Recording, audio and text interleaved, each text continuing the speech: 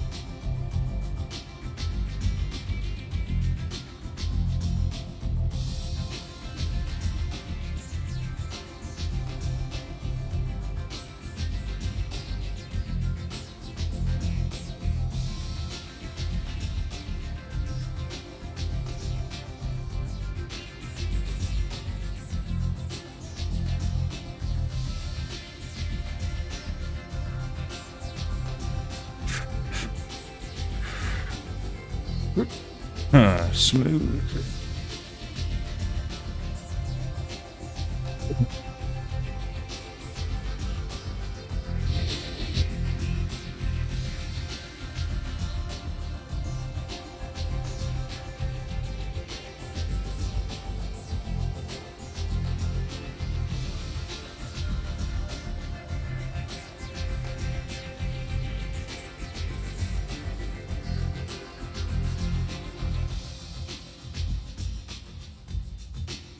Huh. Never noticed that watermark.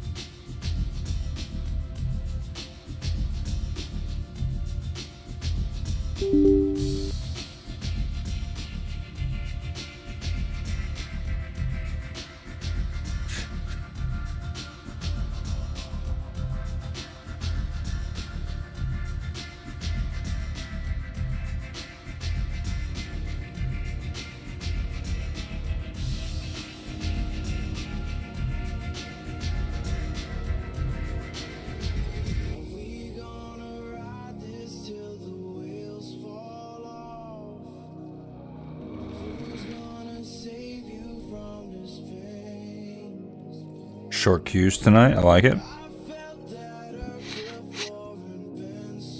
Actually, I'll be right back.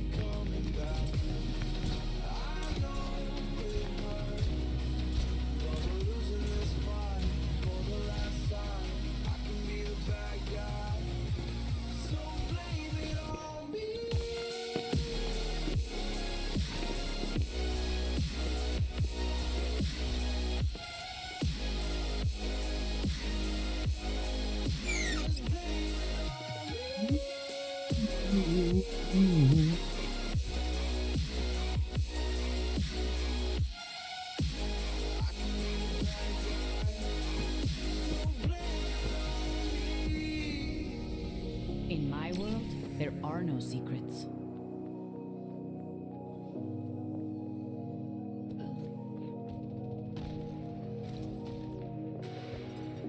I know it's over when my walls are rising. Okay, OBS is just being silly. System compromised. You're mine now.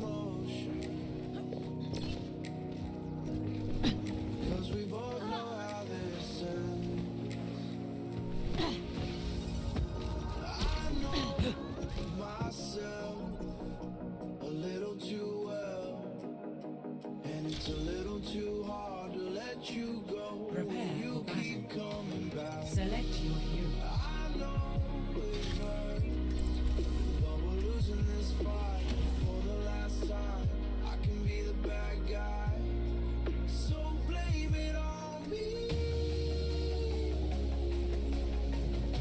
What's up, bro?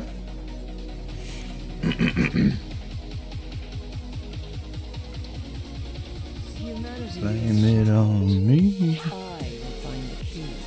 Knowledge is its own reward.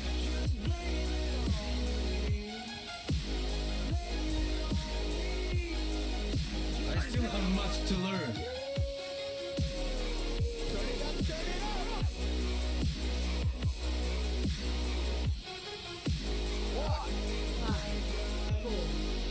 Let's go. We're gonna spin their butt, guys. Let's go. Round one. Capture the objective. Let's get loud. Pain is inevitable. You think you can take me? Let's find out. Mending you. Let's go win this thing. Receive my aid.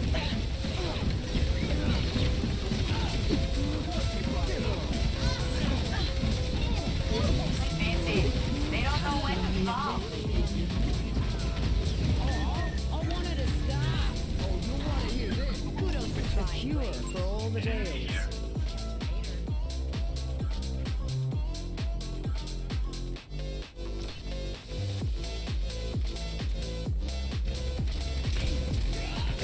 You're broken.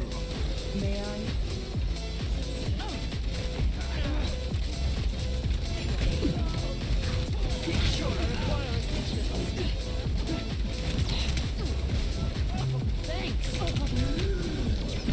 Help me. Help me. You don't need ask for my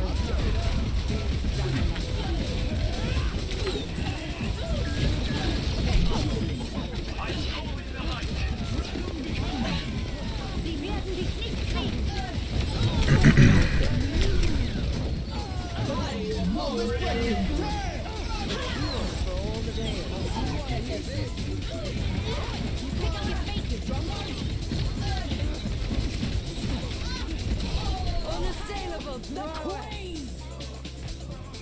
Good job, Lucio. I like that. Receive my aid.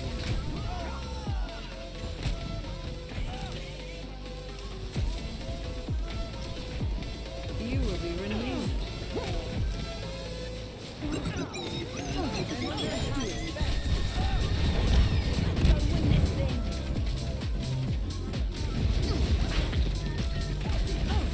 Surrender to my will.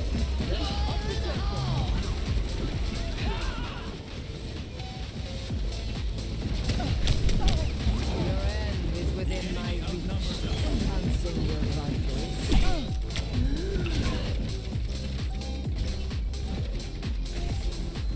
A cure for all the tales. You're slipping away.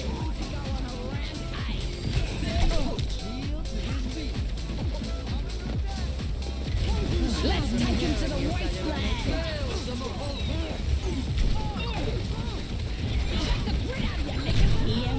I mean, what the fuck? What?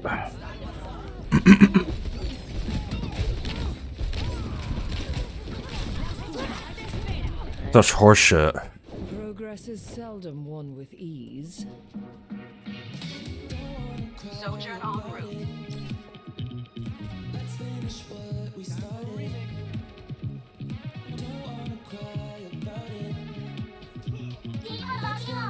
My ultimate is charging.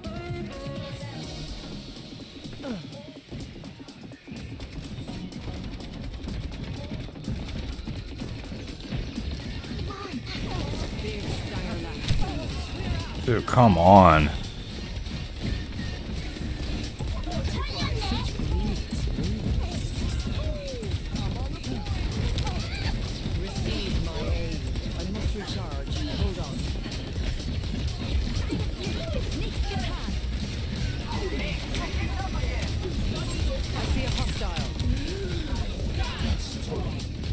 Reloading. You're broken. Not good, not good, not good. A stick for the parched. Surrender to my will.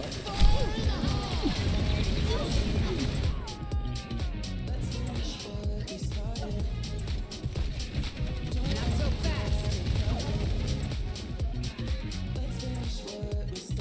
I've dealt with cynics before.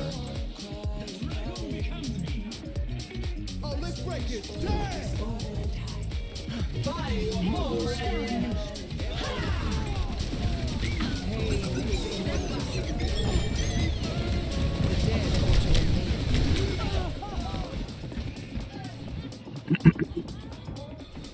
Best round.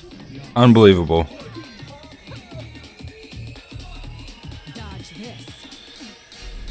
Score 0-1.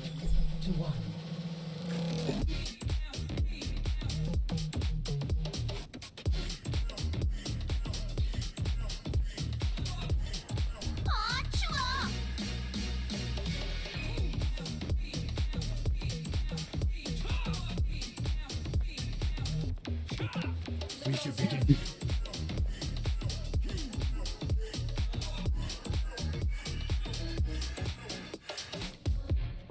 Five, 4, 3, 2, 1. Round 2. Capture the objective. Another setback and all will be lost. Misery made manifest. Flash in the pipe. Mending you. Hey, Danny, welcome to the building. Join, we're growing. Sure, sweet. I offer something more. What's your mother's name? Enemy located. What was the name of the street you grew up on?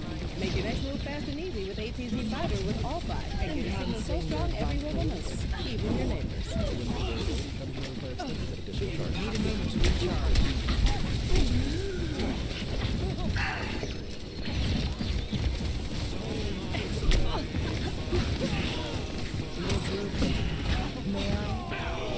Careful, we're outnumbered.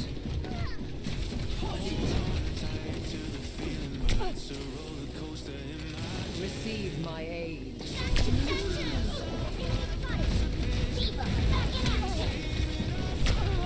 Where are we at, guys?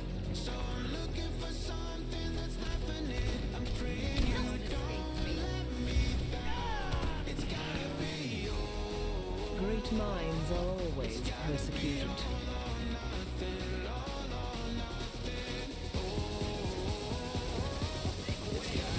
Such glorious leaves. A cure for all the tales.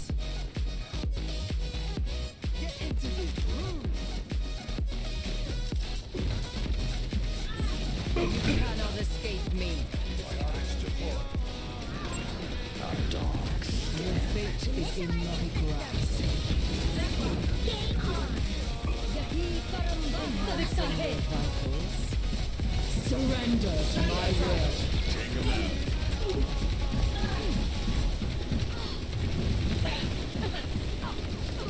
Your end is within my reach.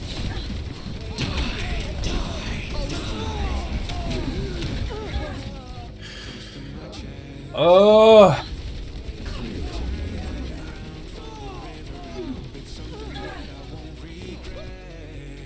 Evolution is a painful path to walk. Tactical visor ready for deployment.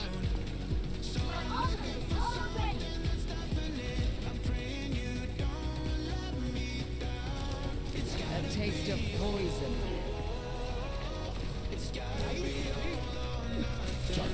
Eyes open now. For the parched.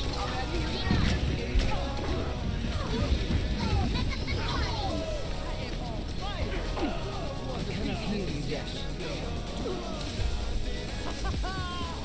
My power emanates.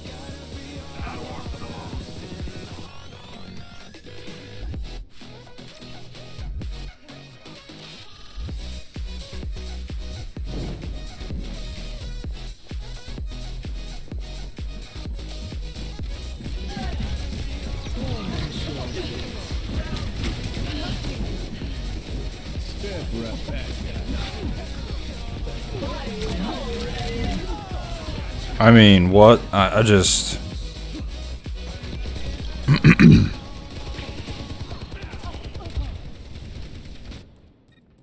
Time again to try again.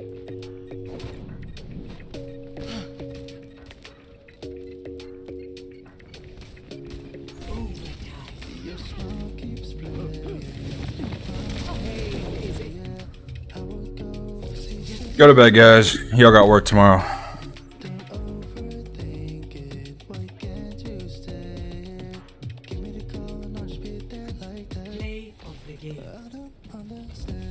Fucking ridiculous.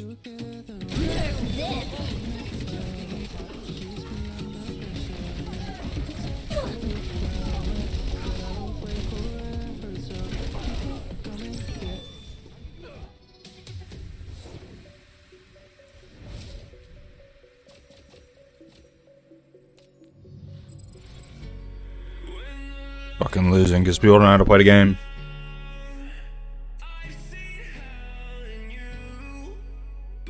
I'd rather get beat because the other team is better. Not because my team doesn't know what the fuck they're doing.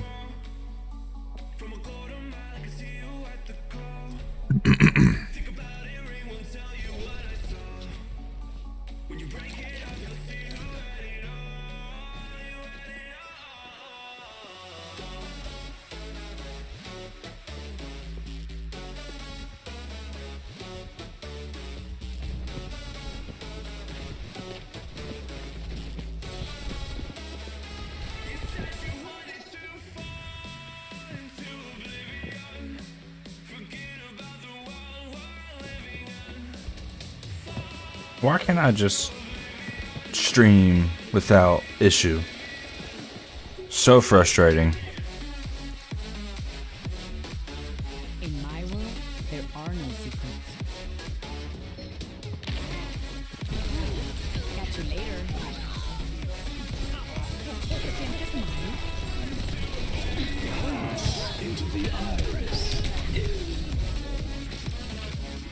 Somebody call.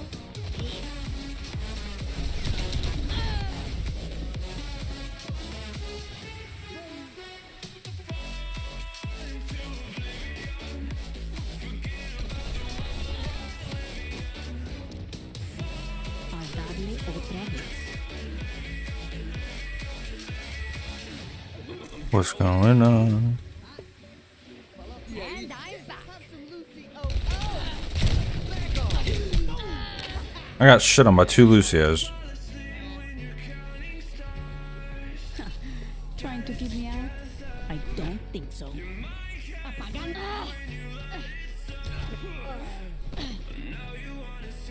Taking the lead.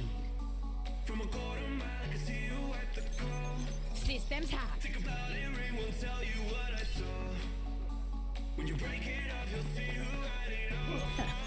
Did I scare you? What a bug.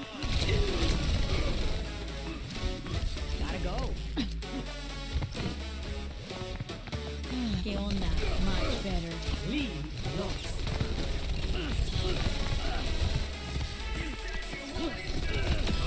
La próxima vez es más interesante. Tengo que irme. Mucho mejor. Ya volví. How is he so good? How is Hanzo so good up close?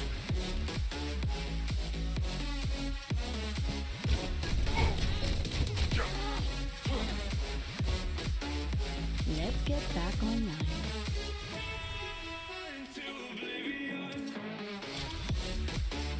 Prepare to attack. Select your hero.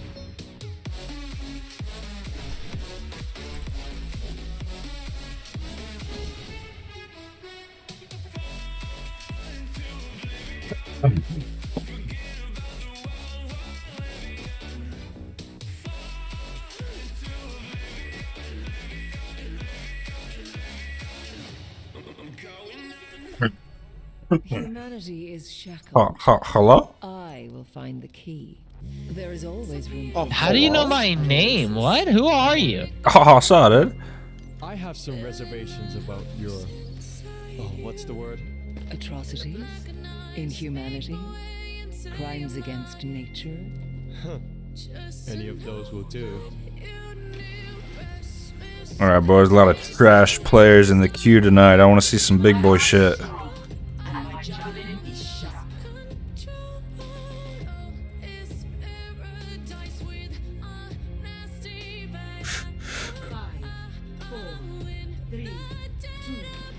Hey, bro, I got at least one grapple headshot.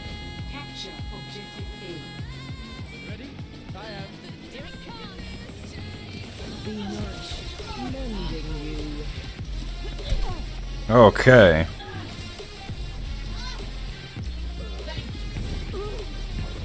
A taste of poison.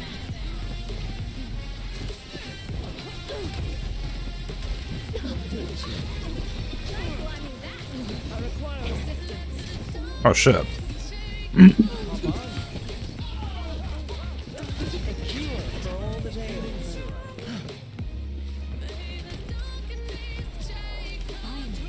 The silver tongue falls silent. You're sniffing Watch away. here.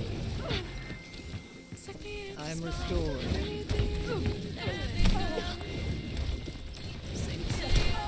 Oh, dude, the fucking headshots, man, it's such horse shit.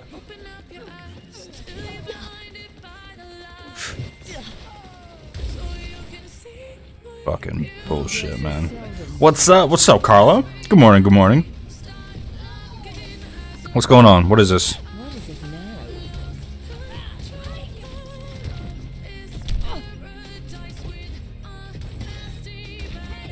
Ramatra, at your side. Okay, I don't know if we need two snipers, but we can keep going like this.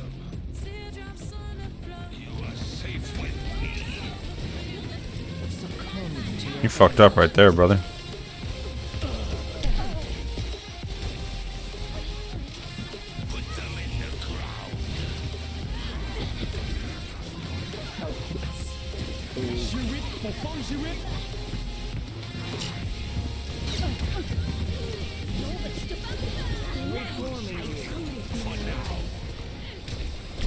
Get in there, Bob. No one can hide from my sight. Life protects life. Stanger left.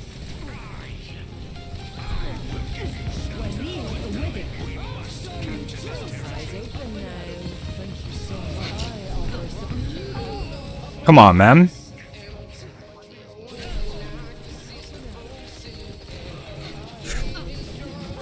How's the matches? It's that, like, I don't know what it is about Overwatch, man, but it's so hit or miss. I'm either with trash players or I'm with good players. There's no in between.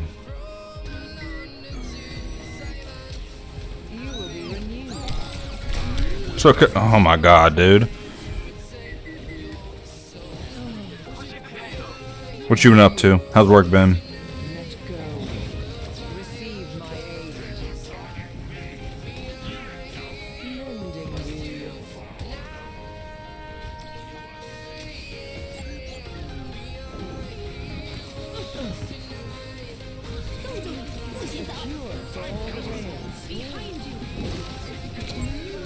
What'd I get hit by? Reforming you. I cannot heal you yet. A taste of poison. Careful, we're outnumbered.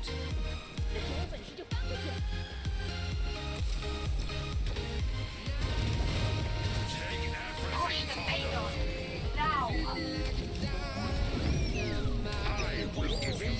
Be nourished. Surrender to my will.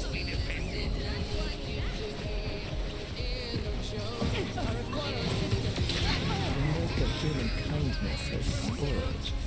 Огонь по готовности. Okay. I must recharge. Hold on.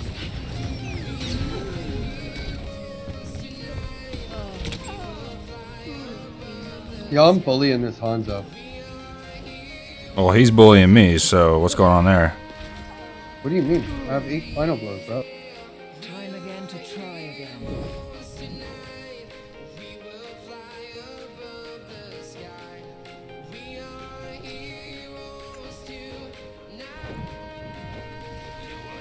A cure for all the ails. Repairing your cellular makeup. fucking getting hit by, bro?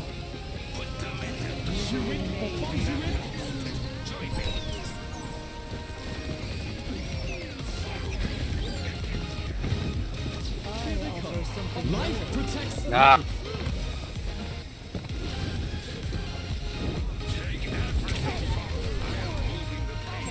There's a test subject.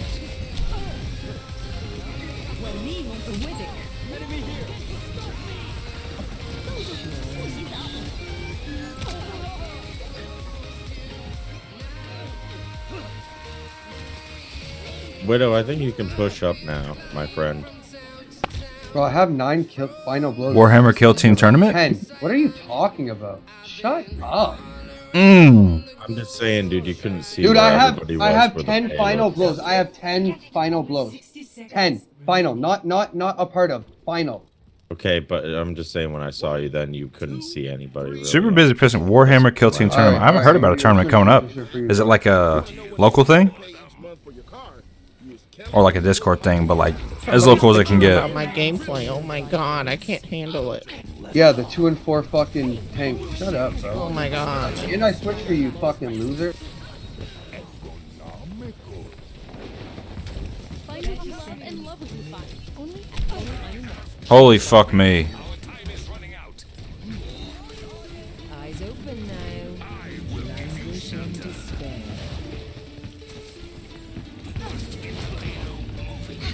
Receive my aid.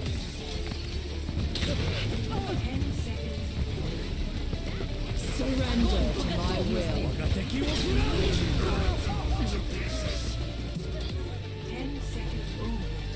Огонь по готовности. Evolution is a painful path to walk.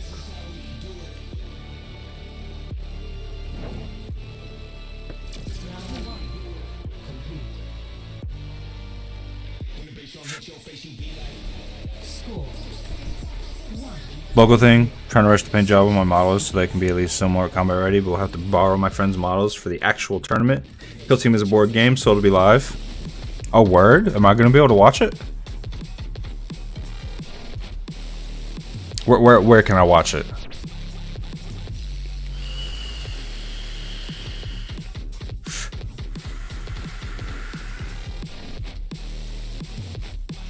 I'm not gonna lie, like, we're just letting May do whatever the fuck she wants.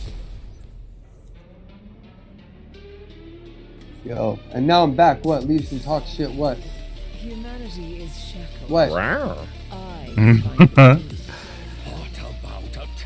God, gee, take your tampons out, guys. Relax.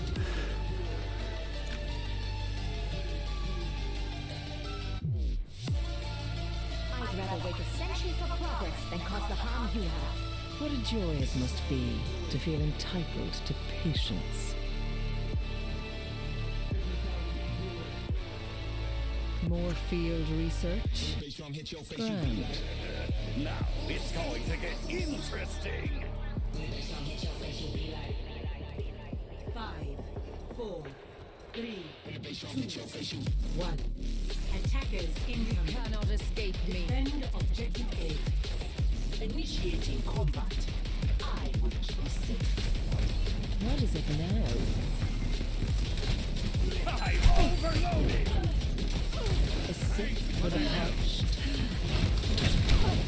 We'll run the core.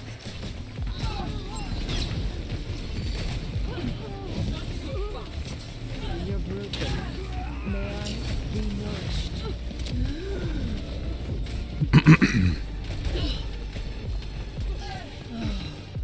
Pain is inevitable. This is impressive. Pain is inevitable. Great minds are always persecuted. Objective lost. But I meant it won't be online. My bad, misuse some words. Damn. That's actually something I kind of want to watch. I like that nerdy shit. Big Steyerlach.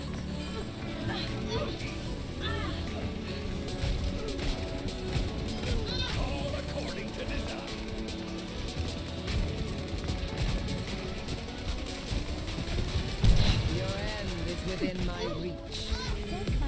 I'm not even sure what I got hit by. Is that a Junkrat? Yep. I must recharge. Your fate.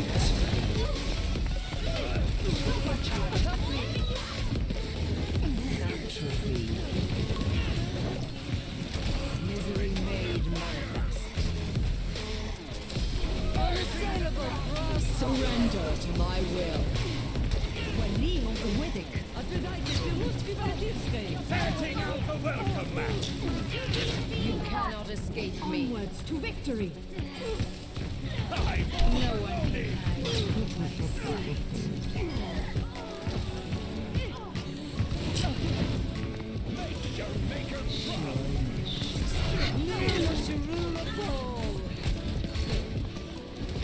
Big Steyr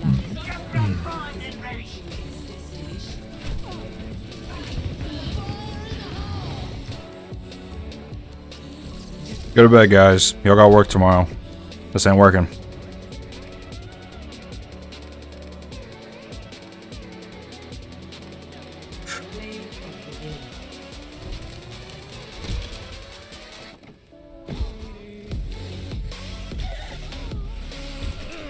Oh my goodness. Everybody on that team was doing whatever the fuck they want.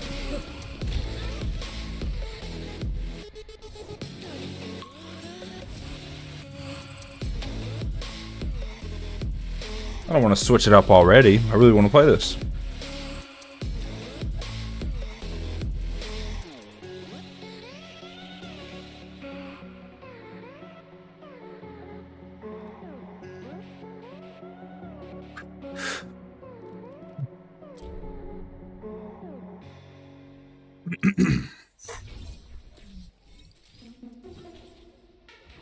I see what you meant.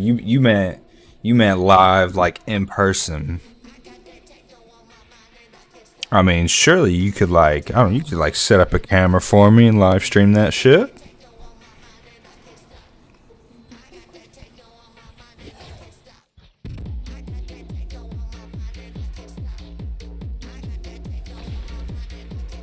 Unloading scrap.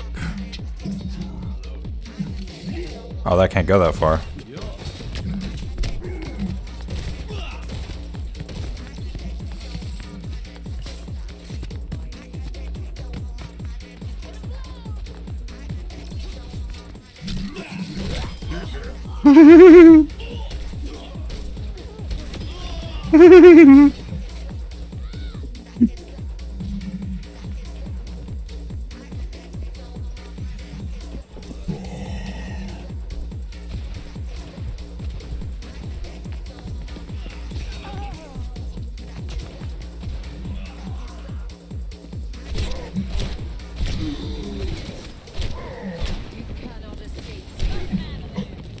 Oh shit. Oh shit.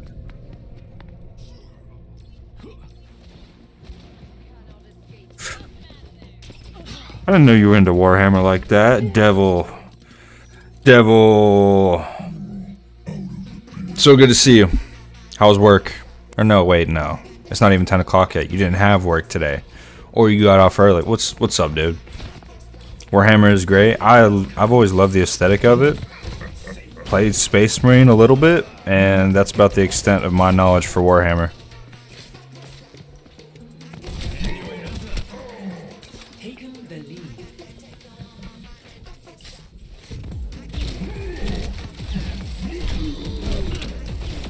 Gotcha, bitch.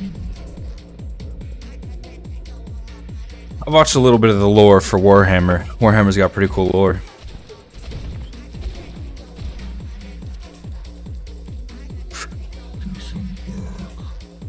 OBS is still taking a shit, dude. Look at that. My border's gone. What if I just like swap scenes real quick? Nope, that doesn't fix it. Whatever. Got D&D on Wednesdays, so I can't work. Because I'll be working 5:45 to 11. You got D&D on Wednesdays. You're not telling me you have Dungeons and Dragons on Wednesdays, do you? So you can't work because you have Dungeons and Dragons? Pretty cool is an understatement. Yeah, you're right. It is The lore is fleshed out. I haven't found a lot of plot holes in the Warhammer lore.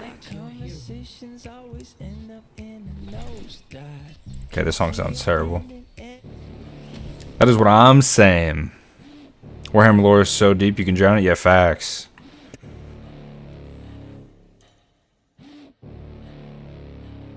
And it's so like, I don't want to say gothic, but like it's dark. I like dark fantasy. Dark fantasy is so good sometimes. Looking for you, the boss that I am. Have a great stream tonight. I love you, Lemonade. I wonder what he's playing tonight. I've been thinking about playing Space Marine 2, even though it's just like a facelift version of the original.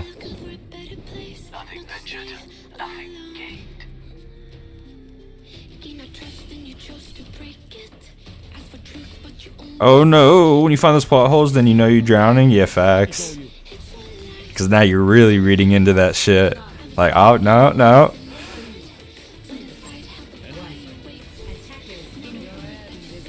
Alright, Doomfist, I want to see it. Oh, I didn't join the voice chat, that's awkward. I like Nurgle personally.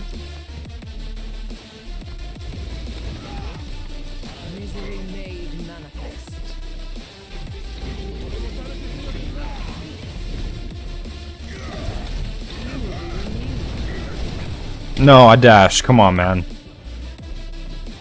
You could have bumped him or some shit. Chaos God of Disease? Why do I feel like Nurgle probably looks like a badass?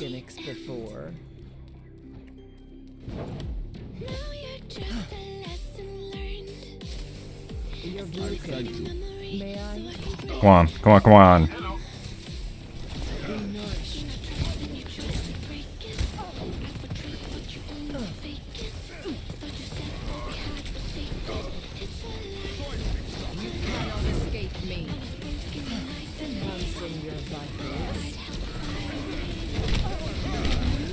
Ooh!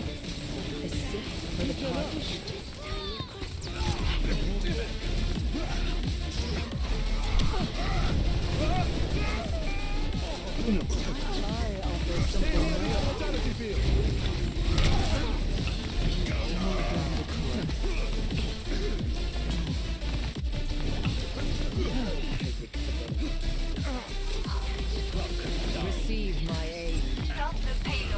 Reforming you.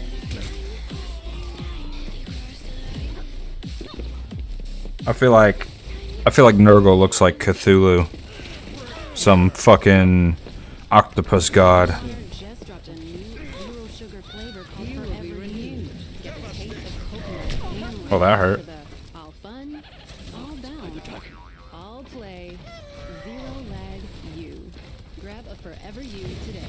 Vitamin water, zero sugar. Nourish every you. Vitamin water is a registered trademark of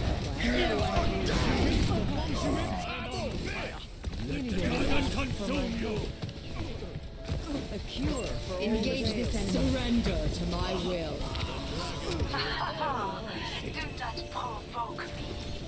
Okay, kind of wasted that ult, my bad.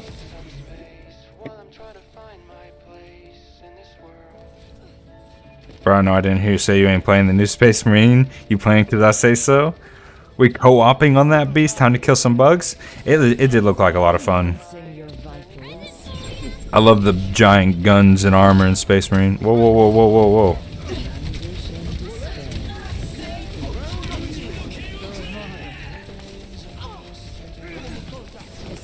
For the punch. 60 seconds.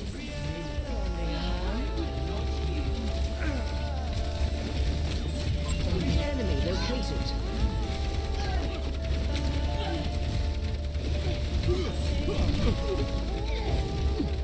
I offer something more. Eyes open now. Let them up. Let's take them up.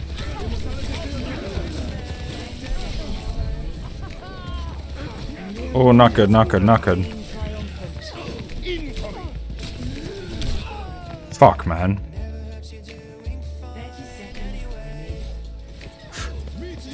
Some fat dude with a lot of pimples, boils, and some nasty looking diseases. So he looks like a WoW player. Painful path to walk. I might have to look that up. I might look up some art for that here in a second.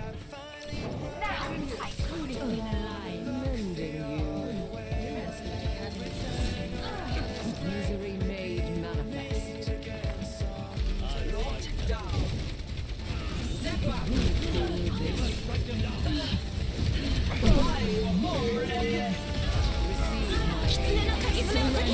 My will.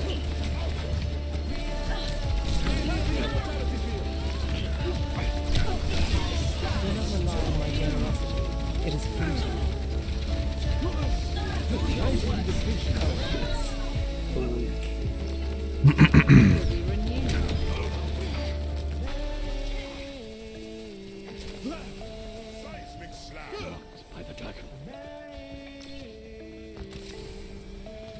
A cure for all the tales.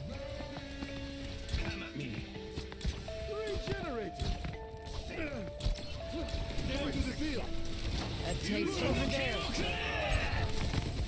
Watch your back. No match. A sip for the parched. Let the dragon consume you. Make way.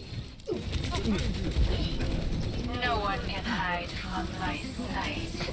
Reforming you.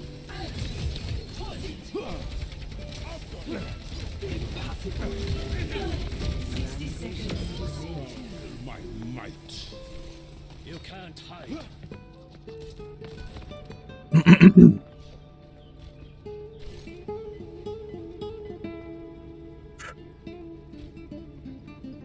Sneet is the Cthulhu of 40k. Now I got two people to look up. I feel like they look really cool. Big stanger lap. How does he hit me? Mending you. Receive my aid. Let them up. I think he was about to ult. Where's he at? Got the victory fever. 10 seconds remaining. I'm with you, Genji. Be nourished. Incoming.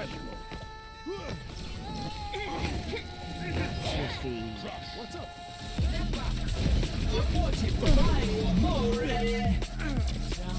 Good job, boys.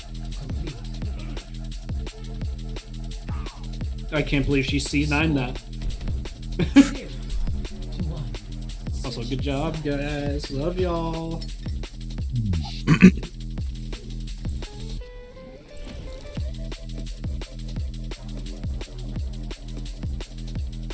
It's so nice to see good Bastion. It's nice to meet you, sir. I'm Bastion? Or whatever the fuck his name, Baptiste.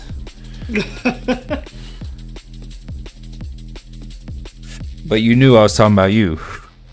Yeah, exactly. I'm him. You're that guy, yeah. Humanity is shackled. I will find the key. This looks like a team that gets into trouble. Yeah, it's just my monitor, you Good know? thing I came along. It's advanced. I don't even use a monitor, dude. I'm plugged into the game. What do you mean?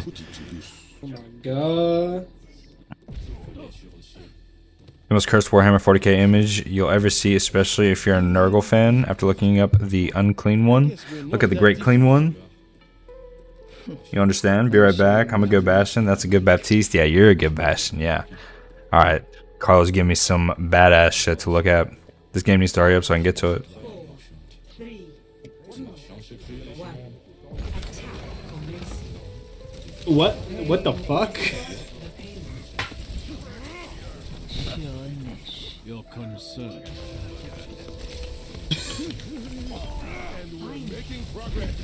This monkey's mad at me. He's fucking sending it, brother.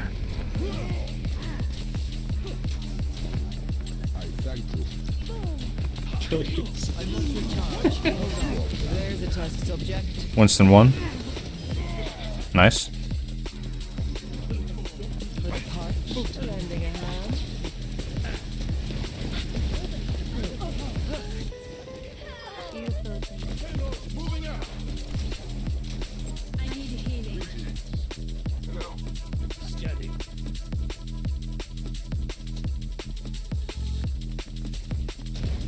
Big stanger left. Get ready for the fight.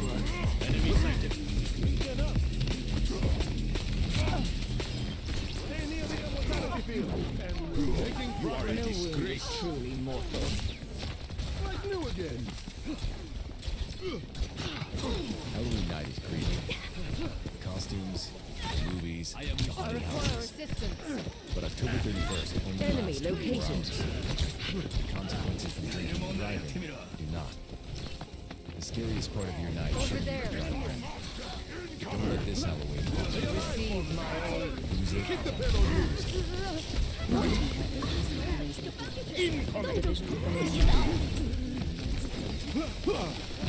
Need a moment to recharge. I mean, fuck, guys. What just happened?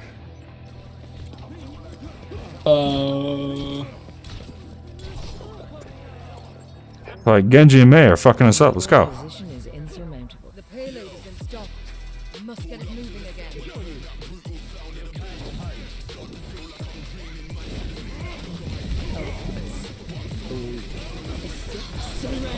Let's go, let's go. Push hard. Let's go, let's go, let's go. Go, go, go, go, go, go, go, go, go. Monkey's still in back. Cannot escape me. Okay, so you could have pushed with us. That's fine. But we're getting fucked up by the DPS guys.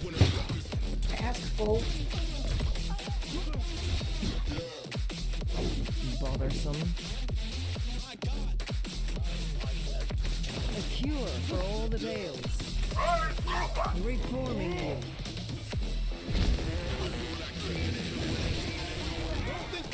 No one can hide from my sight. Misery made Stay near the dragon consume. Good pin. Baptiste, you're huge. You know that. I am huge.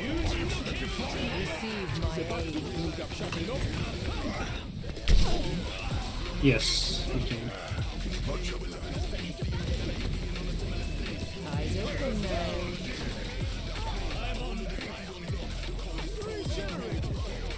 Very nice. Ooh. Oh, okay.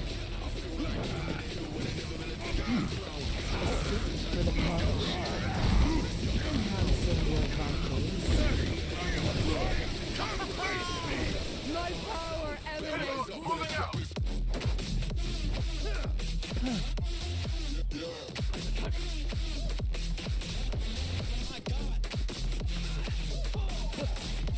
Be nourished. I offer something more. You really ask for my help. I offer something more. Help me. Help me. Come on, Reinhardt. I pushed with you and you just ditched me like that.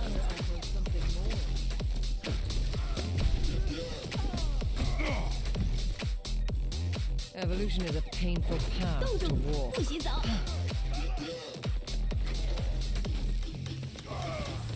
We are outnumbered. A cure for all the tales. Languish and despair. I'm under attack.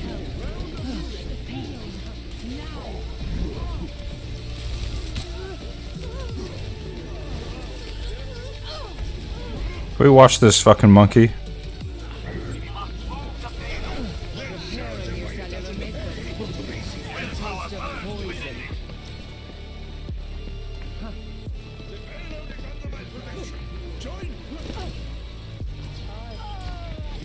Misery made manifest. You can't hide. My ultimate is ready. Big stanger. Oh shit. I see a hostile.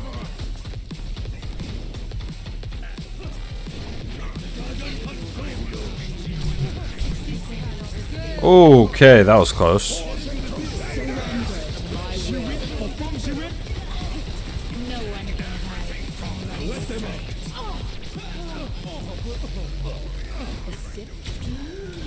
Oh fuck, man.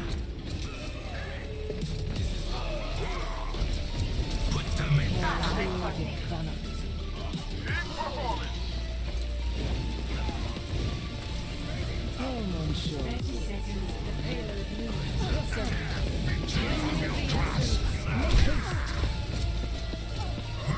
us join forces.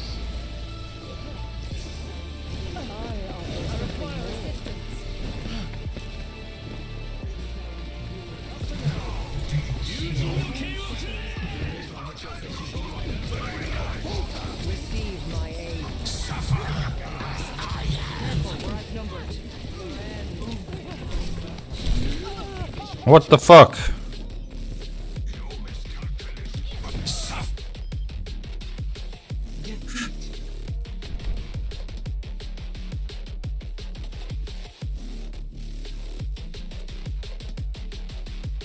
Whatever. Honestly, dude.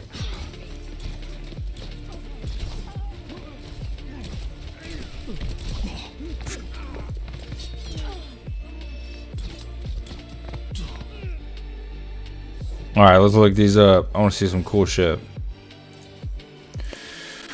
Let's see, we'll look this one up first. How you spell that? Such weird names. Oh.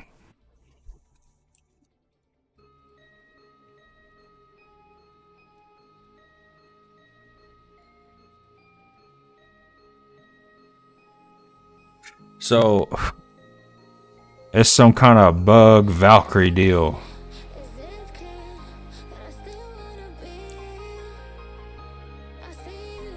Yeah, yeah. I don't know what clean one and unclean one is. That like I don't know, like a skin or different versions of it? Look at this fucking guy. That looks pretty badass, actually.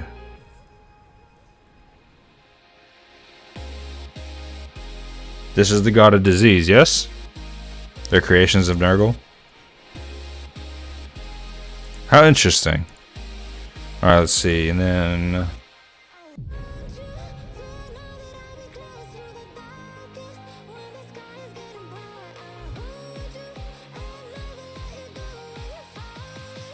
Greatest unclean one is essentially a dog that doesn't understand why nobody likes it. That sounds so sad. Why is the great unclean one? What? I don't see a dog on here, dog. Let me try the great. Maybe I'm not getting the title right. The Great. Here we go. Nope. That is an interesting. Okay, I'm not gonna lie. I thought that was his ball sag, dude. But now his guts are just hanging out. Got it. It acts like it, not shaped like one. Oh, okay. So then, I mean, like, it looked more or less the same. Let's see what this one.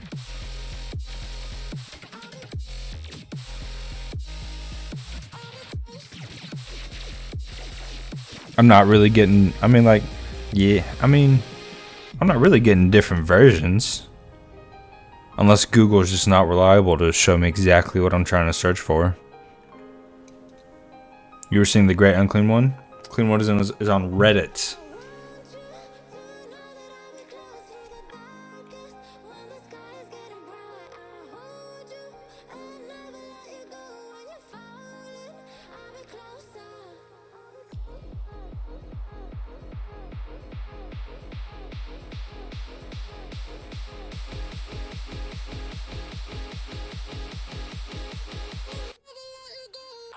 Is all you gotta see. Is this what I'm looking at? Yes, I'm over 18. Come on. What the fuck? That looks like my ball sack, dude. What am I looking at here? It's a Great Unclean One model. Well, it's painted very well. But they removed the unclean part. Okay, so can I? Surely this is on Reddit too. Okay, yeah, so this is the picture I saw before. I like this one better than the clean one. Clean one looks like a overgrown baby.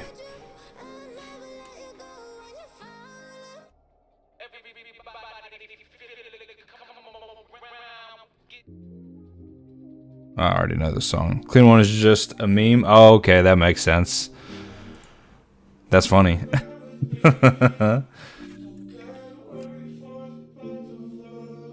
What you got planned tonight, Devil? You just chilling tonight? How was your day off? What time did you get up? Overwatch comp? Are you playing right now? I got back up to Silver 2, I think. Yeah, you wanna play some? I woke up at 7? Oh, dude, I was streaming from like 7 until noon this morning. Just because I was up. Sure, why not? Perfect. I need a DPS I can trust. I saw. Oh, you didn't say come. You didn't come say good morning. I'm offended. I was too busy to actually watch. Yeah, it's all good. You lurked? My favorite lurker. You know you're my favorite, Devil. For a couple hours. My goodness.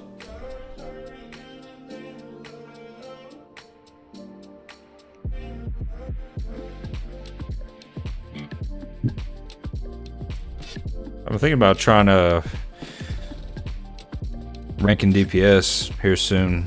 I've been enjoying Sombra and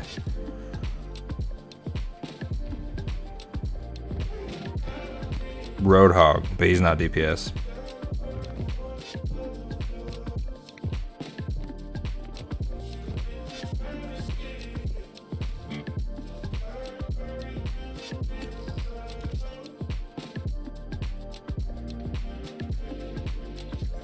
I wish I was good with Sigma, man, because he's so cool. Why seek answers when we do know the question?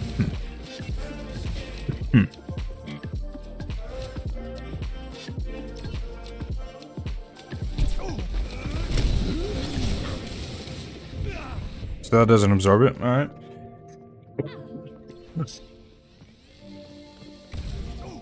Right, so Sigma, that's not our thing. Not our thing.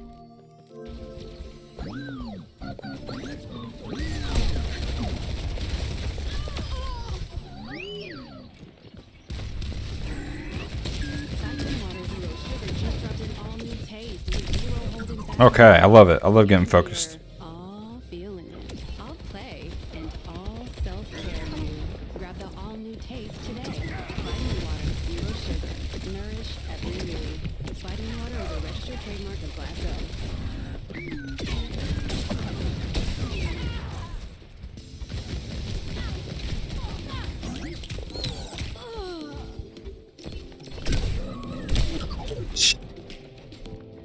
Yet. I miss his self-healing fucking ability from Overwatch 1.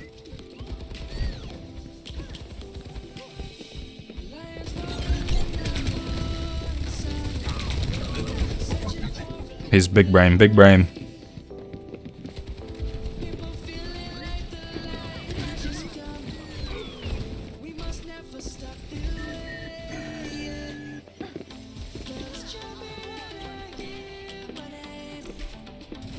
What a waste.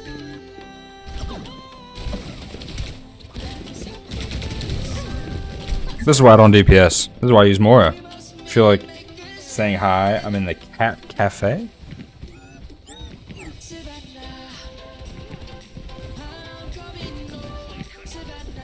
Where is the cat cafe? I feel like it should be easy to find. There's a cat somewhere around here.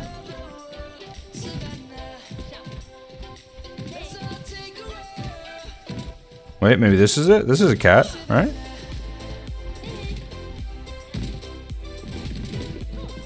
You know where the cat cafe is? Oh my goodness.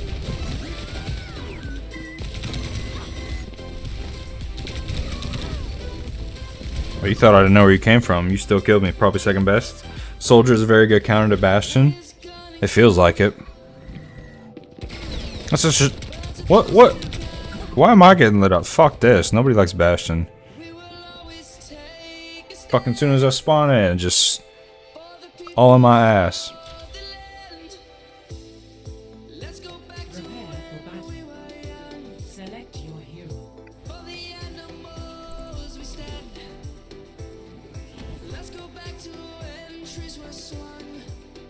Over the other side of the map. I figured as much. I was like, wouldn't it be some shit if the whole time it was on the other side of the map?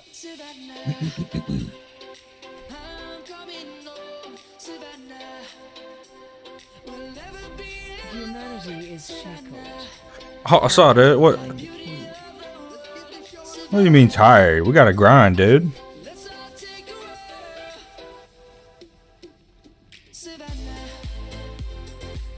Push your limits. Nothing breaks that I cannot mend.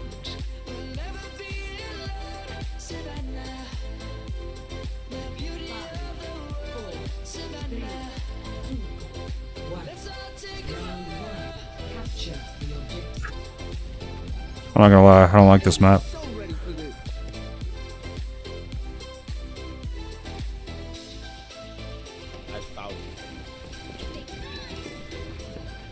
Taste of poison. We're getting flanked.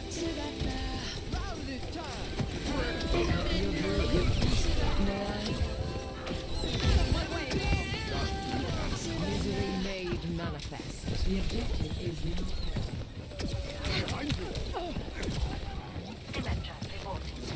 This is my favorite part. Such grievous wounds.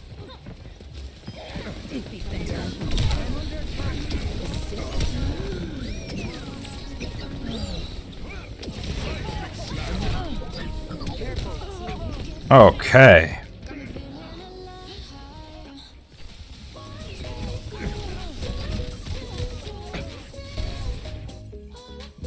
Great minds are always persecuted. Eyes open now.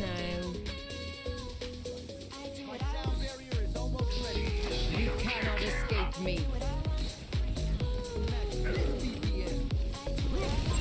There's a test subject.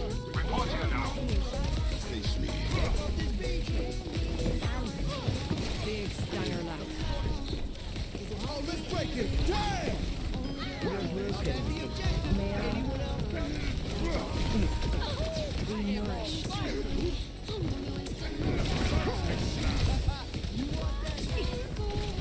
Surrender to my will.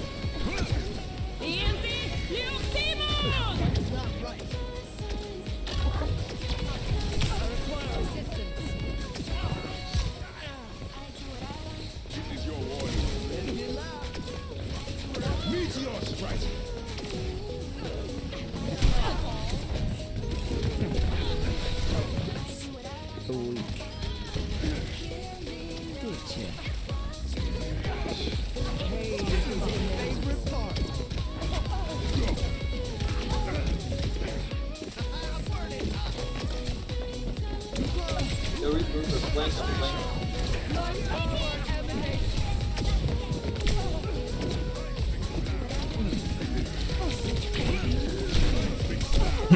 That storm was flanking the fuck out of me.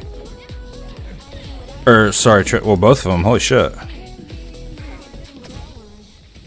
Reality bends to my will. I've dealt with cynics before. Evidence of my success. Oh, let's break it. Damn! Reforming you. I can taste it.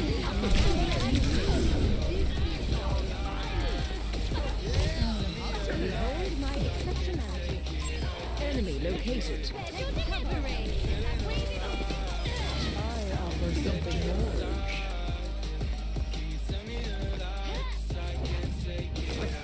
You're broken. May I?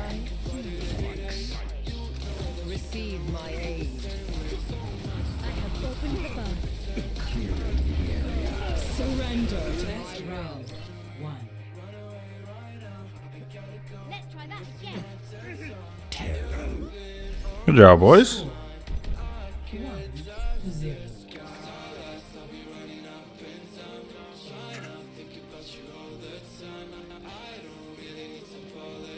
Look at me. Look at Devil.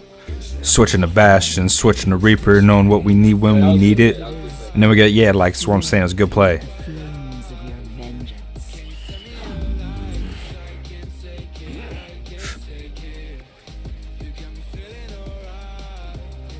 Gives me a stiffy when I can trust my teammates.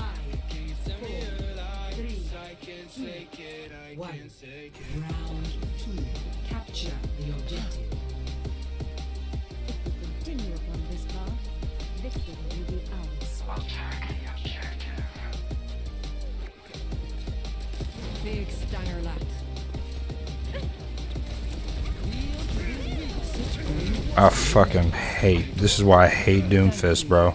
Constructing my teleporter. Nourished. Your strength becomes mine. A cure for all the tales.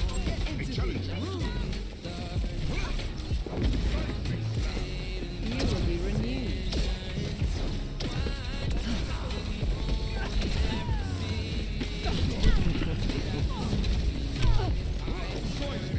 I offer something more. May I?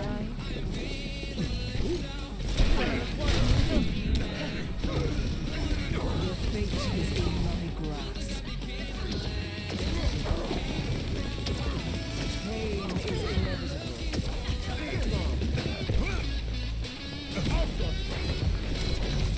Oh, the jukes.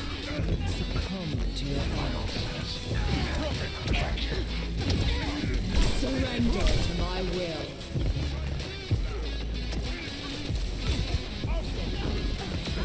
A procedure gone awry.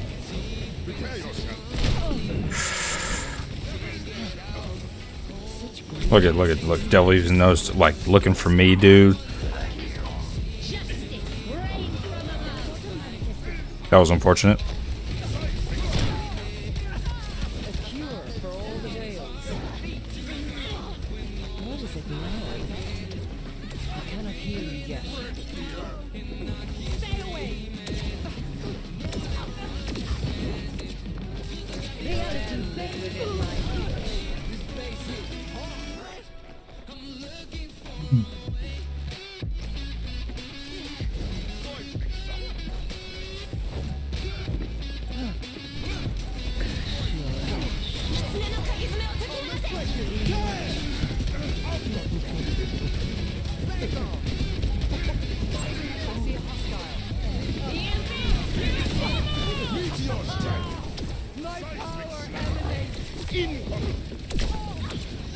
Water just dropped in a new zero sugar flavor called With Love. Get the taste of raspberry and dark chocolate for the all warm, all fuzzy, all self-care, zero self-doubt you.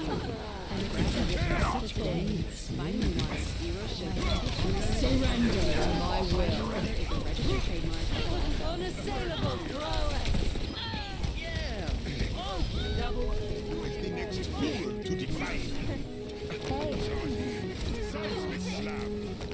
A taste of poison. Yes, sir. It's too easy. That wasn't all. I like that. Bro, Symmetra's broken. Those portals came in clutch. I appreciate that. GG, guys, GG. Yeah, I hate that we can't endorse friends, dude. Devil, you do so good. That Doomfist almost cost us the game, though. He was doing some other shit. Should have been my play of the game, but okay. Honestly. Finally got my first win for the next card.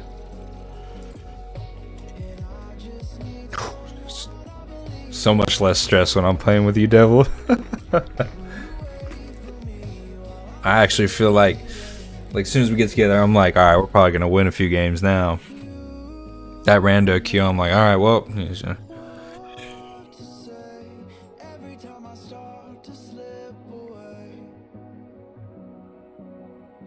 flip a fucking coin. Silver 1. You got the increase to gold. Wait, what? I'm not gold.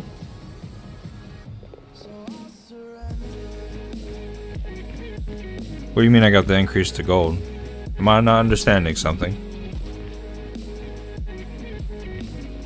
What the fuck? There's 6 people in here. Probably half of them lurking. Oh, I saw that.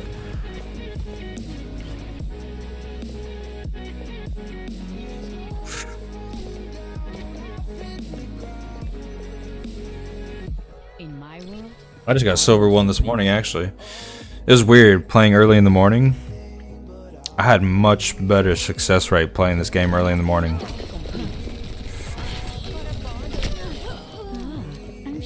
get me next time. Gotta go.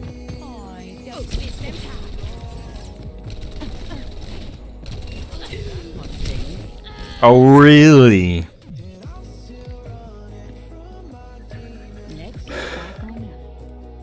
You will be after your next card is done. Well, that's provided I do good enough. ¿Qué tal? You're not doing so good. Guess you work all night. I was about to fuck her up.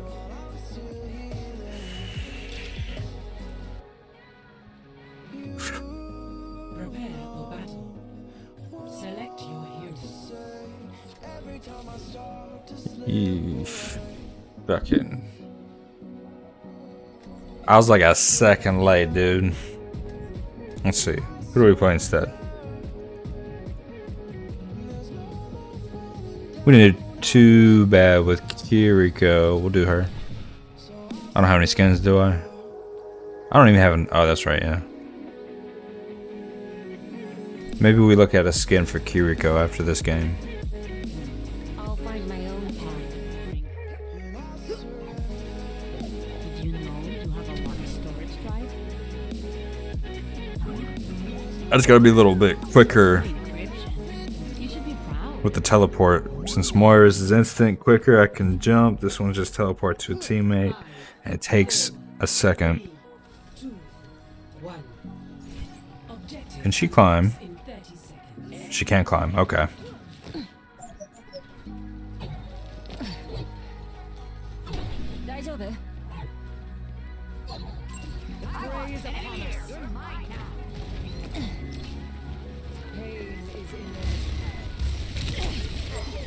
Heal me. Hey.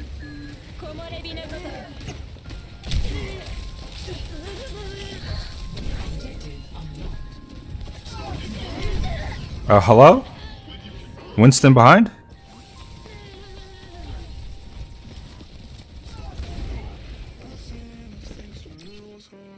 Time to get cover.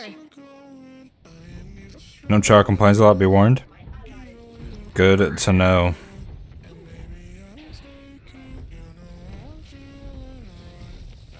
I'm here. Oh, sweet Jesus. We don't have the lead anymore. Restoring balance.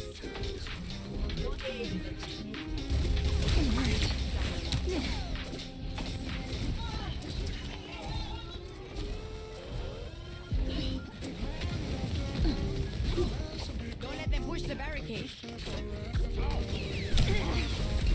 Helden sterben nicht.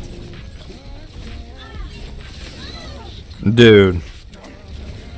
That's 100% connected. Okay, okay.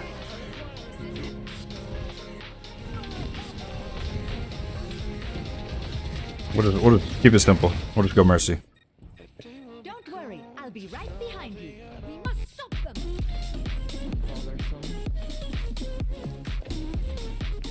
You call?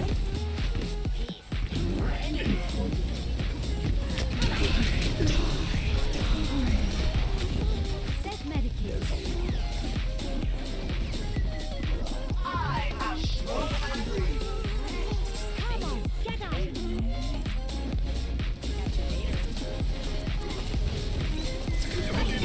Meet your fate.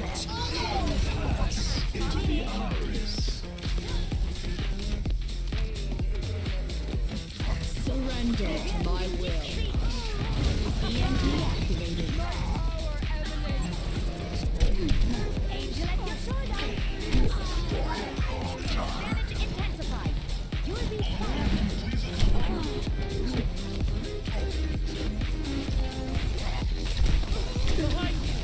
Mmm.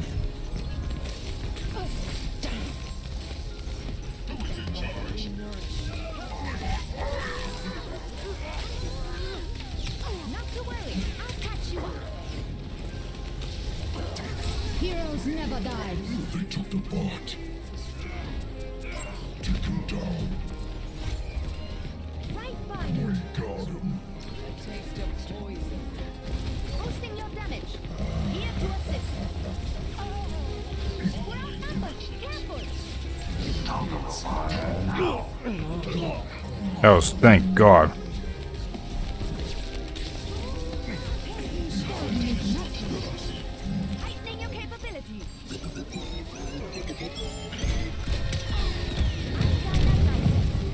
That was big brain. Okay, okay, okay, okay. I'm getting fucked up by the other Mercy.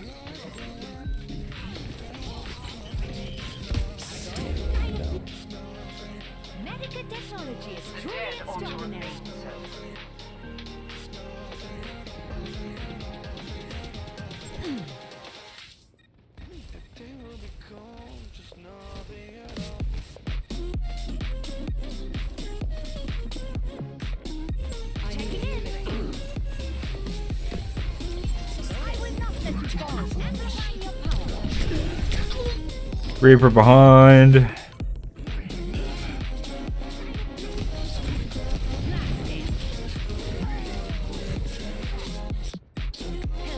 I can't fucking do anything, bro. You didn't tell me this tank was also bad besides being a complainer.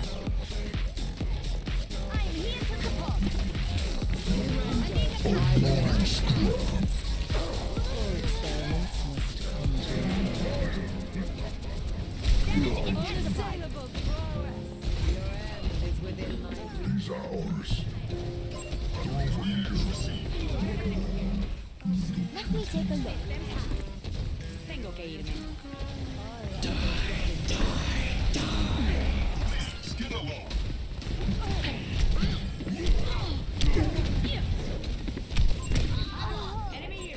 Dude, come on, man. You can find cars like these on Auto Trader. New cars, used cars, electric cars, maybe even flying cars. Okay, no flying cars, but as soon as they get invented, they'll be on Auto Trader. Just you wait. Auto Trader. Hey, Total Wine and More has all your Halloween favorites at the totally lowest price. Bring him back. Let me fix you up. Just find what you love and love what you find. Así me gusta. Total Wine and More. Attack! Right by you. Behind you. Let us end this.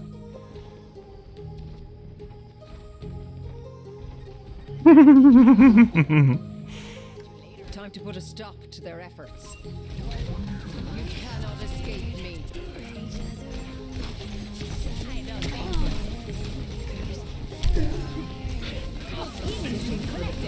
Heroes never die.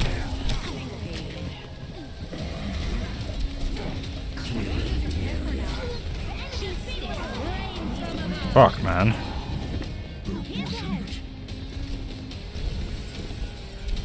Not on my watch.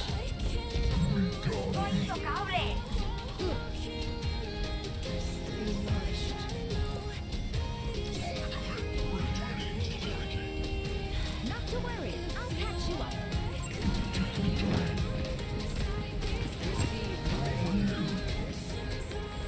Checking in. Posting your damage. I'm coming a day's work. They don't know when to give up. Let me fix you up. Surrender to my will.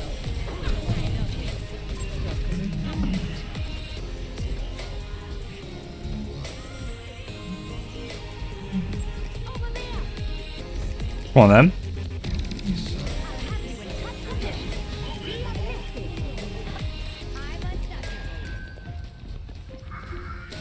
I'm at the height of my performance.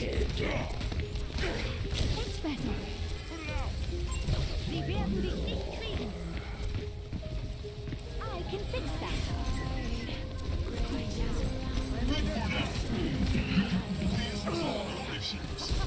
I'm fully focused.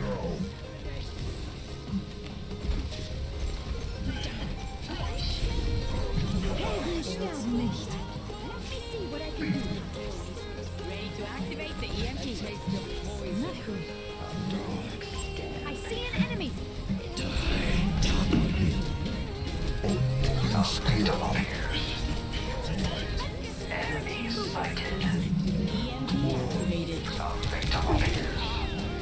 Come on, man.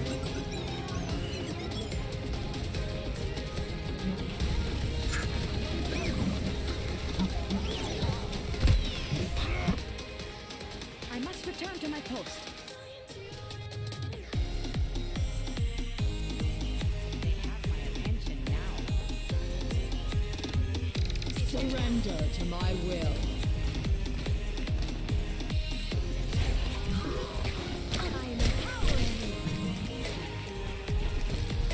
Stop the robot now.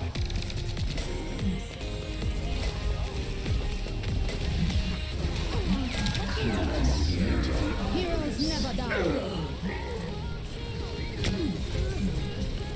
60 seconds. Stun you. That'll help you focus.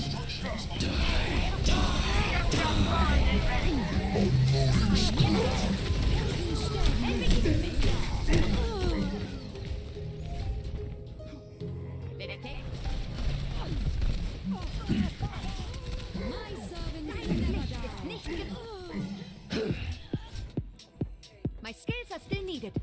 30 seconds remaining.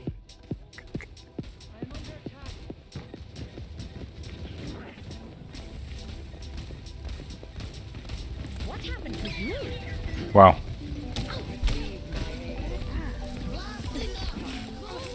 Why is he acting like he has a big penis? He has one more kill.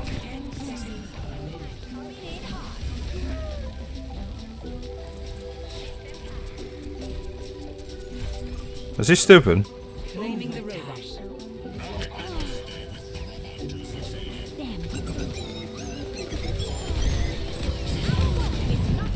They're out of time. Take the robot and end them.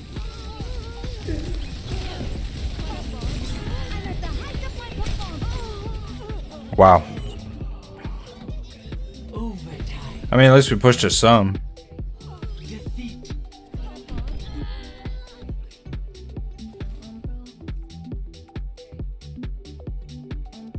GG? I don't know. Those fucking whiny bitches in the chat.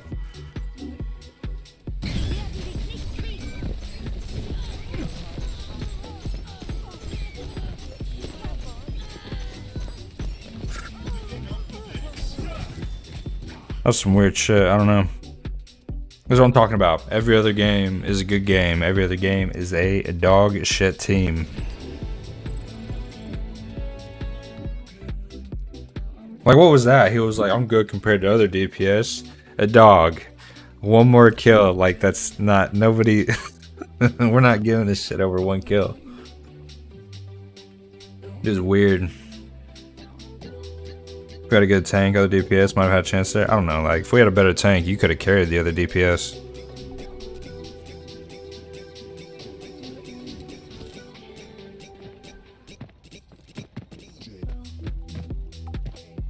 Because I think they had great heals, the other team, because I was fucking feeding you. I was giving you damage boosts.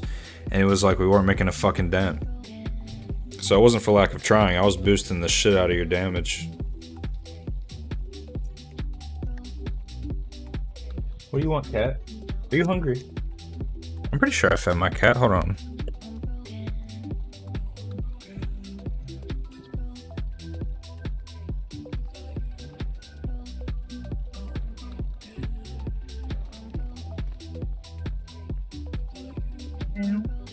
One second. Got food.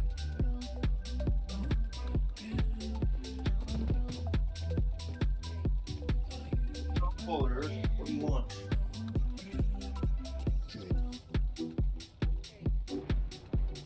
My cat just wants to bother me.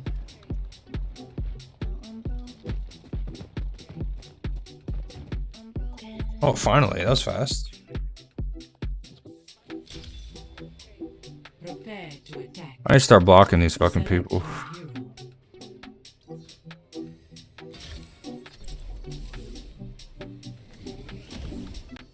I'm getting Mercy down a little bit better, getting her heals up. Yo, what's up, Dad? What you doing tonight? Oh, I saw that.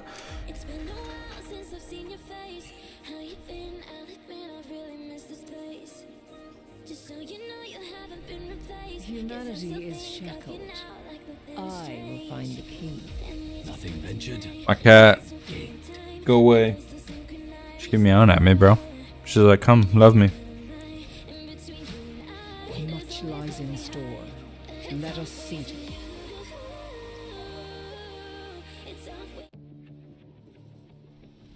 Whatever awaits us, I am prepared. Feeling like it never ends. Back again, square one. Tried to leave myself behind. He didn't complain that much. He just complained because the other DPS was talking stupid shit.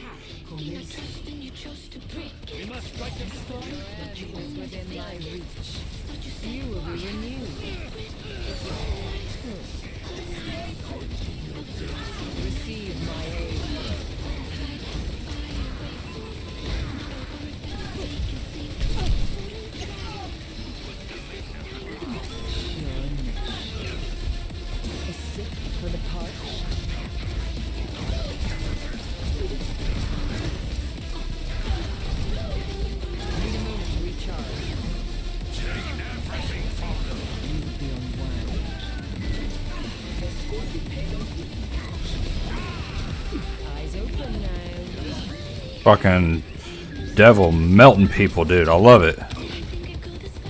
If I can keep them, I'll keep you alive. I'll keep you alive. Enemy located.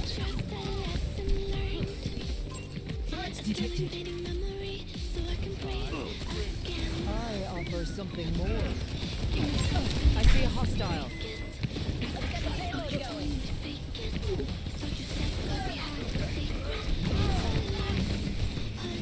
My barrier is gone. Fuck. Fuck. I thought his was over. I really fucked that up.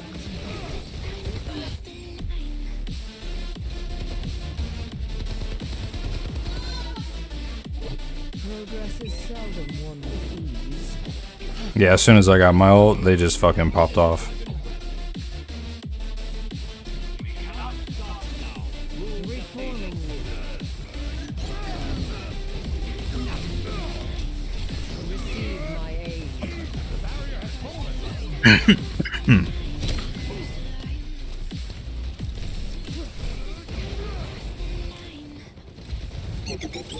Cure for all the days.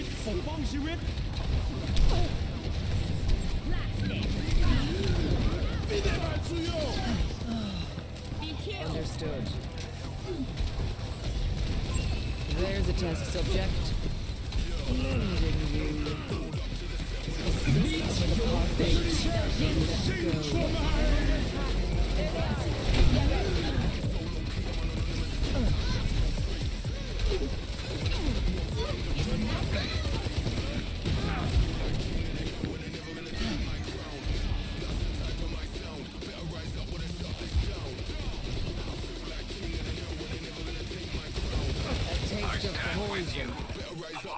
That's much better.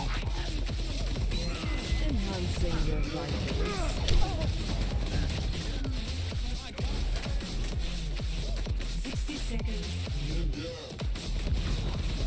Enemy located.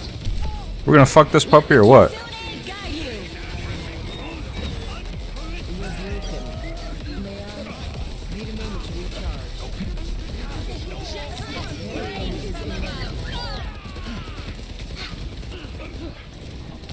Give yourself to me. Surrender to my will.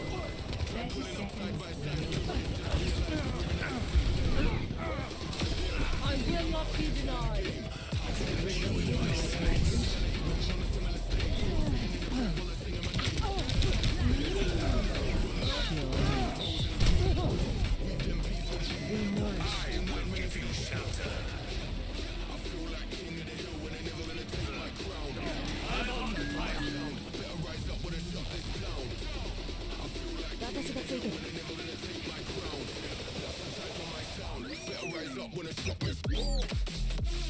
Go ahead, push them. I'll stay on the payload.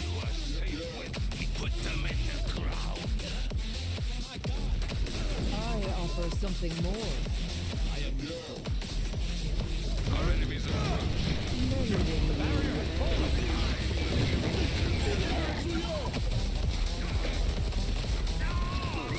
witness the flame of my soul.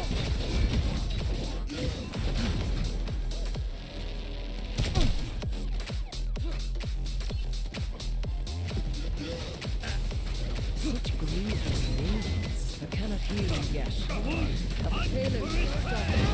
Must get moving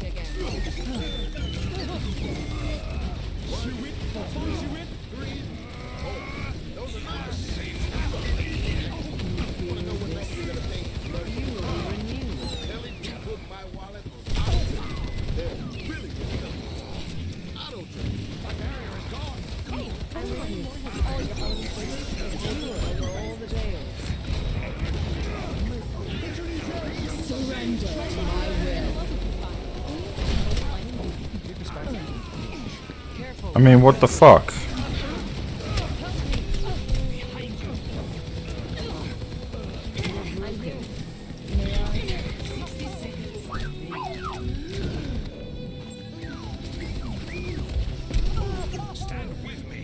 All right.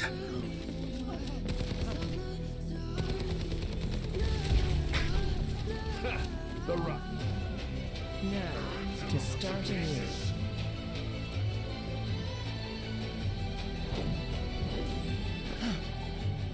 Let's get the payload going. Let the Kitsune guide you. Be nourished. 30 seconds. Eyes open now. Barrier unsuccessful. I've got you in my sights. Hold on. Keep logging on.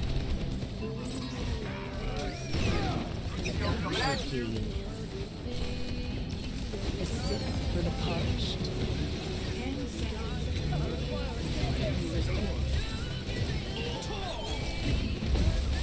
Lending a hand. For all the rails.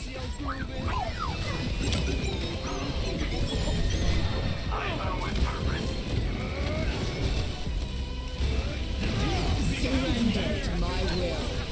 Reforming.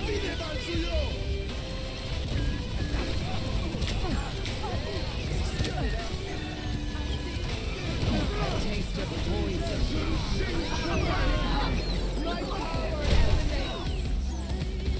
You're broken. May I? Need a moment to recharge. I see a hostile.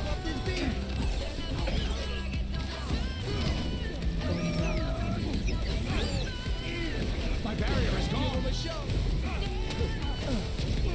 I offer something more. There's a test subject.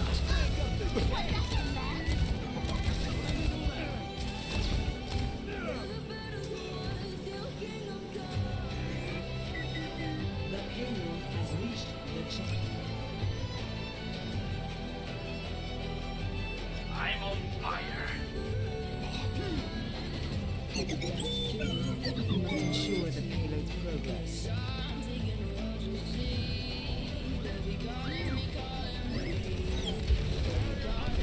Your end is within my reach. What is it now?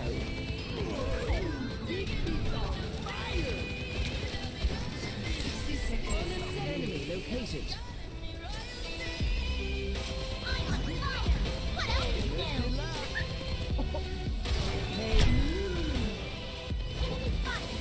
Activating solar What's in your vitals?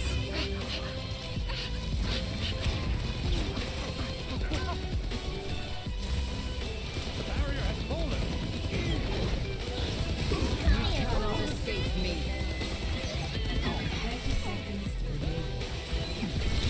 Surrender to my will.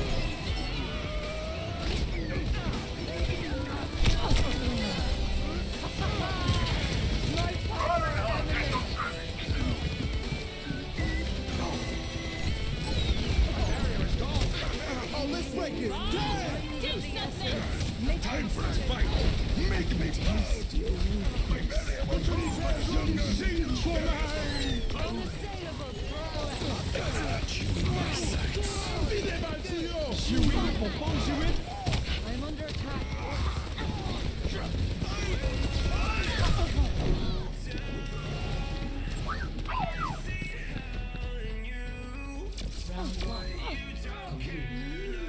Nice.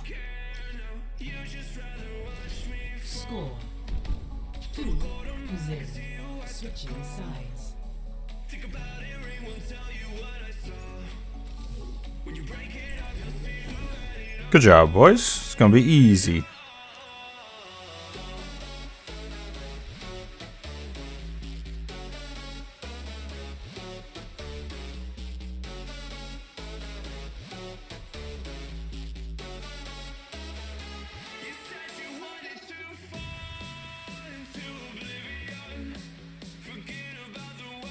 Roger, Roger. Humanity is shackled. I will find its free. No mistakes. No mercy. I'm gonna double my heals right now.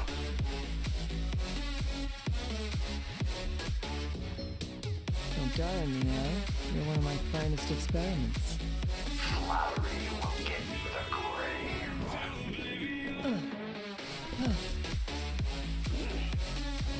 Is there nothing you can do for this pain? Think of it as fuel beneath the flames of your vengeance. Our advantage, your second healer is not getting any kills. Cannot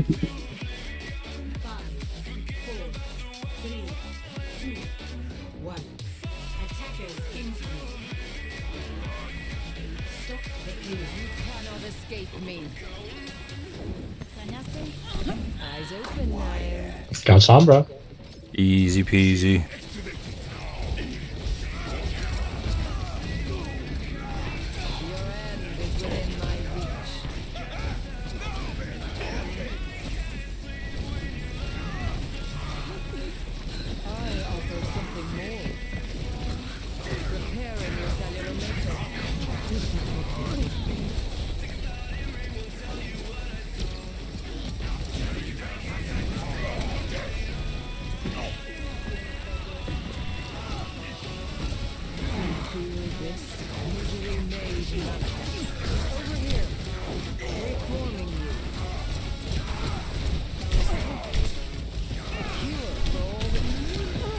Come on, now our healers are getting focused.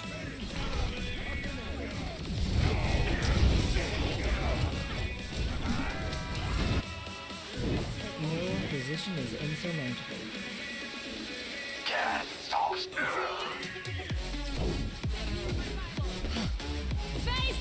Receive my aid.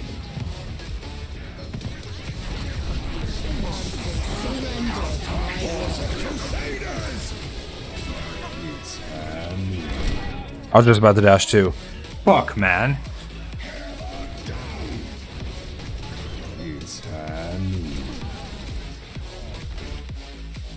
Time again to try again.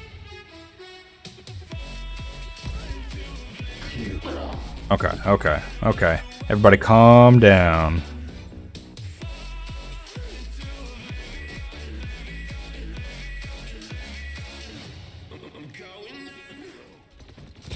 Big stanger lat. Killing pylon deployed.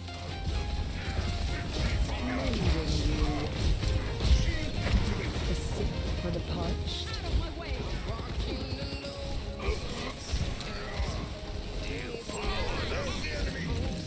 You cannot escape me.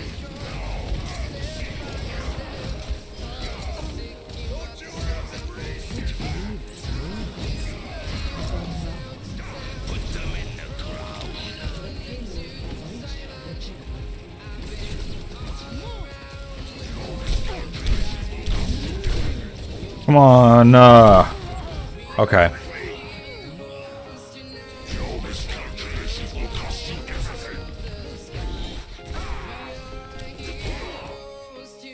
Evolution is a painful path to walk.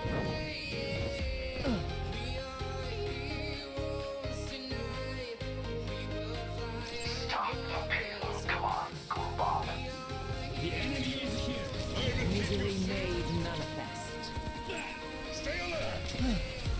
Shunish.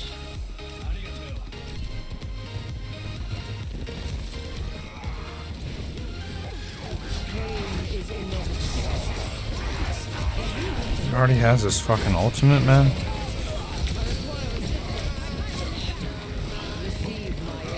Oh my goodness.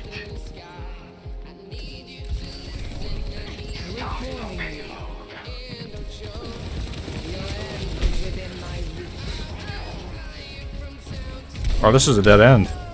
Alright.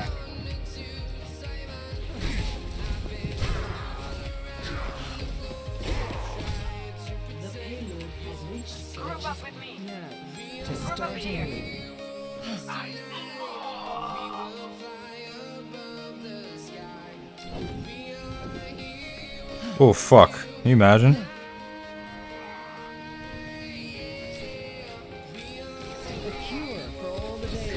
No way. Your assistance is appreciated. Surrender to my will. Face the sunrise! Unassailable prowess. Be nourished.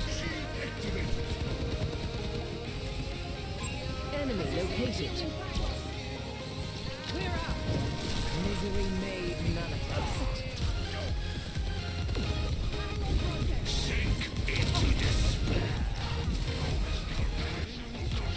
Receive my aid. Lending a hand. You're slipping away.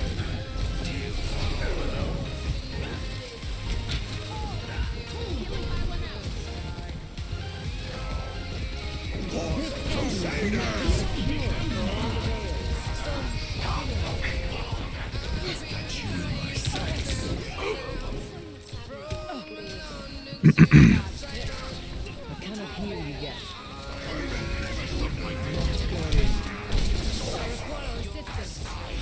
Be nourished. Such glorious movements. Look around. You can find cars like these out of new cars, used cars, electric cars, maybe even flying cars. So we're all just gonna die like that. Just you wait. Auto train. I might actually double my heals. Hey, Total Wine & More has all your Halloween favorites at the totally lowest prices. I've dealt with cynics before. Find what you love and love what you find. Only at Total Wine & More. Big style. I am ready to unleash coalescence. Don't act like you want to help, Doctor. Keep you safe. Is that all you've got? Face the sunrise!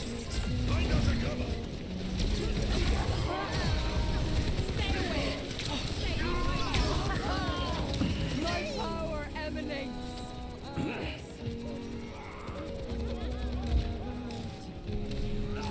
If only we could travel back in time.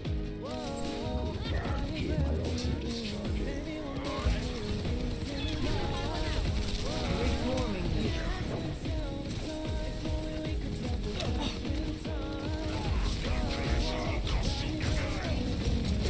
I'll offer something more.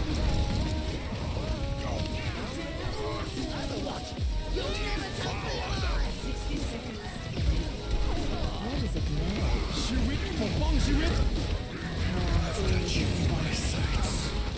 Cure for all the veils.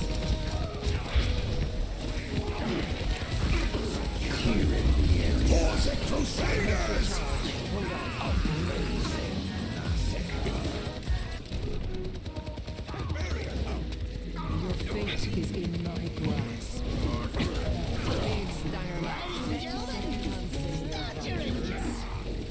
Victory grows ever further from their reach.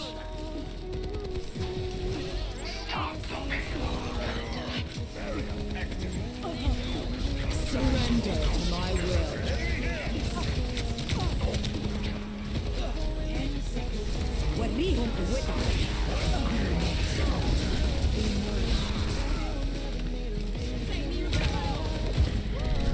Face the sunrise!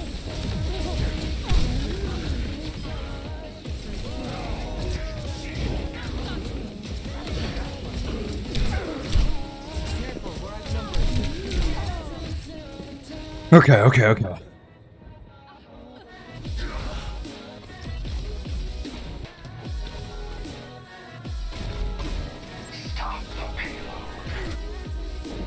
Great minds are always persecuted. Misery made manifest. Help me.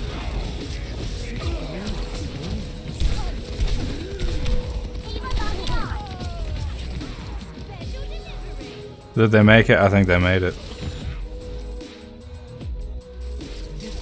Unbelievable. ชีวิตปกป้องชีวิต I actually almost doubled my heals. Wow.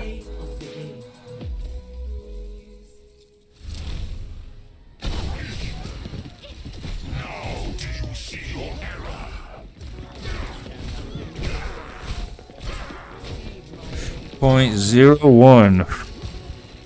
That's some horse shit. I was sweating my ass off, keeping everybody topped up. They were doing so much damage, I'm not gonna lie.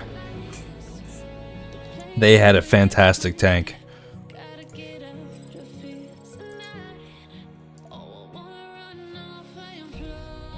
I need to stretch 2 seconds. Literally sweating right now, exactly.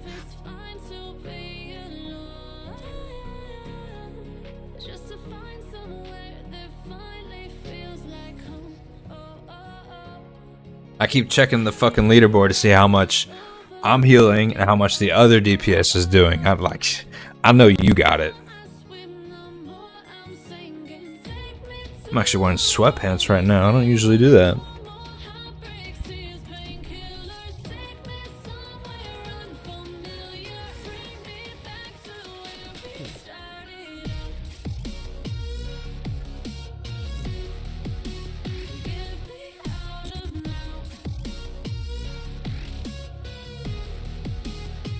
Smell like cereal up in here.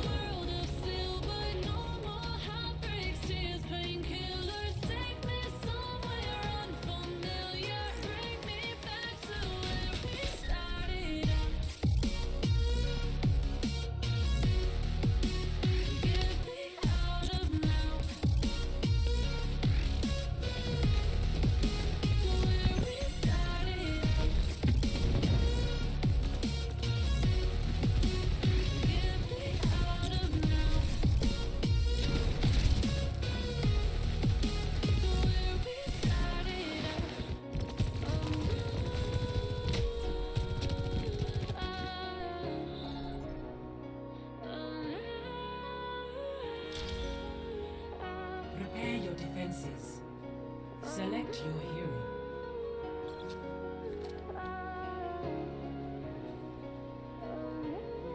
Yeah.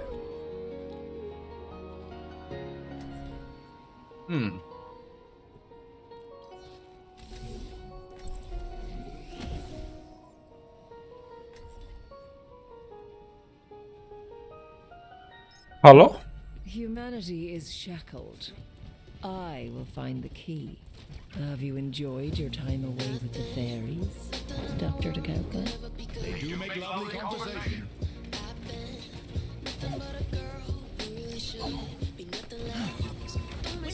Jameson Brook, Channel 9 News. Mr. Gunlock, sir, how do you think the battle's gonna go?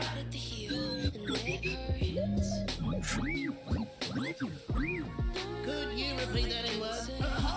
Breaking news, the moon has fallen into the ocean. Now you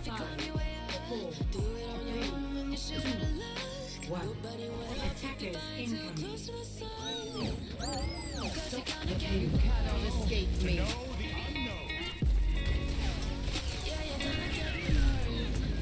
You will be renewed. Enemy located. Big Stanger Lad.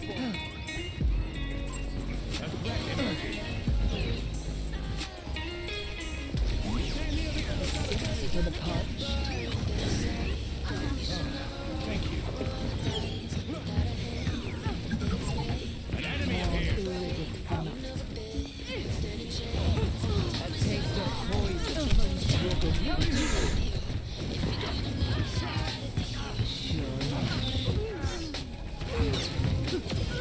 That will be all.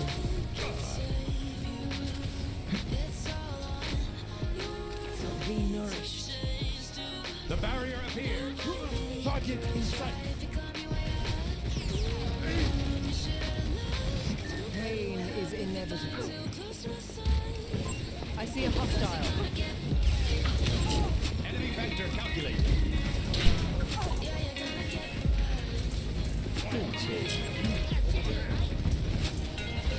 Misery made manifest. Into the field. Stay in the circle.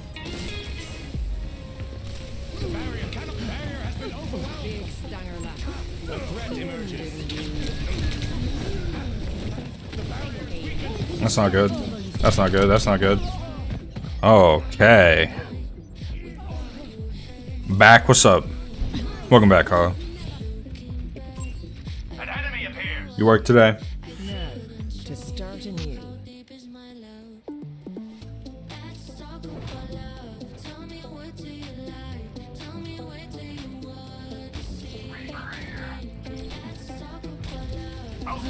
Almost ready. A taste of poison. I can't see.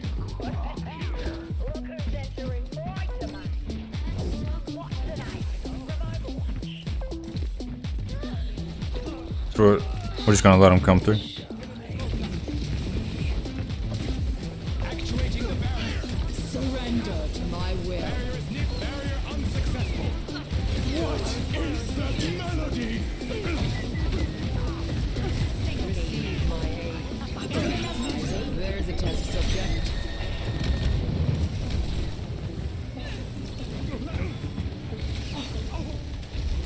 Barrier is gone. A threat emerges. Огонь по готовности. The barrier is weakened. Double core in vain. That Sombra gotta go, dude.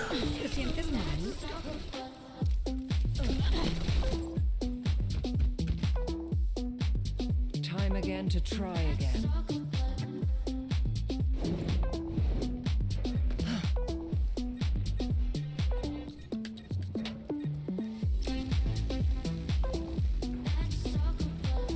The cure for all the tales. Well, that actually. Okay. Okay. This fucking game, man. That's much better. Reforming you. The Sheila's apartment downstairs. The barrier cannot be Hey, Danny, welcome to Cannot escape Join me. me. Shirts. Hey, just get in here. What's your mother's name? May I be nourished? What was the name of the stranger girl? Make your next move back to AT&T Fiber with all 5 and get a signal so strong everyone will notice. Even your neighbors. For something more. The barrier appears. Caution. What? Come on, man. Help him quickly. Do a workout, then back to painting my minis. You sound like you got a pretty decent day ahead of you.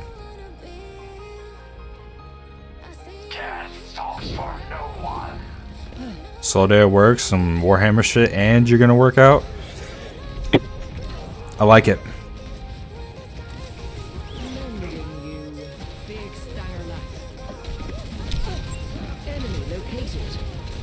Surrender to my will. Enemy vector calculated. Get ready for a fight. Your end is within my reach. Barrier is splintering. How does that hit me? Oh fuck. Devil help, devil help, help, help, help. They're coming for me, they're coming for me. Shit.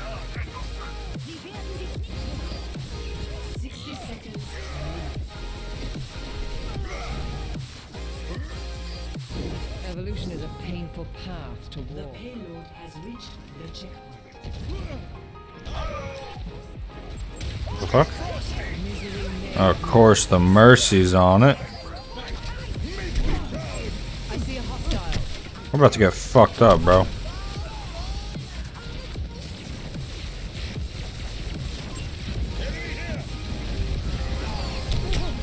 You cannot escape me. You will be removed. I must recharge. Hold on.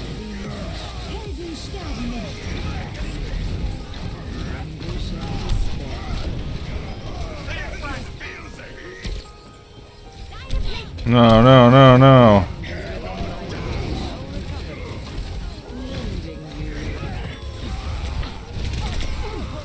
Wow, I'm speechless.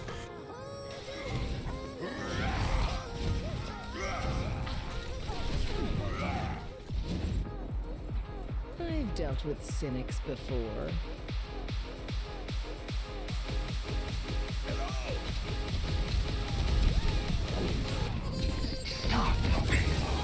Oh shit.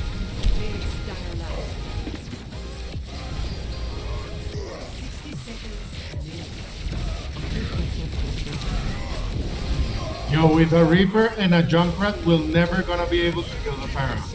Please, can we have a hit scan?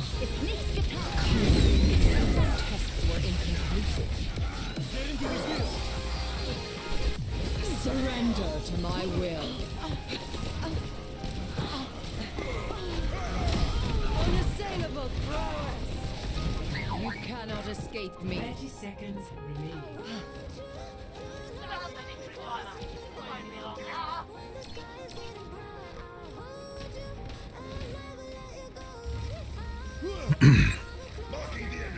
Towards the Crusaders!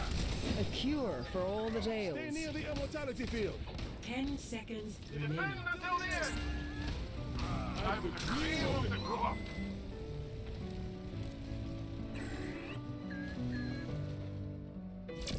1 Job. complete. Score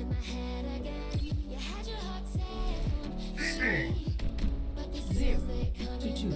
Switching sides.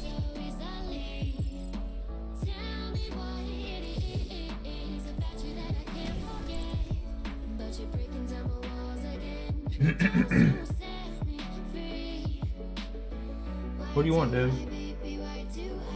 My cat is all up in my shit right now.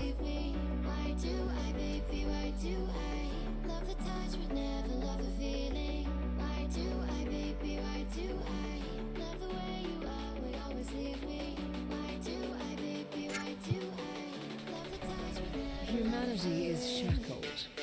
I will find the key. Lovely armor for a mission, isn't it?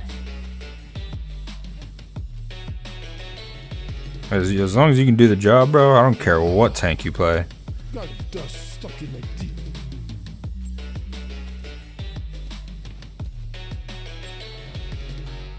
Push your limits. What, bro?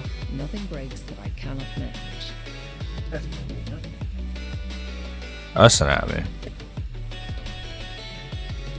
It was a rough week this week. There was so much stuff to do, but the worst was over yesterday, so I can ease up a bit today. Good. Trying to stay the same. People start running to counter DPS. Yeah, that's true. I'm glad you got the rough day of the week out of the way. Fuck that guy. Cannot escape me. Lending a hand. Receive my aid.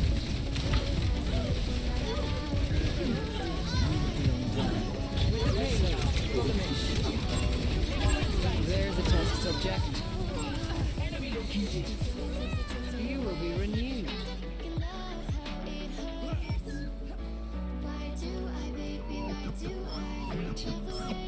There's no way you're hungry, cat. I just fed you. Stop playing. Misery made manifest.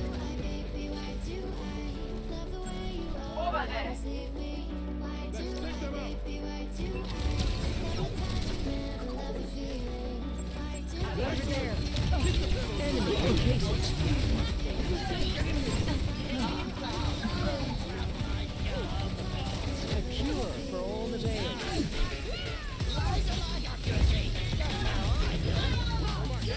Oh, fuck that guy, huh?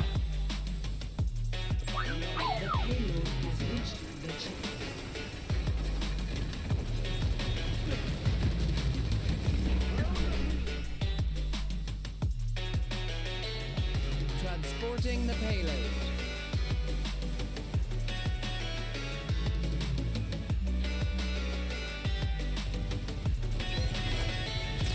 Big stanger light. Over there. I offer something more. Eyes open now. With the payload, Bugamish. A sip for the parched. Enemy located. My ultimate threat. Over here. Pain is inevitable. Nil Mosharula fall. Thank you. Area to another payload has reached position. Misery made manifest. Shornish. This feed devil is GG. Ensure the payload's progress. Your end is within my reach. You need only ask for my help.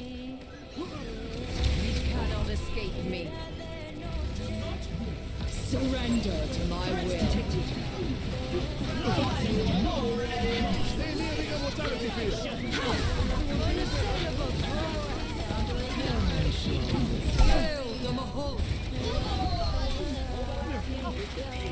Let them up.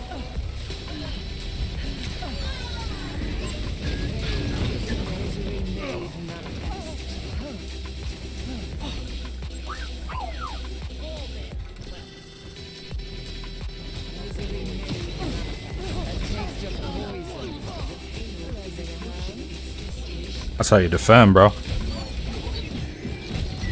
must recharge. Hold on.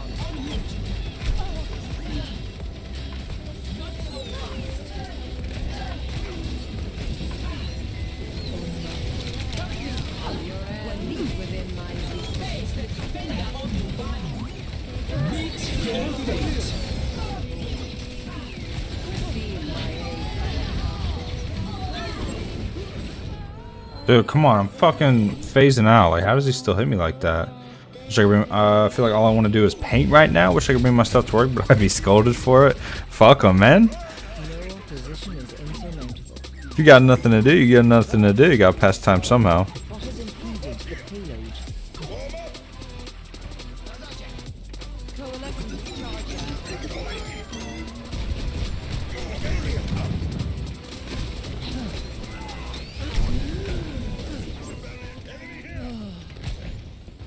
My condition is improved. Junkrat, please. Costumes, the movies, the haunted houses. October 31st only lasts 24 hours. Surrender to my will.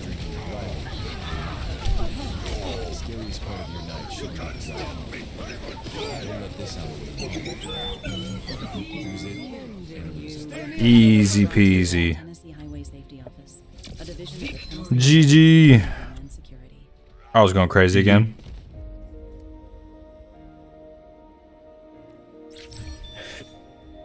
Tank was good. Junkrat could have done something else. We'll give it to Baptiste. Tell it to my boss, aka Dad. Exactly. It's because he's your dad. You should be allowed to do that in your free time. Like, was he gonna be confused?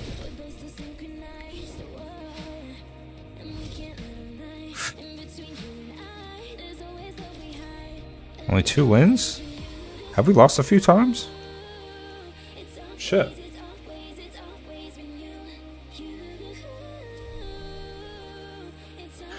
Forces that the paintbrushes and stuff belong to my mom, so 2v1 I ain't about to play with those numbers. Yeah, I guess not.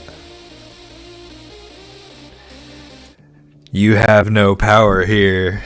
Let me see who's online. Anybody streaming right now? Any of the boys streaming? Lemonade's playing Star Citizen. Gritty's playing CS2. Ain't nobody really playing none tonight.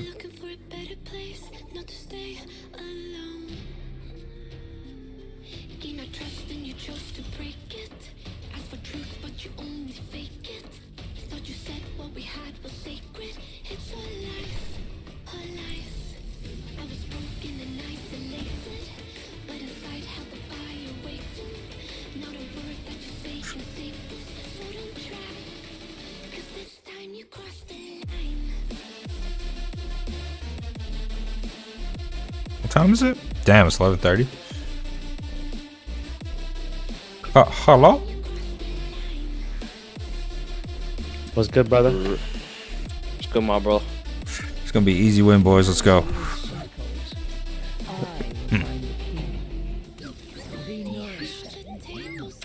But Bet that up, Slime.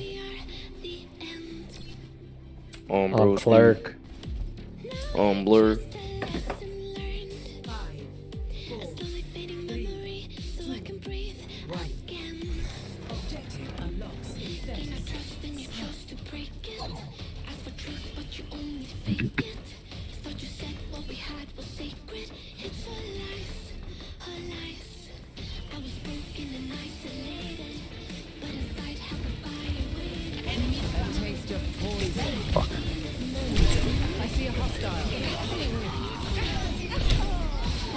Right.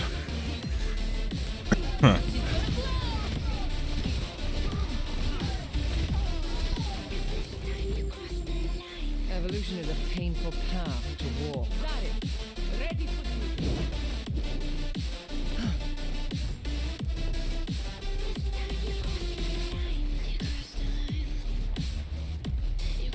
for a sip for the parched.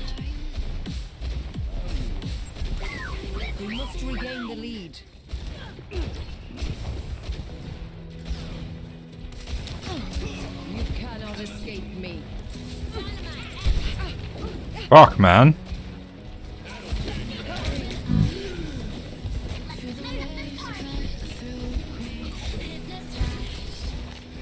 The robot is in our possession. You need only ask for my help. Receive my aid. 4 HP, 4 HP. Come on.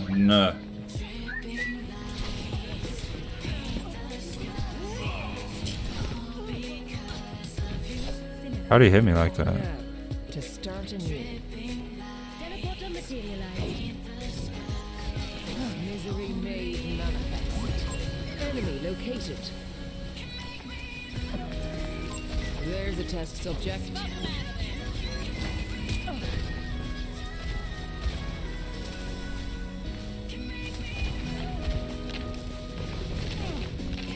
Big stunner left.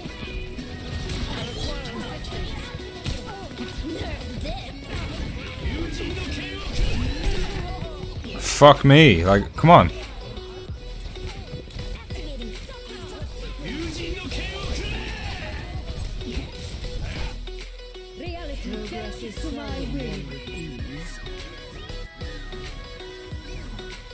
Oh, yeah. How are we getting these lobbies, Devil? I want to know.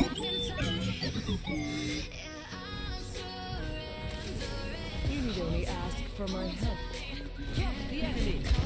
You cannot escape me. It's gonna hurt.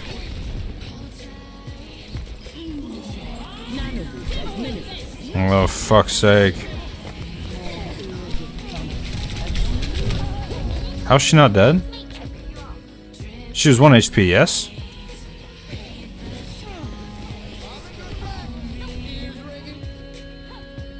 Bothersome.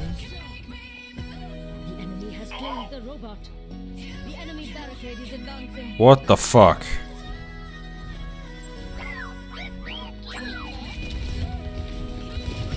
Misery made manifest. Surrender to my will.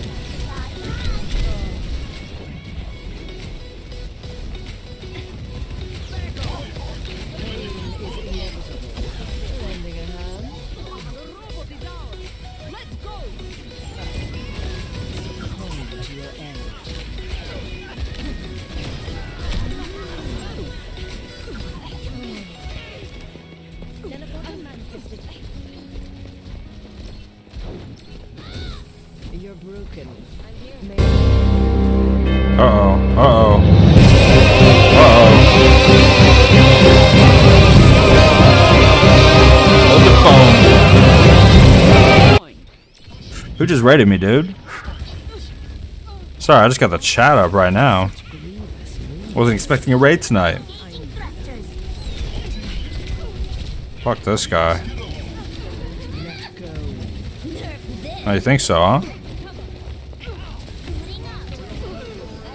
Holy shit.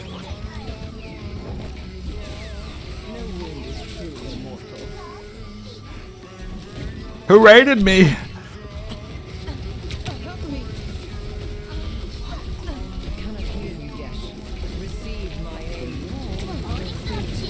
That was awkward.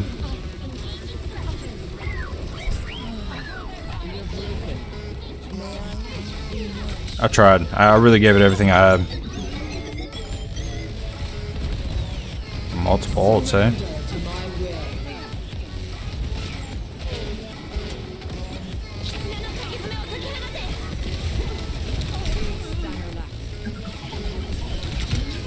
My goodness.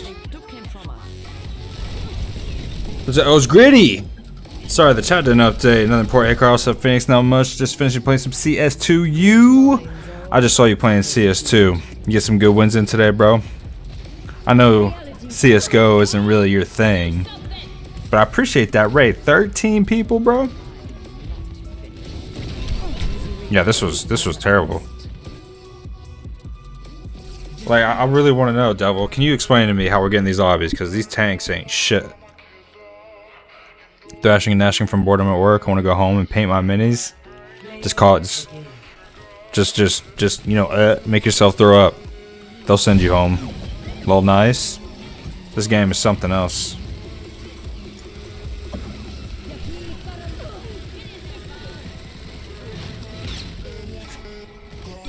The Moira sucked. I sucked. My whole body hurts from building my desk yesterday, so I'm gonna go lay my ass down. Oh, what kind of desk did you get, bro? Hoping it hurts less tomorrow. Yeah, I was a little stressed to put my desk together. It's pretty heavy. Secret lab. Oh, you got like a big penis desk. I don't even. I mean, like, I guess my desk has a name. It's just a blue and black desk. Let me see. Magnus Pro. Was that really trash, Devil? I don't know why they said I was so bad. I was healing my ass off. Pretty sure I had the best heals. Oh, this is pretty. Oh, that is a clean desk, bro. I like that a lot. Bro, you realize if I call in sick, I can't. Oh, well, that's awkward. It's a metal. Oh, it's a metal desk too. Sit stand. Are you a stander? I've never stood while playing games. I can't, like, I'm a sloucher. You know what I'm saying?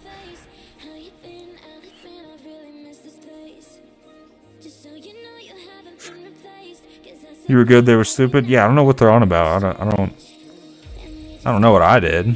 I don't know why the enemy team's coming after me. Fuck those guys. Since I stream that sometimes, it's for VR most. Oh, word. Nothing's getting past my parents. Yeah, I believe it. Standing desks for most of VR. What VR games do you play?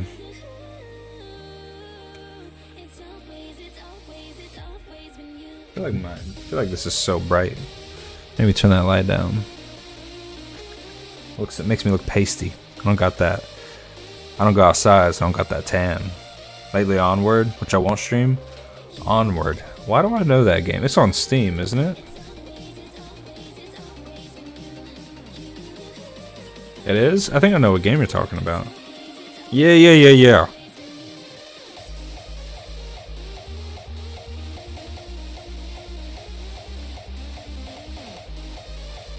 Oh yeah.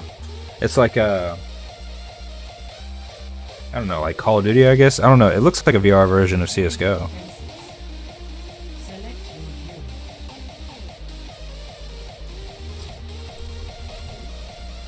What are you doing? Ended up prone on the hardwood floor of my living room to go prone with a sniper in it. So you, like, You actually gotta go prone to go prone. Technology is upgrading faster than I thought it was. Humanity is shackled. I will find the key. Listen, I've never touched a VR game, and I never will until we have full dive tech. It's not going to be enough for me until I can be in the game. I found peace.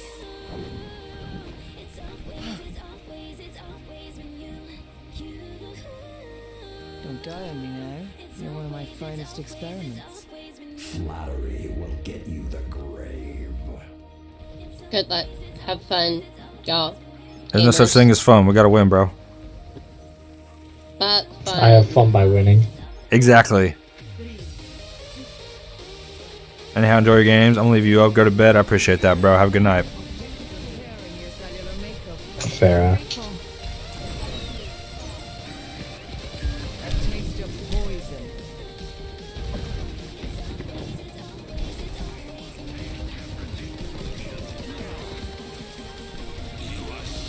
Lending a hand.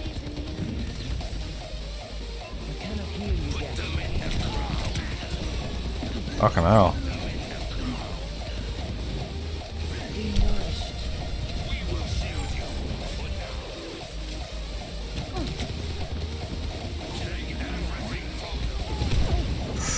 Fucking hell.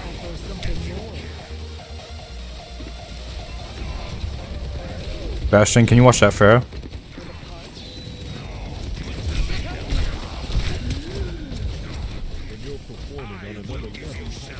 Need a moment to recharge. A sip with a punch. You're slipping away. It can't be done. With a higher pH, Your end is within my reach. Ooh, fuck. Oh, dude, I wasted them all as well. Nice. Fuck, man.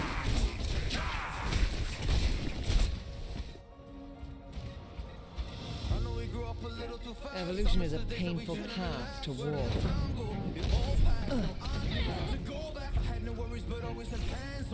Objective lost. Stop the pain.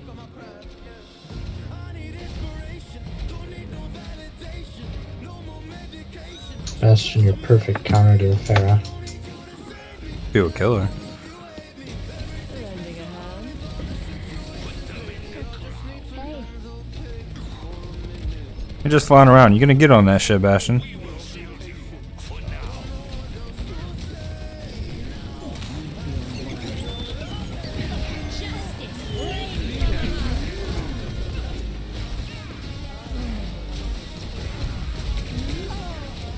I mean, fuck, man.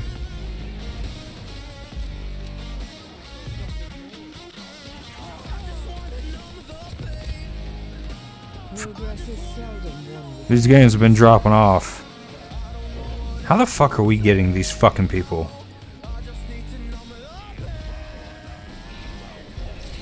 receive my aid.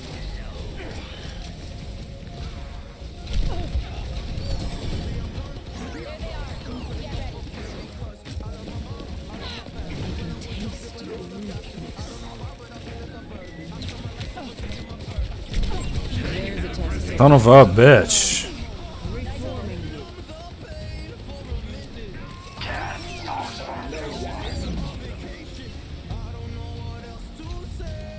Enemy located. A taste of poison. You're broken. May I? I offer something more. Tank, what you doing, brother?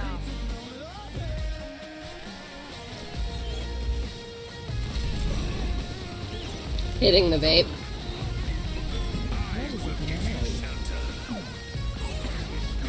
Big style up. I see a hostile.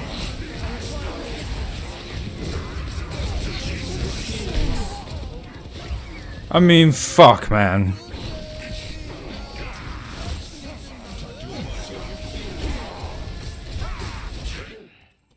Bothersome.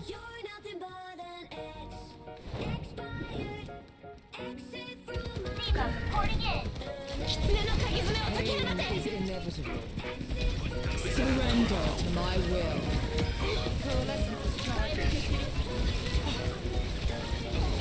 I swear I was trying to heal you, Devil, but like you kept getting behind the fucking corner.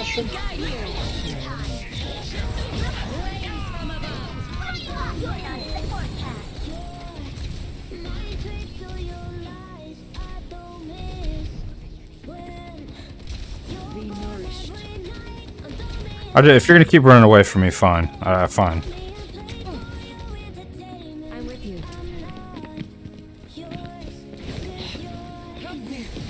Misery made manifest.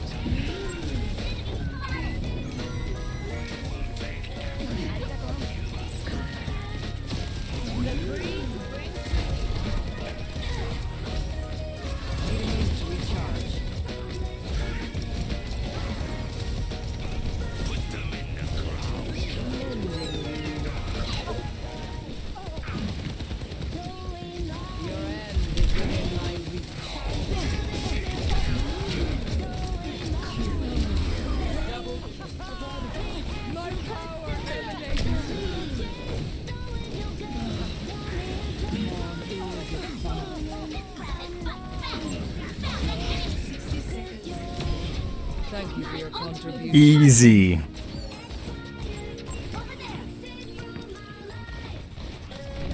sip for the parch. There's a test subject. My ultimate is ready to be unleashed. Big Stanger Lass. You're broken. Activating self-destruct sequence. 30 seconds. That was good.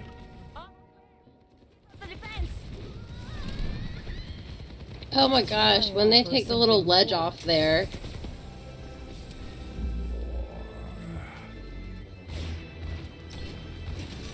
Misery made manifest.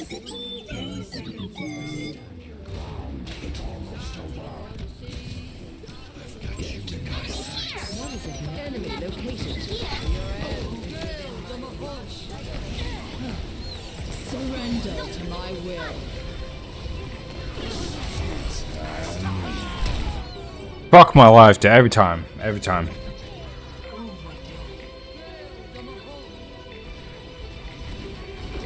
It's Enemy here! No opposition is insurmountable.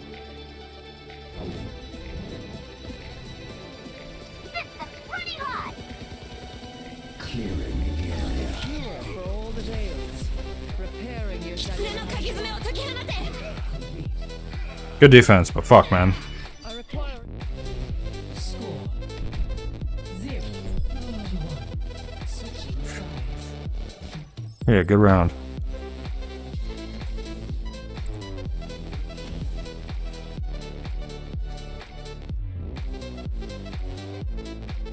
I don't know how it kept getting wiped out and they still couldn't push that.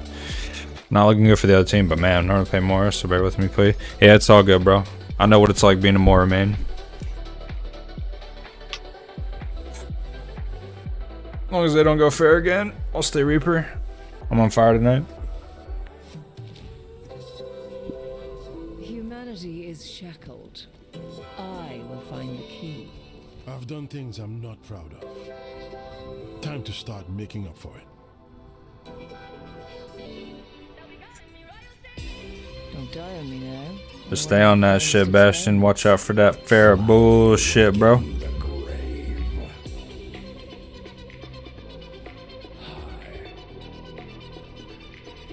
Have you all seen what this guy can do?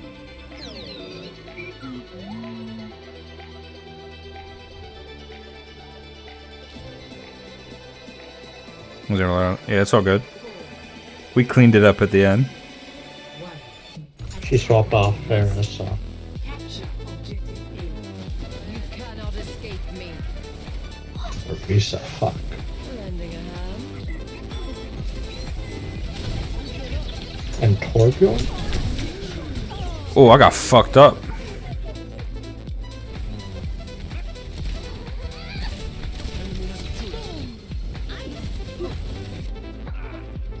What the fuck just happened? Zarya. Hey, we're switching it up. We're going Zarya. Like, regroup. Ready for duty. Junkrat primed and ready.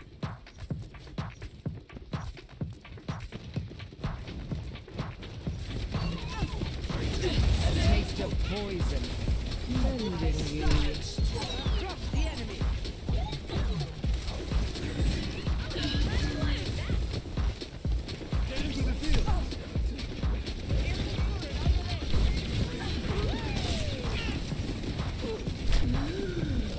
Cure for all the tales. You're broken. May I? Enemy turret ahead. I'm under attack.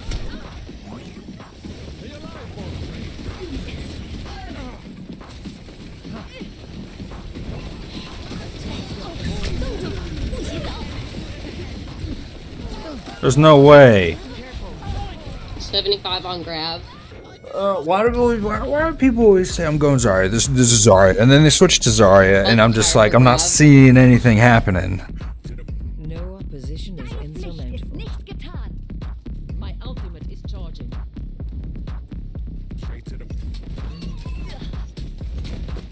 Pain is inevitable.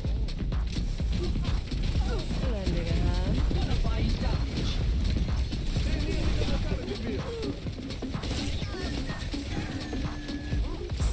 Go, go, go, go, go, go, go, go.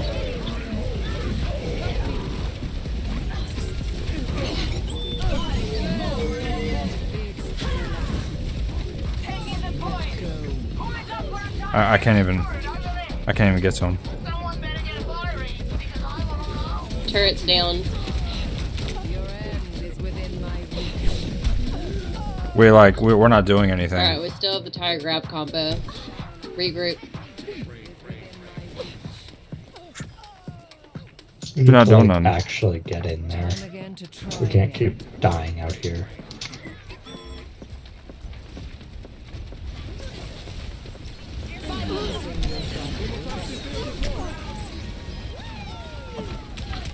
Let them out. 60 seconds remaining. Ladies and gentlemen, Poison. your engines. That was so disrespectful.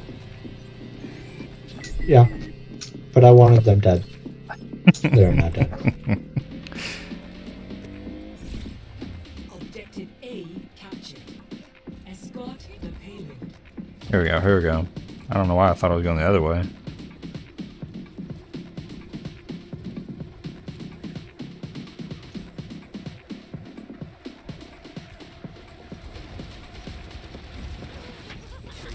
Your end is within my reach. Almost your quit. Receive my aid.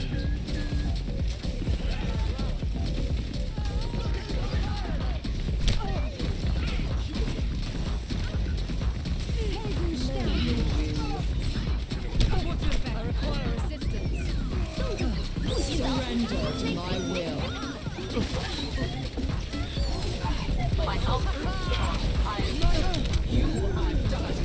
What the fuck is going on over here? Nobody knows. We're good, chill out.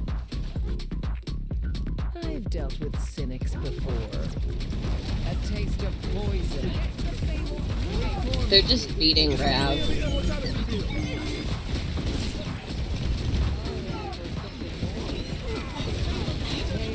That fucking wall. Please kill that bitch. I'm getting so sick. Oh my god. That was a bunch of ults they just used.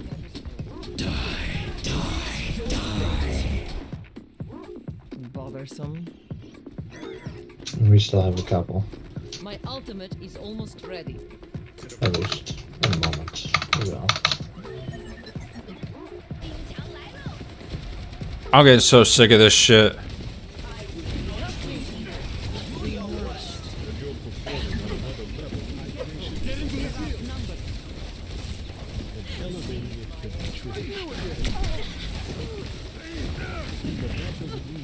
Right, we're going in one by one. We should not do that. Elevate how you hydrate and keep it small. With Smart Water Alkaline. Click or tap the Enhancing your vitals. Oops. A taste of poison.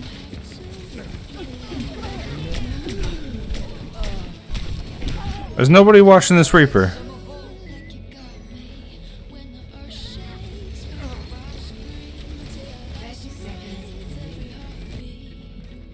No opposition is insurmountable. Ladies and gentlemen, start your engines. No one is truly mortal.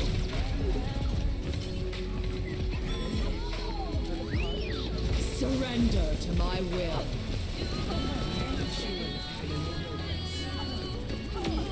Such is the price of progress. Pain is inevitable. The dead ought to remain so. Rude. Good game, guys. Fucking dog shit, dude. Look at that. How are we getting these lobbies? I ask you.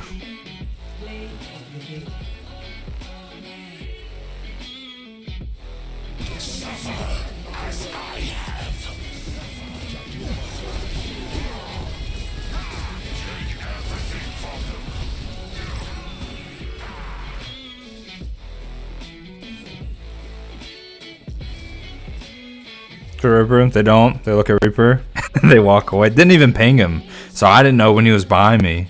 What the fuck? Yeah. Like, I swear that Bastion was a bot. I'm not gonna lie. We didn't. That wasn't a ranked match. That was casual, and we got a bot. That was a practice. That was against the AI. He was deleting nobody. I was funneling heals to a Bastion that wasn't doing damage. That he was only shooting the tank the whole time. I don't know. You can't fix stupid.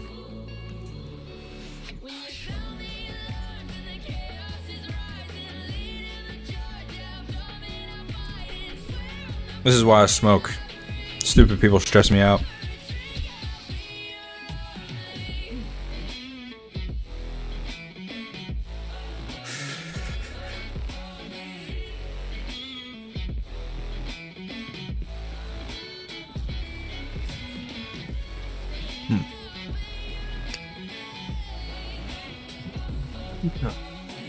Let me see what's so fucking difficult about using Zarya. Okay. Okay, grenade launcher. Okay.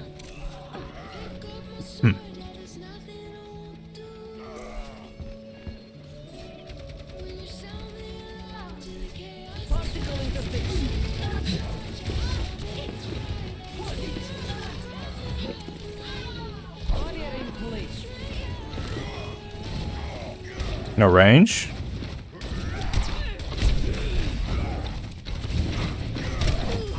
Rest easy, old friend. Much better. Do your worst.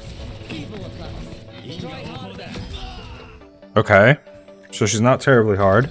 What the fuck's the problem? Taken the lead. Never mind.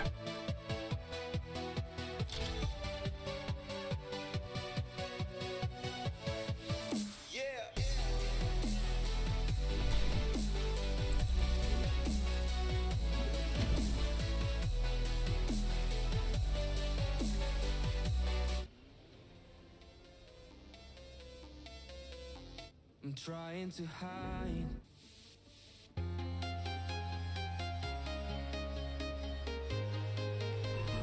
Humanity is shackled. I will find the key. Knowledge is its own reward. Sojourn, I like it. That's her name, right? Sojourn? No mistakes, no mercy.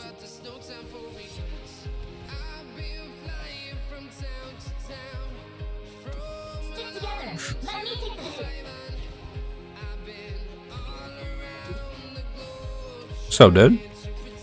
Everything's online, from functionality looks good. One last diagnostics check couldn't hurt. 5, 4, 3, 2, 1. Attack commencing. You cannot escape me. Start the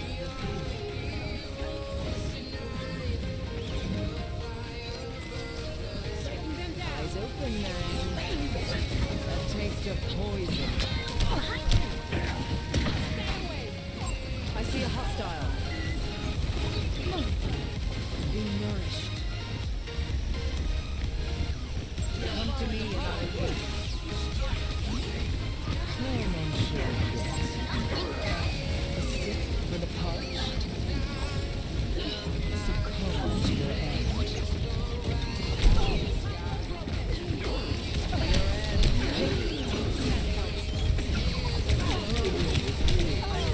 Okay.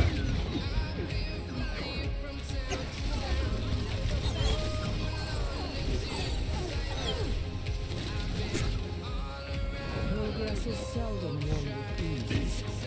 Misery made manifest. Hello, Diva. Come on, man.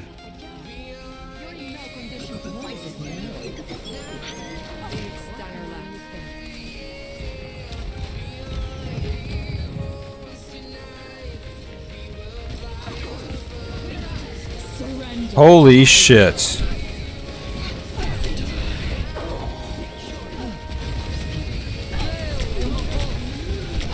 Oh, that's GG, bro.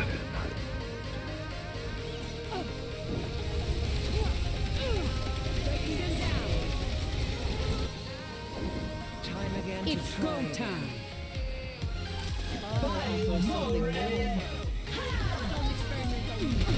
Got eyes on an enemy. May I lean down? Everyone heal up. Your end is within my reach. Over there.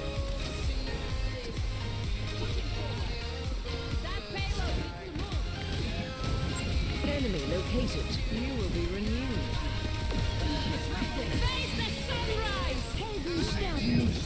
Tactical visor activated. Tango in sight.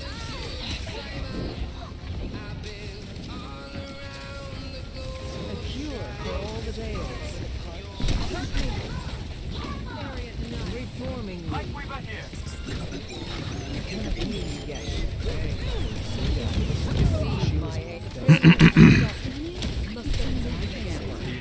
What the fuck? Oh.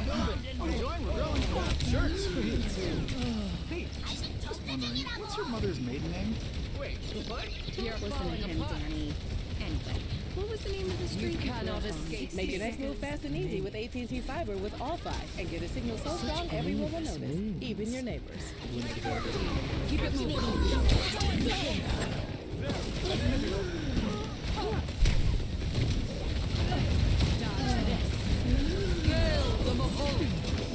Dude. Diva, you fucking suck, dude.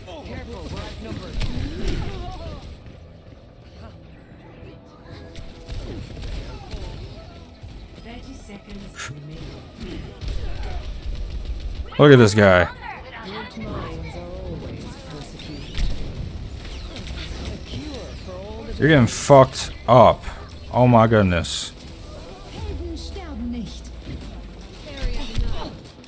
Your end is within my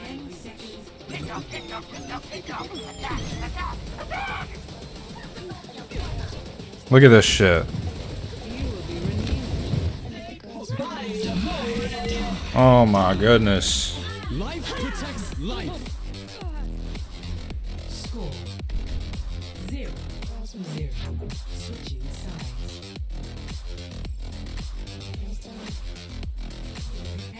And select your hero.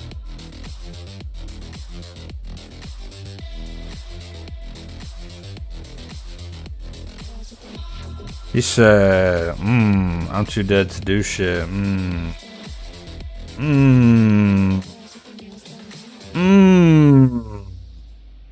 Like, I don't know what we're arguing about. Everybody's getting deleted as soon as they get focused. They're playing as a team. We're not.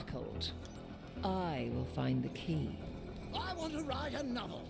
They said, no, Jameson, you're not the type to write a novel. Well, I said, watch me. Let's look at the goddamn Queen of Fairies. You tell them.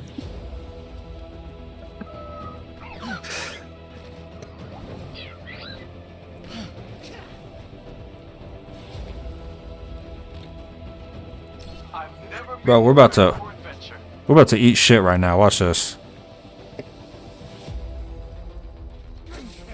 I'm hitting 5k damage first round. Neither did the other DPS. Chill out.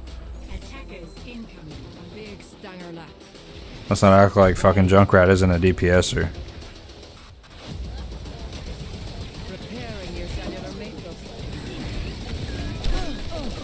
Holy shit.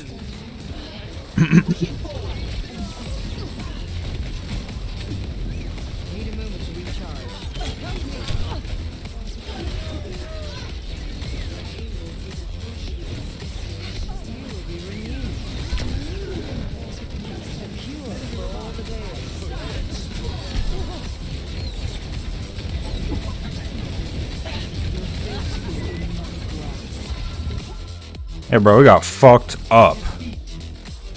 And y'all want to sit here and argue.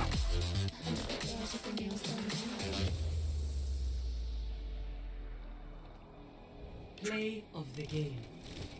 What the fuck is going on? I can't even fucking endorse the one dude doing shit. That tank, get that tank out of here.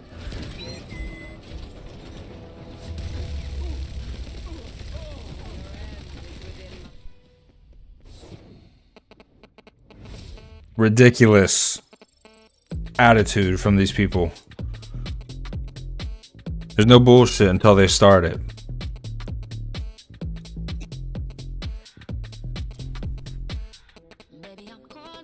So you're doing nothing, thinks it's all me, had less than the fucking Reaper.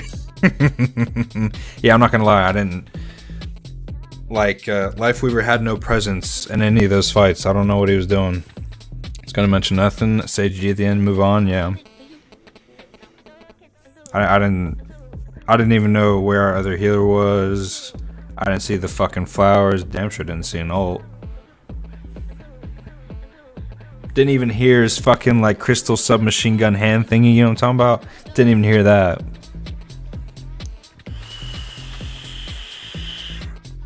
He had ult, I saw it. I must have died and they must have killed that tree super quick. I don't know what, like I know they have mercy, but oh, he didn't use it.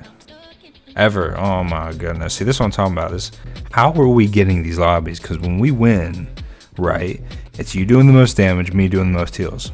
Okay? And then we like how are we not getting lobbies with the same kinds of people? What is it like? Is it an algorithm thing? Like, you know, put a few of the good people with the bad people, but now everybody loses?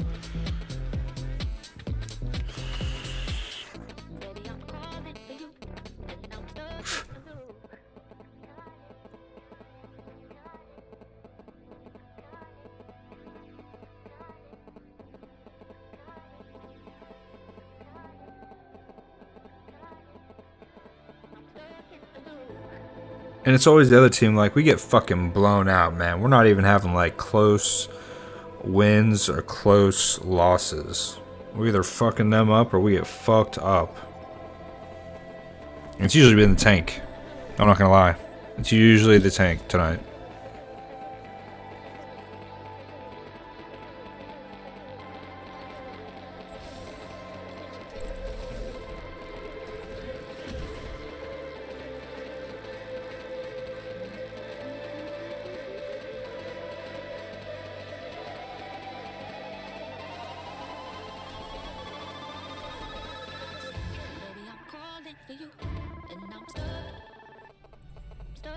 No Tricky Poo. He's the McCree. Okay.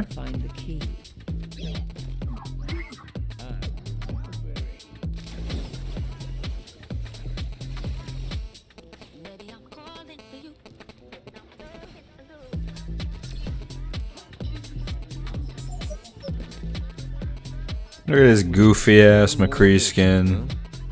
I'm in. Nah, dude, this is the best McCree. Goofy as fuck. He's got white hair, so it's good. Nah, dude, this is my disguise. You what? This is my disguise, dude. Makes it even worse, dude. He's in disguise. Misery made manifest.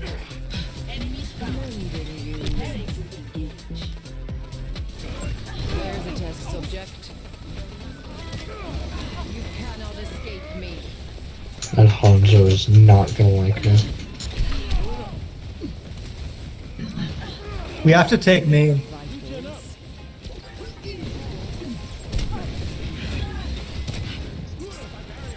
Reaper, you can teleport up. I must recharge. Hold on. Receive my Maybe we should go high ground. What do you guys think? Never mind, we haven't Reaper. I think there's nothing I can do if the Hanzo is not dead. Agreed. But I was just working the Sigma. Mercy down.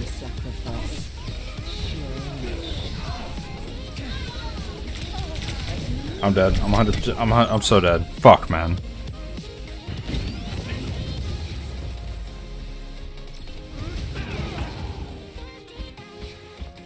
Alright, we need to take the high ground. Reaper, you can come with us. And then once we get a pick, you can explode onto them. I'm gonna try and pick off the Hanzo.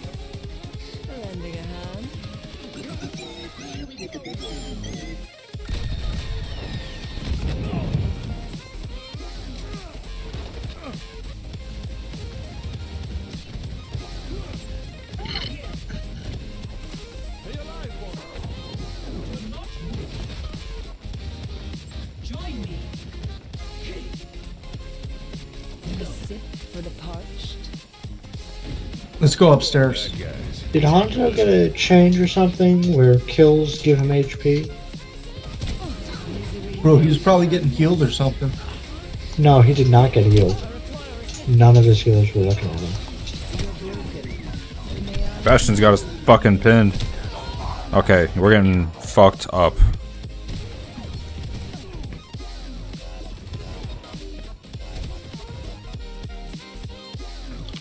I've dealt with cynics before. How was I getting damage but still asleep? You're just that good. My ultimate is charging. Roadhog time.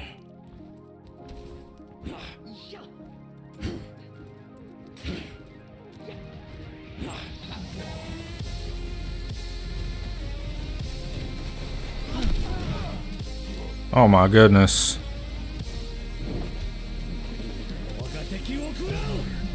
No, no, no, no, no.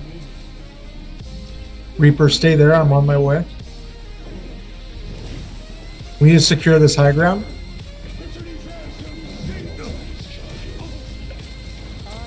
Step right up.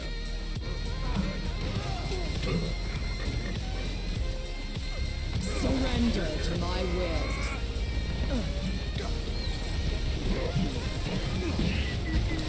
Unassailable prowess.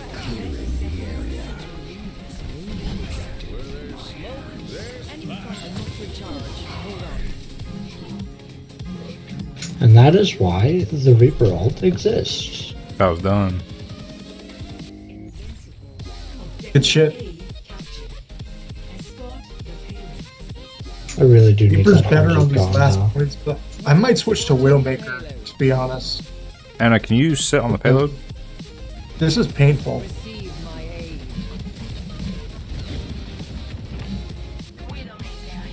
Need a moment to recharge. You cannot escape me.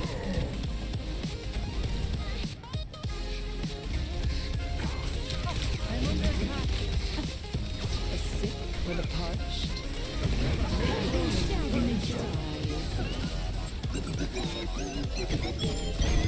That's not good. Fuck.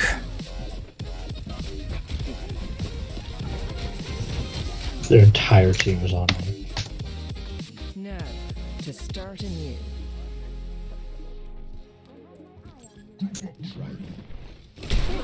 Holy shit. Pain is inevitable. If Hanzo can't see me, he can't kill me. Payload needs to be moved.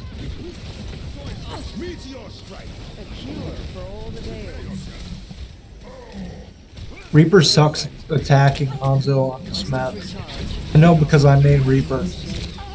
I might need Oh, to swap to fuck's Bastion. sake, man. Yeah, any hit scan would be good. I'm gonna go back to McCready. No opposition is insufficient. Coalescence is ready. Advance with me. Surrender to my will. 66 minutes. What he's down.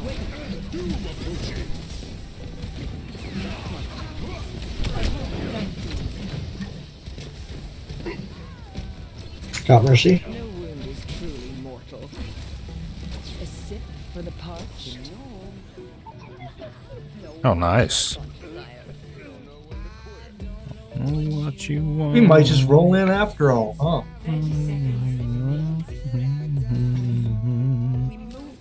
Misery made manifest. Reforming you. I needed that. As long as there's no competition for Hanzo, he stays Hanzo. I see a hostile. Snipers, Hanzo, please.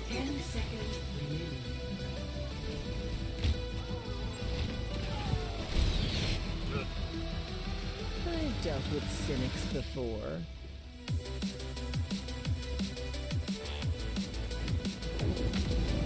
A cure for all the Dales. You're broken. May I? He had me on sight.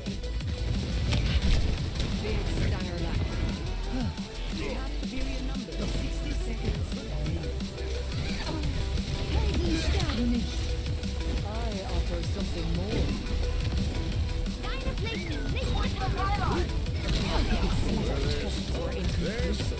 Meteor strike. It appears we have suffered a minor setback. Son of a bitch, man. Misery made manifest. Kill confirmed. Sure. On the payload. That was a good kill.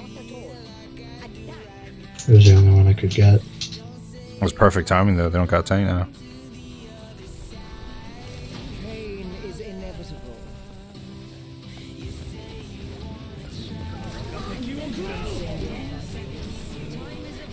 Surrender to my Finally got Hanzo. nanoboost administered.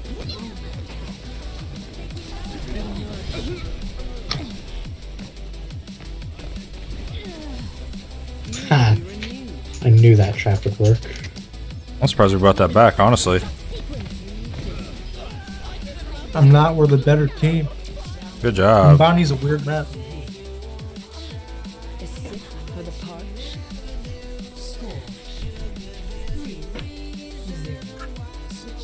I'm going crazy, bro. I'm getting bored over here. Don't say that.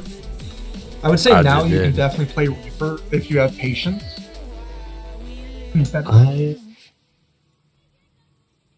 I think this is a scenario where Reaper will not be helpful. I feel you. Word. Bastion, oh, yeah. Yeah, exactly. Preempt the Bastion by playing Bastion and Diva. Humanity is shackled. I will find the key. Gotta out Bastion them. I am a better Bastion. Word, word. You look cheery. As cheery as you are significant.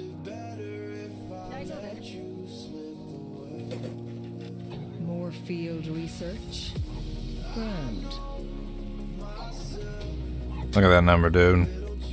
So much heals. It shows as good at Reaper as I used to be. We would definitely have not had any trouble with that.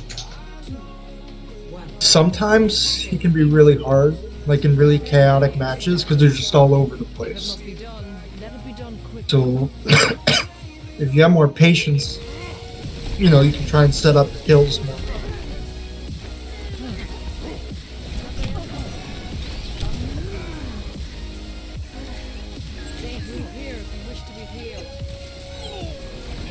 Damn.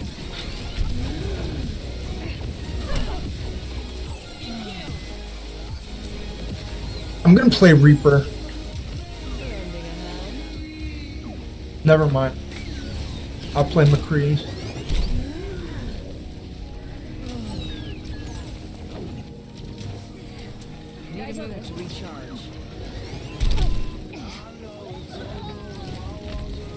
Can't be getting brave now.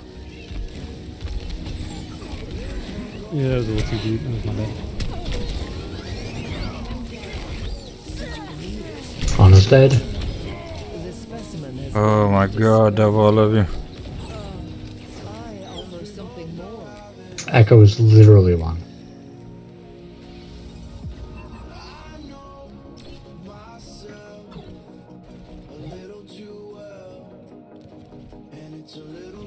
I'm gonna ult them real quick before they come up. Yeah, fuck them up. There you go.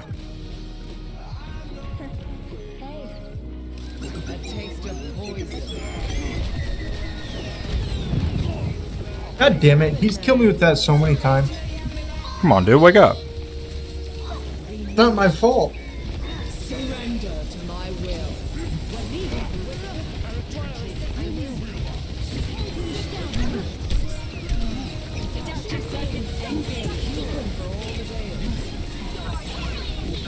Wait, how did the ult not kill the fucking Winston? Yeah, he sort of just ate that. That was weird. I'm gonna go Reaper. That's a good choice, I think, in this second fight. Yep, we got him. 4 minutes ain't shit.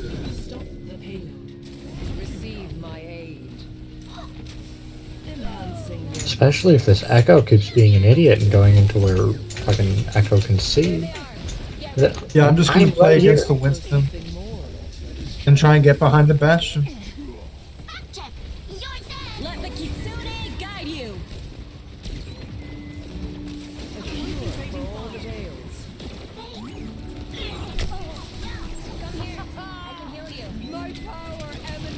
What am I getting hit by?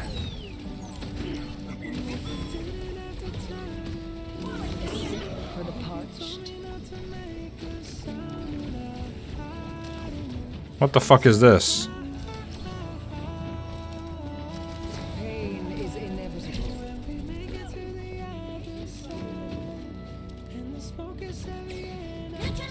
Are we really spawn camping them? Yes, sir. Yes, sir. Surrender to my will.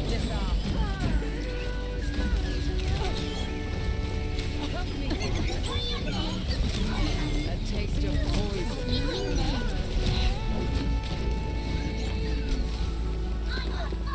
Yeah, fuck these guys.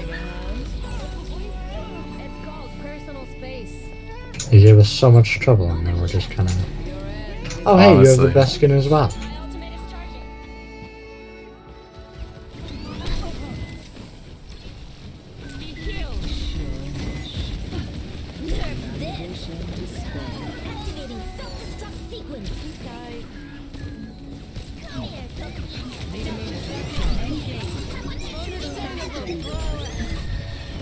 Yeah, Echo decided I was a good choice.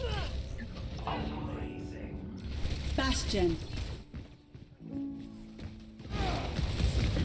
Oh god, I'm so far away.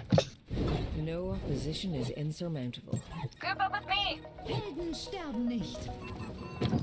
We are not going to get that spot back together. Just might. We'll hold the bridge, but we cannot get back to their spawn. That was impossible to get in the first place. We'll hold cars.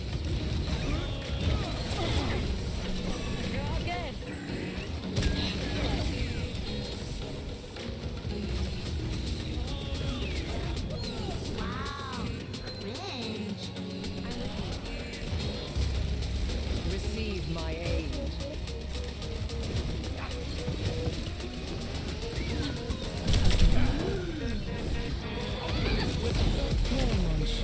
Surrender to my will. Let the Kitsune guide you.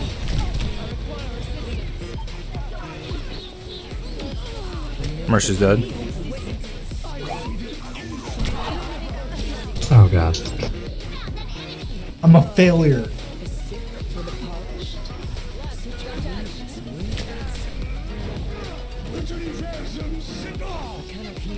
Oh good.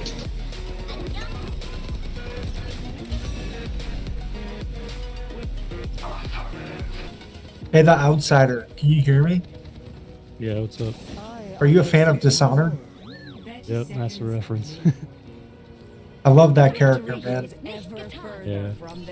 He's very cool.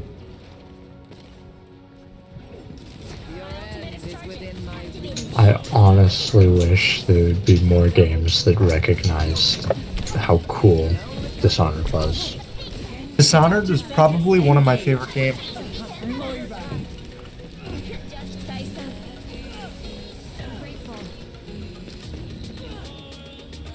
Nice. Easy. GG. Dude, I went crazy, bro. I did 20K in a game like that. That was nuts. And you did 10K. Hey, yo, really? You like that shit? Better Bastion, dude. Bastion did.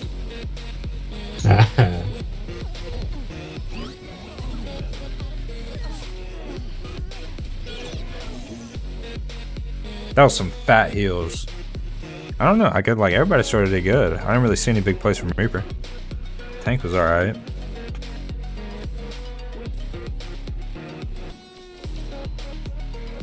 You gotta go? Oh. Alright, well GG's Devil. Thanks for playing. Sleep is important? Yeah, debatable, but word, I gotcha.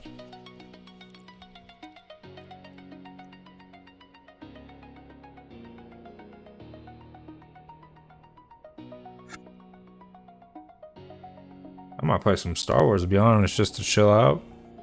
I'll see you later. I will definitely see you later. Thanks for coming out tonight. There's the new guy. He moved into Sheila's apartment downstairs. That's Danny? I keep seeing his Wi-Fi network. Full bar. Carla. Hey, Danny, welcome to the building. Want to join? We're grilling. Yeah, sure. Sweet. Oh, baby bar for a little bit. And bye, Carla. What's up, Carla? What's up, girl? What? Don't listen to him, Danny. Anyway, what was the name of the street you grew up on? Make your next move fast and easy with AT&T Fiber Let me see. with All-Fi and get a signal so strong. Maybe Cloudy's on playing WoW right now. Oh, he is. Man,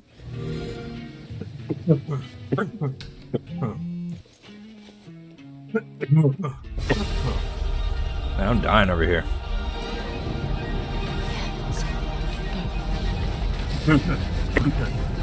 Twice in one day, I wake up and go to bed with you. That's what I do.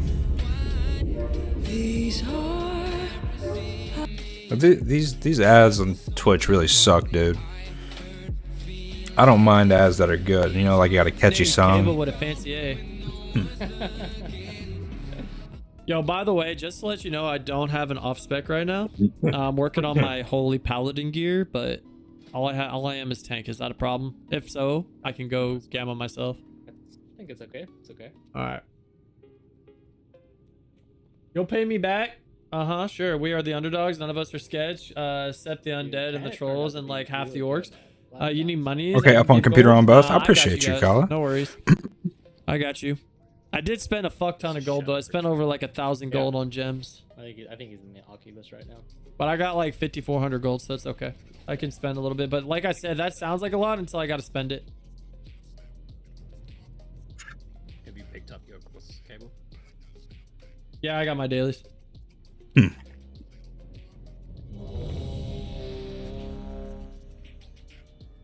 Nah, for you're gonna be tanking. You're gonna be.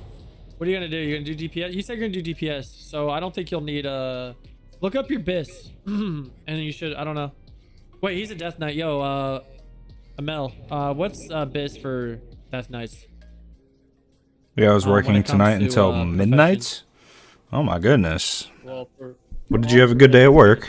Yeah, he's gonna DPS. It pretty much is for all DPS. The best I kind of want options this to be a little are, bit bigger. Engineering. There we go. Joel crafting engineering. Okay, cool.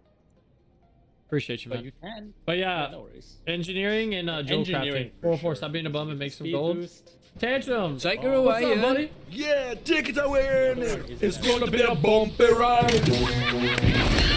Yo, what's up, Tantrum? Yo, Tantrum, I know you're on the kick side, but I'm still going to promote your Twitch. By the way, you can simulcast, man. So you should start streaming on Twitch as well, bro. Simulcast to kick and Twitch. It's like you read my mind.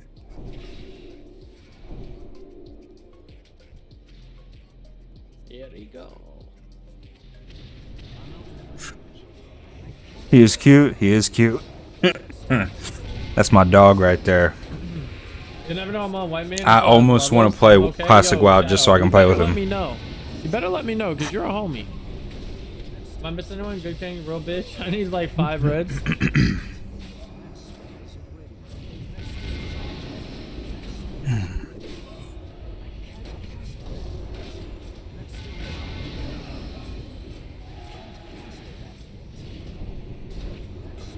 You're on kick on YouTube? Wait, hey yo, Tantrum, I swear I followed your YouTube, bro. Just don't combine chats. Tell your Twitch chat and go watch on a different streaming platform. I was about to say. Yo, why can I not attack this tentacle? I meant telling you to do it. Hey Tango, we should talk about Lumia streams sometimes. I remember we talked about that a while back.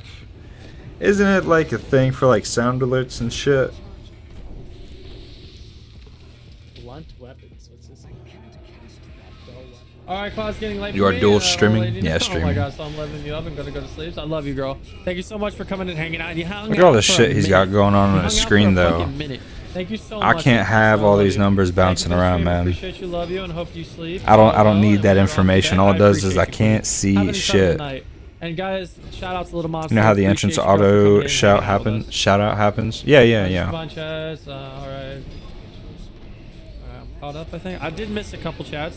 Yo, Tantrum, how you been tonight, man? What you been playing, dog? You been playing League of Legends?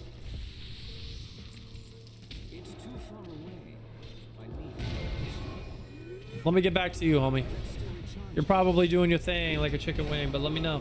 I'm also old and have a grandma chores before sleep, so good night, chat. Yo, Iru, have an amazing night, girl.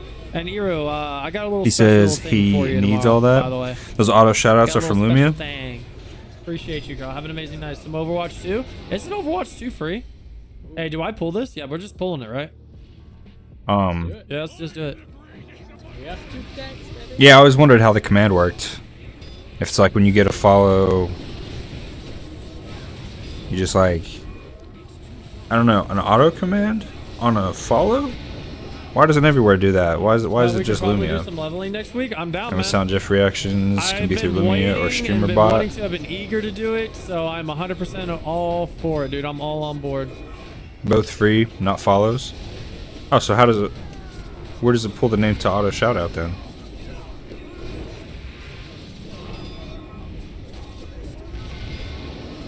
I'm all for it, good king. Yeah, it's free? Fuck yeah, man. Oh, who do you main?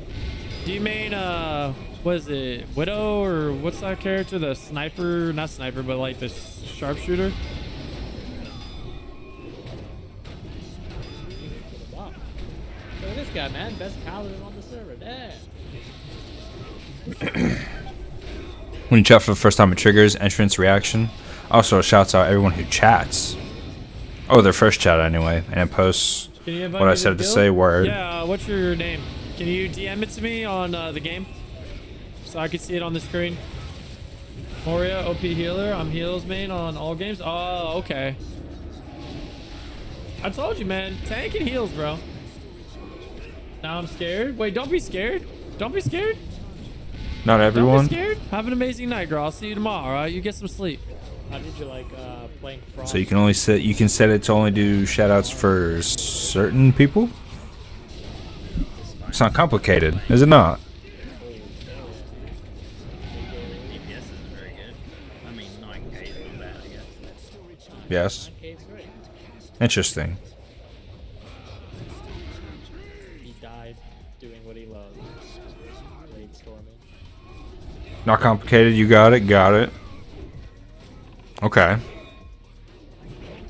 Big.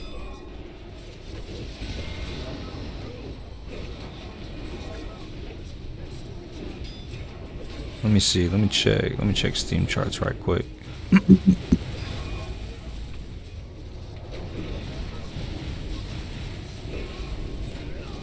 Verify you're human. Fuck you.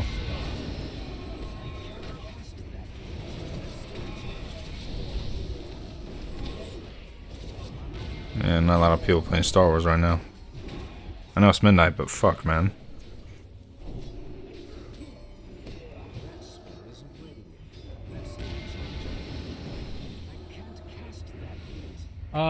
I know I already asked, but I'm actually like, alright, so another member of my community wants to join the guild.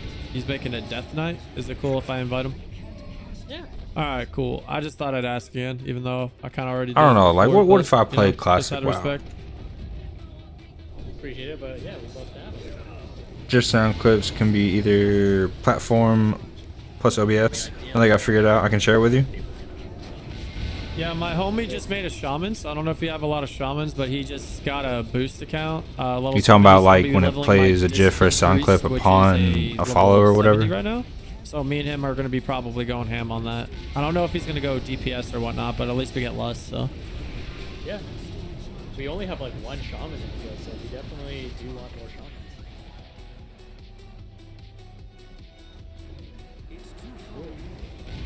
How long have you been streaming, Cable?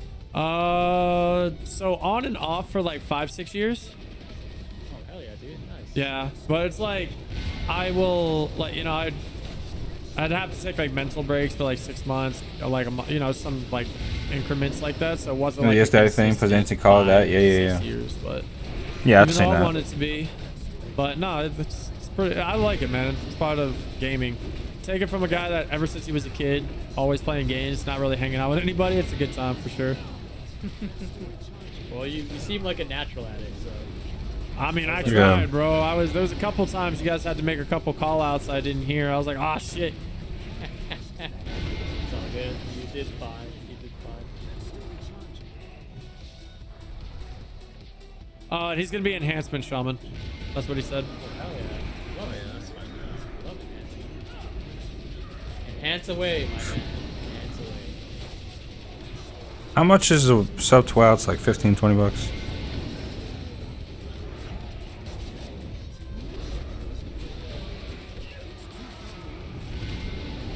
I guess I should have asked what class does the guild need. It doesn't matter. Play what you want. And Nah. what do you guys need actually for the guild? Specifically like class and stuff. They were kind of wondering. Are they asking for like what they're gonna make? Yeah, they're wanting to make a character, but I don't know if they're gonna boost or whatnot. But they just kind of wanted to know what you guys needed so they could fill that gap if you guys needed extras in that area. So right now, we basically have enough. Okay, that was that in case we do. we just don't have, Did you like- frame out? Yeah. Why are you going all caps on me? What is that? Wednesdays, some people can come on Thursdays, like, and that kind of splits the raid. I was gonna give you a We would month. love it if we could have enough. No, I don't believe it. Don't do that. Right now, off the top of my head, I can tell you what we have a lot of. You sent me your name, didn't you? But I know we have a lot of mages and warriors. Wait a minute. I thought we did this a long time ago. We added each other on battle tag. another rogue. 1659. We don't have any hunters. We only have one warlock. Yep. We need a holy paladin. Someone who mains holy paladin. I guess yeah, hunter and warlock. Big. We need. We don't have any boomkins. Ooh, a boomy. Yeah, we don't have any boomkins. Dude, that's actually crazy. You guys don't have boomkins. I feel like there's quite a bit, but they're probably taken. Everybody wants a boomkin. Right? Yeah. Okay, I sent you the friend request. Yeah, they're awesome. Sorry about that. I remember you They sending me bring that. Damage. They bring bring Don't they bring some- that like spell? Discord? Yeah, I got it. Yeah. Getting your attention. Yeah, they bring two big raid buffs. They bring the one I have, like the crit debuff, and some other spell power buff or something. But yeah, there's actually a lot. We need Okay, a lot. so Hunter, Warlock, Shaman, Holy Pally. What else? Oh, I guess Feral Druid. If anyone wants to play Feral Druid, that's also pretty high. And you guys are good on Resto? Because you got Shadow, right? Holy Paladin is healer, right? Resto Druid. Sorry. Oh yeah. Because Shadow's pretty much gonna be there every raid because he's the guild leader. Shit. Okay. So yeah. But like, if they get to like 80, then like we don't mind running on like ults to help them gear up on like another day or something. We are trying to get a second 10-man going on the weekends consistently. Currently, I'm like gearing up a Holy Paladin. So your friends that are joining now, that could very well be like a raid group they could play in.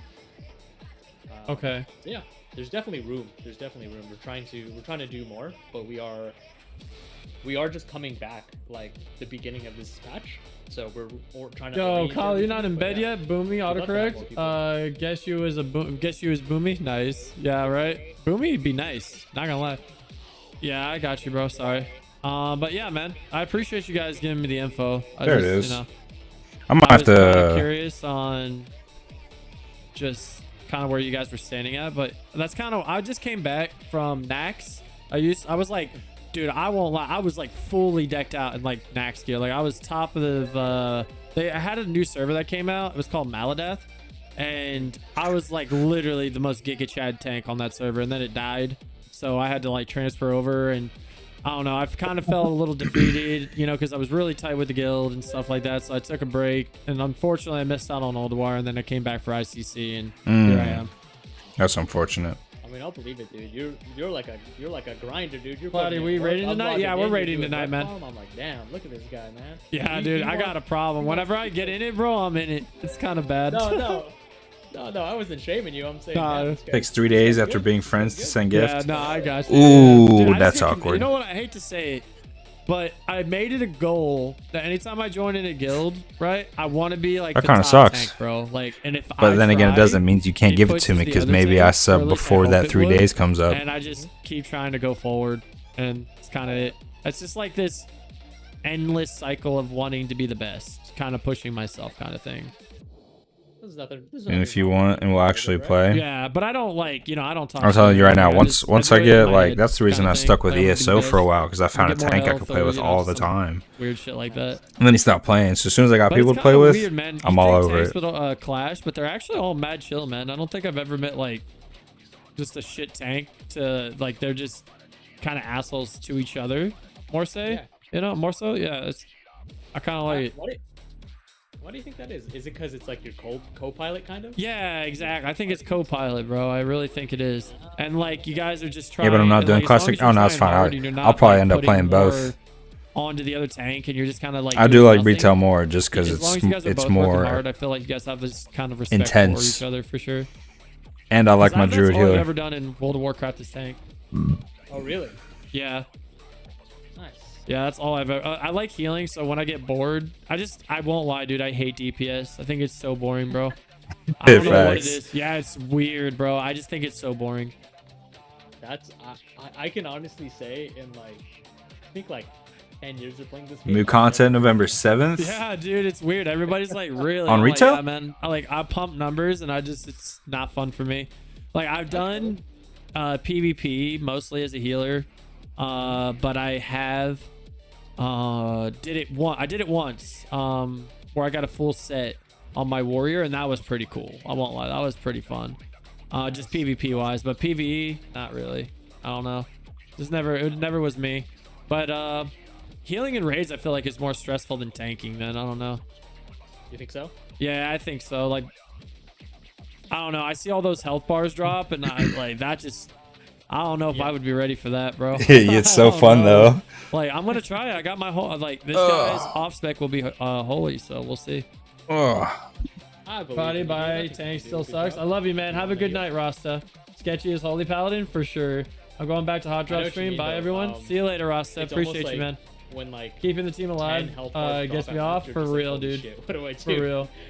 I almost Before you picture, like, DPS, an emergency DPS room is fun. where there's, Optimizing like, and pushing 5 your numbers agents, higher and higher and takes the they boring all out of it. start Oh, that fighting, is and true. I'm like, oh my god. That is true. Oh my god. Yeah, dude, my friend does make a point. He said that like when you push your numbers, you try to keep getting higher and higher. But I feel like you have a cap, right? You can't like, you can only get so high. Kind of I feel announcement. like. Is No, it this? or- You said new content, but it's not a DLC, so it's like I'm a just trying to like a patch with content in it. Is that what you're saying? Right, just have 10.2. fun storyline type of stuff. Yeah. well, not even storyline, just like log on and kick it with the homies. You know? Guardians of the Dream. I love this guild. Like the people, in this guild are awesome, right? And like I love logging into raid, not to parse, but to just to like catch up with everyone and shit. So yeah. I feel that, man. And that's what I like. Honestly, dude, I got lucky finding you guys. I don't like guilds that honestly, bro, do DKP, bro. Like, yeah, I thought yeah. it's, I don't know what it is, what everybody's New raid, fascination with a new it, season but for when I Mythic found Plus out and you guys don't do PvP. that, I was like, all right, you already got my attention, man. New What's zone. up? I was like, A new weapon. where do I gotta sign up? Let's Yeah, see. I'm with you on New that. faction. I'm not really excited about grinding another rep. Character customizations, Blood Elf and Druid forms. New Druid forms, new mount. DPS I have a friendly rivalry with. My last rival was on a Holy Death Knight, and I was raiding when Wrath first came out and a new X pack. Your shit, your DPS. Oh, I thought you said shit DPS. I don't know why I thought that.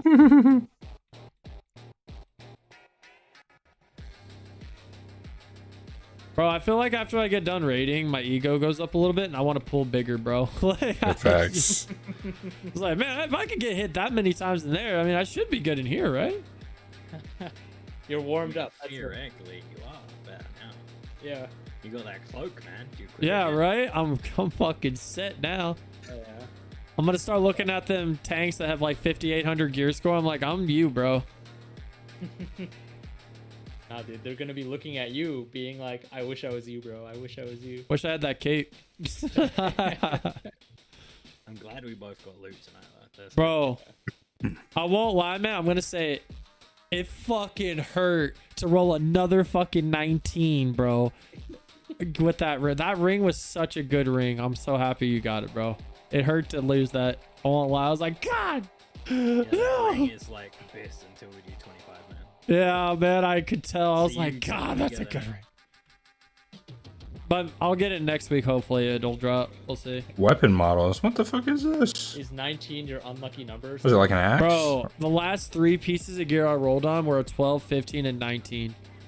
These are interesting new dude. weapons. I was like, and then I got the soft The reserve, so I didn't even win with a roll. I stabs just are won okay. because I fucking soft reserved I like it. the armor. And then I had to like, oh, guys, remember? I did a thing. I was Don't gonna show take the this druid with me, forms bro. too. I like the new mount. Oh man, that soft reserve lag almost they gave you a heart attack. Oh, it did, dude. I was like, come on, man. Don't do this to me. Antlers. You can get antlers. I what mean, the honestly, I would fuck? love to do a I'm holy gonna have to find another guild discipline now priest, but I because don't I'm mind fucking doing the assholes. balance druid or the affliction destrolock. Whatever you would like, girl. Whatever you want to play, just you do you, and we'll accept it. Like I said, they need a 25 man, so there's a little bit of wiggle room, so you can play whatever you would like to play.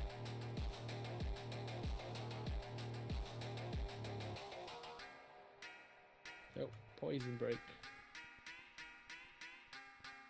Oh, there we go. These new weapons are cool. Oh, we got Dragon's that. cool too. Yo, this dungeon was hella fast, dude.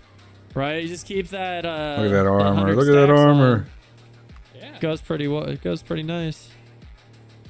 Dude, people kick me out of this dungeon actually. Why? Because I don't stop. They literally, I would right here, bro. We'll be in the middle of a fight, and it's like, dude, we told you to stop, and then they'll just kick me. I'm like, hey, let's back up in here, see if we can skip those guys. Oh no, those totems are gonna pull, aren't they? Oh, there we go. Good job. All right. You got rid of them. Holy Yeah, right. Usually shamans don't do that shit. Not judging, by the way, chat. You know, I'm just saying. Since The Shaman King. yeah, Yo, Good King, you need me to send you an invite on your account, by the way, to the guild? Your boosted shaman. We can just bring you in the raid at level 70 and just use you for lust, bro. You never sent me one? I'm gonna send you one, bro. Look, I only got 2 hands. If I could type with my eyes, I would, bro. Actually. No. I'm too busy spamming the keyboard. I'm not online. Yeah, you're not online yet. You forgot. $10. That is crazy. Wait, did we pull someone? We forgot this guy. My bad. No, you're good. If you were a good tank, you would be able to. Fuck you? Question mark? I can just turn off here. I'm still in tank. Yeah, right. Well, now I don't want to invite him right now. I'm gonna wait till after the boss. I want to wait till after the boss. What is your name, by the way? What would you call yourself? Wait, your name's not King, bro. How the heck? What are you playing right now? $15. Oh my god, you got the fancy lettering. How do I do that? Suggest invite. How do I do that? What's his name on? Yeah, Udode, Udode.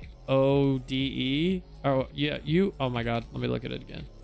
Tell him to whisper Nuggles. Nugggols. Yeah, so 404. Whisper this gentleman right here, bro. This is a gentleman right here. Have you heard of copy and paste? I can't copy and paste. Wait, can I? Can I do that? Hold on. Oh, the healer died. No, I can't do that. No, he's alive. Oh no, we're good. We're good. Did he reincarnate? He did, yeah. Yeah. What kind of healer is this? I feel like people are playing priest healer right now. Bro. Dude, he got killed again. Oh. He just absorbed it twice. He literally got shot. Don't worry, I'll just heal myself, bro. Okay. Just gonna have. So.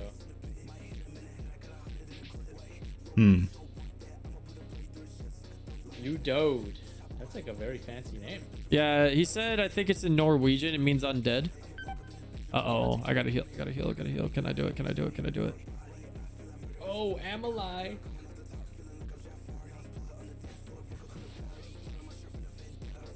Oh, I fucked up. Can I heal?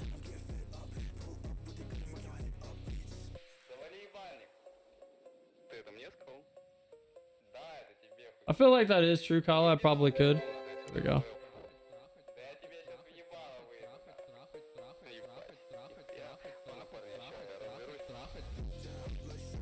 Yo, if the guildies are the ones that live, we're different tonight, boys. We're just different. We carried. We fucking carried. Oh! No! No! We got it.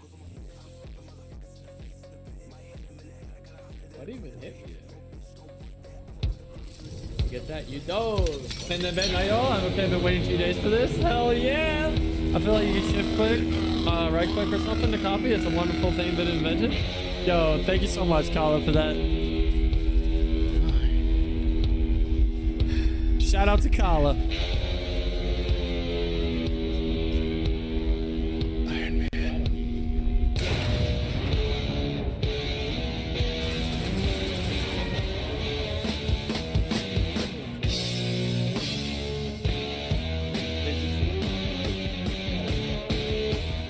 Ooh, I need a helmet. Okay. Ooh, I do We're need a subbed. helmet. I'll probably play some. Well, I mean, like, I'm gonna be There we go, awake, so baby. we might just go ahead pull an all nighter for our first time playing Classic. Tabbed over my I got phone you, bro. just to Sorry play about that and came back here to listen to it. I think I'm pretty set on just the average perp gear for Holy Paladin now. Well, so what I it- could probably start Oh, want me to what? practicing with it in dungeons and fail miserably. Oh, Alright, boys. What is your gear score in Holy Gear? I haven't even put it on, man. Pretty much all of a couple pieces of 245. You want to offer your 213, retail guild 225, and invite? quite a bit of 200. There's quite a few pieces, but it's kind of like a mixture between decent and mediocre. Okay. So I started doing gammas with 4600. 4600. Okay. How big is retail? I need to make sure I have enough room to download it. Sweet. Let I appreciate you, me man. actually check All right here. guys. Thank you for the gamma run. Probably gonna head to bed and I'm gonna raid out. So you guys have an incredible night and thank you again for allowing me to raid with you guys. And I am. It's so excited big, for it's tomorrow, Keka, man. dude. 90 gigs. Holy Yeah, shit. of course. Yeah, take it easy, guys. Have an incredible night. Yeah, that's what I'm talking about.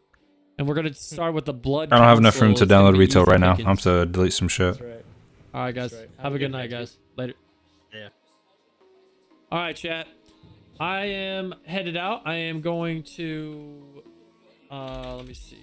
I'm gonna raid out to Hot Drop real quick. I gotta get to going to bed. Thank you so much for everybody being out. I hope that you guys all have an incredible night. Thank you so much for the gifted subs. Thank you so much for the biddies. Thank you so much for the follow banks. If you're still here, bro, just sub. Probably gonna pull an all-nighter on your server. Fuck yes. Do you just need an That's what I'm talking SSD? about, baby. You let me know. I do need an You let me SSD. know. And it's on white main, by the way. So yeah, it's on white main. Make sure, dude. Make raid sure Anon. you're Oh, is it saved. Anon on? Okay. I'll raid Anon. She just got back, so that's actually true. We got white I'm gonna main, I raid got Anon. it. That's right. All right, let's do that. See, my dude wanted me to play, dude. Assassin's Creed Odyssey, so I'm gonna send you guys over there. Thank you to everybody that was here tonight. Tantrum, keep updated with me, bro. Keep updated. And yeah, man. To be quite honest, I'm fucking stoked to play with you, dude. I'm stoked to play with you. There's a guild for you, man. There's always a spot for you. Anyways, guys, take it easy. Love you all. Shadow, Tantrum, Good King, Kala, all you. Anybody My else that's dude, I'm on working in the Feathermoon shadows? Scarlet Crusade for Have retail. an incredible I'm night, gonna and save we'll that see you here guys in a all tomorrow. second. We're gonna be doing Or if you just want to send me a message on we're Discord. gonna go for the Lich King, Because baby. that's what I was gonna do. We're I going was just for the gonna Lich type King. myself a Have a message good night, everyone. so I can remember. At least I'm alive. Though I can't say the same for my city. Lock and load, Oh my god, that scared The fuck? shit out of Scared the me. shit out of me. Cloudy, what the heck? Oh my goodness. Holy crap. that It's playable when it's halfway downloaded? That's weird. shit out of me. Where my cat? Yes, good king, how are Wait, you? you have food, don't you? Hang on, let me give you a big ol' shout out. If I can, there we go. Cause I'm all alone. There's no one here beside me. How am I doing? I'm doing pretty well. We got to a very juicy part of the story. And, But you gotta have friends. I was very excited to kill this person, but I didn't. My man for Classic with Cloudy, Feathermoon Scarlet for retail with me. Are you Alliance or Horde? Because I know Cloudy's Horde side. But yeah, we are like the story is getting. Oh damn, more Illuminate juicy. got Like, off. we Oh returned my to goodness. Athens. Apparently, there's some type of plague that's going on. And this guy right here is a politician, and he kind of runs the city. And people are like, you know, mobbing. Here's my kitty. And, Come here. yeah, it's pretty crazy right now. But how is your stream? Oh my god, welcome in, Raiders. How are you? I hope y'all are having a wonderful Wednesday. Doesn't like to be held. I guess Thursday now. We have both in the same guild. You will have to lift it out of its sorry state. I wish to see it with my own eyes. I burnt my popcorn on stream. Oh no. Much has changed. I can't even stand up straight to look death in the eye. You'll recover sooner if you let Hippocrates. Alright, the download's done. I will be Shadow Rogue, hello. How are you? I'll be right back.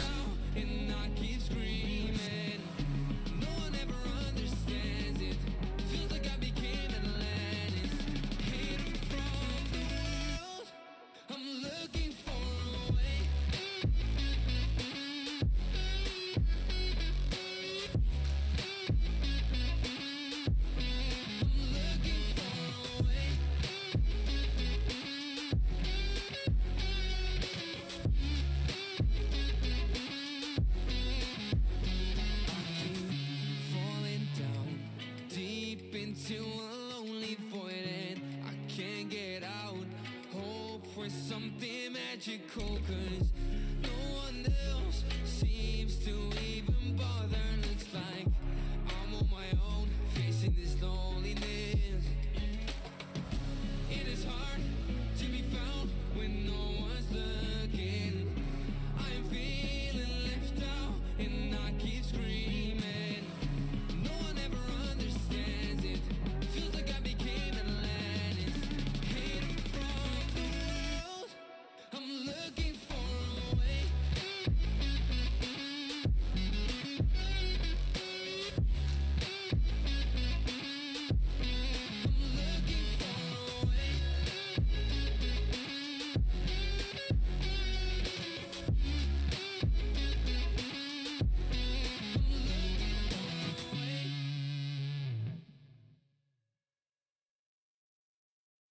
By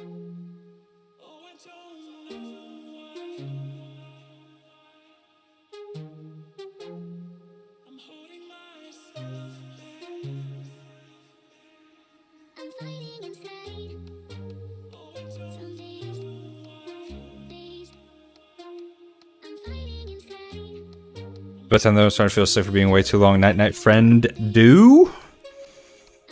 Being way too long? Appreciate you, Carla.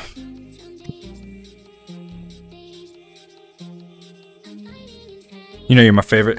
Bye, right back. Forgot to get my drink too.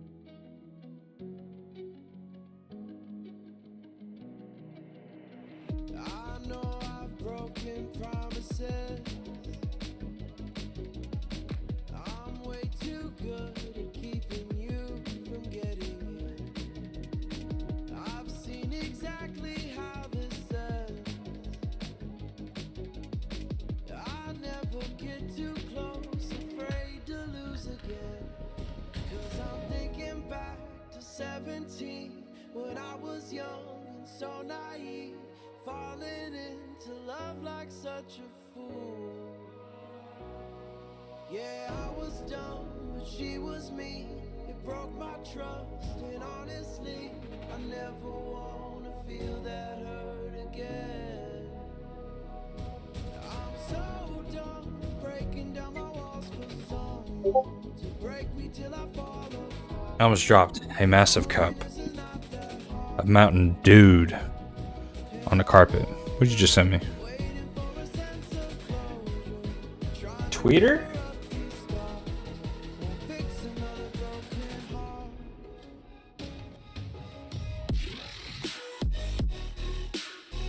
That's a random video.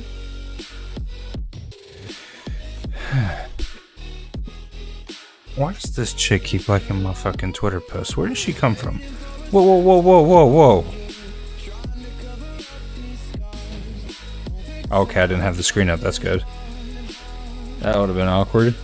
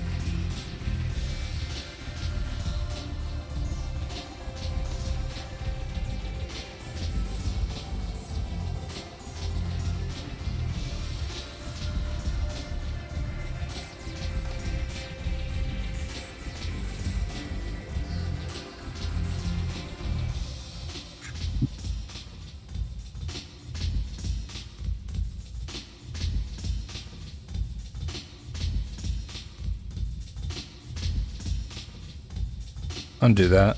There you go.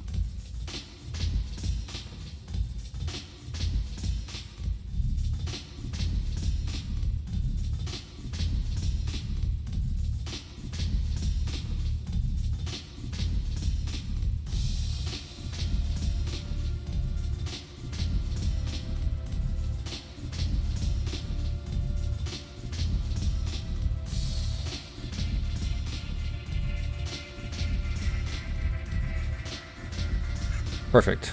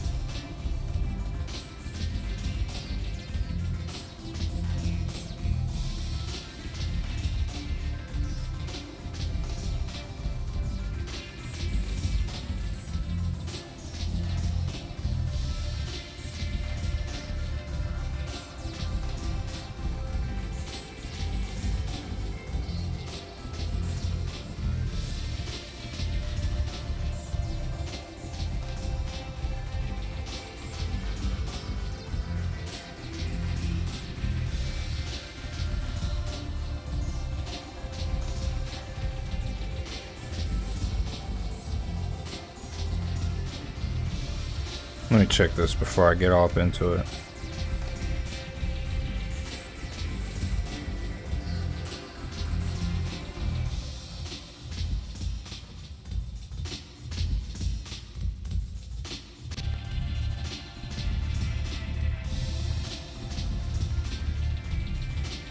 Okay. Never mind.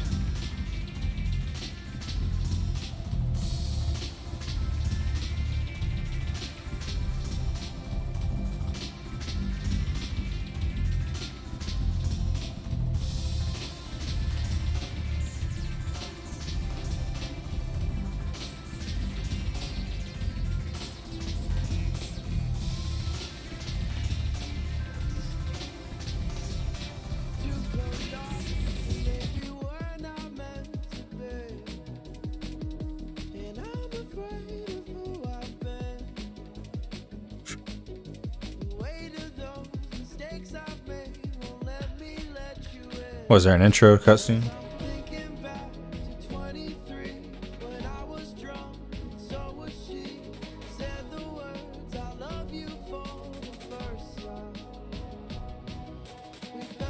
What's going on? Okay.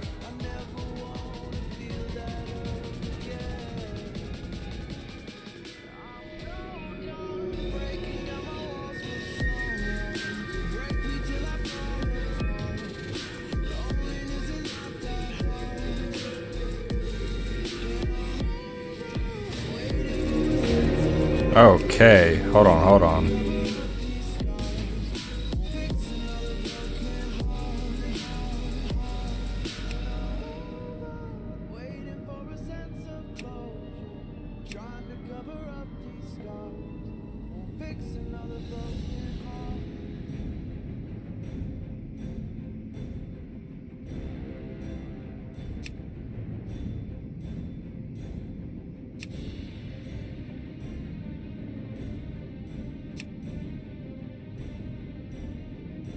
I don't know what I'm doing.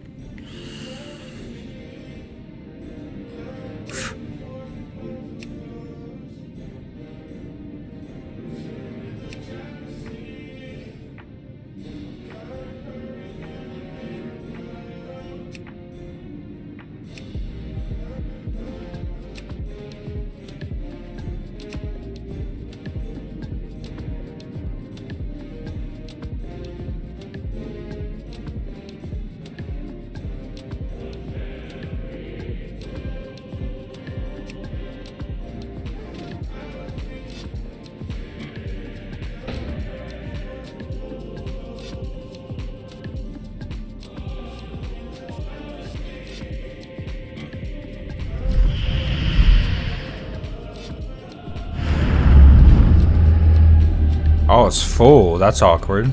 Okay.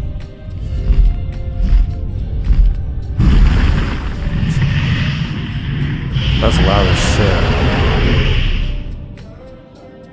Oh my goodness.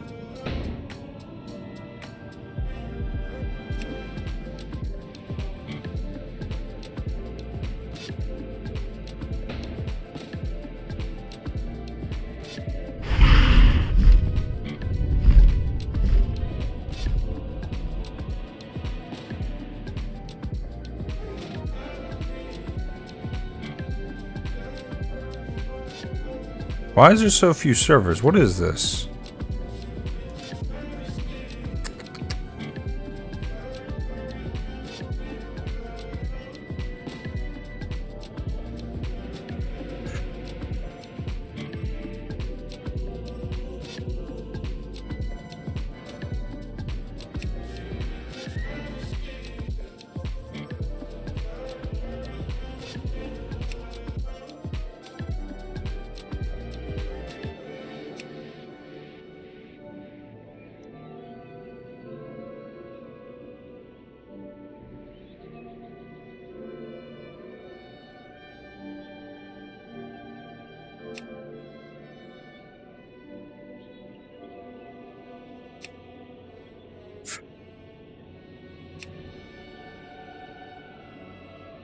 Halloween night is creepy. The costumes, the movies, the haunted houses. But October 31st only lasts 24 hours. The consequences from drinking and driving do not. The scariest part of your night shouldn't be the drive home. Don't let this Halloween haunt you forever. Booze it and lose it. Brought to you by the Tennessee Highway Safety Office, a division of the Tennessee Department of Safety and Homeland Security.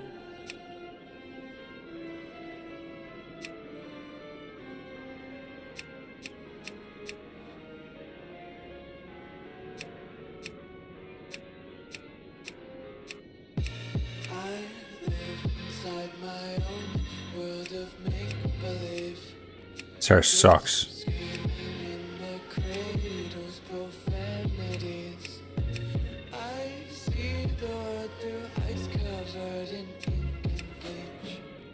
Cross out the ones who heard my cries and watched me weep.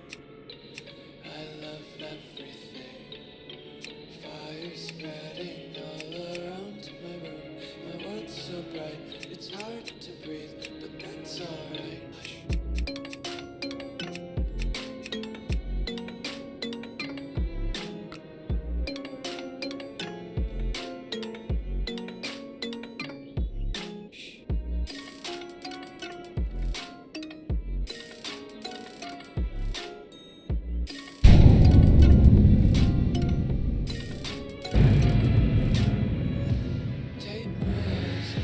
For nearly 7,000, the High Elves cultivated a shining, magical kingdom, hidden deep within the forests of northern Lordaeron. But 5 years ago, the undead Scourge invaded Quel'Thalas and drove the elves to the brink of extinction.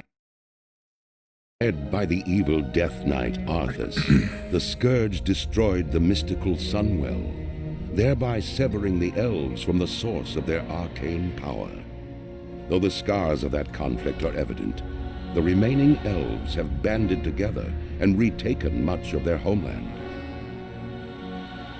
Calling themselves Blood Elves, these grim survivors are committed to regaining the vast powers they once commanded.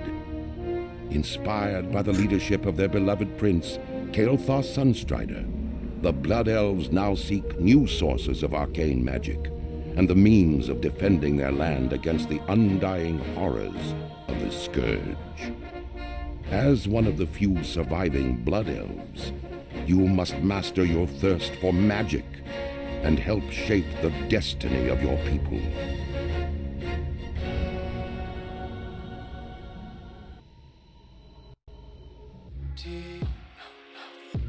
Why can't you just let me eat my weight in glee? I live inside my own world of make-believe. Kids screaming in their cradles, profanities.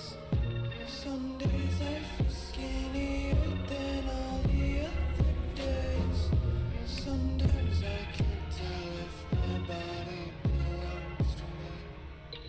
I love everything. Fire spreading all around my room. I see. Okay. So bright, it's hard to breathe, but that's alright. Hush.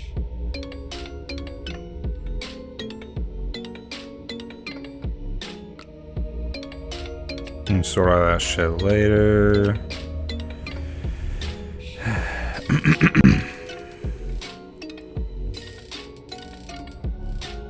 Do not want floating text, no thank you. Anu Belore Delana.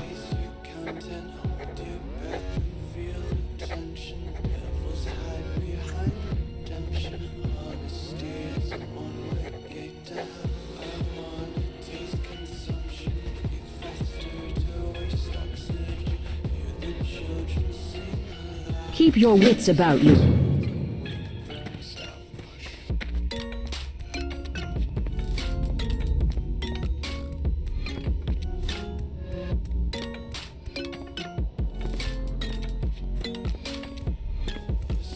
Glory to the Sindori.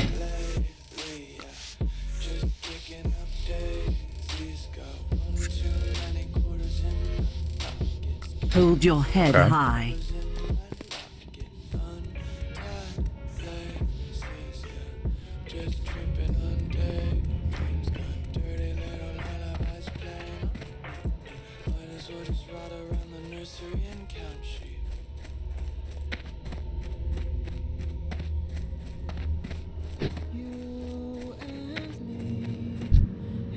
Choose wisely.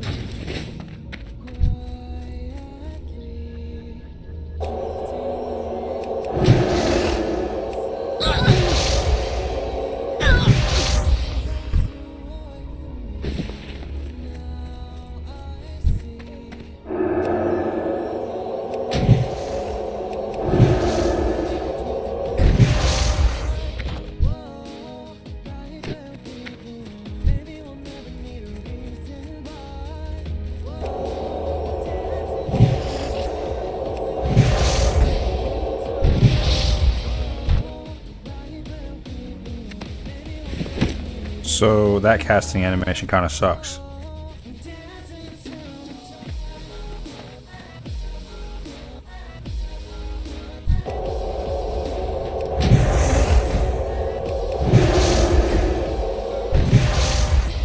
Yeah, that kind of sucks. Yeah, we're playing a dude. I'm good.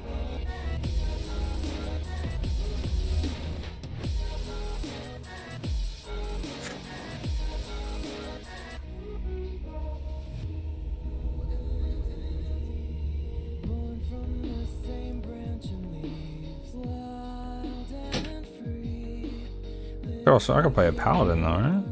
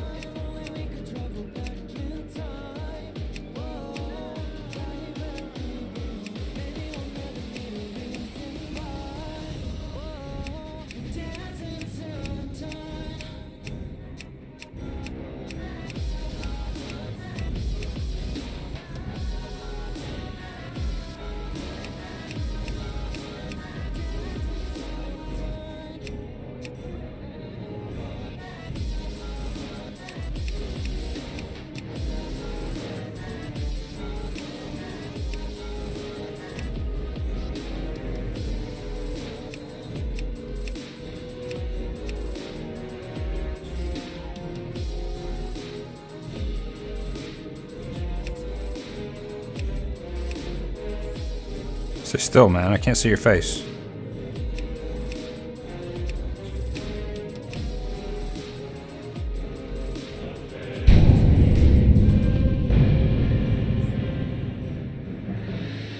For nearly 7 What business have you?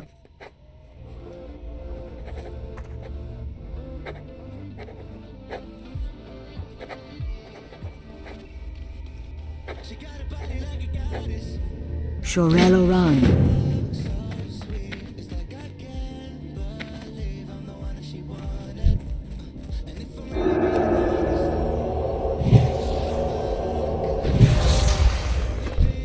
Okay, so the male model hits harder too.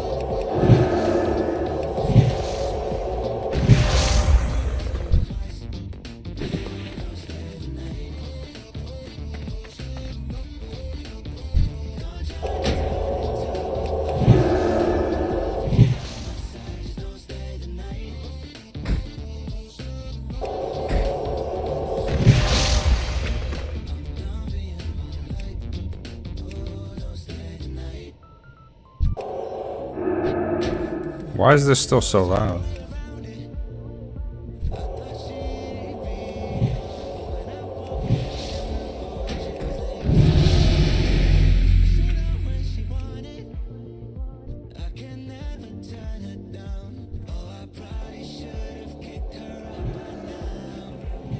Much better.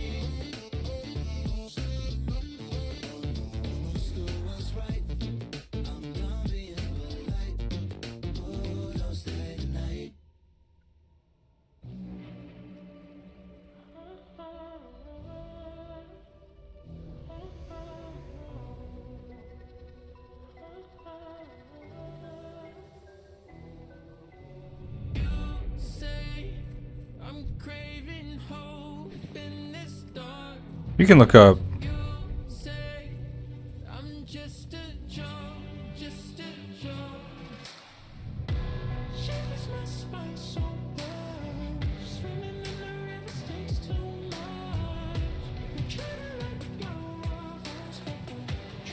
I'm in Westfall, right?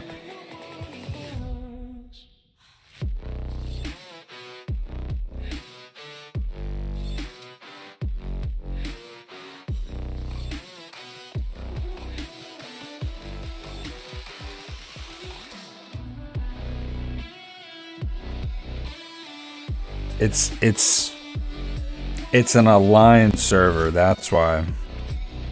Okay. I'm glad I figured this out now. That's just perfect.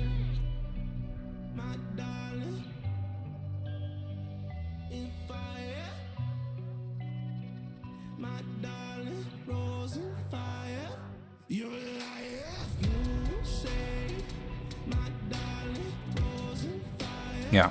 No. Get me out of here. Okay, so let's see. We want... That's a hard one. And Maladath.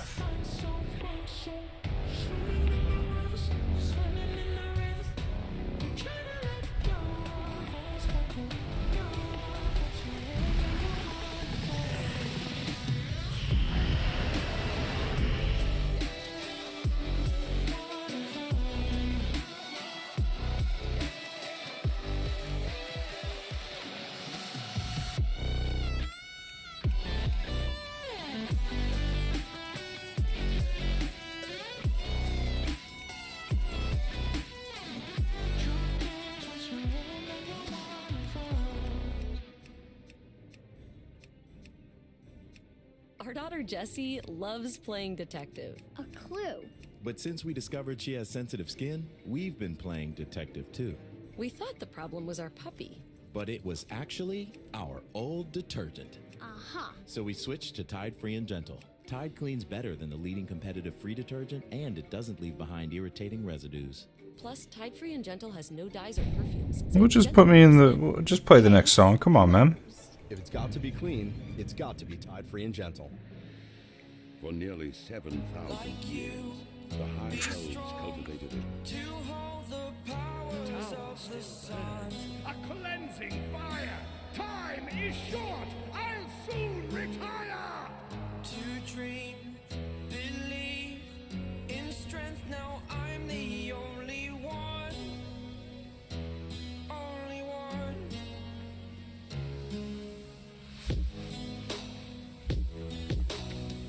I was an ordinary boy.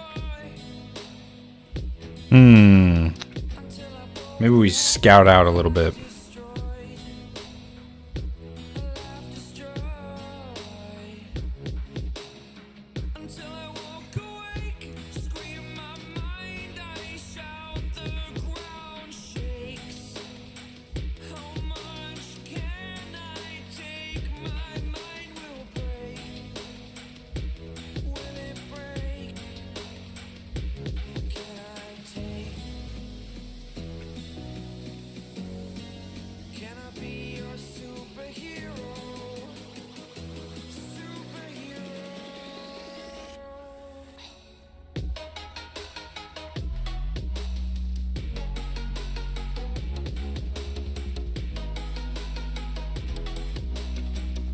What race can I play that'll get me close to Orgrimmar?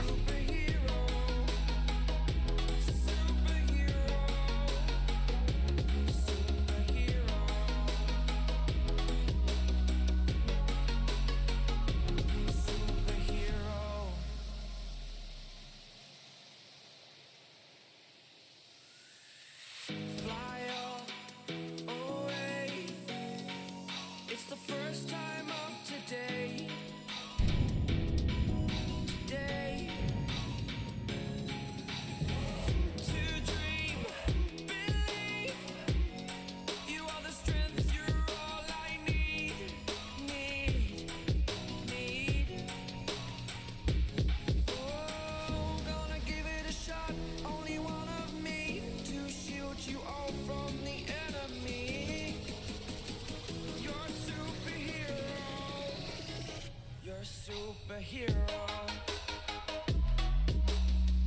Nobody gonna answer me for real?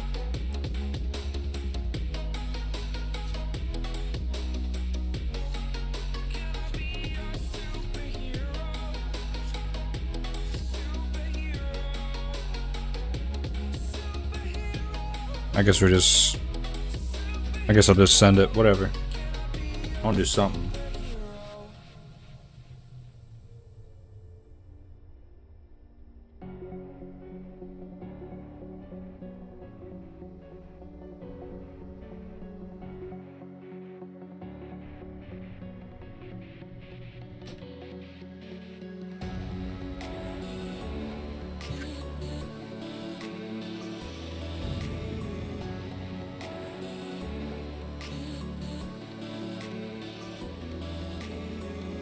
State your business.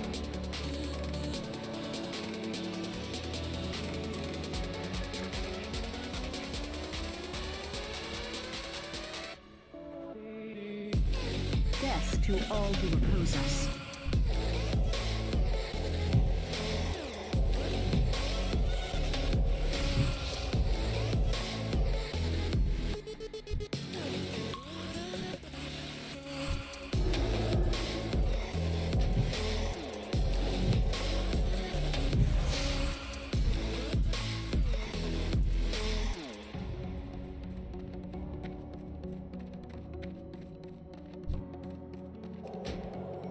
I'm out of range.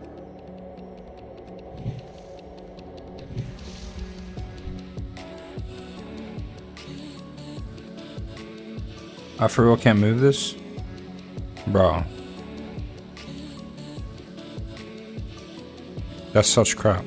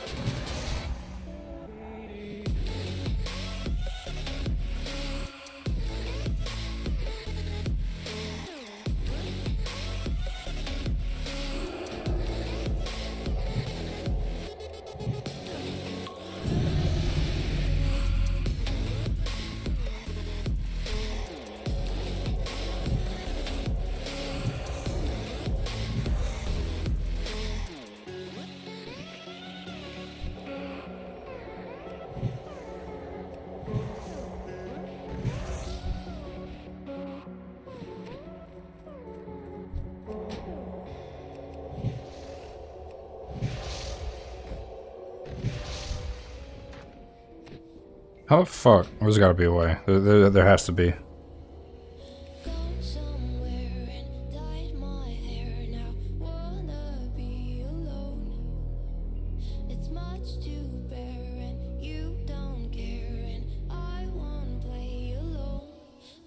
You in my sight. I keep all the words you said to me. I get you on your knees. Rewrite all the things you said that I should be. I'll get you, now you'll beg me please. Hey. Now I stay away, you were never meant to save me.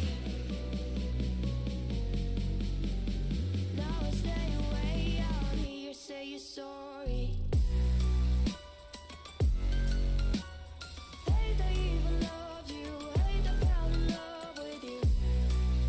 I guess it's just not gonna let me.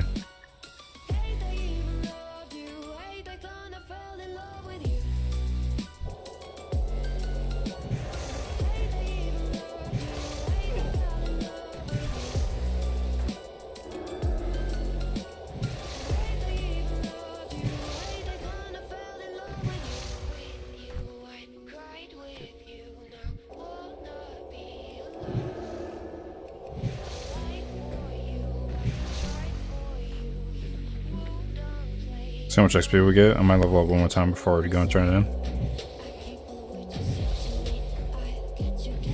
Oh yeah, I'm gonna level up one more time.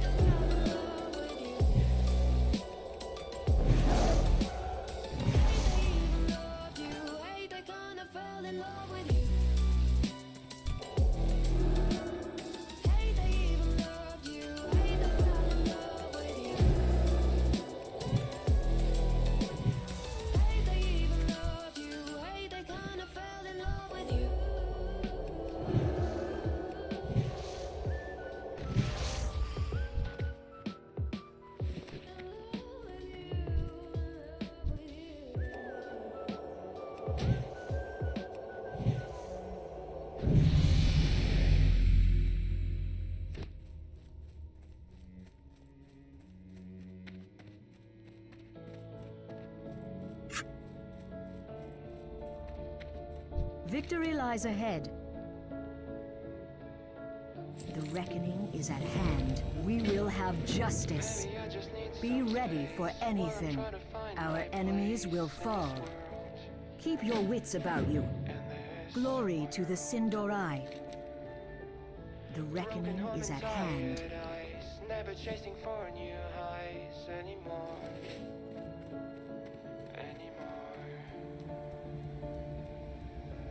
I don't think I can pave the way with only dreams of yesterday. The dark times will pass.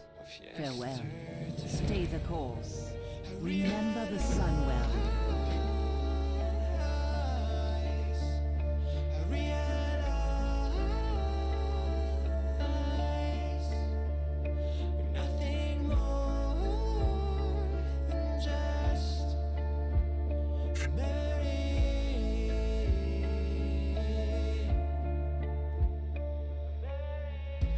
How can you be understood when you cannot understand anymore?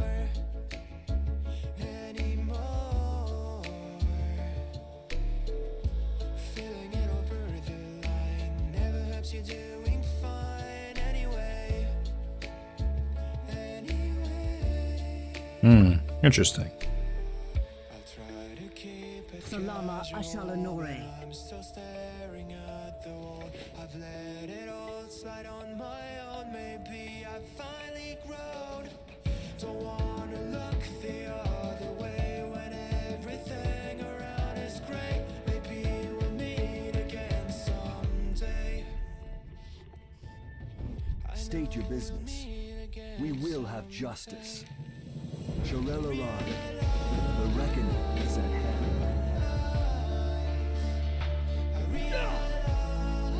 We will persevere. The reckoning is at hand. Your gold is welcome here.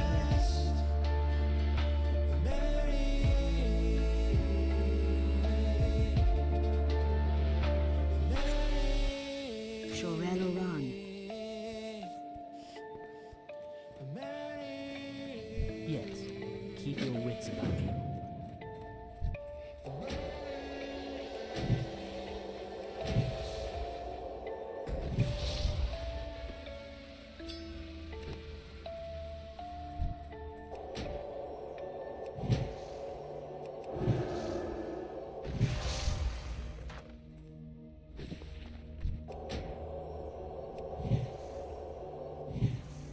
Halloween night is creepy.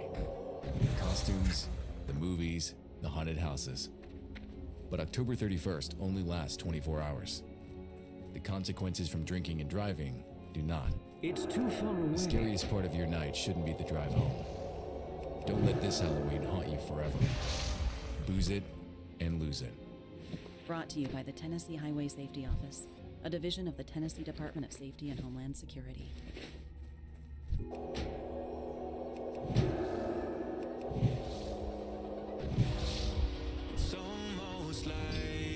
I'm doing shit like this. Hold on. All over again. Hold on tight to the feeling, but it's a roller coaster in my head.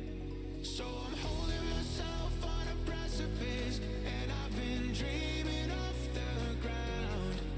So I'm looking for something that's definite. I'm praying you don't let me down. It's gotta be it's gotta be all or nothing, all or nothing. It's gotta be all or nothing.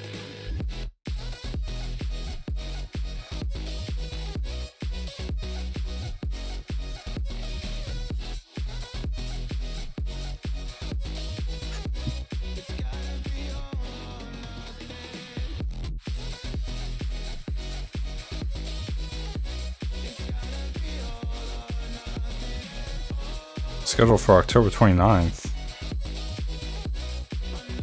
What the fuck? These are all upcoming. What the hell?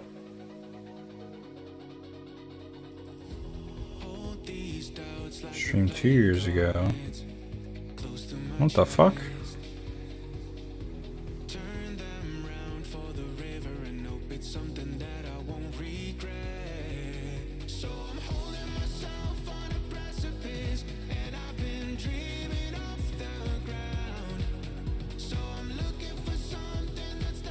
They just streamed yesterday. What are all these 3-year-old fucking...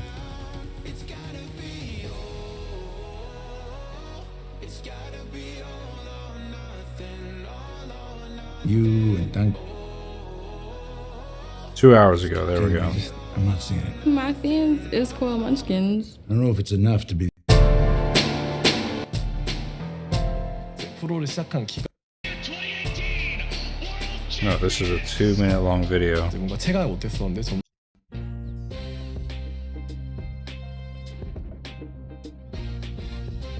Welcome, Poggers, and everybody else. No. What the fuck is going on? 프로를 시작한 기간에 비해서 월즈를 너무 빨리 오고 이제 우승을 하다 보니까.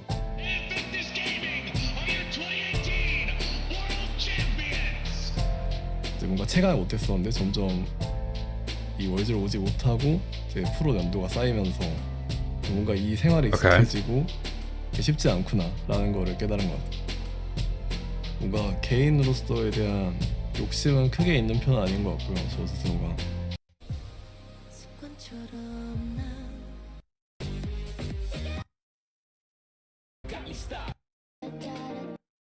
Group stage exit in World's history for any of these teams. Yeah, I'm going to push back a little bit on that one because obviously, you know, it's a new format. But I do think that particularly the existence of D plus Kia here today is something that even given their subpar form in the regular split, many weren't expecting. So we'll see if they can fight back today. Couldn't wait to bring it up.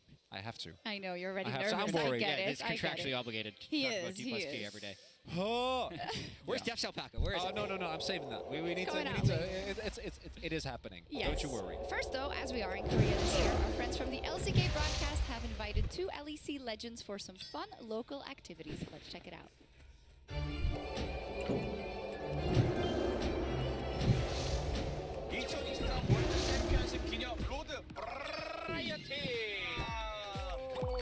I don't have a case. There's someone might not know you guys yet. Let's try try to Al picks. Bro, I'm not playing with these ads right now.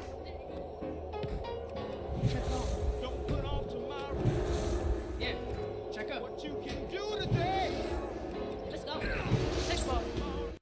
And it is interesting, right? Because it's I think weaker in lane than some of the other options that we were talking about, and Summit is such a strong laner. But I think that TL are coming into this, and they should feel confident about their ability to outplay in 5v5. They've got some really talented players.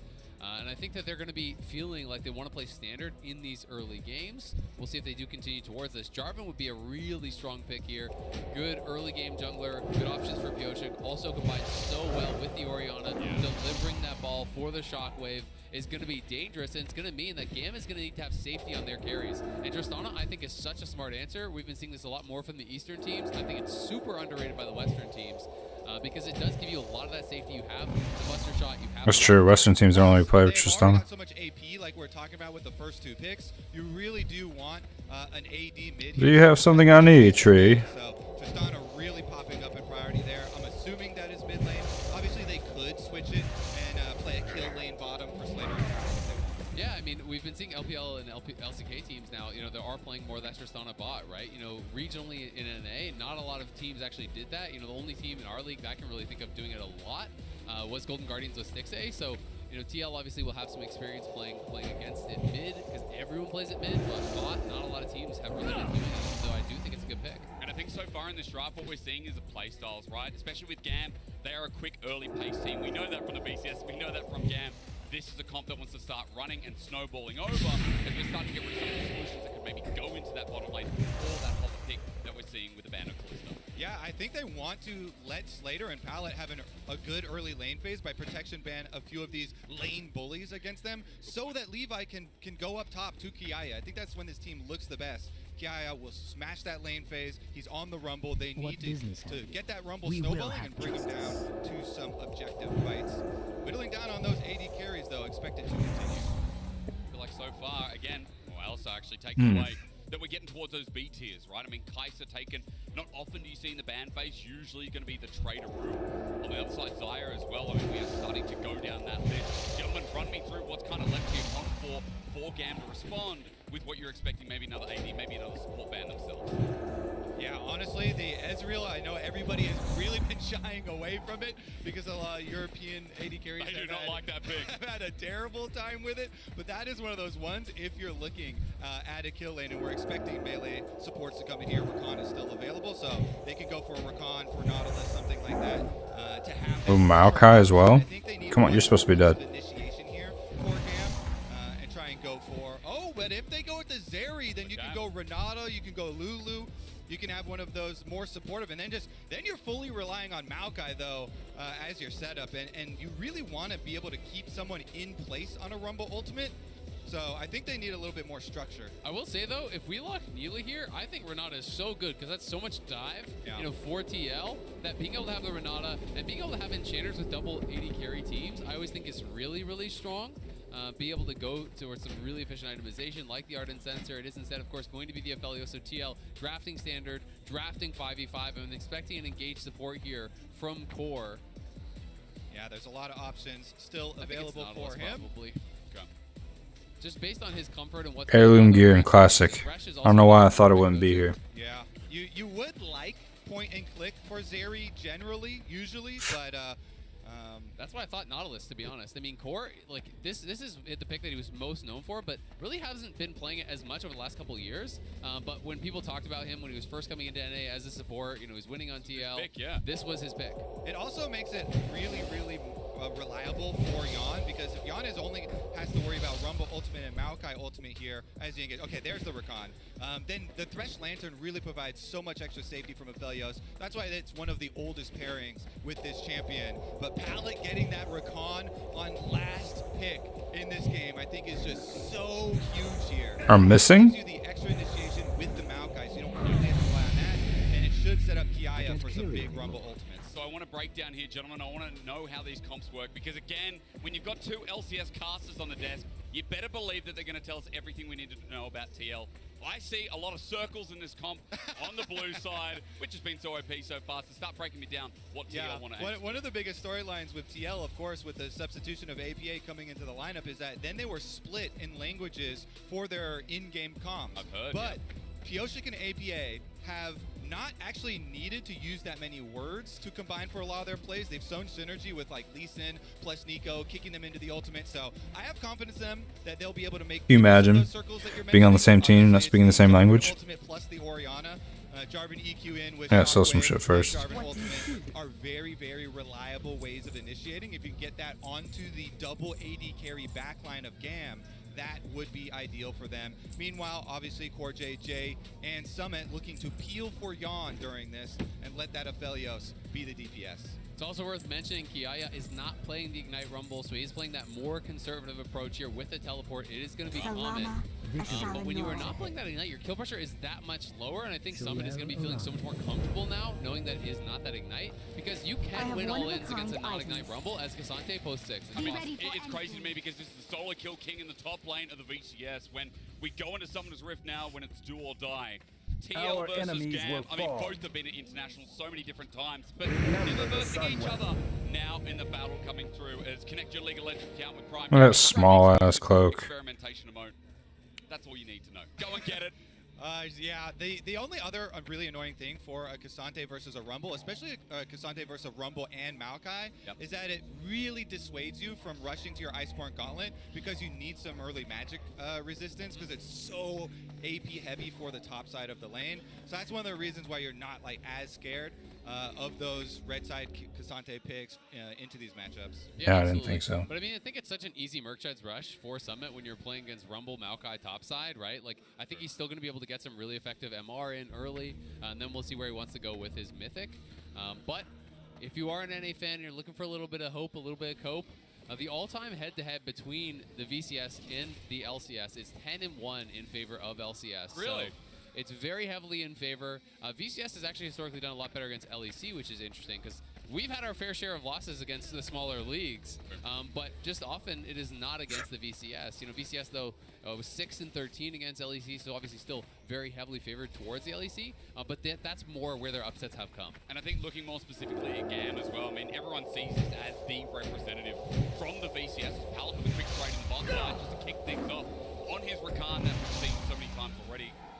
Is a tangent to tell you that they're 2-4, 1-5, 1-5 in individual years when they've been there in 2017, 2019, and 2022 respectively. They might be the representative, but again, using your NA record, when they go head-to-head with some of these major regions, they tend to struggle. And now 0-2, where they can't drop this best of 3, they can't drop any best of 3. I think it's important to note that they need to start strong. Yeah, so much pressure. These are the highest pressure games that we have had at Worlds so far, because these are elimination ones. These are the first elimination games. And we do see opposite side jungle paths here, so Team Liquid, as we're watching these bottom side trades, also know that Jarvan is coming down. GAM have a ward on the Raptors, so they have perfect timing on Pyosik right now.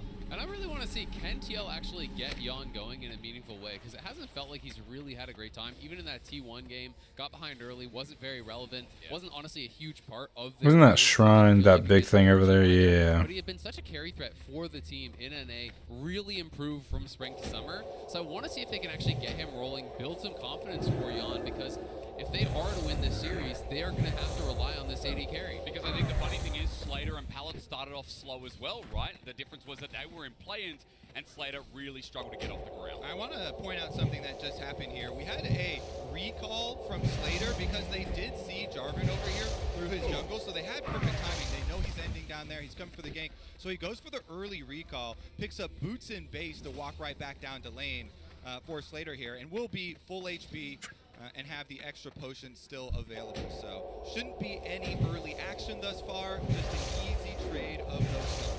Hang on. You said no early action. This is Gam, though, Kobe. I mean, you're casting the VCS. You can argue with me, but you can't argue with the map, my All friend. those circles, man. Those are big circles. It's going to be interesting to see, you know, when that first fight breaks out, if either team is going to be playing heavily, prioritizing that dragon or anything like that. I mean, if I'm TL and I'm playing this comp, I don't feel like I need to really do anything. Like, I think you're going to be happy to sit back, farm it up, try to play to scale here. Yeah, I think first area to go for is a Maokai flash W angle onto mid lane. If you can flash W onto the Orianna, you're going to, at the worst, trade flashes here with an exceptionally aggressive AD carry mid like Tristana.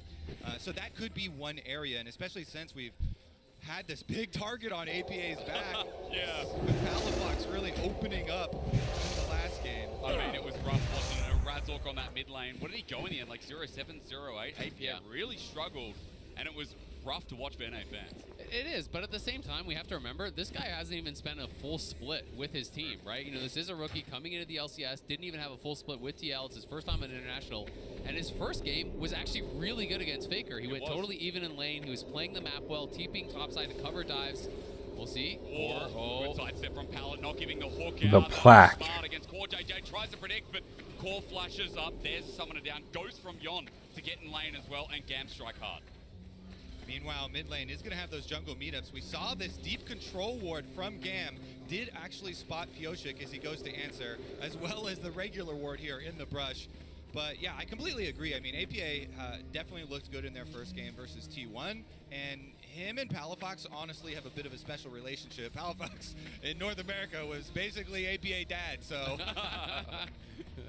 That's nothing nicer than seeing a father and son. Yeah, on the international father-son stage. bonding on the international stage. It's a beautiful thing, really. Shockwave, speak of the devil. Maybe he heard you Anadia guys talking. Shola, Buster shot we out. will Pyosik have doesn't justice. have the cataclysm, but tried to finish the kill. Critical buster shot there. Be Otherwise, ready APA for could have gone for a anything. flash follow and Death gotten that to all finish. who He oppose did us. actually solo kill on the Orianna.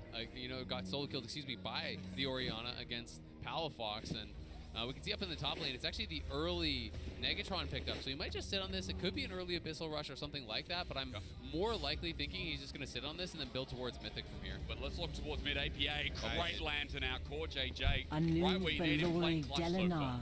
Yeah, visiting the lanes, keeping them safe over here. APA still with the flash.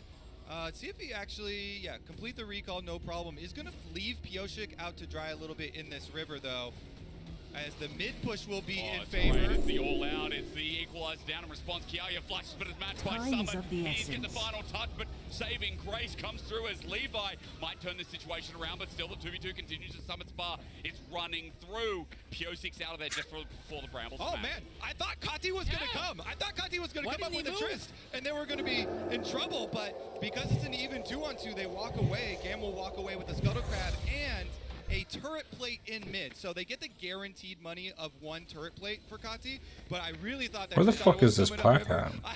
I could see it. Yeah. Yeah, we were both looking at it. I think that was so greedy from Kati to go for the Oh, it was play way instead of over going there. To the play. Like, TL were hard engaging on that. If he moves up, it could have been so much more, but the hook. The hook's great, you're right. Slater flashes away over the wall. He escapes. His pallet is narrowly doing the same thing. There's another Summoner down. Slater now with none. All right, see what they can do. No AD carry flash here for Slater and constantly getting pushed in. Maybe we have a top side to bottom side clear for Pyosik in the works. And they start to think about some of this dragon control.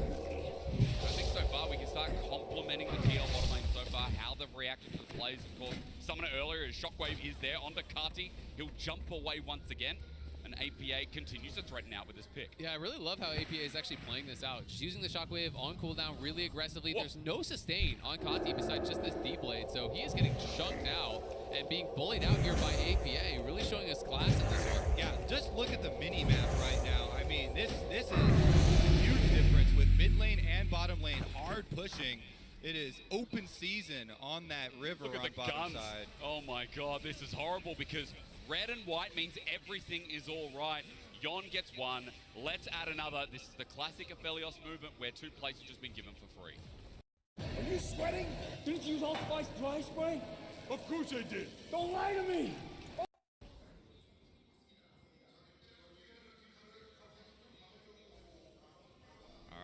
Pyosik gonna move in, look to utilize those pushing lanes we were just setting up. Paladin is here, but honestly, he could just be a bystander since Pyosik does have smite. He would just be annoying, at the very least. Just He to gives him use a little love tap there with the lance as well. Or might change it as well. The knockup's there, you're right, the flash. Oh, no way! When the pressure sits hard, you make mistakes. That would have been a kill. That would have been a kill for sure. There were only a couple. Oh no, and it's going to bite back in his favor as well. Kati getting engaged on the ignites down. He doesn't have a flash to hit. With the lantern back in, Graviton slows him down. He knows that he's dead. Yon gets first blood, and Kati may have single-handedly lost this early game. What a demoralizing sequence of events for Gam here. Kati face-plant into the wall, and then is also punished in getting killed. Beautiful stuff there. You have to say in tandem for Yon and CoreJJ, though. Love that play. Yon gets knocked back with the Buster shot, but boom, Lantern is there, Purple Gun Root is there, and he's able to finish off the kill. This was just troll from Pyosik, though. He was staying so long, and that was so greedy. If Kati doesn't feel the flash, he kills him, and he gets out for free because he gets the reset. He'd be too far from Core, but instead, Purple Gun, Root into the guaranteed play. I guess Core didn't have hook because he never used it. He just autos him to death. And Yon just stays just on the outside of that W knockup range from Pallet. No problem for him. Easily spaced with the green gun. It certainly does hurt that one. You're going to have to recover, though, because as we said, these are elimination games, so you can't let a mistake like that on the world stage completely tilt your whole game. The goal difference is not that big. It's just one kill. It's just one first blood here acquired by Team Liquid, so Gam need to stay cool and stabilize. But you know what my problem is? The fact that Yon, outside of that kill and the small gold lead, yes, it's those double turret plates giving him away as well. We've now got the Noon Quiver, we've got the recurve bow in the inventory, a bit of extra stats for Yon. And when we were saying that this bottom lane was so important for TL, I think this is the perfect start to open up this series. Absolutely. I mean, he's a good 600 gold up on the bot lane. Summon in the top lane has been very stable. We've been seeing APA do great in the mid lane as well. He's chipped away at that turret a little bit. Could get a play here. Pyosik is behind him. Like a tracks there. APA on top as well. Now ring around the Rosie. How do you get out? The Nate just grabbed Pyosik. What's going on over here? Again, or rather it's CoreJJ. The flash over the wall to get out. Levi's safe, but TL booming. Yeah, the shockwave movement then misaligns the death sentence from CoreJJ, so they don't get the combo there, but they still get the flash off of Levi. Maokai now going to have to be a little bit more careful with where he goes, but APA will have to be way careful. Jump in, yeah. Kati wants the all-in, doesn't find He wanted the buster shot. Okay. APA does also still have flash and uses the extra move speed there from the phase rush, so now he can just retreat into bottom where the rest of his team has full priority. Rift Herald is used for some easy plates. Engaging. Blazer's available. Coming through, as you said. Layer it down, the carpet's there, but APA burns the flash. Herald also taken out in the end. Yeah, Gam should have had a couple of these kills, man. I mean, that was a full whiff from Kiaya there. Both teams struggling with nerves here. The coordination not there. The equalizer comes down. Kati buster shots him away from it, but I don't even think he got one tick of that equalizer. APA should have been dead for sure from that position. If he just laid it vertically on him, 1 or 2 ticks, then the buster shot comes through, he's dead. It's rough again. I mean, TL being gifted a bit of the early game. As you said, gold is even, but you know, you guys were talking about this a little bit before, and we've got Aphelios, we've got Orianna on the same team, plus Cassandre, of course. We know what this comp's going to do if they get the 5v5s, if they get the chance in game 2. Does TL start looking towards this dragon? Again, another prompt for the early game and how well, or at least well-rounded, it's going in game 1. Yeah, we've had about 7-8ish minutes of mid lane and bottom side pushing for Team Liquid. A lot of priority on the bottom half of the map. Resulting in that first blood, now resulting in the dragon as well. And even the island that is top lane up there, Summit finally does get a turret plate as well in response from that Kiaya roam down mid, or half roam down mid, to get in range for the Rumble ultimate. So Team Liquid very happy with this early game because their comp, this is exactly the type of start you want with this comp that will naturally transition, as we get a little close, naturally transition into a very strong front-to-back team fight here with the classic carries of Orion and Aphelios. That their only drawback is that they don't have their own dash and the mobility of those carries. And Gam will have to get very creative there with the Maokai, with the Rakan to ensure that they can keep it going. And I think coming back to top side of why Gam, you know, aren't winning more, because they 2v2, of course not, was Azal, you made a point about that Ignite Rumble in lane. Now I'm looking at APA because on pause, and that point we can come back because it's all in. Finally, Gam! Finally, a play goes well. There's a lot of attention over towards mid lane. Levi has been there a bunch of times, dropped Herald there, multiple times, and without the flash, JPA has no way out, so it's a good kill with the hook. Hook's great. There's a flash from Pallet to move the play over. Yon's out of there thanks to Dark Passage to flash forward, but it's Sephram. He's healed up. Piosik in from the back line, and now we have Chaos. A 1-for-1 so far, but Core JJ doesn't miss the hooks. The all-outs there from TL as Summit joins in the fray. Core JJ, it's so good. Yeah, the TP's come down from both sides there, and Yon with the red gun ulti. Unfortunately, when Slater flashed forward, he slashed straight in the line, so he still got tagged by that red gun ulti. It meant that Yon lived a lot longer than they would have wanted. Here's that earlier gank. And we all saw this perfectly. That was a good play. There's nothing APA can do. He doesn't have flash. So what really is important is Kati, look at that turret in mid lane. He has already mined 3 plates off. He mines another turret plate right now while this play is going on. And I actually really love Palad's response to this. It was a great hook from Core, but he just instantly hard engages onto Yon, pushes him back. That red gun ulti kept him alive for a while, though. And with the instant arrival there from both the top laners, Piosik was there as the extra man. That made all the difference. Kiaya TP's down, but it's only to die, unfortunately, for him. So 2-for-1 there for TL. Of course, there was that kill in mid lane for Gam on the other side. So, again, the game very, very even. Yeah, I want to actually see the individual gold of mid lane. Thank you. I was wondering what it was. I thought it was going to be at least 1,000 gold in the favor of Tristana here, but well over. So we'll see what Kati can do. Kati traditionally for Gam, he's the go-to guy in the game. He's the powerhouse to try and get them across the finish line, and this is exactly where they want their gold. And that's why they put so much pressure towards it. It was APA winning the 1v1 basically all game long, but it was Gam playing so well as a squad, facilitating that advantage for Kati, you know, really putting him in a place to succeed.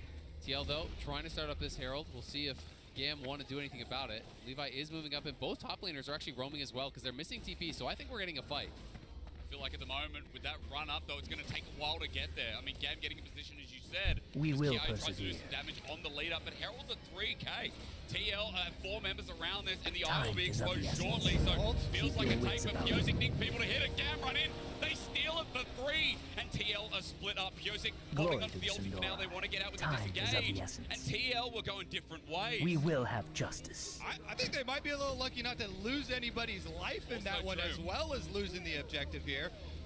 Kiaya did a great job cutting off Summit as he was trying to get there. Chunked him out low, chunks him out low again, and the turret is gone as well. Gam here, stringing together some objectives. Really good defense. They know that not only because Kiaya was able to chunk out Summit on the way there, but Rumble doesn't have to get as close as the Cassante does to have a real impact. I mean, TL kind of messed it up because they got the Herald too low, so at a certain health, the eye doesn't spawn anymore, right? It basically got too low, so they couldn't combine, you know, the eye hit with the smite, and it just ended up being a straight up 50-50 instead of having that advantage to actually combo it down. Levi walks in, wins the smite fight, they get it, they get that mid lane turret without even using the Herald. They obviously dropped that earlier one there, so it was softened up, but now they have the potential to open up a bit of more of a lead. As it is the Blade of the Rune King rush on Zerion. This is a new one for me. I'm not...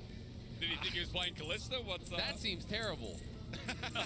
All right, your job, Kobe. So, let's see. We could say there are a couple of high health targets on the front line. Maybe trying to get some value there with the percentage.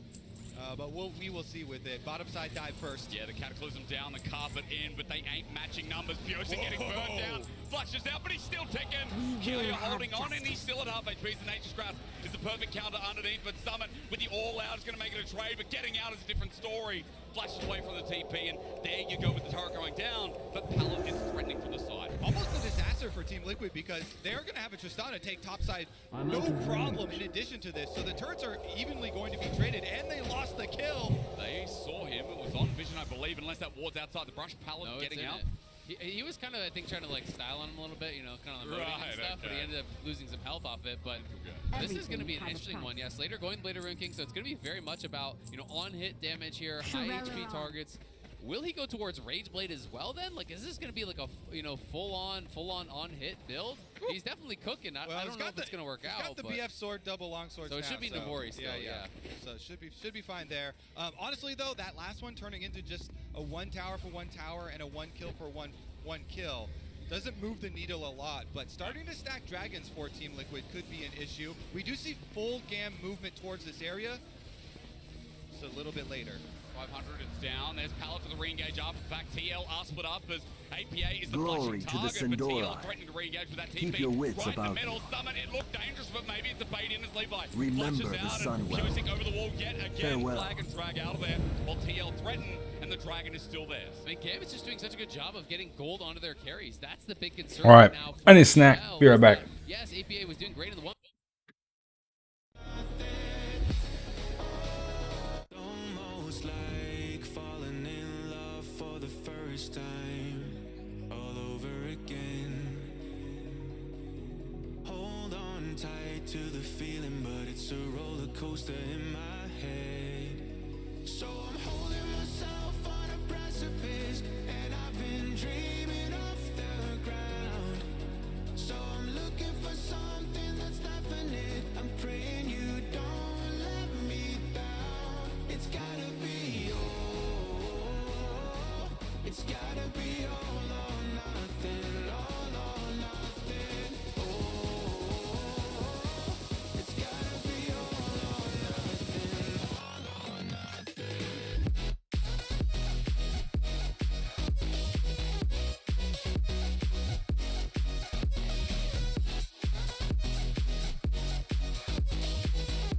It's gotta be all or nothing.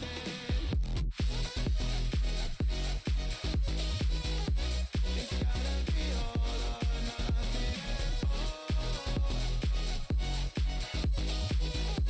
Or nothing at all.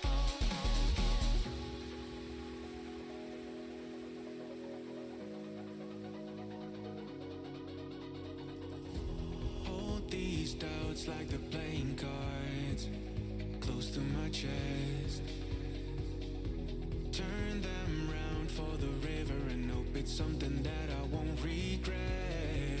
So I'm holding myself on a precipice, and I've been dreaming off the ground. So I'm looking for something that's definite. I'm praying you don't let me down. It's gotta be it's gotta be all or nothing, all or nothing. It's gotta be all or nothing, all or nothing. It's gotta be all or nothing. It's gotta be all or nothing, all or nothing.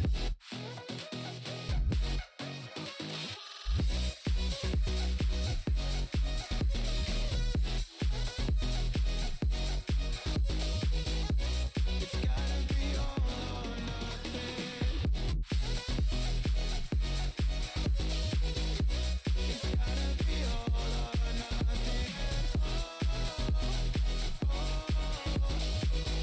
Or nothing at all.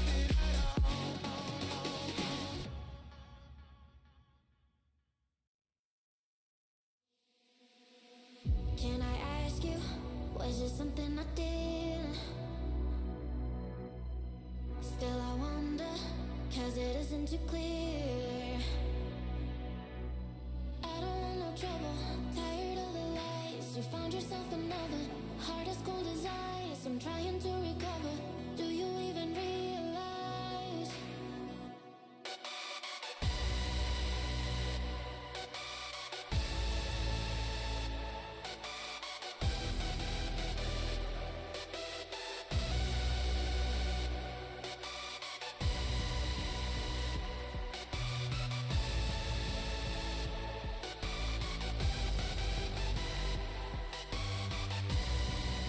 I'm thinking everything you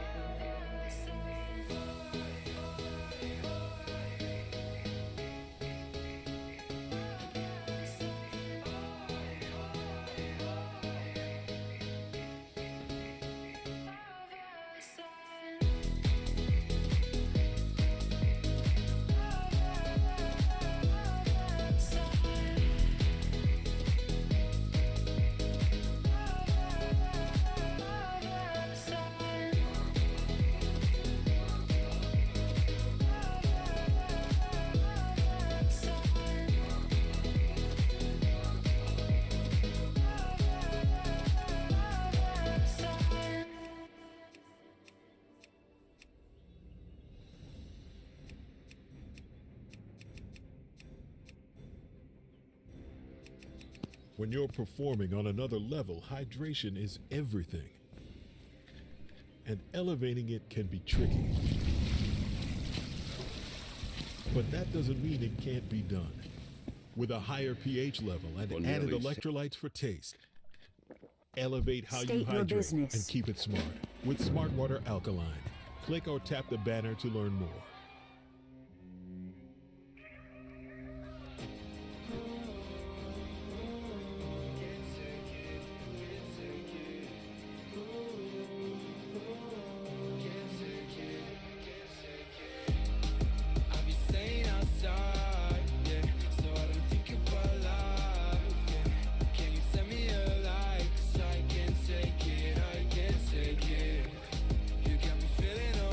There's so much more people here, dude. What the fuck?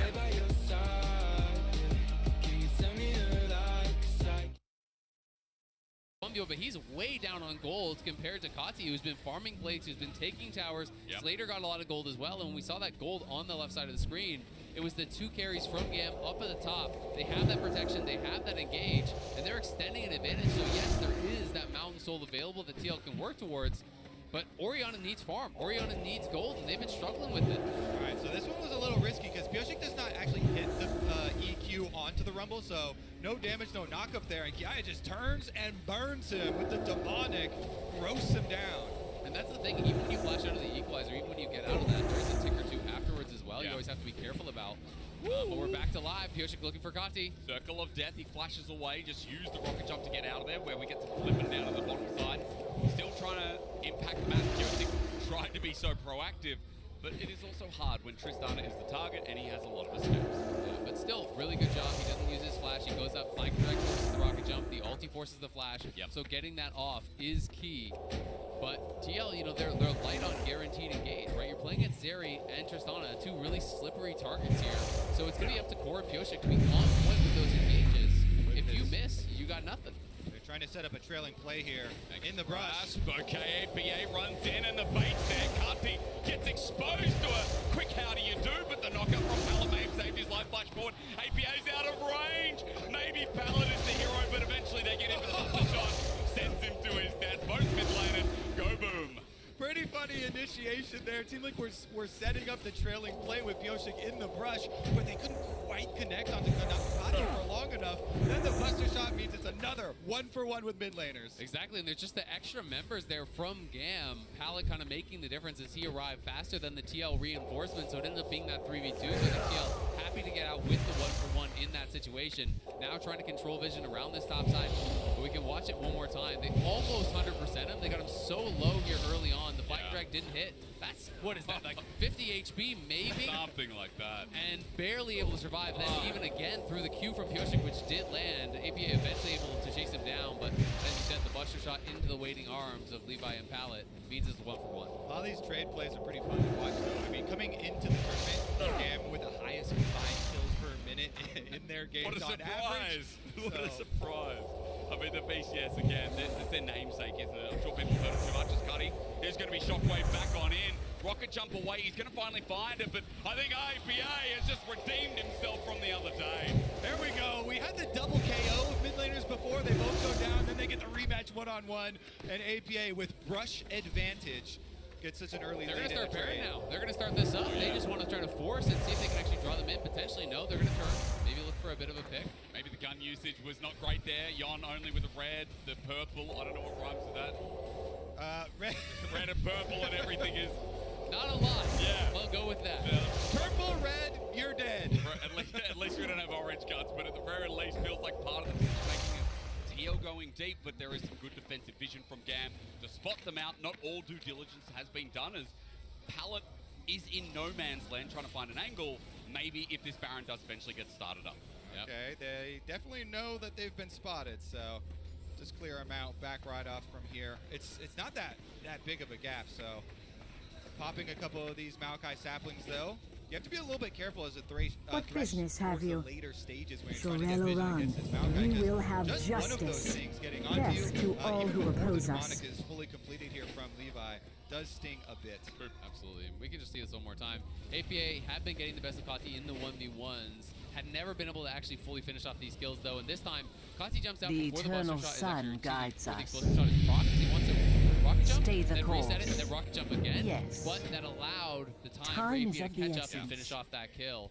And I got to question a little bit Summit going this full force of nature. Maybe he feels like he's going to be in the side lane so often, but it is a double AD carry team. It's going to be a lot of physical damage, and he does need to be able to survive, mostly against Kati and Slater. So it's interesting to me. I thought he was just going to get Merc Dreads and sit on a bit of MR we from will that have Megatron, justice. but he selected to go The for dark full second times item. will pass. There definitely is a lot of AP on the enemy team that's going to splash around, but you know, with those nerfs a few times go to Force of Nature, it definitely dropped a bit in value. Here we go though, Summit split pushing top with the teleport ready. Yep.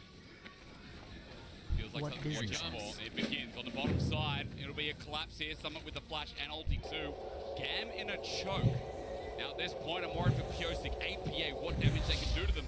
As the Dragons at half Levi's in an HP. awkward spot. Nature's Look at Breath's gonna Pallet. come Look at out. Pallet. You said it's awkward, but Pallet's been caught out. They turn on him. He can't flank everything used, but now TL don't have anything left available. Slater with the ulti over the wall as Summit disengages back over towards the Dragon, but even that resets the Pyosik re-engages. But look, Yon has joined back in. Dragon might go over, but Gamma in trouble because Yon has free firing guns available. Running over Slater. He's hitting away at Summit as he's chased over the wall, but Yon's still alive. He's busted shot it away as he flashes back in. It's over. Gam get the ace, and it was just pure chaos. The ace and the dragon, that is huge for Gam. The Maokai ultimate.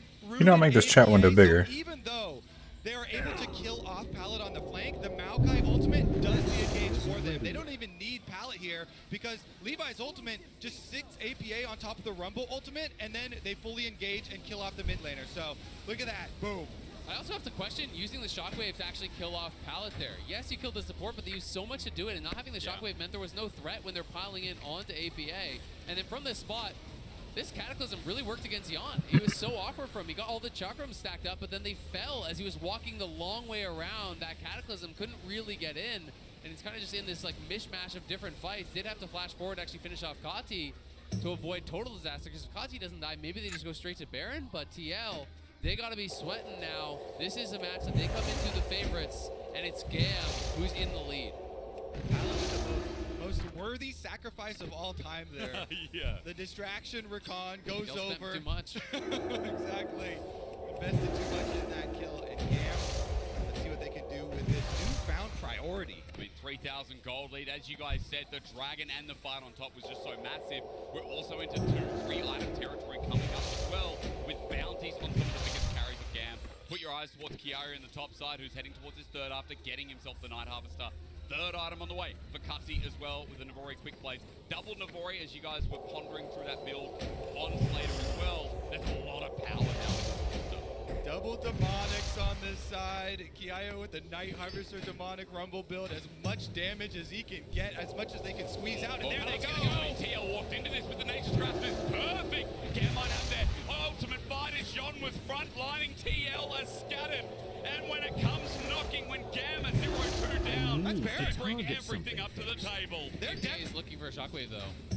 How dangerous. So Core JJ needs the hook to come through, but doesn't connect. As you said, APA with the shockwave there, but Gam still have their members. If he uses this mic, he has a second charge, but it is refreshing. He's going to try to see if he can sneak around, but if they stay, they're likely to die and lose the Baron anyway. This is a disaster for TL. It's just going down so quickly. Thanks, Tristan, and thank you, Zeri, and thank you, Baron. Gam, 6,000 gold up with the Red Bull Baron power play kicking off. And this first game is a total turnaround. Impressive stuff from GAM. After an arduous fight through play-ins, qualifying here and having 2 rough games to start it out, they're coming out firing here. And look at the initiation. I mean, Kati gets to start pre-firing before it even starts, right into Maokai engage, and immediately they've got Team Liquid scattered here, having to run away across the Rumble ultimate. Yeon just got deleted. I mean, TL's setup for these fights have just not been good. They don't have their battle lines. You know, Yeon is walking up to try to get their vision, trying to poke away. He's so far up. For's not behind him, so Lantern doesn't even do anything. Oriana's not there to support. Like, they are not organized in these fights whatsoever. And GAM is not to be underestimated. Yes, they're a team that, you know, you were happy to draw, but if you're not playing to your top level, they can crush you, and they're doing it in this first game. I think historically we know that GAM are always a team, and throughout many worlds, with different formats, of course, that they could always take a team of some of the best right there, the unexpected demons. And I feel like here against TL opening up, TL maybe got a little bit... No. Take it, I can't take it. I don't wanna think about it every day. You know that you kinda wanna feel the same way. So much time, you just had to pretend. I've been so lost, I just wanna run away. Run away, run away right now. I gotta go, I'm wasting my attention. You've been on my mind. I can't touch the sky. I'll be running up in time. Try not think about you all the time. I don't really need to apologize. I know, I feel like it. I'll be staying outside, yeah, so I don't think about life, yeah. Can you tell me a lie? 'Cause I can't take it, I can't take it. You got me feeling alright, yeah. Every day by your side, yeah. Can you tell me a lie? 'Cause I can't take it, I can't take it.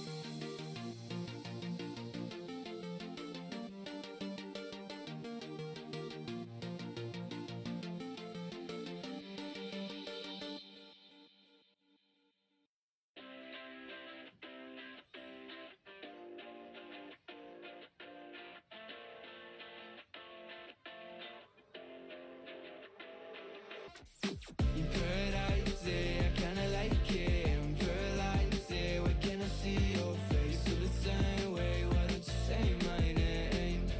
Yeah, yeah, yeah, yeah. In paradise, I kinda like it. I'm paralyzed, why can't I see your face? Feel the same way, why don't you come my way? Yeah, yeah, yeah. I think I might get bored. It's like we met before. I always get ignored. I don't exist. I'm sick. It's alright, I'm fine. I'm just passing the time.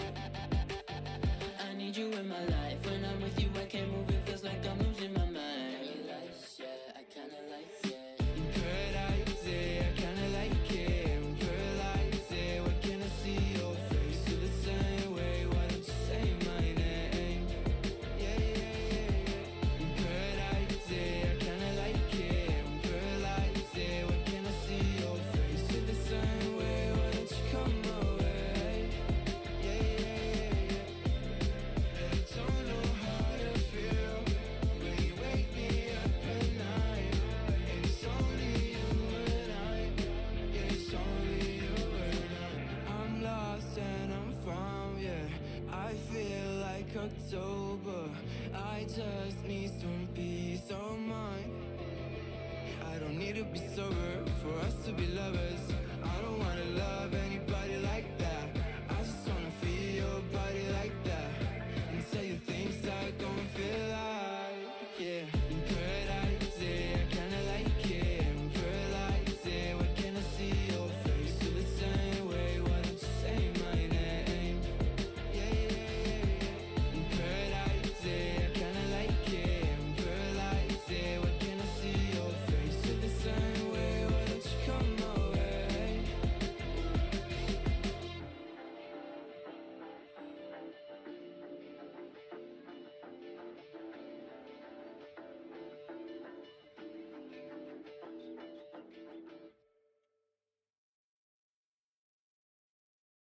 Life is but a dream. It's what you make it. Always try to give. Gucci Guilty, Elixir de Parfum, Poem and Parfum. Take me in the smoke, breathe me in and let me go. Filling the lungs inside you. And the blackened eyes make my way into your mind. Just to know what you knew. Restless every time we start knocking as a The bells have tolled. Shelter your weak, your young, and your old. Each of you shall pay the final sum. Cry for mercy. The reckoning has come.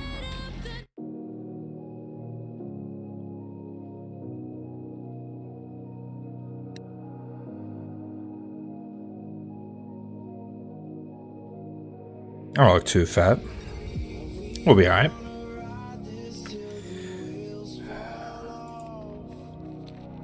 Who's gonna save you from this pain? I felt that hurt before and been so lost. Is it better if I let you slip away? I know myself a little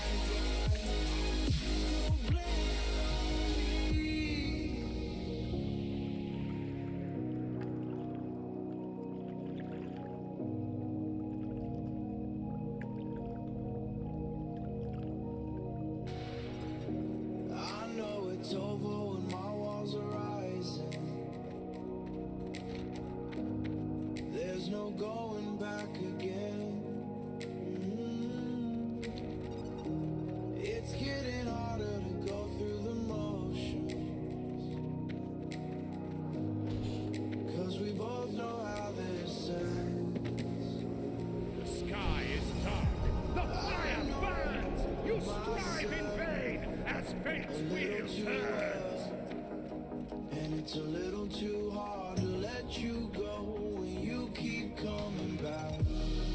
I know it hurts, but we're losing this fight for the last time. I can be the bad guy, so blame it on me.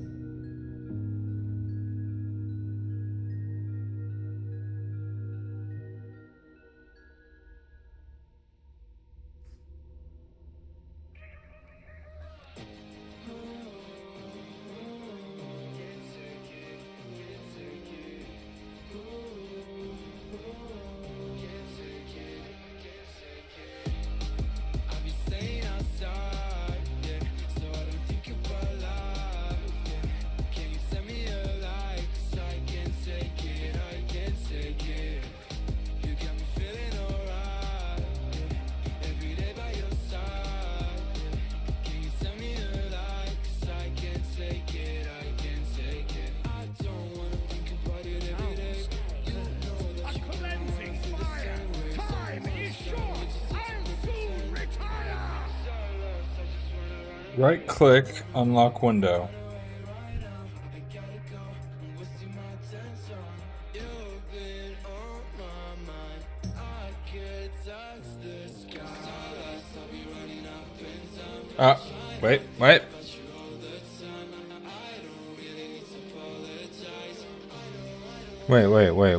Wait.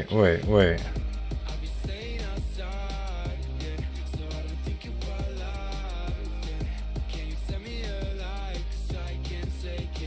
Come on, man. Bro.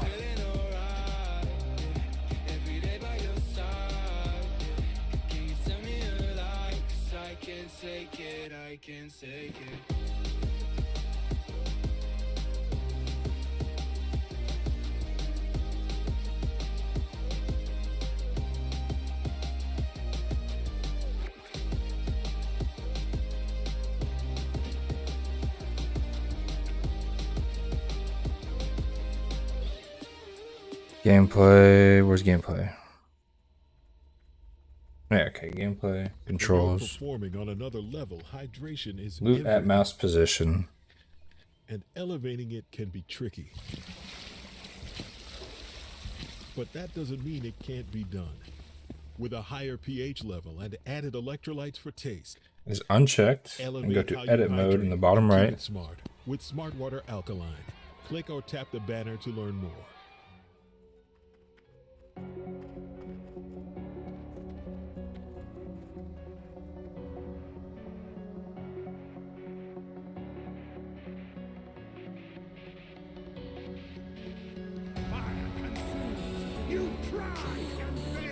It's getting warm in here.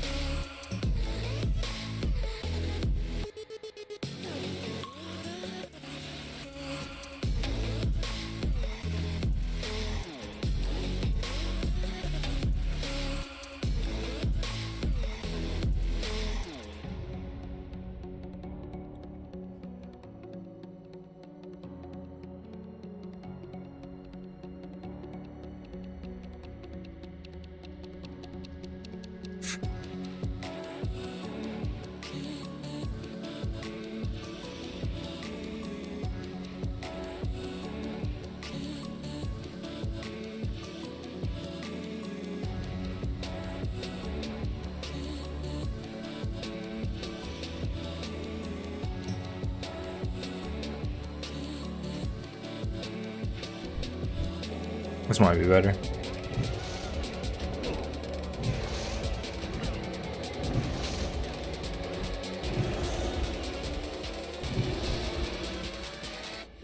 Much better.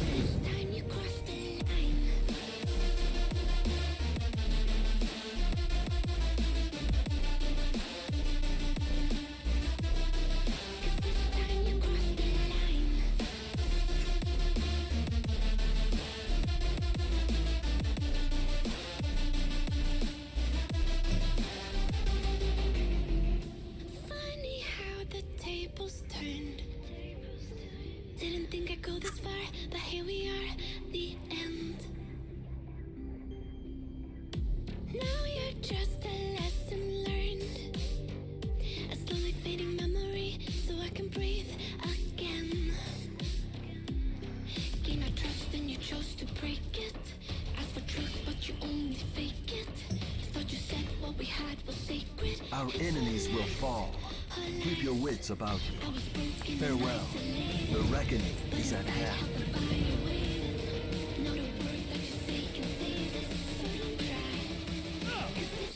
Victory lies ahead. Salama Ashalanore.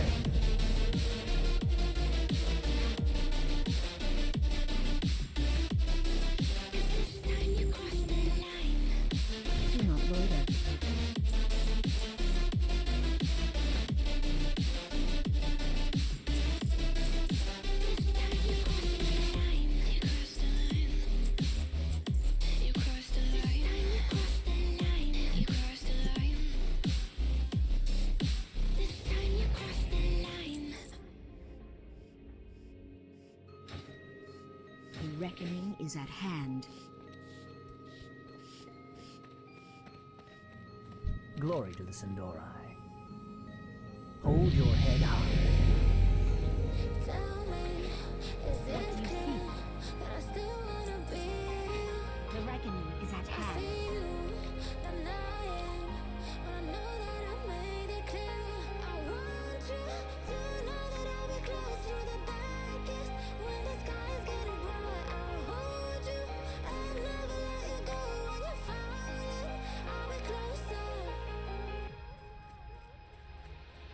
We will persevere.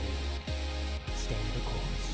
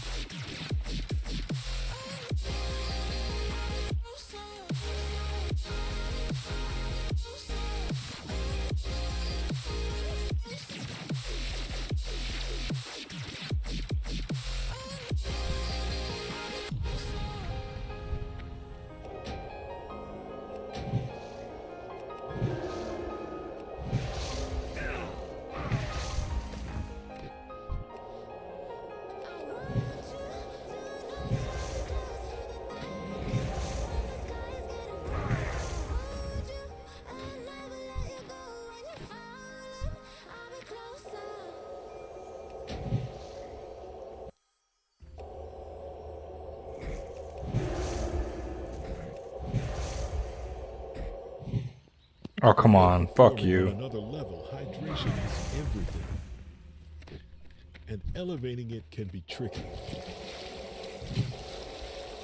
But that doesn't mean it can't be done. With a higher pH level and added electrolytes for taste. Elevate how you hydrate and keep it smart. With smart I'm out of mana, actually. Click or tap the banner to learn more. I'm halfway out, just trying to lose you now. Yeah, it was an illusion now. Yeah, I just wanna see you out. To give it up, leaving all your texts on red with the games you left now. Give it up, sick of all the things you said getting in my head now. So I don't wanna know. I don't wanna know.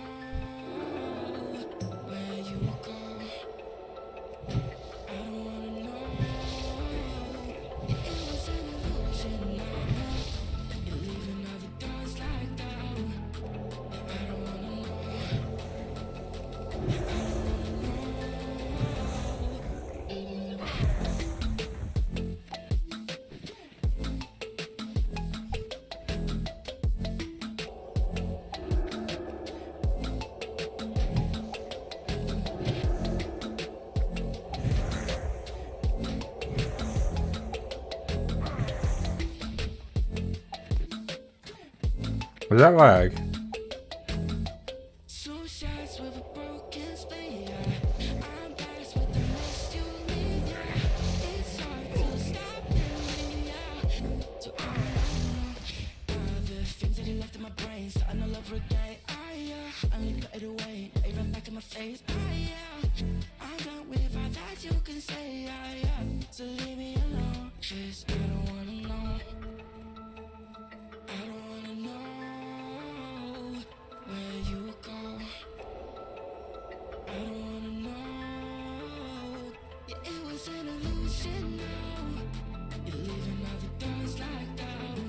Victory lies ahead.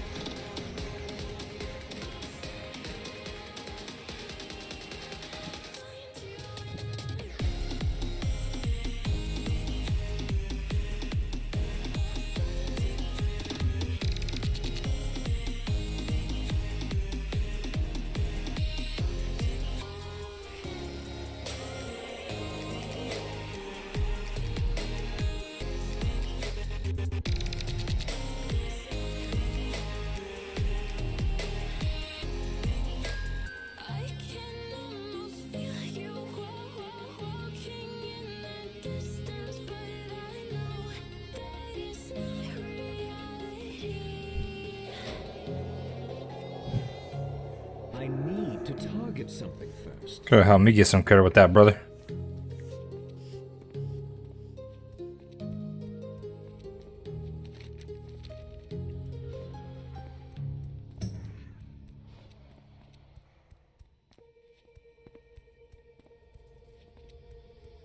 Don't forget about me and all the things I could give to you, baby. Your friends will not long more from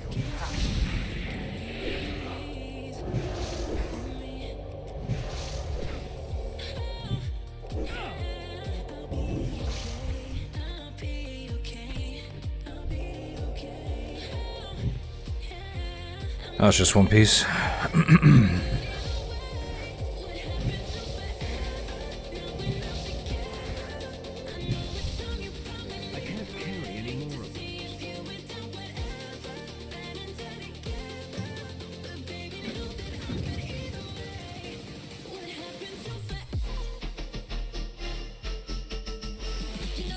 How long was the cooldown on this?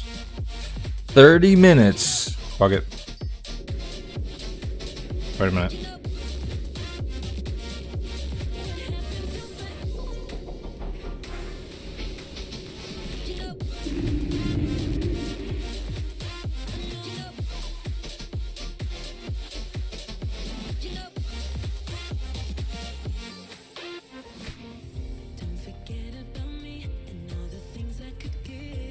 Yes, time is of the essence.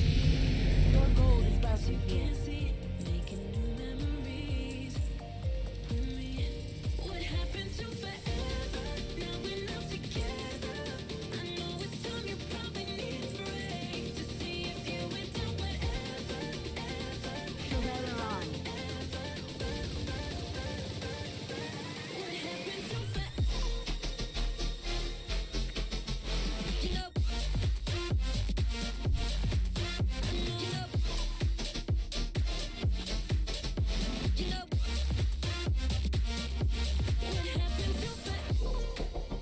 Baladash Malanore.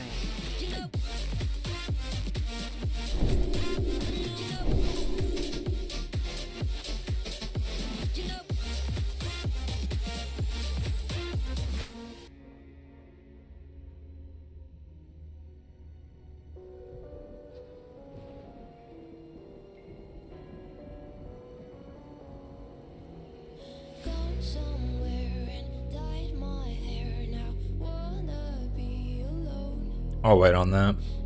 Hold your head high. You don't care and I won't play alone. I got you in my sight. I keep all the words you said to me. I get you, get you, get you, get you on your knees. Rewrite all the things you said that I should be. I'll get you, get you, get you. Now you beg me, please. Hey. Now I stay away. You were never meant to save me. Now I stay away. I'll hear you say you're sorry. Hate I even loved you. Hate I fell in love with you. Hate I even loved you. Hate I kinda fell in love with you. What's going on over here? What are you doing, bro? Man, I cannot believe how shit this looked back in the day.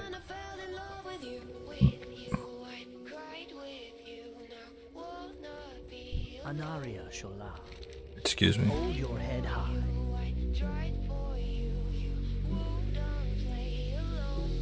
Stay the course. Keep your wits about you.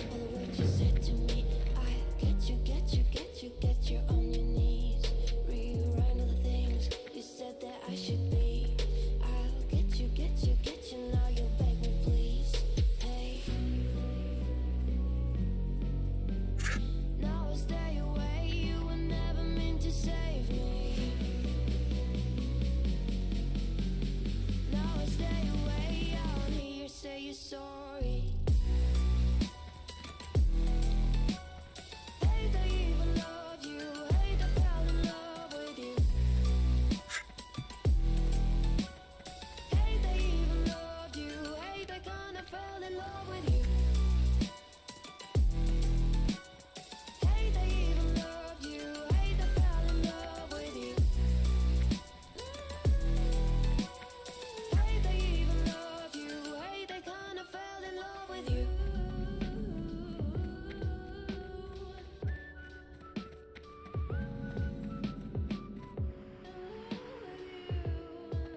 Glory to the Sindorai. Keep your wits about you. Shorel Oran.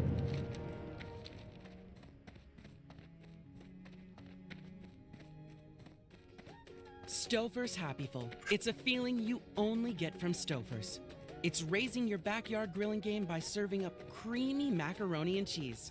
It's the cheesy goodness which makes the perfect pairing alongside your burgers or hot dogs. It's great taste and quality at the right price. Stouffer's. You can't be anything but happyful. Tap the banner to shop now.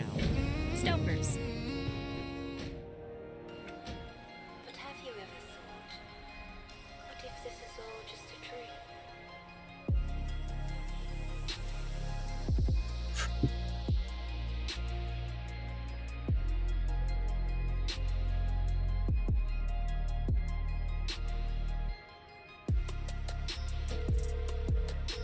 Huh.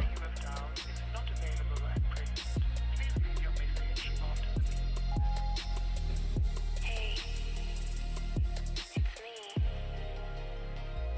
I just wanted to let you know I miss you.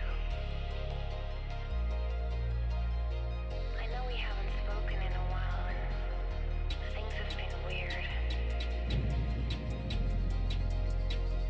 But I still think about you a lot.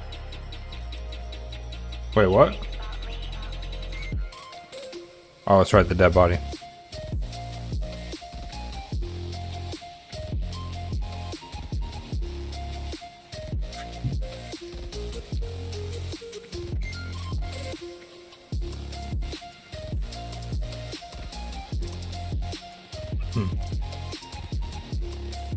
Anaria Shola. We will have justice. Death to all who oppose us.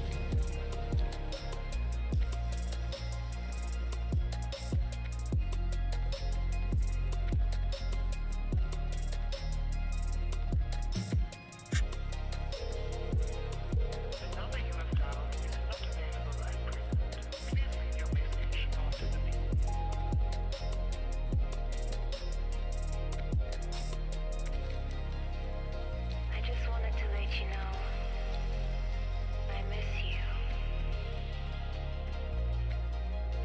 I know we haven't spoken in a while and things have been weird. But I still think about you a lot. Do you think about me? That's the guy I gave the shit to.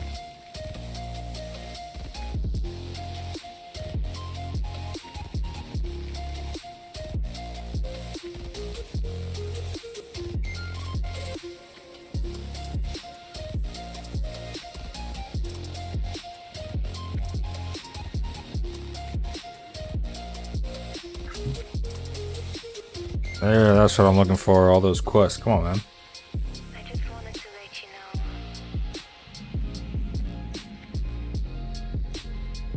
What business have you? Oh, right. Do you think about me? Farewell. You say, what can I do for you?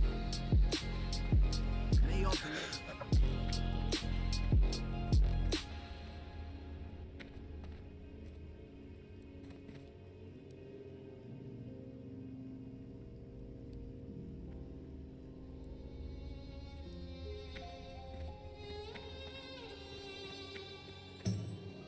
There's a lot of quests here.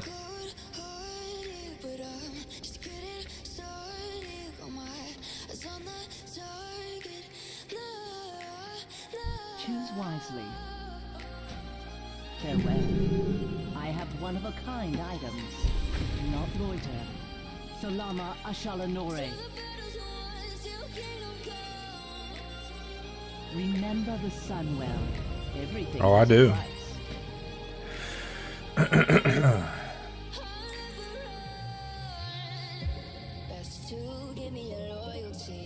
Hold your head high. A one slot bag? Sure.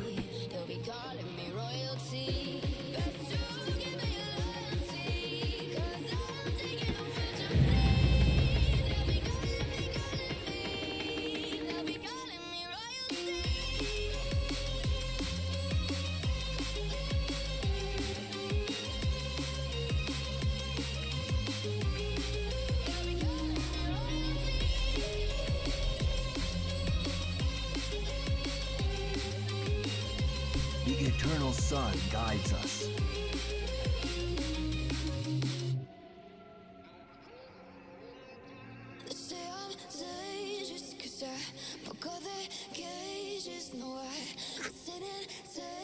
Remember the Sunwell. Shorelaran, remember the Sunwell. Every time I break, there's just more pain to burn. So never, never, never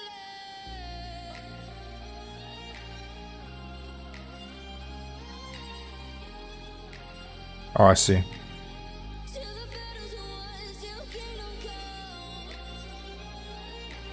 I see, I see.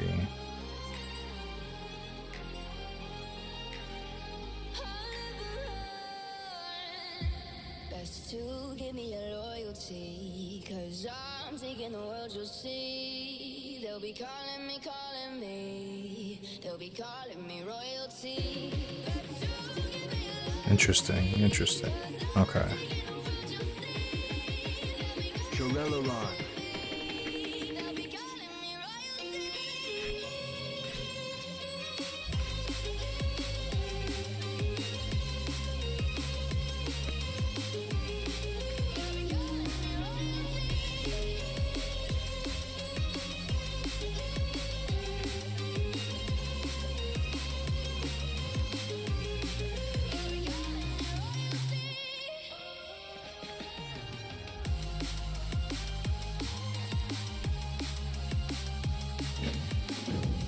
A new Valore Delana.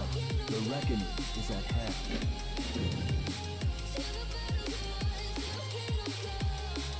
Our enemies will fall. Choose wisely. We will have justice.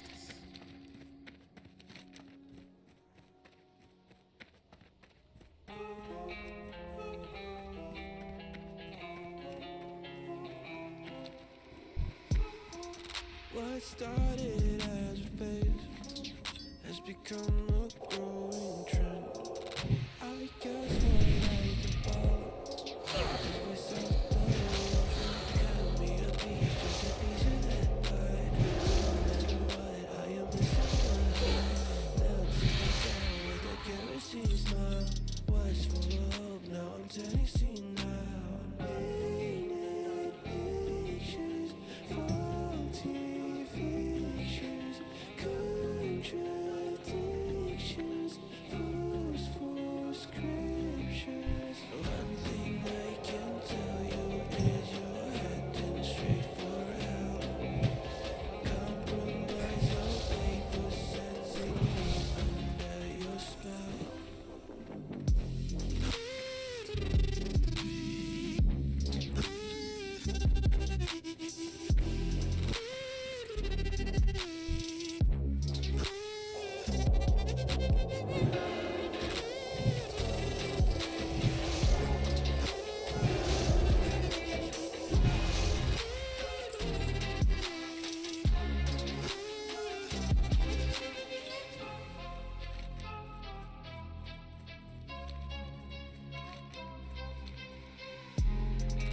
I might just be a pig to the rest of your critique. Don't be always cautiously out. Give me a dime, just a tap that bag. Who gives a shit, honey? This is a drag. Melting down with a kerosene smell. Was full of hope, now I'm turning senile. Come on. Quit missing.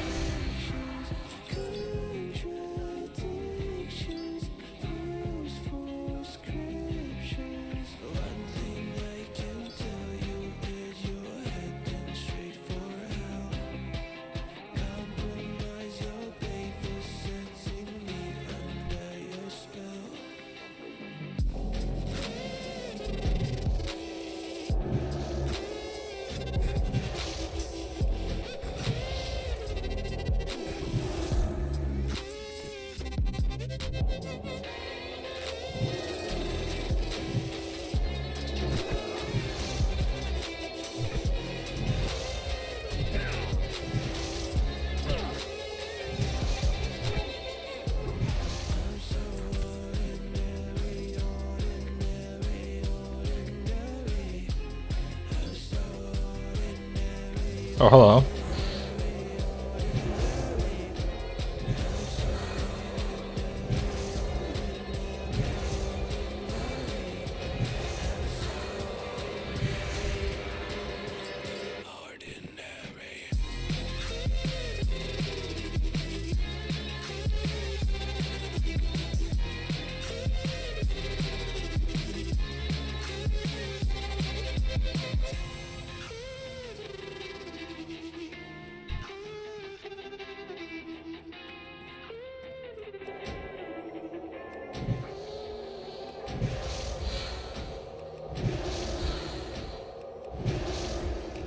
Vitamin Water Zero Sugar just dropped an all-new taste with zero holding back on flavor. You can be your all feeling it, all play, and all self-care you. Grab the all-new taste today.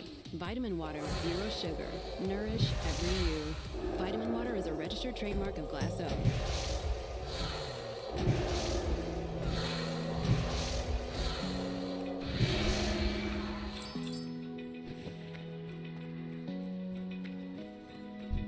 Open eye, feel the waves cut through me, hypnotized by the sounds I'm breathing in. Hold tight, chemicals collide.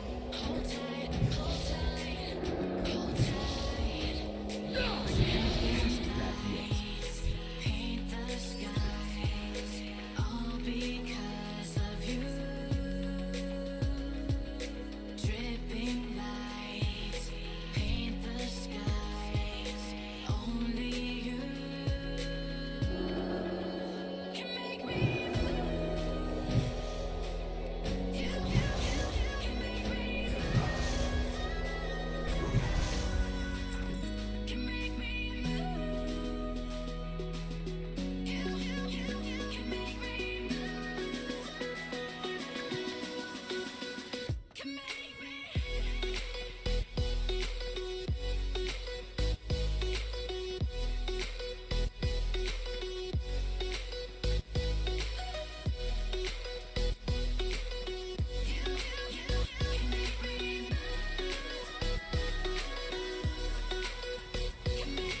So alive, Victory lies make it ahead. last forever. Stop in time. Yeah, I'm surrendering. Hold tight, chemicals collide. Hold tight, Anu Velore Delana. We will have justice. paint the skies. Our enemies will fall. Farewell. We will have justice. Dripping lights, paint the skies. Only you can make me move. You can make me move. Can make me move. Can make me move. You can make me move. Can make me. Glory to the Sindorai.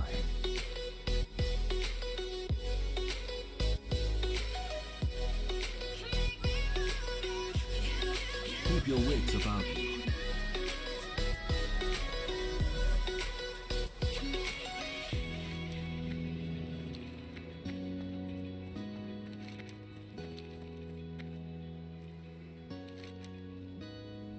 Is there not a...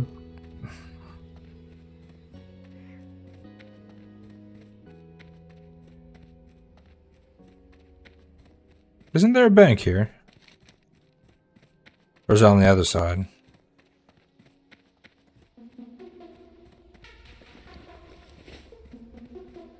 We will persevere. We will persevere.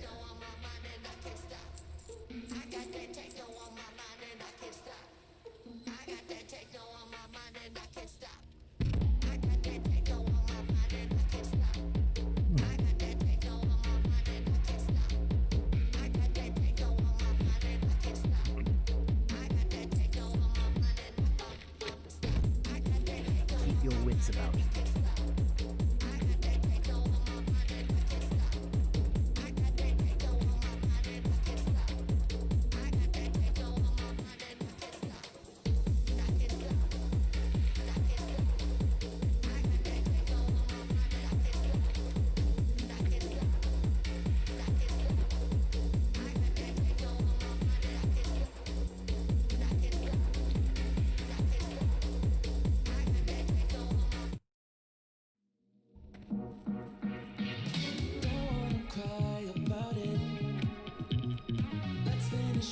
we started.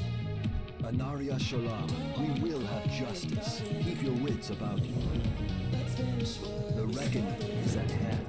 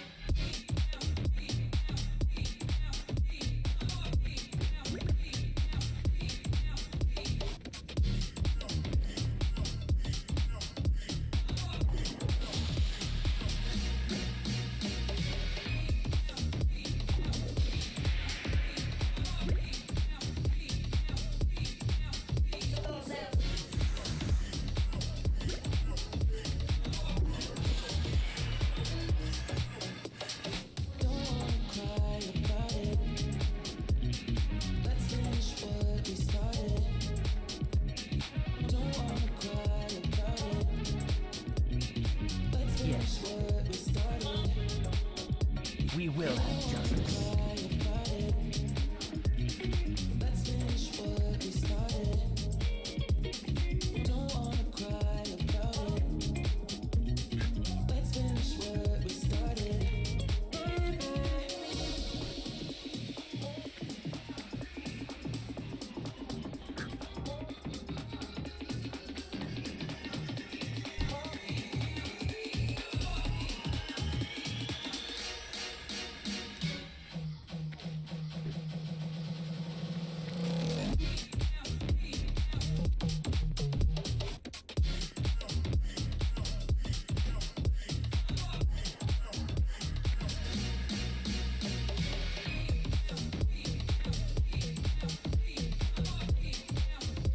Glory to the Horde. For the Horde. Yahoo! For the Horde. Prepare yourselves. The bells have tolled. Oh, it just makes me bigger. You're weak, you're young, and you're old. Each of you shall pay the final sum. Cry for mercy. The reckoning has come. Hey, Total Wine & More has all your Halloween favorites at the totally lowest prices. Am I supposed to be seeing something? Oh, I see him. Find what you love and love what you find. Only at Total Wine & More. Drink responsibly, B21. This is it. It's time. See the movie everyone is talking about. Killers of the Flower Moon is phenomenally entertaining. From director Martin Scorsese, Leonardo DiCaprio, Robert De Niro. Here we go. Killers of the Flower Moon. Rated R. Now play. How does this... Oh, I see. It's been a while since I've seen your face. How you been? I'll admit I've really missed this place. Just so you know you haven't been replaced. Cause I still think of you now like nothing has changed. And we just can't deny our hearts are beating time. We're both still synchronized. Whoa. And we can't let a lie in between you and I. There's always love we hide, but it's always with you. It's always with you. It's always with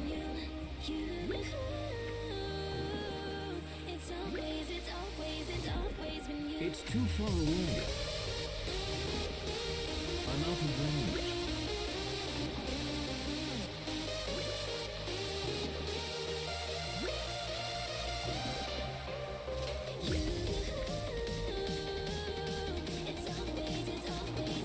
Dog, this sucks.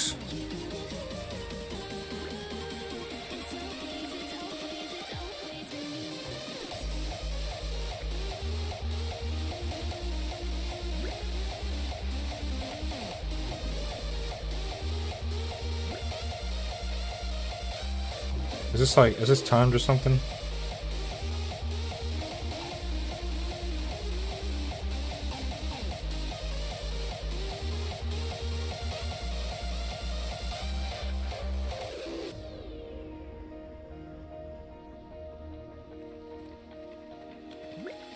Sky is dark.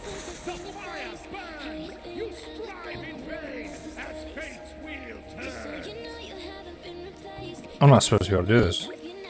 There's no way.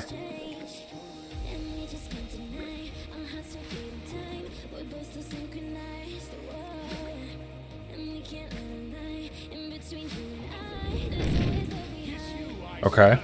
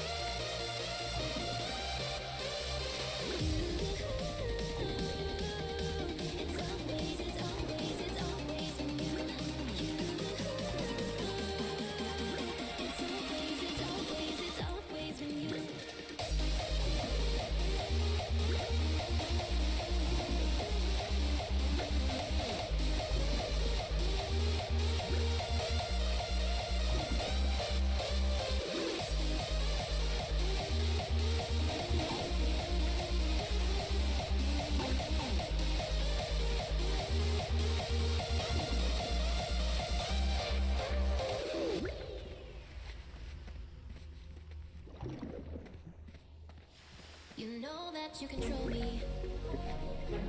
Guilty self-affliction. Prey on me when I'm lonely. And I'm your willing victim. Town still burns. My friends already told me. Time is I short. don't wanna I'll listen. soon retire. 'Cause I love the way you hold me. And I don't need a reason. 'Cause I don't wanna be. Dude, it's not possible.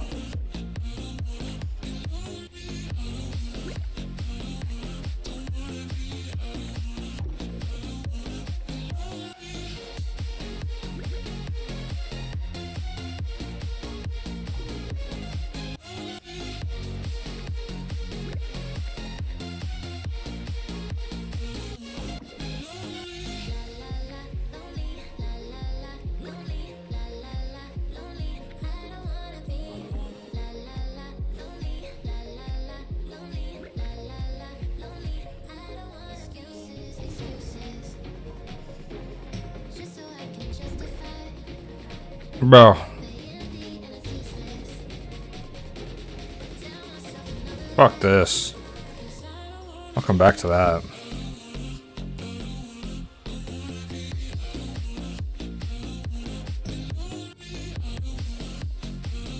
Why can't I grab more than one? Like, if I could grab more than one, it'd be fine.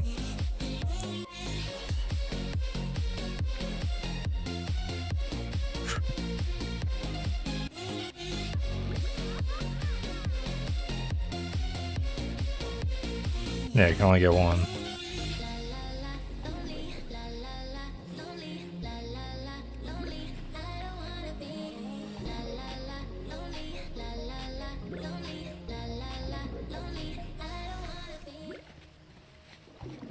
Please help me with this.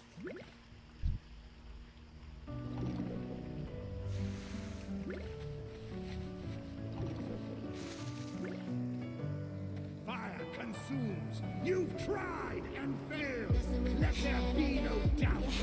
Justice Bro, prevails. how you gonna do me like that?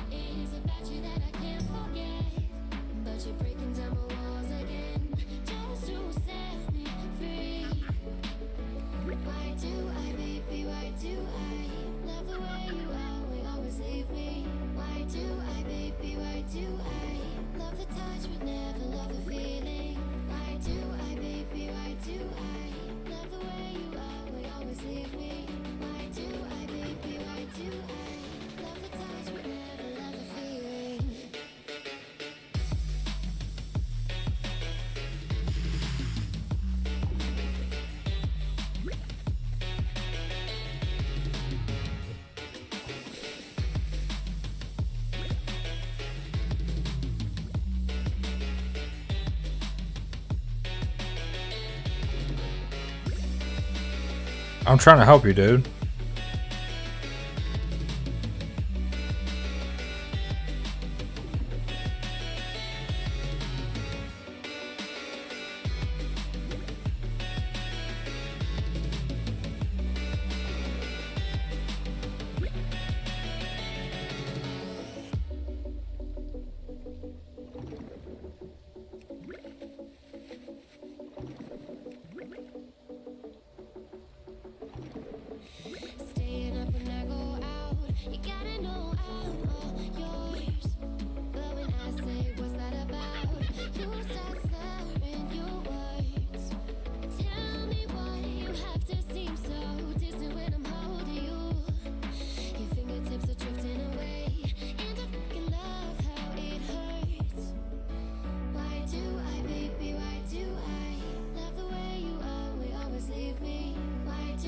Is it inside now?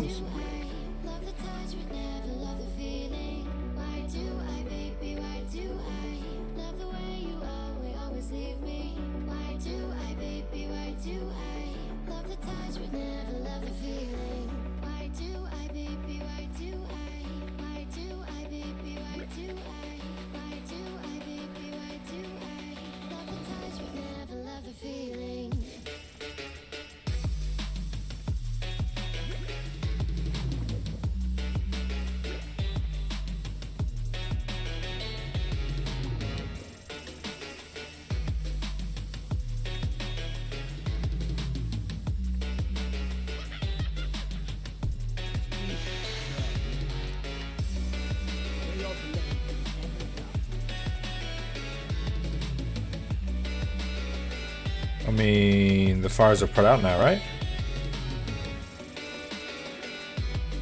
Am I missing something?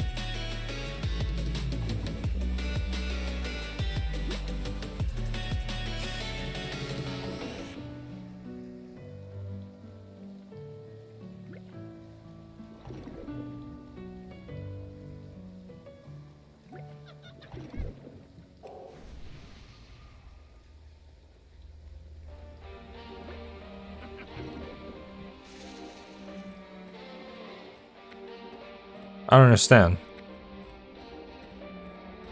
The fires are out.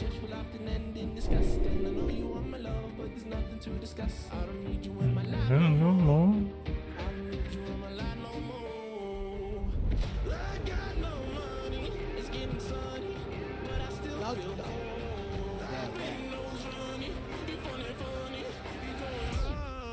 Bruh.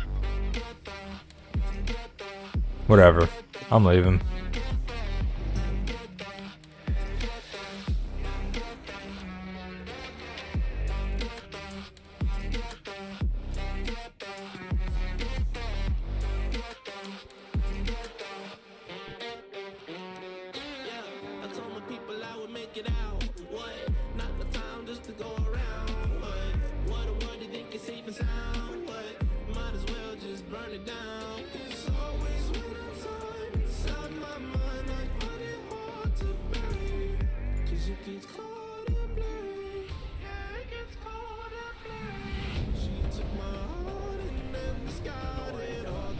Victory lies ahead. Anadia Sholab. Victory lies ahead. State your business. The eternal sun guides us. Salama Ashalamah.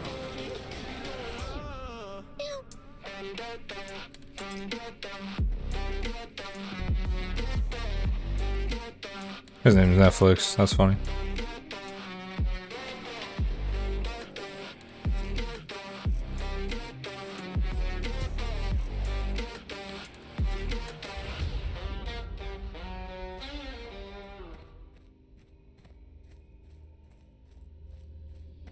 Seeing monsters at your window. No, you can't sleep. You pretend though. You don't have to play the hero. 'Cause I got you like you got me. When the earth shakes, when the bombs scream, until our last breath, every heartbeat.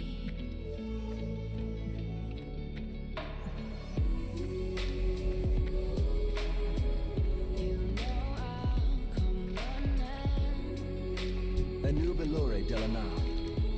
Shorel Aran.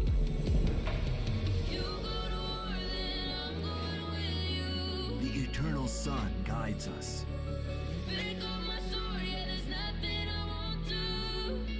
Prepare yourself. The bells have tolled. Shelter your youth, your young and your old. Each of you shall say the final song. Cry for mercy. The reckoning has come.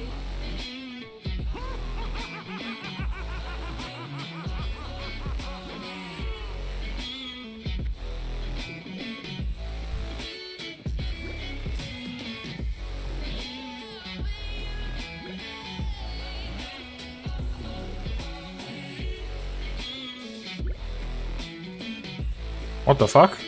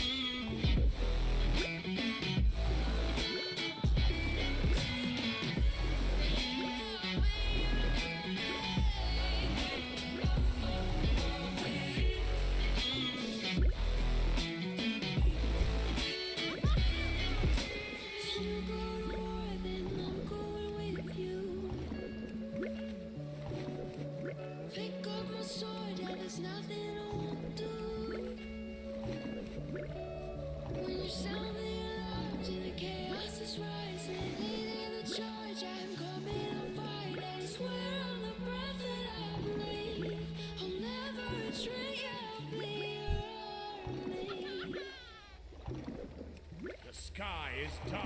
The fire burns. Hey, Total Line More has all your Halloween favorites at this totally Finally. Send you myself to the lifeless dark. Find what you love and love what you find. Only at Total Line More. Drink responsibly, B21. Whoa, whoa, whoa, whoa.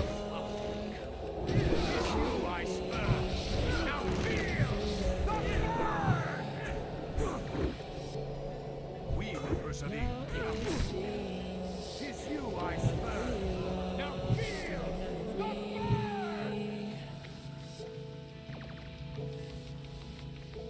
I've been waiting for excuses. I don't really wanna lose this. Been lying to myself. It's too far away. That I've been through this. Waves of crashing, scars and bruises. I don't think that I can do this. What the fuck?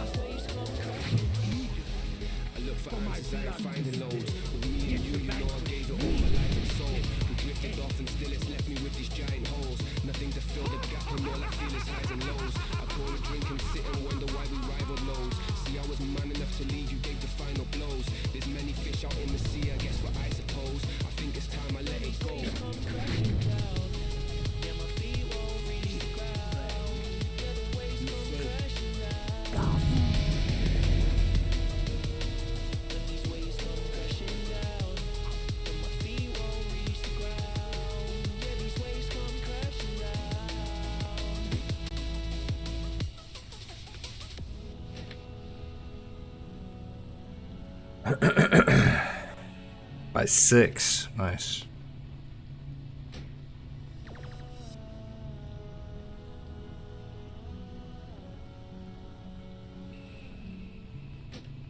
Okay, that's useless.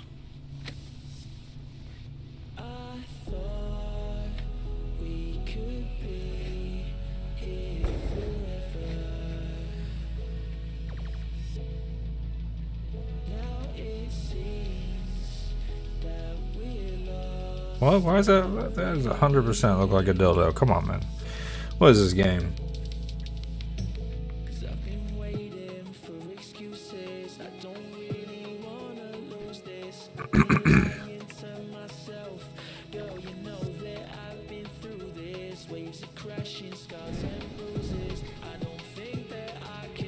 What's over here?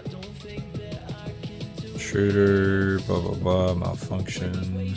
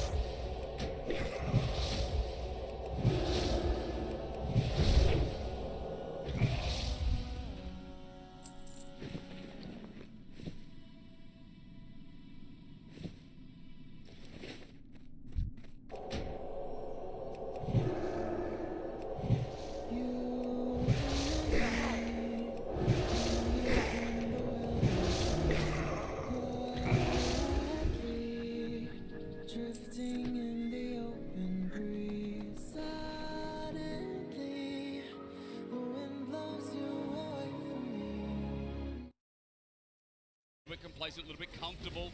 Couple of mistakes burned through the early game, but Gamma now back on top. And with this Baron power play, we're already close to cresting towards the 3,000 mark. Midway pushing in, top side now pressured as well. And Gam waiting for that next misstep from TL in their own jungle to try and seal the deal. Okay, they're closing in with Baron. Look at Pallet. Pallet's really deep here. Oh my god, the Nature's Grasp again. Levi's ultis have been huge. The flag and drag out of there from Pyosik, but Pallet rolls in. The man who came in just before playoffs has set up on this Rakan as TL are running away scared. Fucking hell. They say somebody, is anybody there? But America's so far away. We're here in Korea, at least closer to Vietnam, as game one will bridge apart.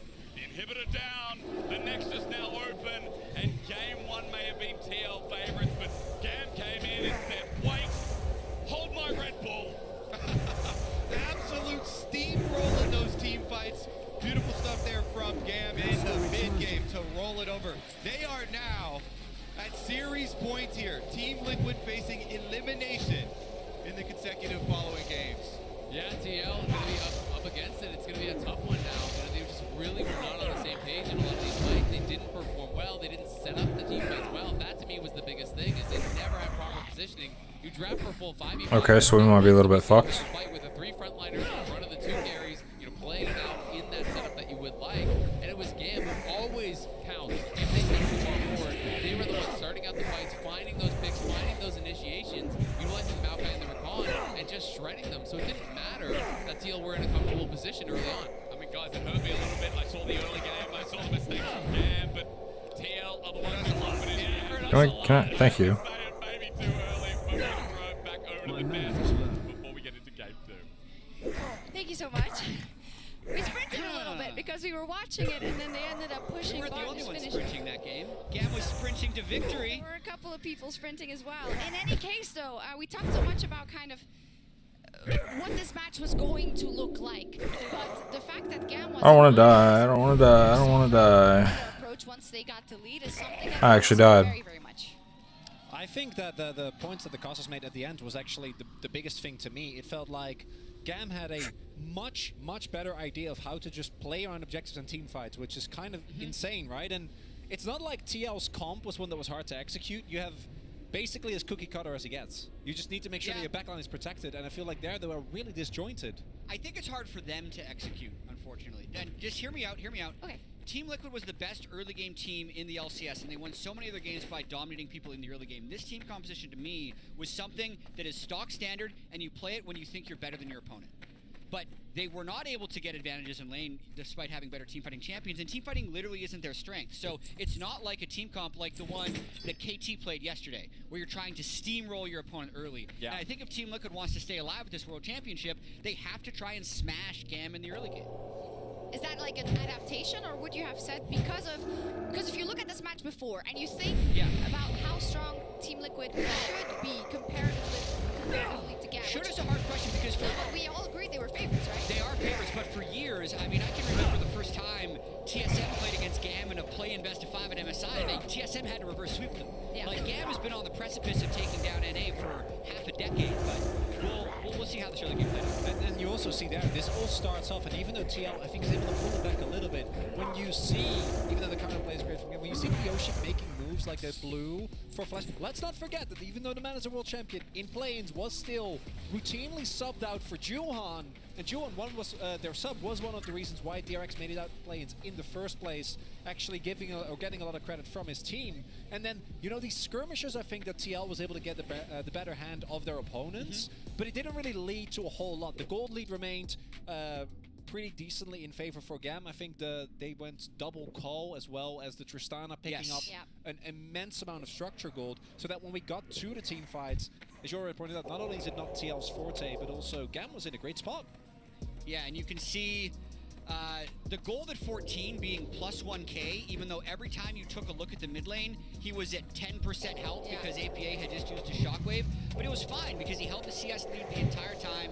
He was stacking his call. He was getting plates at the right recall timing. So he actually played the lane phase very well, and he used his health as a resource. And it helped a lot in those team fights. And let's take a look at the Dragon, for instance, because Jack, you do say, the team fighting, that might be something that for Team Liquid could be problematic. So what is it in this one that.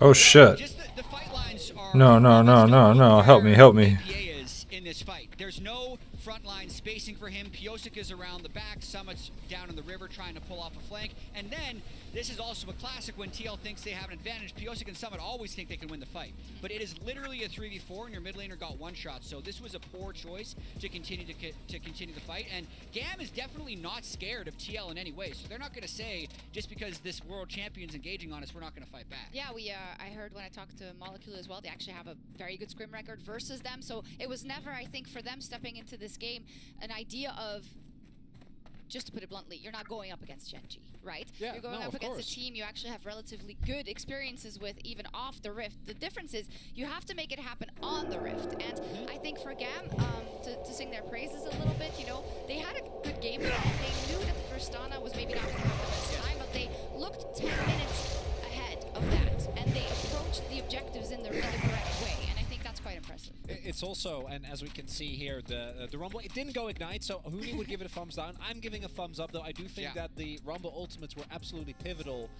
in allowing GAM to consistently win the fights. And you see as well, they were unfazed, right? In the early game, they were having a little bit of a tough time dealing with some of the skirmishes from TL, but just kept playing their own game, kept looking for openings, and then the moment that people clump up against like Maokai, Rakan, and Rumble, you're not going to have a good time. It's rough. Team Liquid, they selected the blue side. I believe they were red twice before they got into this match, and now they're going to be on blue for the second time. So what adaptations would you like to see, Jan? It's hard, but the control mages for APA aren't playing out that well. You saw when we had the 14-minute gold graph pop up, APA was down 1,000 gold. Despite doing pretty well in lane. I want to see him on one of his signature picks. I know Nico and Ziggs are drawing a lot of bans, but find a matchup for Cassiopeia. Play something that is going to make your opponent uncomfortable. Everyone plays Orianna. I don't think he's the best Orianna at the tournament. I just want to see something he's got a ton of games on so they can play around him. Okay, do you see the GAM run here, the 2-0? Especially being the team that is not really expected in the larger eyes of the public to make it, having no pressure on you, you know, even if you do go down in the next game, you will get blue side, and blue side advantage has been really big. Business I have think you? GAM is actually, from this point on... TL has blue. Yeah, no, but I mean, in the third game, like, even if you lose here... You're looking ahead. Yeah. No, but like, that actually is really big. I think if TL doesn't have a 2,000 goal lead at 14 minutes, this is their last game at Worlds. Woof. As we gear up for Game 2, let's have a look at some behind-the-scenes footage, rather, of yesterday's action through the lens of the Oppo cam.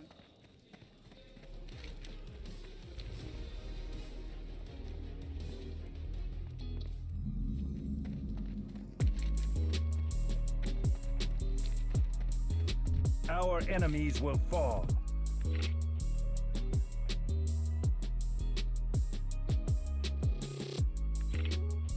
Farewell. That's a cool sign. Huh.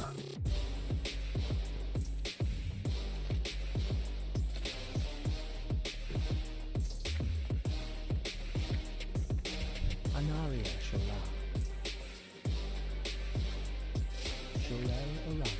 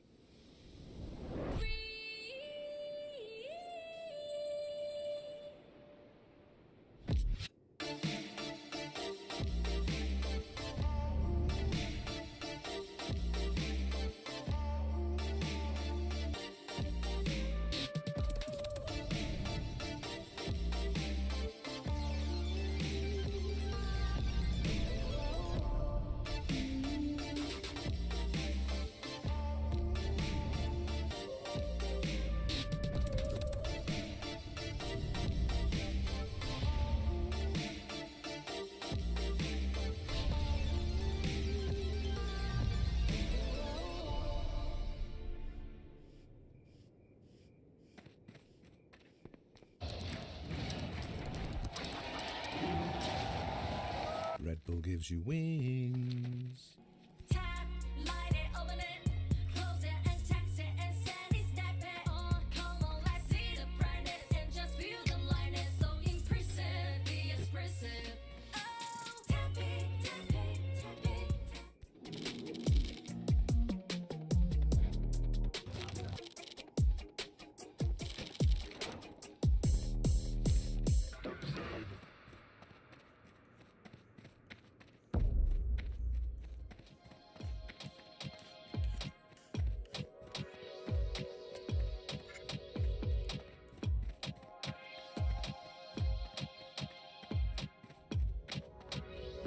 The dark times will pass.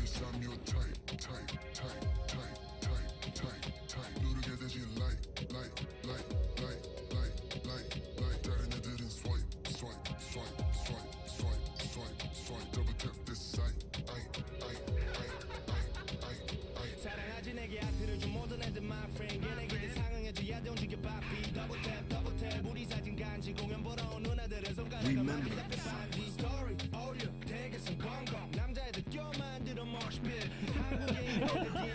Victory lies ahead.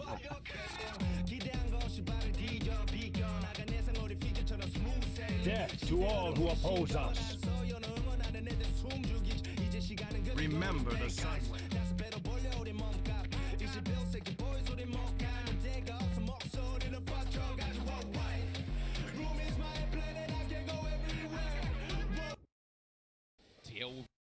People will kind of take pallet, the counter engage from the cannon, so they can't really be too one-dimensional about how they're attacking. I also think that's why they went in towards this Kindred pick here, which is designed to deny a lot of the single target burst that is coming out from GAM, because they want 100 to 0 someone. They have the Vi ultimate coming in, Syndra, Where the fuck? all over the top, and if you could deny that with Is it like only Orgrimmar? There's a guild bank? I don't understand. playing a double marksman comp, even though it's Again, it's his pick. Pyosik. How'd this shit work? DRX journey we all know and love. We all know so well. He brings it out when they're I guess we just wait till I get to Orgrimmar. Brought game 1 here in the 0-2 day. Can they take it to equal Another footing? show Can love. they take it to one apiece? No. I love it. I think it might Death actually be to so all who hilarious oppose though, us. if Pyosik walks up fully blinged out in his world skin, world champion from last The year, reckoning and then is just at goes 0-4 at Worlds and is like, "See, I'm going home." wearing complete world skins. It's kind of interesting too. I mean, I say this non-ironically, though people will kind of take it as flame. I mean, Yon just hasn't had a good tournament so far. You need kind of that secondary marksman. You need damage coming from somewhere. You need to have a consistent source of damage. So it's like maybe it is, you know, hey, we're going to bring in Kindred. We're going to have the DPS coming from there. Obviously, they need to have Yon step up if they want to be able to turn this series around, because he has kind of been absent for TL, I feel like, throughout the event. And I feel like GAM have drafted for that, right? Again, strong 2v2. We already talked about the Draven. Once you cash in and start snowballing in this game, it gets very dangerous for TL. And I feel like GAM have done their research. They know what's been going on in the tournament, but also what happened in that first game.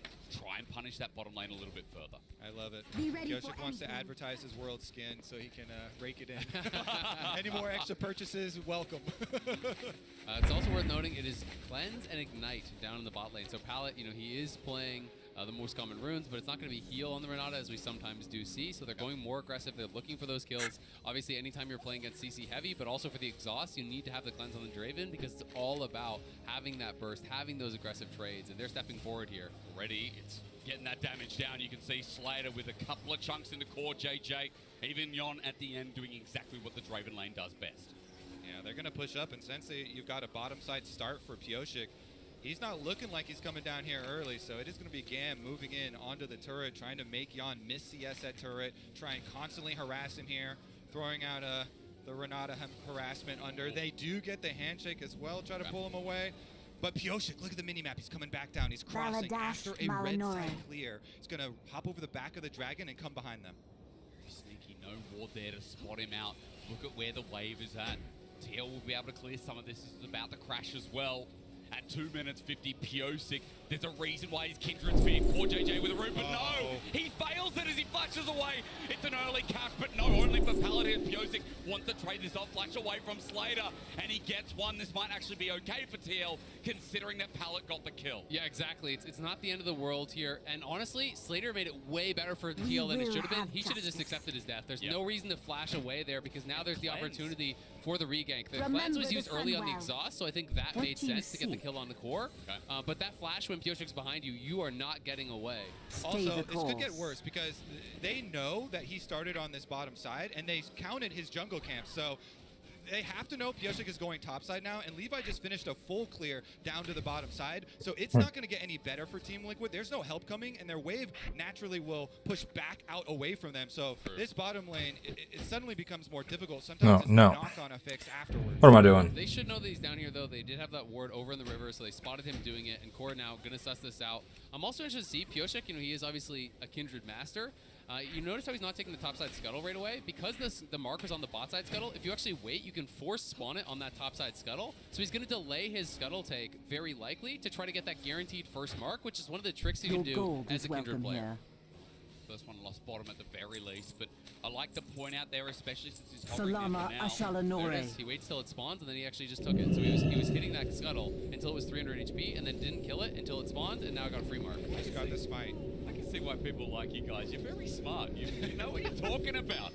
It's a little trick, only works for the first one, and he's going to be able to counter jungle raptors afterwards, but it means bottom lane is still... They weren't expecting it, were they? Good damage coming through, loyalty program.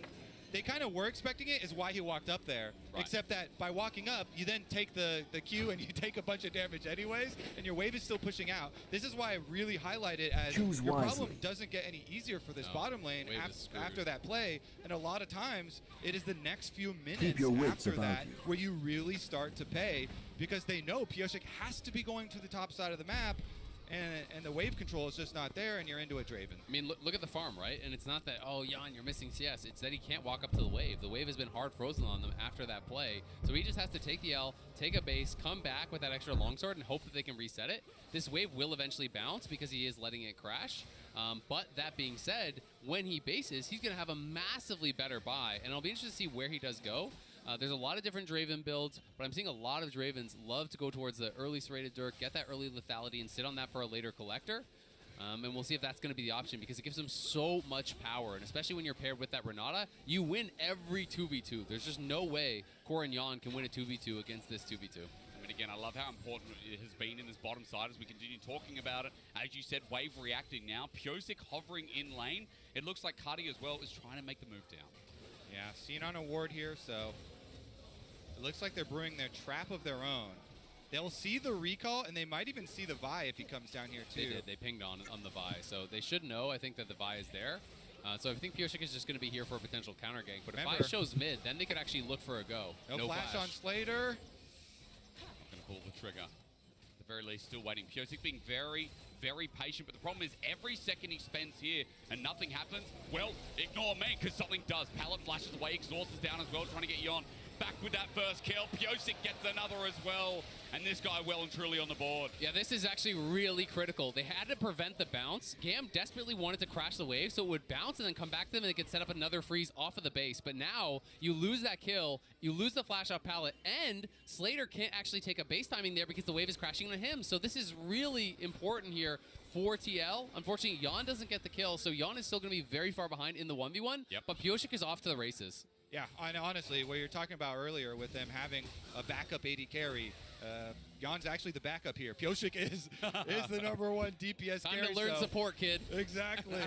Both kills onto him, and they've got the perfect pairing. We often mention Pyosik and APA and the bond that these two have created, both in and out of the game. You've got the perfect setup. You know, APA is, as much as he's made mistakes elsewhere, he is amazing engaged and setup as a Neeko for a big carry jungler like Pyosik on his Kindred. And I think as well, you know, what we're talking about with the early game so far, the fact that this Kindred now has momentum, now has 2 kills, goes against what GAM are doing with their comp. We know that one item pick potential is huge, right? But still, the fact that this early game is going so well with, as Al could mention, second mark coming through, means that TL have a lot more to play with. As Levi's just been spotted out in a missing Herald pit 10 seconds too early. Kiayu with his ulti available so they don't pull it, but TL off on the side. Force the flash. Cardi now poured out. He's got no summoners, and Pyosik says, another one in, but the handshake's so good. Now with the cannon slicing Maelstrom, it's in a great spot for Gam to hit back. It's the first adoration. Cashes in. Oh, TL, it looks so good as the Axes come back. The scat of the week there. Kiayu follows up, but a kick ulti from Pyosik as well. Drop the DRX. He lives. But Gam turned that around so suddenly. Really good kiting by Kati there. Keeps them on the edge, scatters the weak, pushes them away, kind of baits them in even further, and the rest of Gam come to aid him. Yeah, that was so critical. That scatter was so clutch. Then the handshake from Pallet. Everyone piles in at the last moment there. It looked at first like it was going to be an easy kill on Ducati, but it was not. At the end of the day, getting that cash in on the Draven is huge. Yeah. And he did go for this rated Dirk. He did pick up the Sheen. You do sometimes see people go Essence Reaver, but Triforce is very common from the spot, and this is back to that earlier play. They know they need to try to get something going on this bot lane. They force the flash, exhaust the slow, and they're able to chase down. Yep, nicely done from them. But as we know, there was already a quick rebuttal up here towards the Rift Herald fight. And initially it looked great unless you look at the mini-map. And you see the bottom lane are recalling, and they're coming over to the fight after that bottom side play. So it's kind of a domino effect from the bottom side play, getting the success there with the earlier recalls. It does mean Team Liquid, during this time, they get a turret plate on bottom side, I believe. 2. 2 for Yon. Okay. So it's something, and at the end of the day, it is just that one kill for GAM as TL kind of narrowly limped their way out. But it does mean there was also Herald taken after that, and it's the cash-in kill, and it is going to be Triforce, so we can see that Hearthstone Axe, I believe it is called, that is picked up. So Slater going to be working towards that, and is still way ahead of where Yon is, but Yon did get those 2 turret plates, so that's basically a kill for himself down that bot lane, which helps to kind of salvage the situation. Remember the sun there. well. I mean, still Slater was telling the story of close to that first item. You're both mentioning, I think the biggest thing is so far feels like we're going to talk about Pyosik versus Slater. Found Axe, excuse me. You're close enough. Everyone saw the axe and thought, an axe is an axe. It's a triangle. More shapes in the game. There you go. Pyosik currently up on the top side, though. Should be able to clear down through the skull again. But it means GAM going to take the dragon. Conti going to take a turret plate. So GAM again with the early lead this time around. Much better than they start last time. 1,000 gold plus the dragon start. Looks really good for them. Yeah, they're got to be feeling good about their chances in this game. You know, feeling confident after game number 1. They know that they can out-team fight TL if they're performing like they did in game number 1. And again, they have the gold where they need it. It's on their carries. They have great counter engage. They have great answers to the dive here from TL.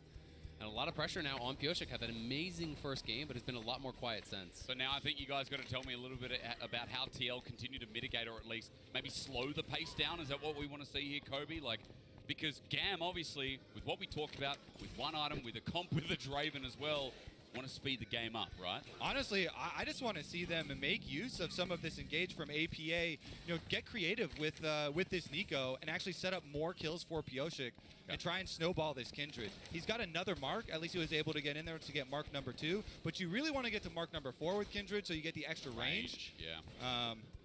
Because honestly, yeah, their solo laners don't scale real great for Team Liquid. Definitely will have double 80 carries for later, though, and a lot to make space with.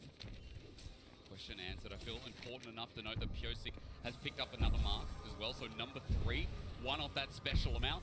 As APA going to pop Blossom towards mid. They thought it was a fake, but Pyosik's rolling in. Cunty, his flash is about 10 seconds off the cooldown. TL with waiting for the mark. He's waiting for the mark. And he was indeed, but Pyosik was out of range. No, but he should have got it because it applies, and as long as he has the assist tag, let's see if he actually did get it. We can double check. Yeah, he did. He did. And he got a jungle steal, so he has 4 marks. He just actually just jumped up ahead there. But that was, again, one of these tricks that you can have as a Kindred player, because when you apply the mark on a new player, it takes some time to arm, for lack of a better term. So he was waiting there. That's why it looks so weird. He's calling out APA, don't kill, don't kill, don't kill. Then when it applies, they get the kill, and now he jumps out of 4 marks. This is so cool to see. Really huge as well. Let's look top side though, because the roam from APA again with the slicing mouse from there. Summit's in danger. Teleport on him. Unleash power. Summit caught napping as the 2v2 on the bottom side opens up. But Pyosik's now here. Now that the ult is down from Pallet as well, it seems approachable, but Pyosik not pulling the trigger just yet. Oh, GAM is going to blow up top side here after that kill. Now only APA is around, and Levi's looking for more. Walking in with no mana, has the flash available. It's all the roads! Tangle bumped!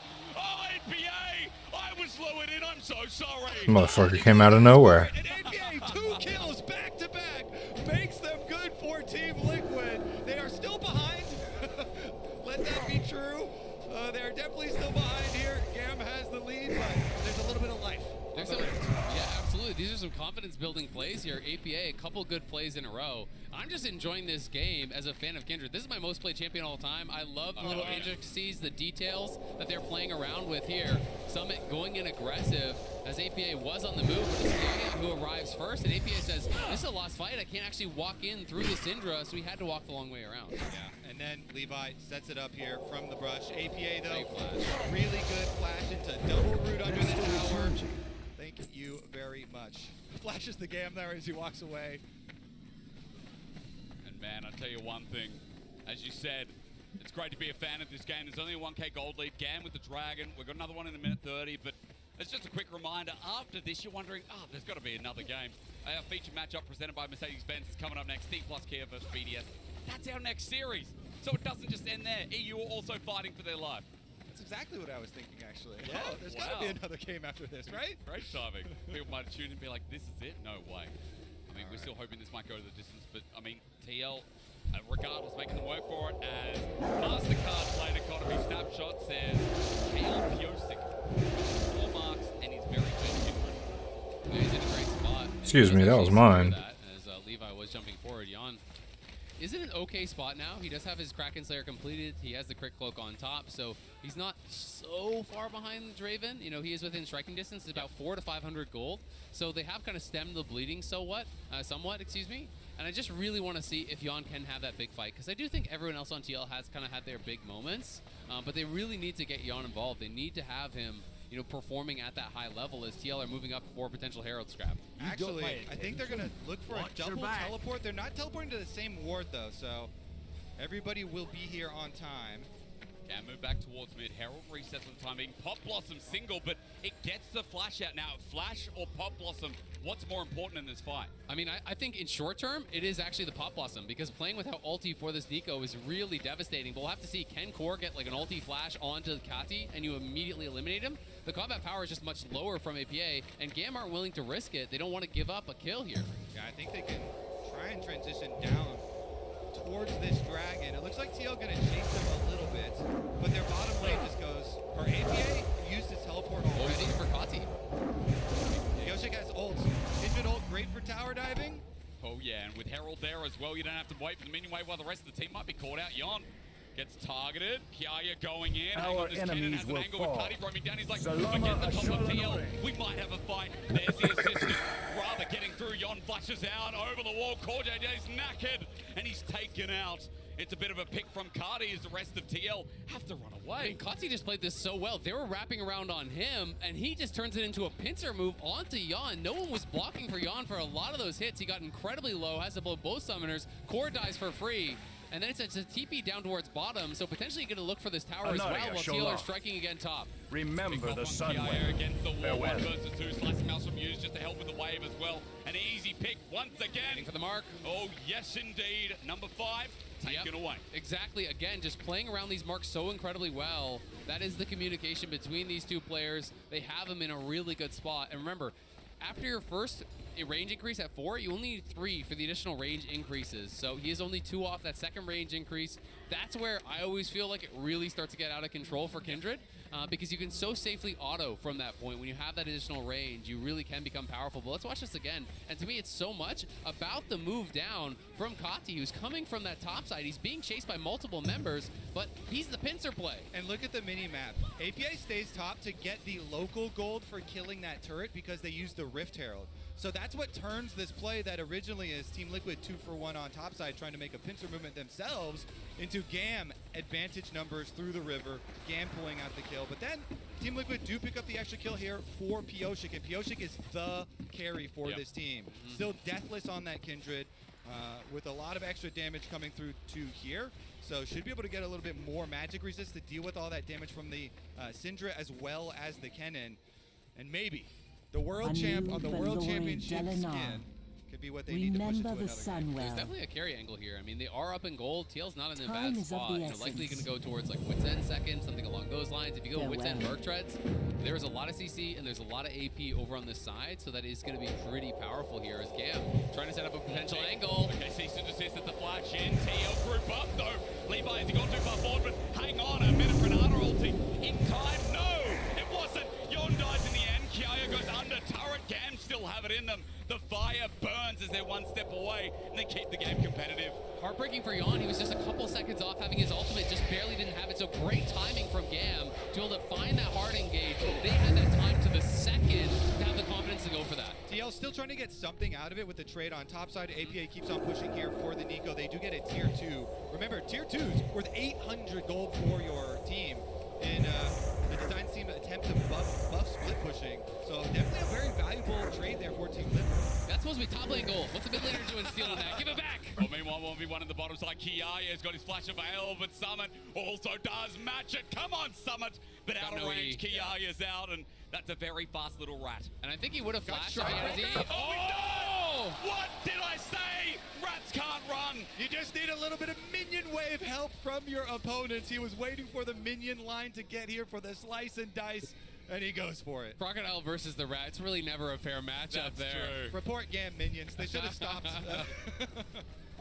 It's such a big kill, guys. Mid turret opens as well. Gold lead for TL here at 90 minutes PM as Cunty walking into the brush of death. Guess who hasn't left? And Summit with Scatter the Weak down, and Cunty gets burned down. He just got to the lane. Lucky though that Summit didn't have his ulti, because that could have been him going for an all-in if it was actually up and available. As Jan's just kind of hanging out here around mid lane, has to play safe because Core is on the roam, and Levi trying to set up a potential pick angle here onto APA, but he doesn't win that 1v1, so he would need to wait for an additional member to come before he looks for the engage. Fuck you. Minutes here as well. We're going to see of course, but here's the replay that we're going to take a look at first. As the flash initiation, we were talking about the small timing between getting the Xayah ultimate. It is covered by Pyosik pretty well. It's just that Draven ultimate from Slater, nicely timed, over the top, an execution for him. He cashes in and is able to make good on that one. And then you know how this 1v1 eventually turns out. Yeah, just really well played. And the Strikebreaker versus these range matchups can be so powerful. People often just default towards the Gore Drinker, but he has this slice and dice into the Strikebreaker slow there, and then gets back in. Flash Q, Strikebreaker, the W to finish it off. Really well played, clean stuff from Summit. Oh shit. Hello. Where'd you come from? Using the flash for these team fights, really wants to play with the rest of the team. Doesn't want a lot of 1v1 side lane action versus Summit versus Team Liquid. So Team Liquid with their side lanes pushing, they've got the advantage. Hang on a minute. There's the flash forward. Core JJ's found to pick Kiaya, as you said. He wants I'm intruder, eh? get out of here, that's for sure. Pyosik with another kill. Stop giving the Kindred money. And this is while they're split pushing. Don't stop. While Keep they going. Oh, you want that, yeah. while they have Summit pushing. Ah, there you they're gonna are. apply pressure to bottom side. After that pick, they can just move on down to the Baron here and keep things rolling. There is a control ward inside, but they've got plenty of damage. 2 carries for themselves. Will burn right through this thing. Yeah, this is problematic because they have to send someone to answer Summit. He's still going. He's going to go in towards the inhibitor towers if they don't send someone back. Yaya, remember, has no TP, so he can't even TP to join here. APA is on the flank. He can try and keep Levi out. He's looking to deny the smite. Amazing map play, though, to say the least. Either way, it's damage done, but TL have to hold their own in front of this Baron. The steal, Levi's in. Oh! TL, how could you let him do it? He'll sacrifice his life, but can they get anything else? Surely not. This team is Liquid sometimes. The jump up from APA finds Slater at least some retribution. The ulti used defensively, but Cuddy's found a kill over the wall. Yon and Pyosik just what they were given, which is some money back in this game. 2 kills, make it 3 surely, but with Scatter the Weak, Pyosik is being bailed out in his own unique way. Yon chasing after. TL are getting low. Cuddy has a full mana bar. All it takes is a Scatter the Weak. Oh, guys, you must be on edge. There's the ulti from Pyosik to get the kill finally. The Whirling Death won't get it, but why was that allowed to happen? That one hurts. There's just no reason that they should just let him walk up bold as you like into the pit like that. They were clearly worried about taking the fight because someone was on the roam trying to join, but... Well, APA was at behind the Baron pit, so he was looking for the Vi there, and Vi just walks in through the river instead. Good job from him avoiding the Seek, but Pyosik at Worlds, another Baron stolen away from him. Last time he still won the series, so true. That's all I'm saying. Guma stole a lot of those. Guma stole a bunch of Barons, and it didn't end up mattering. Right? It's totally fine, Kobe. Here's your cope. I'm delivering There you it go. live. Thank you. That's my world champ. Let's go. Oh, Jets, look, are you ready to do it again? TL and Gamma force themselves around the Dragon. Third Dragon for Gamma would be here as they're just waiting. TL are split apart. Look at the map right now. Yon running in. They're not a full unit, but Gam aren't going to pull the trigger. So, first Dragon of the game goes to TL in their own way. Yep, going to be able to grab that. It is obviously not the best soul, but just denying that soul point from Gam is really important here.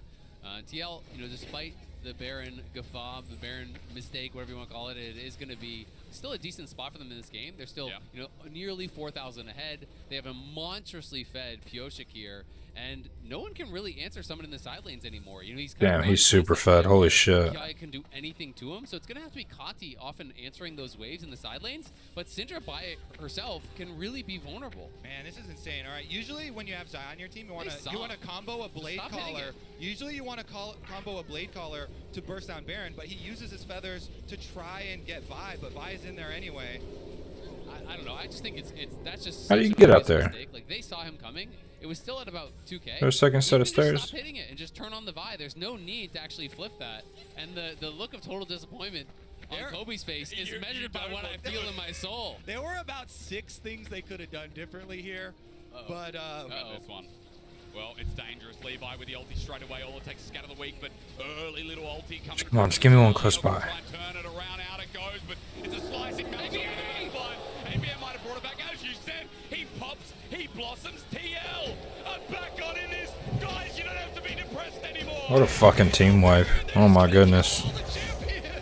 ABA gets into the back line, putting TL on his shoulders in that fight.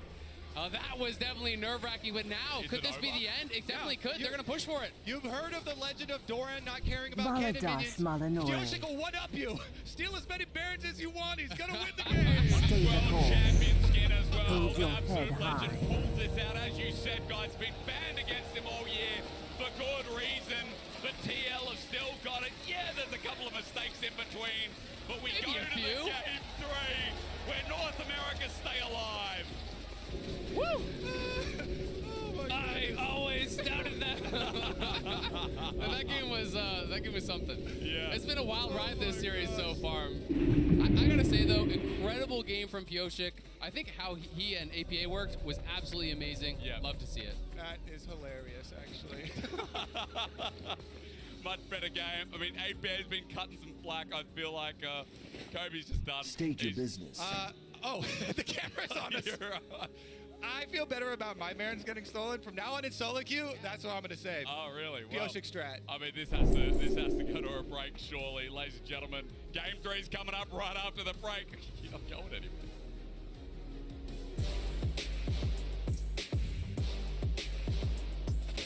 It's an interesting ability.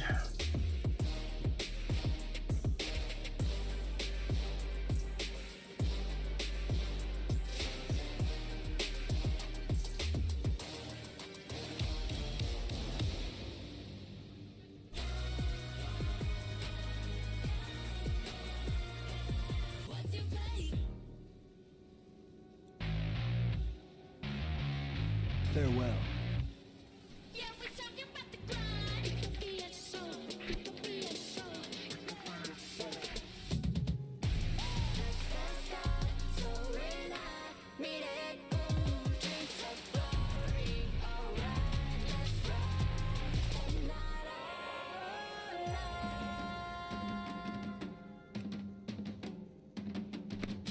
The eternal sun guides us. Bringing in a new roommate to save money, is that the plan? Say hi to Glenn from work. Yeah, I think I have a much better plan. We switched to my plan from Verizon. That is a good plan. Glenn? Get my plan starting at just $25 when you bring your own phone. We will Plus, have save when you add justice. perks like the Disney Bundle. It's your Verizon. Everything has a price.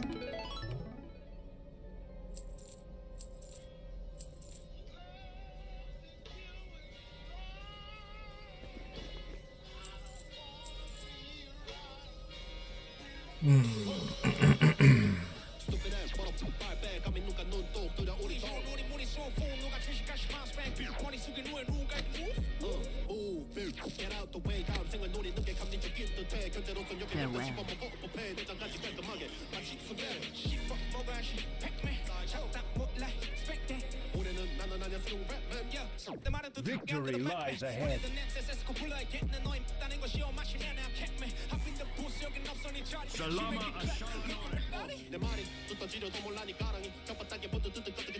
State your business. The reckoning is at hand. Shirella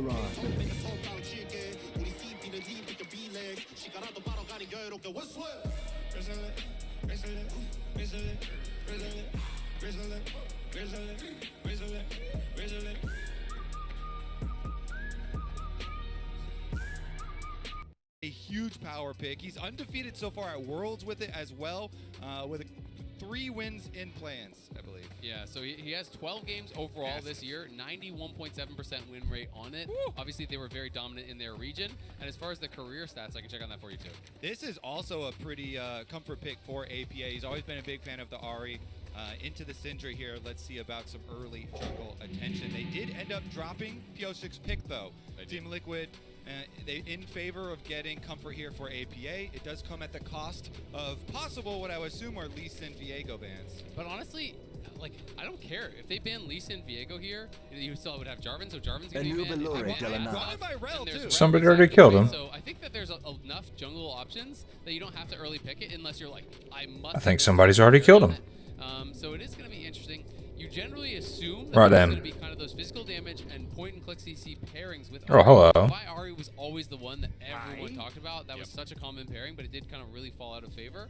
So I'm interested to see if they're going to be banning out just more physical damage junglers here, those pairings alongside what APA is going for.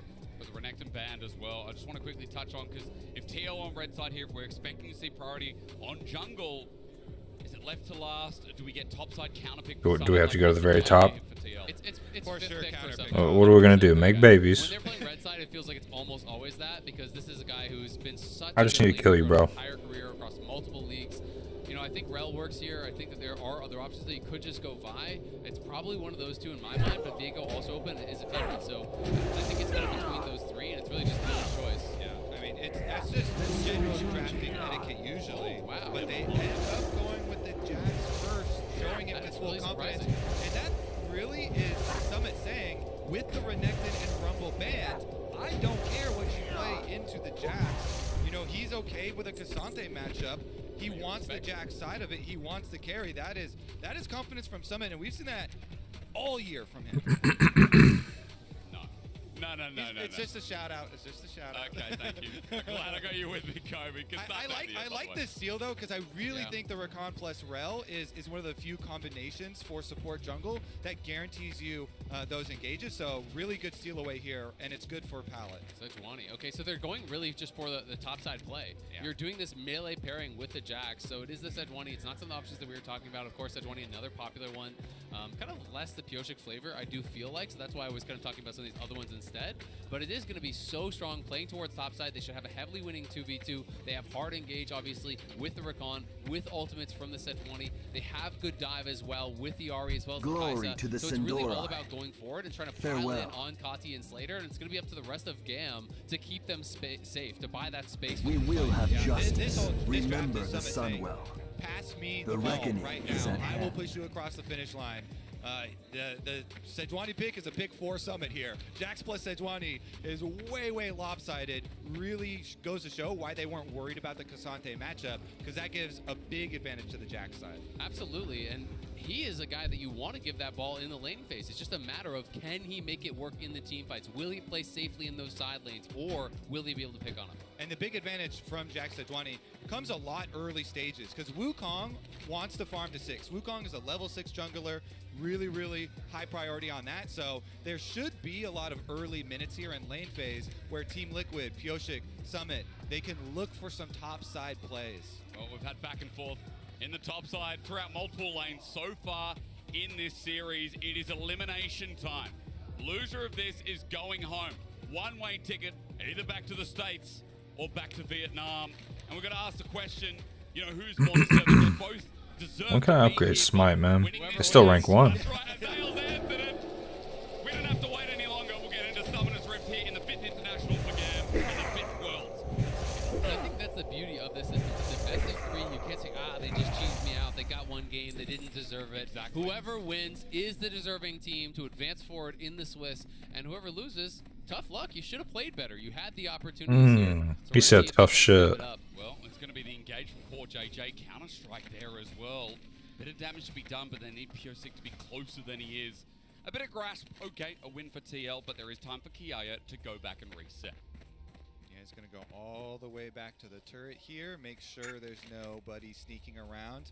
They don't actually leave behind any deep ward from the side of Team Liquid, and GAM sneak in, and they put the extra one over onto blue buff.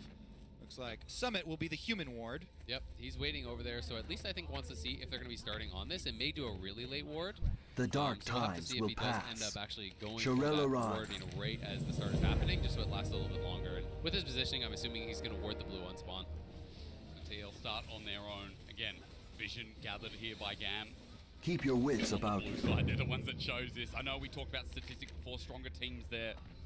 But it has been successful so far in the tournament. Absolutely. Summit in the end. I gotta keep walking across this fucking scar. Down quite late to see that crossing all the way over to the top side. Yeah, exactly. So while TL doesn't have eyes on the jungler, you kind of know what he's doing, right? You have a ward on Raptors, you have a ward on blue, so he's doing red, he's gone to Krugs. That is very easy to kind of figure out unless he's doing something really weird. But with the lane obviously leashing bot, it should be pretty clear where he is going to be. And we'll have to see how TL does want to start this out. Thank you for aggroing all that shit. Clear here for Pyosik. Obviously, you want to end on the side of your melee solo laner with that Jax. Yeah, as we were talking about, the whole reason for the draft up there. And let's see that wave built up here by Summit. Pyosik, how badly he's gonna look like he's gonna go towards mid instead. But we also had Kati move up and ward Raptors. So seeing that Raptors are still there, gonna expect probably Sejuani on bottom side coming through here. Kati needs to play top towards his ward. Hang on, early getting from Pyosik to get the flash out. It depends. I mean, there'll be a permafrost shortly, but one more auto to get it. Kati just walks it out and graciously holds his summoners. But I do like this kind of a play. You know, don't overcommit to it. Don't spend your summoners. Get a little bit of chunk. He didn't spend a lot of time doing it. You know, he's just crossing from bot over towards top, so he'll keep up the farm. We'll be slightly behind for a moment behind Levi, but it's not a big deal. And I do think it's those little pressure moves that can help to give a bit of room for APA to make something happen in mid. So here in this early game, while we have some time, I want to ask you guys a little bit more about Gam. I know you talked about TL and the top side focus here in the early game. With the Sejuani, we kind of didn't expect for Pyosik, but for Gam, you know, we're seeing Wukong with Syndra. We're seeing big ult buttons here. So I want you guys to walk me through as to what Gam's focus should be here in this early game. I personally expect them to go heavily towards Kati to play around this Syndra. We saw that from them in their first win, and I think with Kiaya, who to me is their big star, off of carry, I think it is going to be more about playing towards mid, trying to enable this Syndra. You're trying to get Pallet out of lane. If you get pushed there, move him up, and use that mid lane pressure to then move into Heralds, move into Dragons, and that's kind of what I'm expecting. And kind of like I referred to earlier, it's going to be a later start for Gam because they've got the Wukong who wants to get to his level 6, whereas Sejuani can make earlier moves. You can just use Permafrost and use these stuns to try and get the Jax going early. It is a pushing wave here towards Summit. So Summit's job now is a little bit of acting. Oh, and the full commit there as well. We didn't see it, but out of vision, Summit has to flash away. Levi in the right place, right time. Pyosik can't get out and get it likewise. Advantage for Gam there, but they're going to go back in. They are. Counter-strikes there. Kiaya flashes away. That's a double stun, but it is a fake clone, ladies and gentlemen, as Pyosik runs back in. This is chaotic. What is happening? Stuns up. Gam like, we'll take it.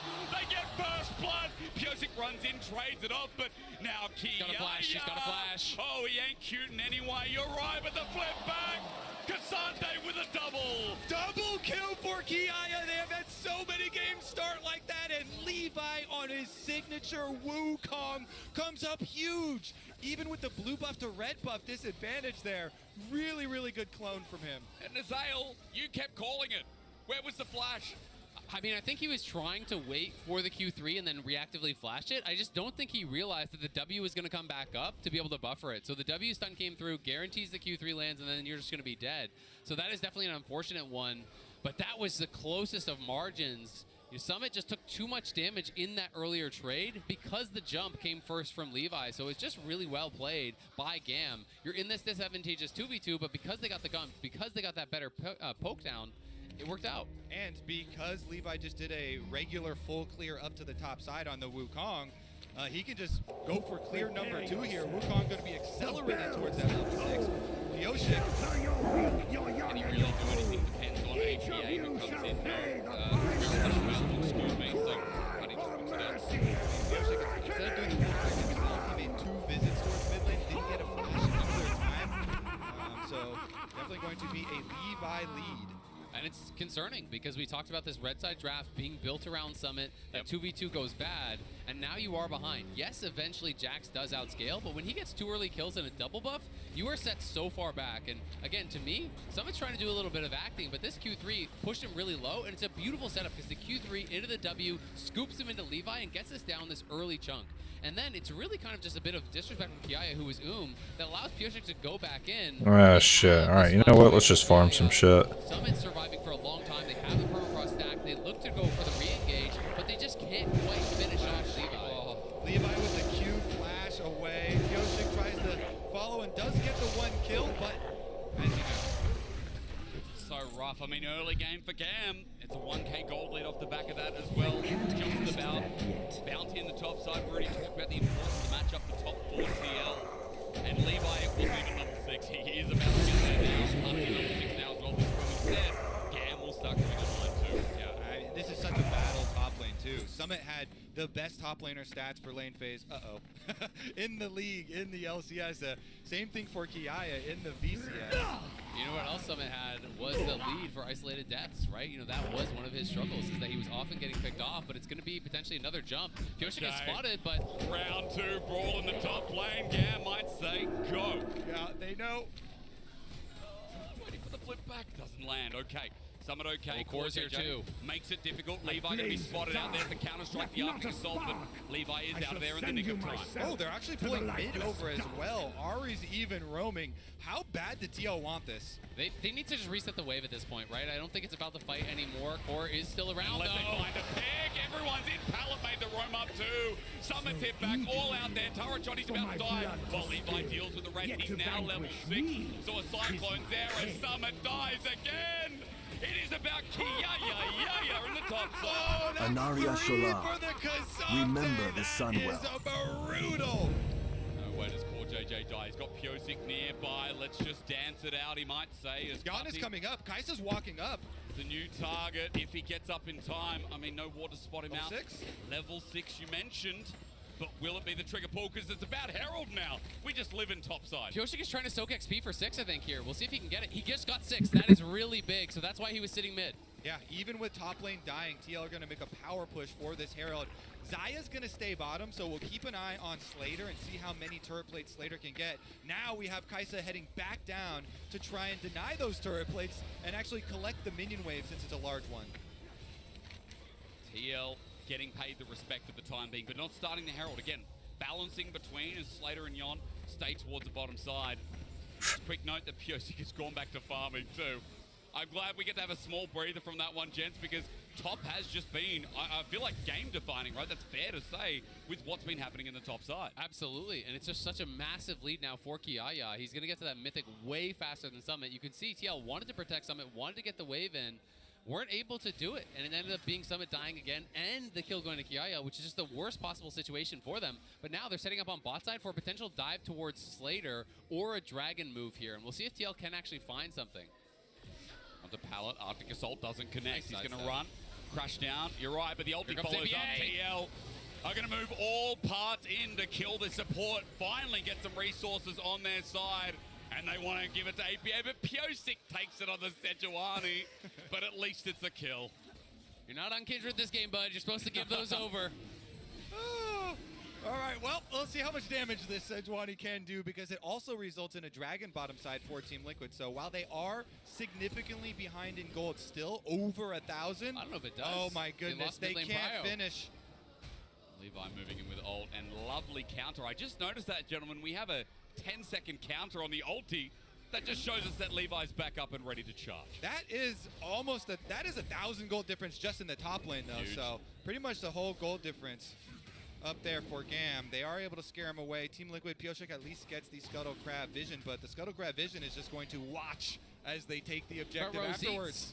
Yeah, we can see you. Great. Yeah, yeah. Watch, enjoy. The early game. I mean, 10 minutes in, still that gold lead present. We've always talked about it. I feel like I'm flogging a dead horse at this point, but it's known for VCS. Huh? But Gam especially is... All right, well, we're mid-tier right there. Just to show us where Gam's trajectory really are with the way this game's going. Down another tangent as well. We cut him with a decent-sized CS, about 10 in the mid lane. I guess something we can focus on afterwards, isn't it? Because we get to look at topside again. Yeah, exactly. think TL at this point were no longer looking for the fight. They were just looking to reset the wave, but they didn't anticipate the roam here from Pallet. Core was moving down back towards mid, heading down towards bot side. He thought that's where Pallet was, but Pallet shows up and they just preempt the play. They go for the hard engage. So again, GAM outplaying on that top side. They have been the better ones up in that top lane, and it is that massive lead for Kiaya. He's basing now. He has Iceborne for sure. And he does have his TP available, so there's the Mythic, there's him TPing back in, and he TP's on the wave because he knows he's way stronger than Jax, so Jax now, you can see on the minimap, has to back off. He can't crash the wave. Summit just has to give full control. Ah, shit. He at least has his Mythic, but he's far away. What do you do at this point?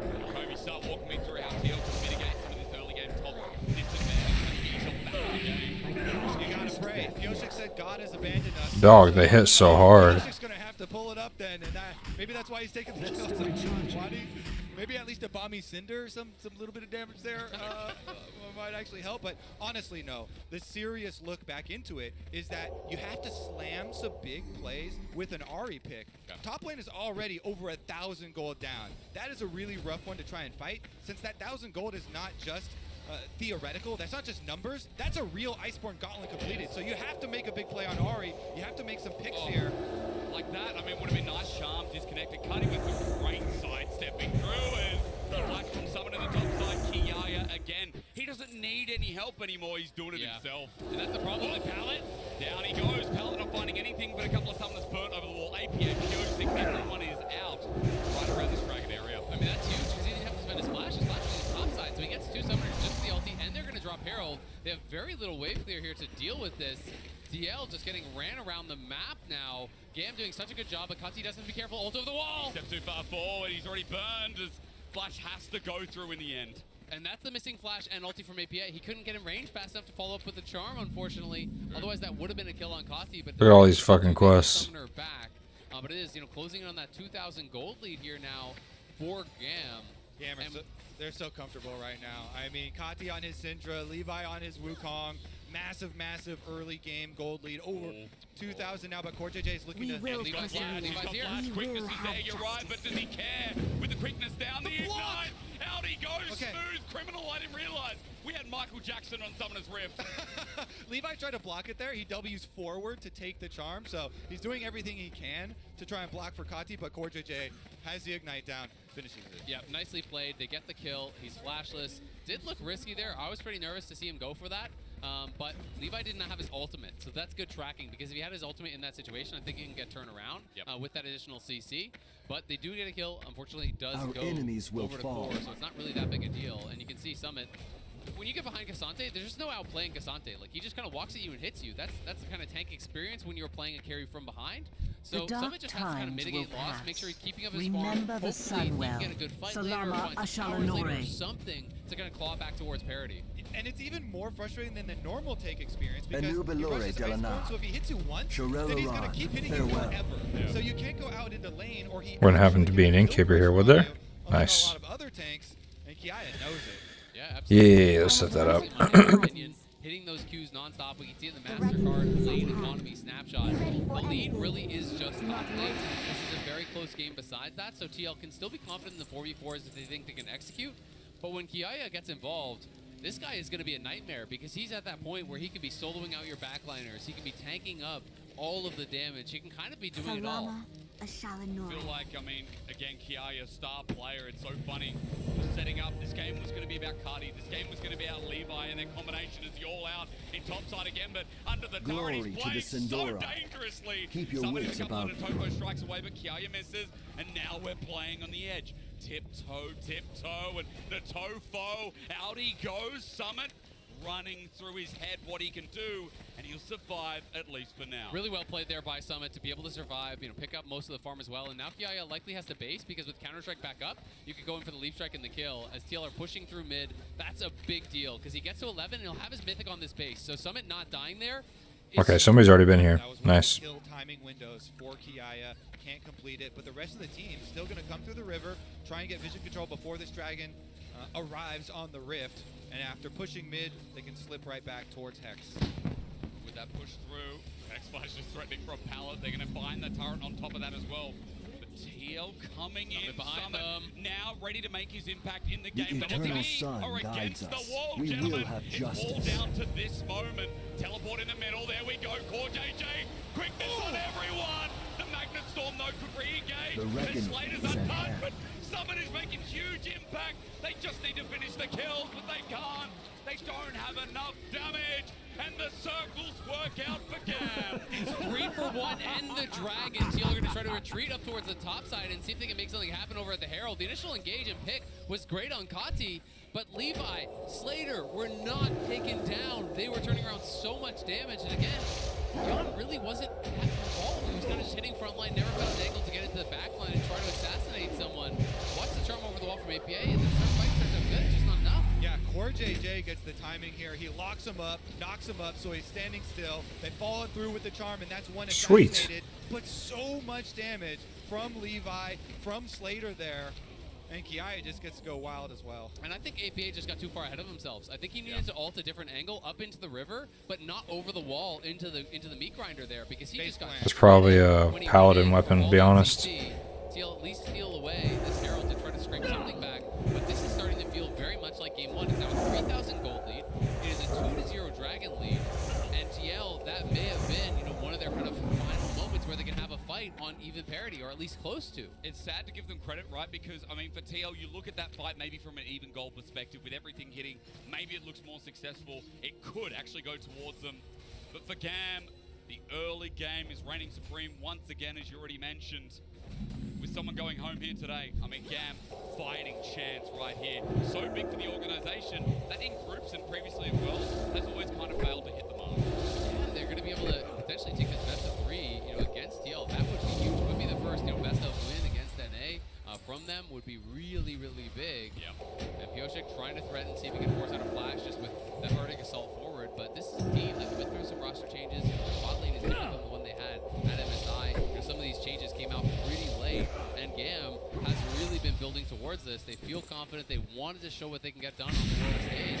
Thus far, they are the better team than TL. Yeah, changing the bottom lane pretty big for them. Slater coming in, then Paladin much later towards playoffs. And the top side core has been so valuable to them. Levi currently the 26-4 record on Wukong, and he's looking pretty close at that 27. He's looking really, really good, and I mean, it's just fun to watch Levi. He came over to NA for a while, was playing at 100 Thieves Academy, and I kind of miss seeing him internationally because he's what I really associate this VCS squad with. As we're going to see that charm miss there from APA, but Levi just has so much history international, and he's been one of those really exciting players that you show up from these regions that maybe you're not expecting to win the tournament, but he can always get cool things done, really showcasing his skill, and going to be able to force out the ulti. And they're going to claim the top line tier 1 off of that. Yes, there's going to be a trade back potentially here in mid as they drop a Herald there, but we'll see what else they can get. That's a good question, because at least if the Herald can get a second charge, maybe have a pressure TL a bit. But the turret does equalize the gold a partial amount, almost the 2,000 gap that's been brought down to. Levi continue to be a nuisance here for TL in P06 jungle. He'll just back out in the end as well. So, gents, we've got 2 minutes before Dragon, 45 seconds before the Baron spawns up in this game. I think we need to start looking at what this mid game's going to look like more and more, what side lane's going to look like more and more, because we're expecting coming into this that TL we're going to play through this Jax. He would be unbeatable inside, but again, 0-3 still trying to grab for his second item. Yeah, I mean, we just had our second item completed here for Kiaya with the Abyssal coming in. Tons of magic resist for him, and he's going to be able to shred people for Kati. But it should look like Gam pushing up mid as well as bottom, getting there first. And being able to secure themselves, number 3. A minute and a half left on this Mountain Dragon. Usually a minute before, you'll go back and get some control wards, replenish them, move into the river so that you've got the vision. And when you have vision superiority and you're the ones with Wukong and the long-range Sons of Syndra, then it makes it so scary for Team Liquid to even think about coming in there. And I honestly don't think Team Liquid should go for a bottom side play there if they give up the vision. And just give up number 3 and look for a better opportunity. Well, I mean, that's the biggest inflection point, right? Because if you give up number 3, then one mistake, Eat my stick. one steal, There you go. soul, that permanent power. So you have to make the judgment call. Can we realistically win this fight? Because if you go to that 3rd dragon and you lose the fight, you're going to lose the dragon, you're likely going to lose the Baron, and that's it. Your world is probably over, barring some crazy turn of events. So TL have really got to be confident. Generally at this kind of goal points, look at item completions, right? right? And I think they have a better chance of having 2 before game have 3 if they fight at Soul Point, you know, on that 4th dragon instead of the 3rd. But it's a tough call to make because, again, 1 mistake means Soul if you give up 3 for free. Your whole year done and dusted, just in that single moment, in this single game. Again, for such talented players. JJ's deep here, but it is a Cassante, so... he's going to take about a year to die. You say hello, and then you say goodbye. That's right. And look, he can turn into a champion like Aurelia at any second, too. And this is clearly the option. They're just going towards topside. They want to try to push down something, but they're not strong enough to threaten Baron. They can't actually bully out Kiaya, so they're just getting nothing here. John's in trouble. Summoners, who is it? Those Cyclones out, teleport the match, but running into the Cyclone not always the best option. Yon ulti's out. Maybe a chance for TL to turn around, but Palace engaged. It's huge. Gam will never say die as Kiaya ultis again. Summit getting the League of Legends Summoners Rift experience. Let's Gam have the pick, and now Baron's on the table. This is massive for Gam. That could be the final nail in the coffin here. They're going to be starting up this Baron. There is a ward on it, so TL are aware of it, but they've got no summoners. They've got no mid laner. They've got no anything here, but they're going to try to contest it because this is their life on the line right now. Yes, they're going to have to try. Come on, you're a world champion. Show us what you got. But Baron down even with the miss smite. It doesn't matter. Scatter the weak was enough. And Gam can taste their journey continuing here at Worlds 2023. All right, maybe Team Liquid rush for a consolation prize Mountain Dragon here for themselves, but even with that, the Baron empowered recall, Gam are getting out there pretty quick. It's Kai'Sa damage though. They got it, but it's just not enough, right? They're falling so far behind, and now you have the Baron buff to deal with, and this is just so tough for TL. And APA in these last couple of fights, you know, you're on this Ahri, you have high mobility, but he's just getting knocked up by the Cyclone, pulled in by Palette's ultimate. He's never really getting much done in these fights, and Yon is getting pressured out. You know, he hasn't been able to find a good angle. We're never seeing what you want from this comp, which is Plasma on the backline, dive in, assassinate those backliners, put pressure on Kati and Slater. It's always been TL on the back foot because Gam just started engaging and playing better. Yeah, I mean, that was literally Levi's solo blast cone in there. Being surprised there's extra people, don't care, has ultimate, big chunk out on the carries, and the rest of Gam following up, they just absolutely murder them. Now, power play on bottom side, 4-1 split push with the Baron. It's Baron power play, already up by 2.3k.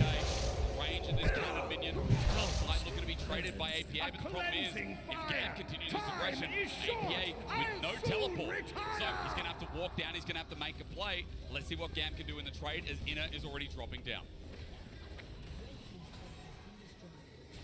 Honestly, they keep the split push up.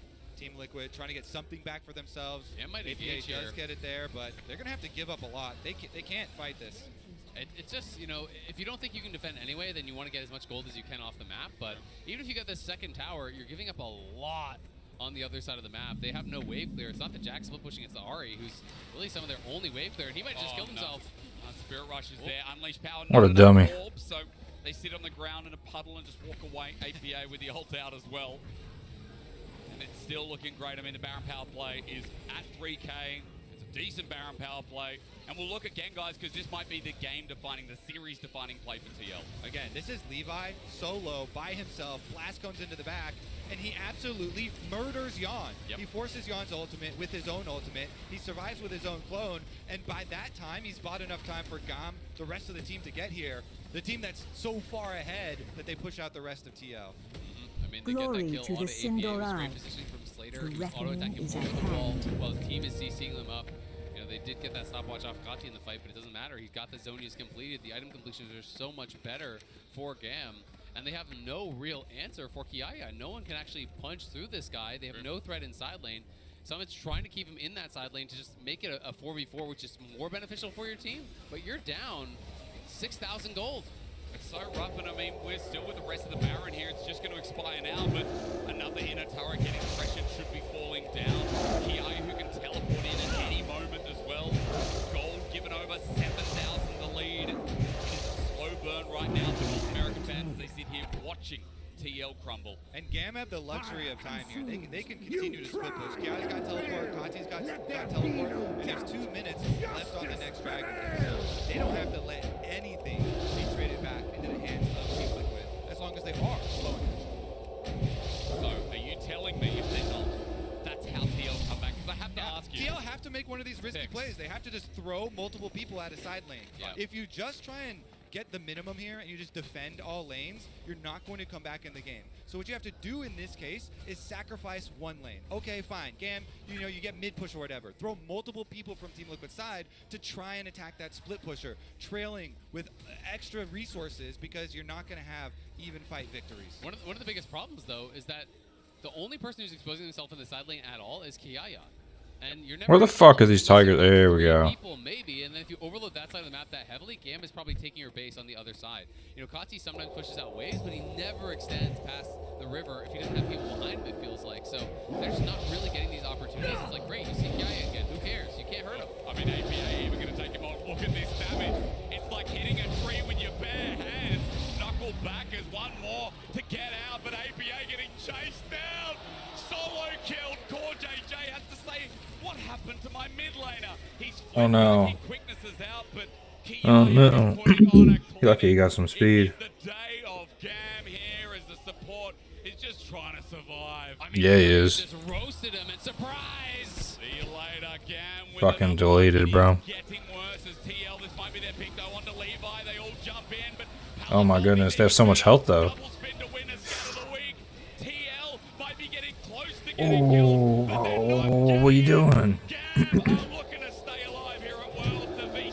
Dude, they're coming for that ass. Oh my goodness. He's if he don't got flash. Uh oh. Okay. Yeah, you just give it up, brother. That was a tough tiger. He's about to be 300 gold. He's about to be raw meat on the platter, guys. I don't know if you had dinner before coming here, but this is getting me hungry for some more. Levi, 6-1-5. It really has been his Wukong game now. We see why this guy wins on this field. I mean, he is just crushing them. It's really all been about the play around the top side. Levi and Kiaya outplaying him. And then again, a solo kill there from Kiaya. APA just really didn't want to commit the ulti. He was trying to greed it out, hoping that he could. And then by the time he did, the buffers from Kiaya interrupting the dashes, falling over the wall was massive. As Core's going to be pushed back.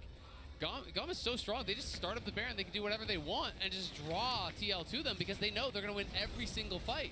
Yeah, I mean, the origin of that play with the Ahri, they actually had Core JJ looking around for the flank, but because Kiai is able to push him out, they never even get to join up by the time he's dead. That Baron is down, APA's got to run, and Team Liquid now, all of their hopes for this year, all the work that they put in, they've got to defend 12-4. Oh my goodness. with the onslaught that is Gam coming. Here you see it. Core JJ down there. They were originally looking to try to have a flank, but then Core JJ trying to figure out Look at which this way they're play. going. Look at him.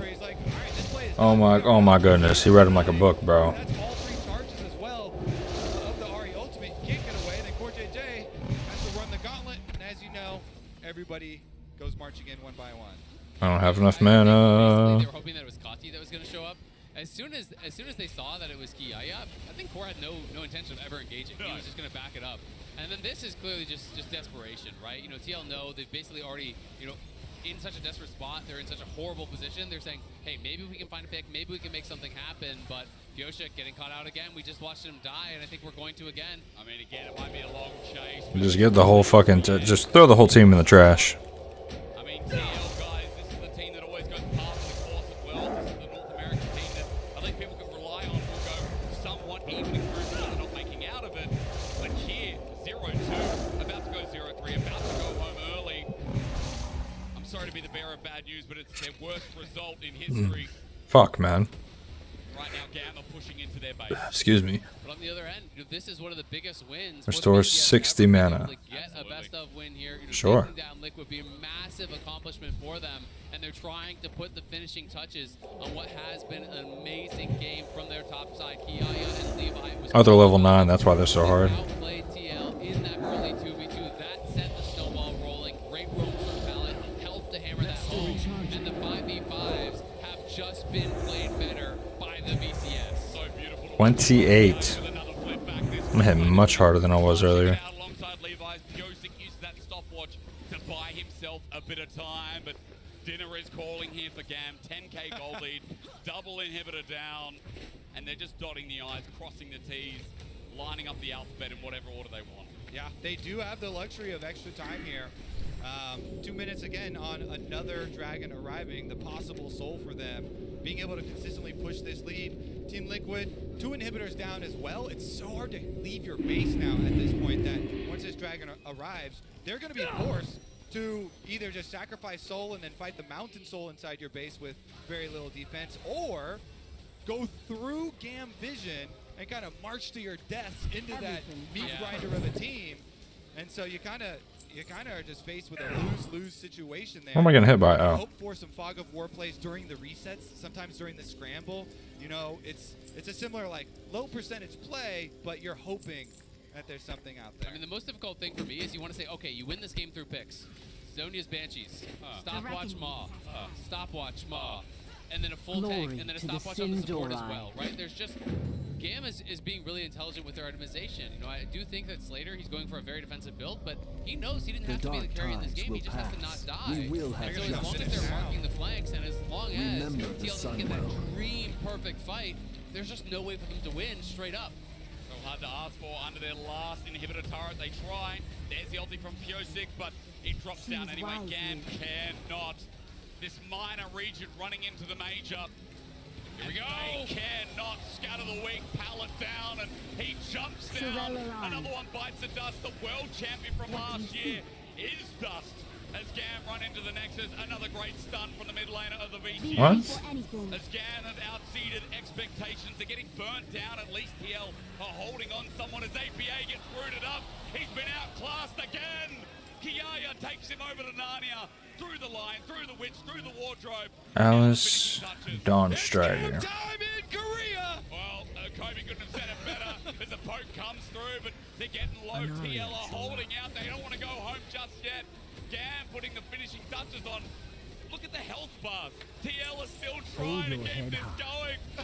But every stun, every auto, it goes on somehow. But State your TL business. are trying, Keep your wits about you. trying not to get on that Farewell. plane. Soul. Exactly, they're just going to retreat back to this soul and try to guarantee it. Their health was getting low. One of the only ways you can maybe start a comeback from TL is if they overstay, if they all die in the base, if the soul gets denied.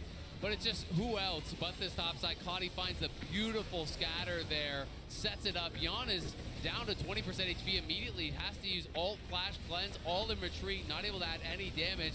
And then again, in goes Kiaya, finds that flip here just shortly after this onto APA. As he was trying to get aggressive, Kiaya has been so good for Gam on this Cassante. Yeah, just pushed around there. Scatter the weak and the Cassante ultimate. Nowhere to run. Now there are no inhibitors down. The Mountain Soul was picked up by Gam during that replay. And now they're coming to do their victory march towards that Nexus. As you said, I mean, look, Kiaya having a field day, and is that 100%? Can you have 100%? Well, you feel confident. Cuddy with the flash scan of the week. Finish it in style. Oh my goodness. They are fucking farming these guys. Wait, why is everything a higher level than me?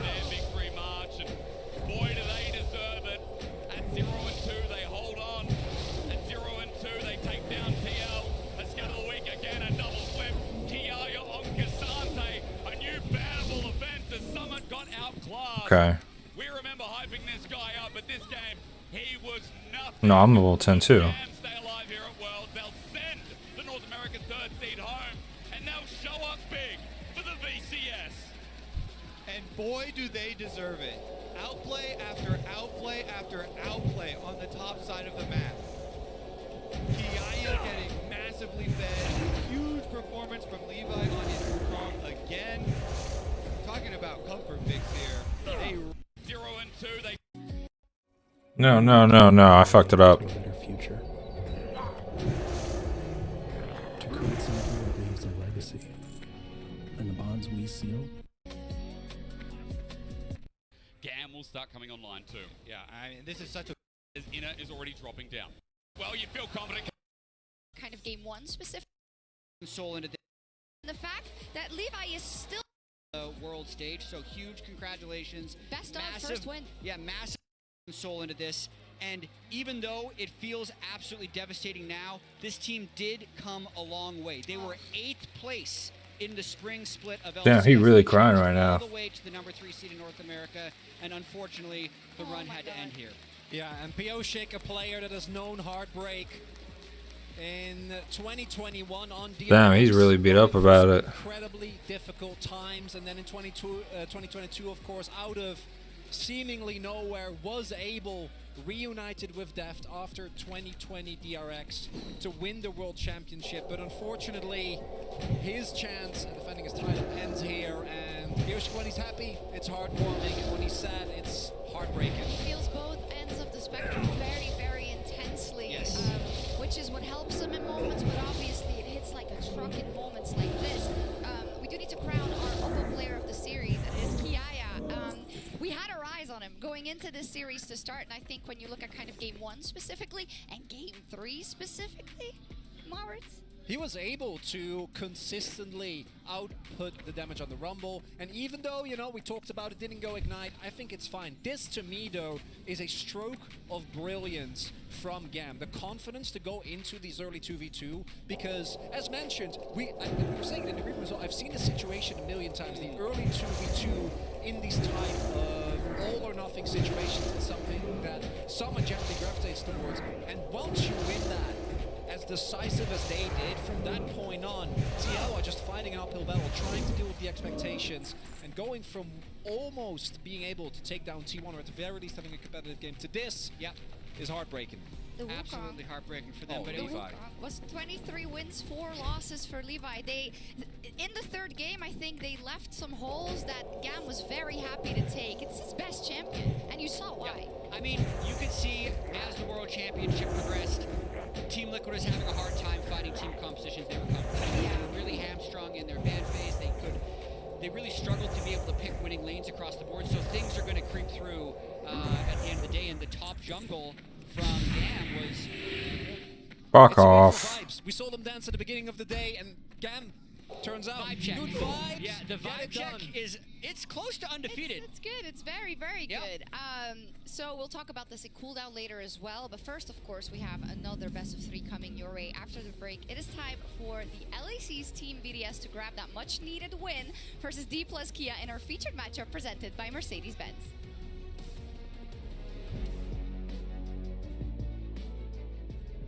This is what you came for.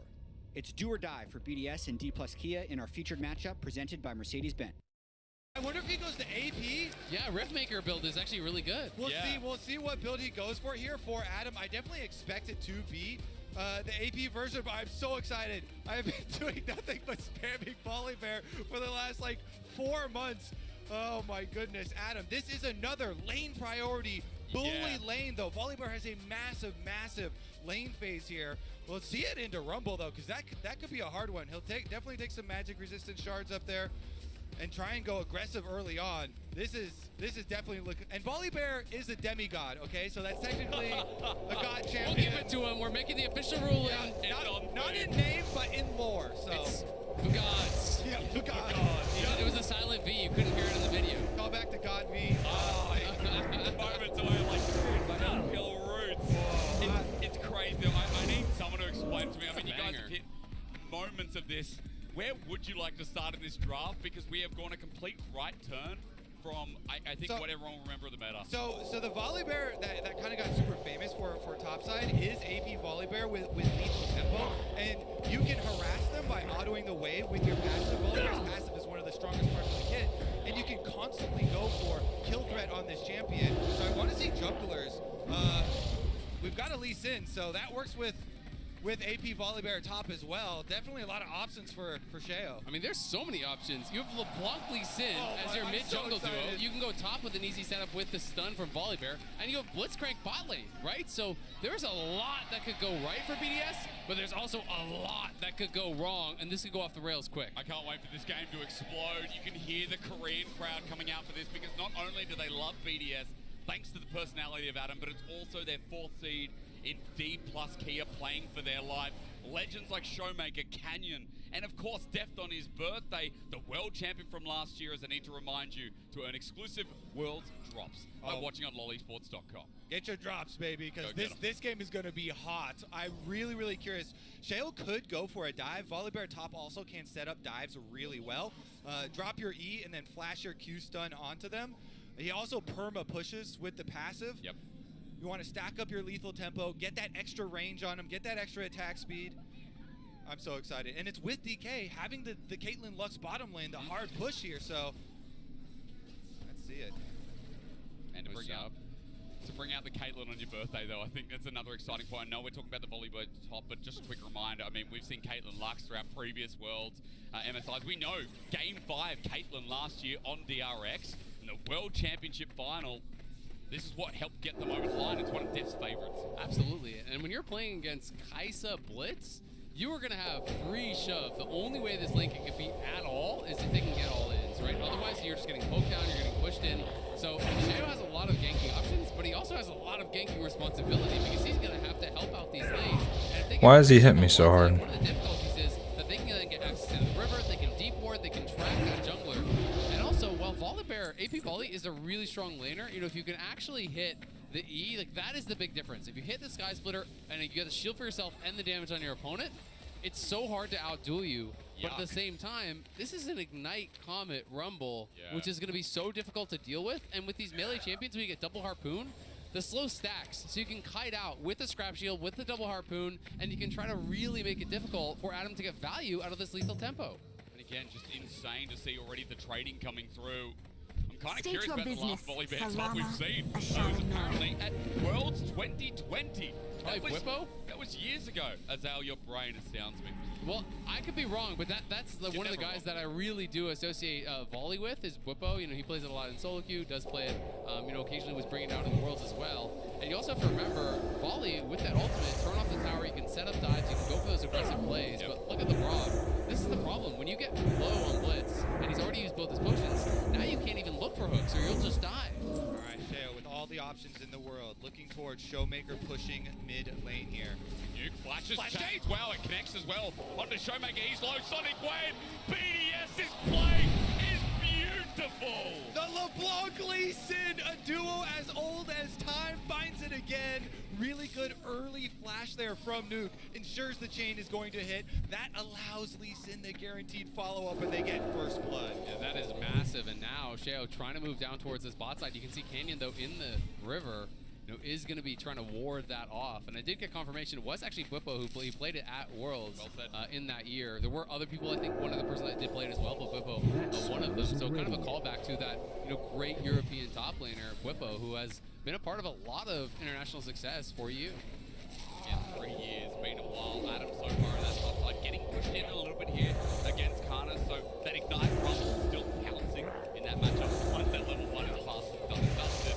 And therefore the lanes, apart from the mid lane up game, are doing pretty well with DK, as you'd expect. The Emax first on the Volibear, uses his teleport to get back to lane with the Boots Crystal by here. And I want to see Sheo remain active on the map. Go for a flash kill. When Volibear has flash, he's very, very dangerous. You have to be so respectful as Rumble. If he puts the Sky Splitter, the E, on you, then you have to worry, is he going to Q flash on me? Because if Lee Sin follows that, it's a huge, huge burst of damage. And they're at the tower. Sheo's currently on his Krugs, and they do have a ward towards that Tribush, so maybe we'll look towards bottom side as Crownie is having a difficult time here, dodging all the harassment from the Caitlyn Lux. I mean, it's just so brutal, right? Because you're basically 1v2 in this lane as Crownie. You know, your Blitz, if he can't hit a hook, he's not adding any presence, right? He steps forward, he gets poked. You're just giving them Spell Thief stacks, which is that really tough part. Showmaker, though, getting a pretty nice setup there as Adam does have the Sky Splitter coming down, but this is what I'm talking about. Kana's just trying to space him, and he hits the double harpoon, and now you're slowed, and you're in trouble, potentially. I mean, with the Flame Spitter as well, that's a bit of burst, or at least a bit of slow burn, I should say. And Kana as well, look at the wave state, guys, just rolling slowly into him. I need to get closer. Right. I guess we're going to take another look at this. We saw the whole thing on screen, though, so we don't really have to go It's over too exactly far how away. they pulled it off, because, you know, it's double flashes burn there. It does mean that Showmaker's now for the next few minutes going to be very vulnerable. Doesn't have his own flash, but looks like we're going to get a little party in bottom side that's seen by a ward. Yeah, I mean, Kana, hadn't even based yet. They need to get this reset for Adam because he's getting chunked down and Ignite is still available. So that's why it's the roam squad up here from BDS. But Kana's trying to thin out the wave enough to potentially hold it. Doesn't elect to, as he's obviously going to need to take a base here pretty soon himself. But nice move from BDS. In these difficult matchups, you do need help resetting those waves, getting bailed out. We can hit an E from. Oh, there you go. The Stormbreaker down as well. Let's remember what this guy Okay. can do, but he's learning. Kana takes him down, and gods can bleed. Oh, it's a god to Kana as he flashes away with the Ignite there. That last tick, I thought he had lost because he overheated before getting the equalizer down. He mismanaged the heat slightly, but the overheat auto attacks did so much damage, and Adam couldn't take him down. Turns out Kana's a non-believer, and he burns Adam to the ground. All right, Remember the Sunwell. No more action. Maybe going to come into use here. Hooked out with the minion in the way. And the turnabout hurts so much. He flashes out, but Canyon is on the warpath. He's got flash himself, but no ulti. Our enemies Q, will fall. flash, heal, movement speed. Canyon, what are you doing? That wasn't even close. I mean, if you feel it, take it. No, don't do that. Flash is very important for Vikings. Okay, anyways, quite a roller coaster we are in here, boys. Quite a roller coaster. I mean, you can get more range if you actually do the flash. I might not survive. Then it's easier to react to. So, yeah, they definitely should have let him go on that one. But look how close this is. Kana's going to be able to burn him down with the last little bits of the flame splitter, but Adam gets everything.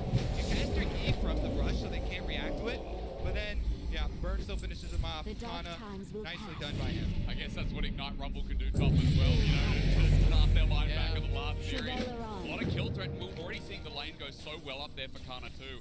Look at that. First blood comes through. There's the blasting wand as well. CS lead. This Volibear top hasn't had the best start to the game. No, it hasn't. But we'll see what Adam can get done because he's one of those guys who's so good at getting out on the map, on making things happen. It's kind of funny though because when he plays TP, he tends to just roam a lot less. When he is playing Ignite, when he is playing those styles, I feel like maybe he feels the kind of importance of I got to get to my team. I can't just be sitting in sides. So I want to see, is he just going to stick more in lane? Is he going to be moving around the map, trying to make things happen with the squad? Because it is Canyon starting up that Herald on top side. I think they're aware of it. So Sheo hunting down around bot, but there's not going to be any angle for a dive. So it will likely just be a red buff, potentially Dragon after. Starting that now, at least there is some trade of some sort. I mean, I think Sheo in the previous game, we remember up against Mad Lions, had no impact whatsoever. So the fact that this early game gank came through mid, he was able to do something, is at least a better start. However, Canyon on the top side is going to get the Herald, get a steal of his own, and DK remain 1k up here in this early game. I just feel so bad for Adam. I'm a huge Volibear enjoyer, and he wanted that second W. There's massive missing health healing on the second W. Be ready for another reason why the anything. Ignite is so powerful We here will in have the matchup. justice. Everything has all a right, but now price. he's going to have a difficult time here. Kana constantly going to push him under tower and harass him, and the turret plates are even getting Be pulled ready down for here, anything. So Canyon counter jungling the Krugs away ensures that Kana knows he's got the extra power up here.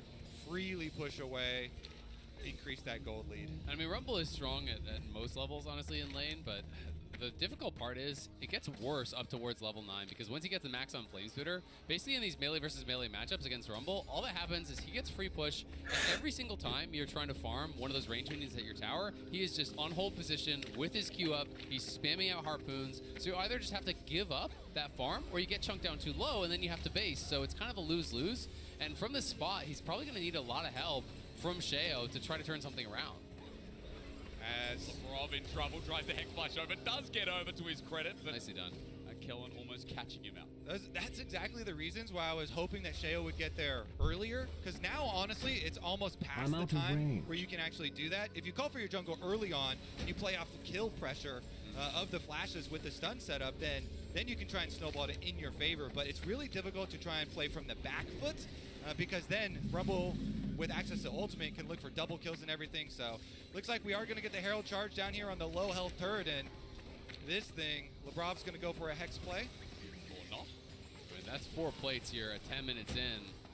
Deft and Kellen doing work, farming it up down on that bot side. So I want to know, as the Volibear enjoyer here yourself, Kobe, from the spot you're already behind, you know, yes, I know you do play jungle, not top.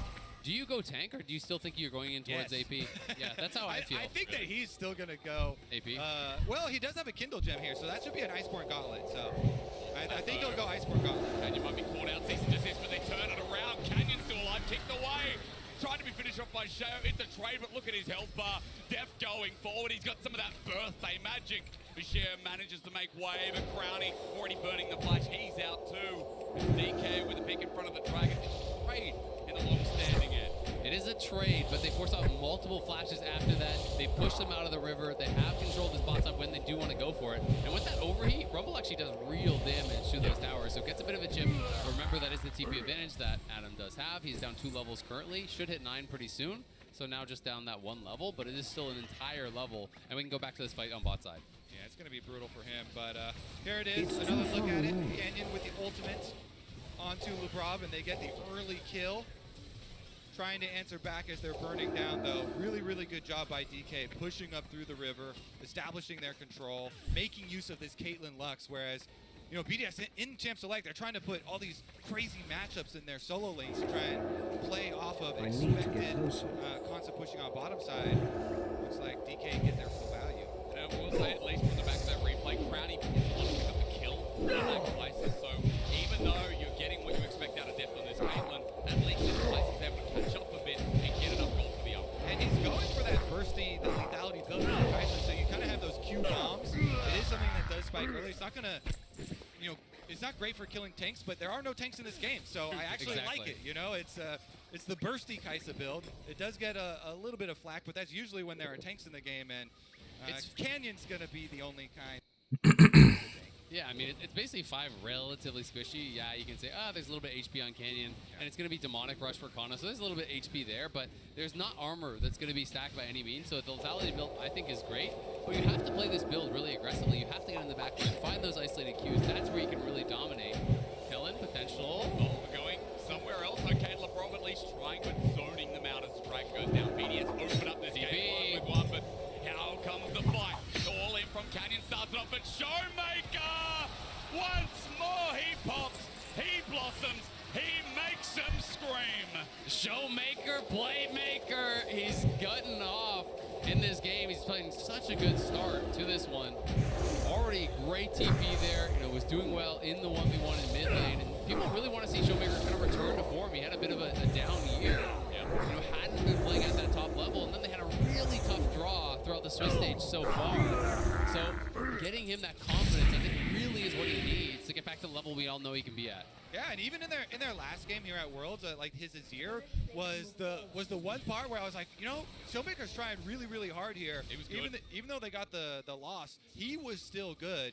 I'd say more recently, people are looking at Kellen as the imposter on his D+ squad. So I'm happy personally for Kellen, you know, playing with obviously the very famous Deft Caitlyn here, but Kellen on the Lux being the counterpart to that. And having a good opening start where this is back-to-back plays where it's the Caitlyn Lux pushing bottom lane up into the river that makes the start of the play here for D+ a possibility. I'm pretty happy for him because he was definitely catching a lot of flack. And it's everybody knows about Deft's Caitlyn already. They made a movie about it. There you go. But Kellen hit the binding and set it up on Blitz, then hit a binding on Crownie, forced out the cleanse, and then there's just no way out for Crownie, obviously. You can see in the MasterCard lane economy snapshot, it is all blue, and blue is DK. 41 gold. Not a big lead for Showmaker, but he'll still take it. But hey, overall, 3K gold lead. I mean, DK from that laning phase, he comes with how DK want to play. I feel like, again, talking about Showmaker, talking about these individual parts working well, when you have 3 world champions in the roster, you want this team to come together when it matters most. And here in the elimination match, they've done that. It's used with 1v1. Might go double chain here onto Showmaker, but he doesn't have enough damage yet. Yeah, not quite. He is going for that AP style, so it is Ludens. If that W hit, maybe it could have been a bit of an angle, but Kellen, I'll stop on my point. Light binding doesn't connect, but Lebrov does. There's the equalizer though. Look at the zone as Deft picks up the kill. Light flies across as the Volibear is out of contention. Look at Deft running in, just freeze firing. A double for Kana. He's burnt them to a crisp. Fucking hell, what a team wipe. Oh my goodness. How embarrassing. Just to kill the support Lux. That's going to be a Herald. That's going to be some mid push. That's going to be some top push. D+, massive, massive lead here. And that's going to be a 4v5 because Showmaker was bot lane the entire time. They commit so much to killing Kellen. Adam flashes over the wall before he even finishes him off, and then Crownie says, well, someone's got to do it. He goes in, gets bound up, though, and DK lose. I gotta go inside to get these fuckers. For 5 kills.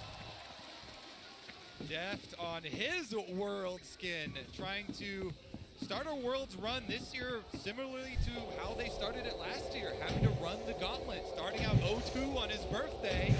And this looks like a pretty good start to the year. No kidding. And it's been really interesting because DK obviously had a really tough draw, so you can kind of forgive their position in the tournament thus far. But this is one of the teams that a lot of analysts I was talking to were really excited about. Everyone was talking about, okay, yeah, it's JDG, it's Shenji, it's LNG. But then people were saying Dark Horse to win the tournament, maybe DK could do it because we have seen such incredible levels from these players when they're at their highest highs with the hook. Of course, though, BDS not out of the woods yet. Sonic Wave to find a big wave. They were trying to give the kill. They were trying to give the kill to Crownie, but they let their support die. It's not worth it. It's really not. I mean, gold over. Oh shit. I mean, Ghana's been absolutely roasting BDS this entire game. In the isolated top lane, coming down to the river fight. Deft constantly pushing. Fuck's sake. The pressure. They've got mid and top side pushing, but Nuke. They're all on in. BDS need to pick. They find another one. That's the second shutdown for Crownie. I think this is a big deal. He just got paid. He's still 700 behind. He just got paid. So much gold. He's way out ahead of everyone else on his team. The lone hope right now is going to be Crownie. But look at these towers. D+ have absolutely annihilated BDS towers. 2 off the top side, 2 off the mid lane, 1 off the bottom side. Here's another look at it. BDS have 4 members down here to take Kana. And Kana says, I'm good for 1. Takes down Labrov as he dies. But then Nuke says, all right, time to make a play here. Goes in again for one of these chain plays. This is an extendo chain. Just barely is able to clip. A what? An extendo chain. Yeah, extendo chain. Pretty long there. Does not break at the very edge of it. BDS, though, objective bounty shut down.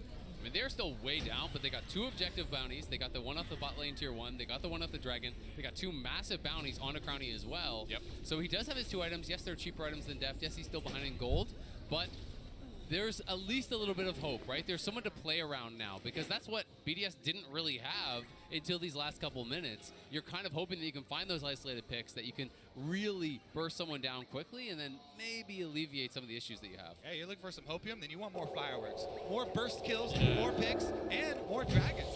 BDS, even though they're so far behind in gold, being able to pick that one up, get an objective bounty shut down as well as dragon number 2 in the first play. Here we go. I mean, Kana has no flash. They know this great. Am I gonna die again?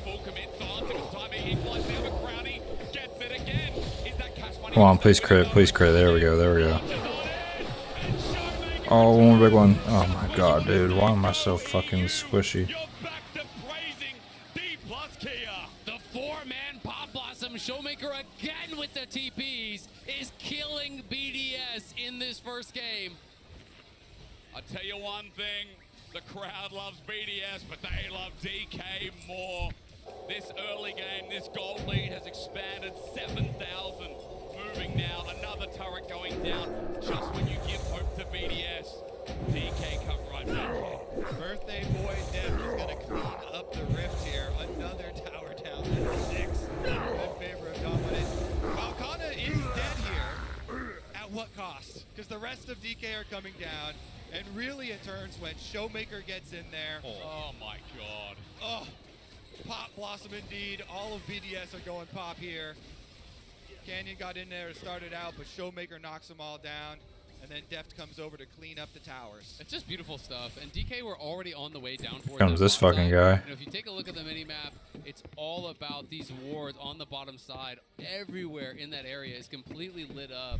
You know, and they were heading down already to support. Is it really going to come all the way over here? Expecting to happen on Kana. Because they know. People are looking at this comp for BDS and like, this does one thing. It clearly does one thing. It picks people, it bursts down people. So even if someone gets picked, that's okay because now the rest of the team can go clean them up. Okay, do just that. All right, with objective bounties up here, BDS have to stay with the same game plan because, again, yeah, it only does one thing, but maybe they can do it well. That's their hope. Try and pick somebody off and get more objective bounty shutdowns. I mean, I like the optimism. I don't think I'm going to survive if I attack this. Damage to nuke, so there is also that. But how much copium is there right now for BDS? I knew I was going to pull both. Moving up to 3 for the majority of D+. It's a big jump for them right now, and they have the majority. Yeah, it's really terrifying. They're losing full control of their own jungle, and this is where it gets so hard. You're going to have Adam step up for that vision control, but look at the damage on Adam. Look at the damage on a nuke. Yeah, he's level 11. I'm out. And now they're just going to start the Baron because they got some big chunks. Rob trying to walk on into Fog of War, but look who's waiting. It's Showmaker again, phoning out that he is somebody else, but that ain't Canyon. The burst onto Adam is there as well from over the wall. BDS walking into what could be their demise at 4K, going down to 3. Showmaker waiting without summoners as nukes coming in. Everfrost not connecting. This mid laner caught out, destroyed. Canyon gets the kill and they move off Baron easily as they look for even more onto Labrov. That's so good from D+. They pull off the Baron. They collect their kills. He's absolutely dead. Canyon with another. I mean, seeing Showmaker and Canyon both work so well hand in hand. It's given me 2 more axe throwers. They're playing it really well. Kellen, even with the binding predict on nuke as he W'd back to the distortion clone, was able to land that, get the kill. They got the earlier chunk, and now this Baron should be pretty much guaranteed. Sheo is going to try to get over there, but he's spotted, and he knows it. It'll be impossible for him to fight through Kana. Yuck. Crowd is just getting taken down with a couple of autos. Kana overheats. And there's the Baron, a 10k gold lead, and the beginning of something special here in game 1 by D+. All right, quick huddle up. BDS, let's ban Rumble next time. Okay, what else? For sure. Yeah, let's ban Rumble next time. Come get this guy. Nuke goes right in, though. He tries to juke a little bit, but D+, happy to turn off of the Baron and burst him down. Then follow up here onto Labrov. You mentioned already the binding. At this point, D+ pathway to the Nexus is pretty clear. Come on, can you hit a little harder? With the dragon about to arrive, they can Bruh. There we go. They've already dealt with all of the outer turrets here. They just go straight up to inhibitors. Just come in here. Just huddle up. Huddle up. Okay. You've got to give them more win conditions, right? What else? What else are we banning away? Surely there's more. We're banning Deft. If we lie, then everyone will know. Okay. Well, I'll tell you one thing. We can at least be truthful that the early game had some optimism for BDS. Through mid, right? That was a great game. Everything landed. But then every other lane is melting. Top melted. Bot was melting. It's like putting a grilled cheese in the microwave, but you've also got something on the stove. You got to put the dishwasher on. What do? Well, apparently you lose the game is what happens. Sounds like you're bad at cooking. I don't know. Can't multitask. Well, it's rough to be in the kitchen at this point for BDS, but hopefully they can regain ground moving into game number 2, because right now with the Baron buff, look at the base just disintegrated 23 minutes. You know what the most tragic part about this is? I'm not going to get any more Volibear games of World, probably. Maybe. Let's see if DK pull it out next game as BDS with a chance through mid, but the light binding again comes from downtown, from Kellen, from inside their own base. BDS running away. Kobe's upset because the Bear's getting chased down, ready to get mounted on a wall as DK look for another. It's Deft's birthday punch. He's picked up a triple. Surely this man deserves a penta today. Happy birthday to Deft. He gets a dominating game 1 as the beginning of his 18 to 6. Through BDS. Really These fucking matches are blowouts. I mean, it's so dominant, isn't it? 24 minutes in. DK with an insurmountable gold lead with everything you could ask. Damn, they're fucking fighting him in the fucking in the spawn, bro. Oh my goodness. And Korea can feel the presence of these once legends. Damn. But the only problem here for BDS is that at the beginning of the game, Absolutely steamrolled. saying, please gank now. Sheo, where are you? Please gank now. I need gank. Need gank now. We've got a blitz bottom lane. We have a LeBlanc mid and a Volibear top. You can't gank everything at once. No, it's too hard to ask for, but ladies and gentlemen, it's only game 1. There's always a chance of BDS doing another reverse sweep here at Worlds for day 5. We're going to take a break, then return with BDS vs DK for game 2.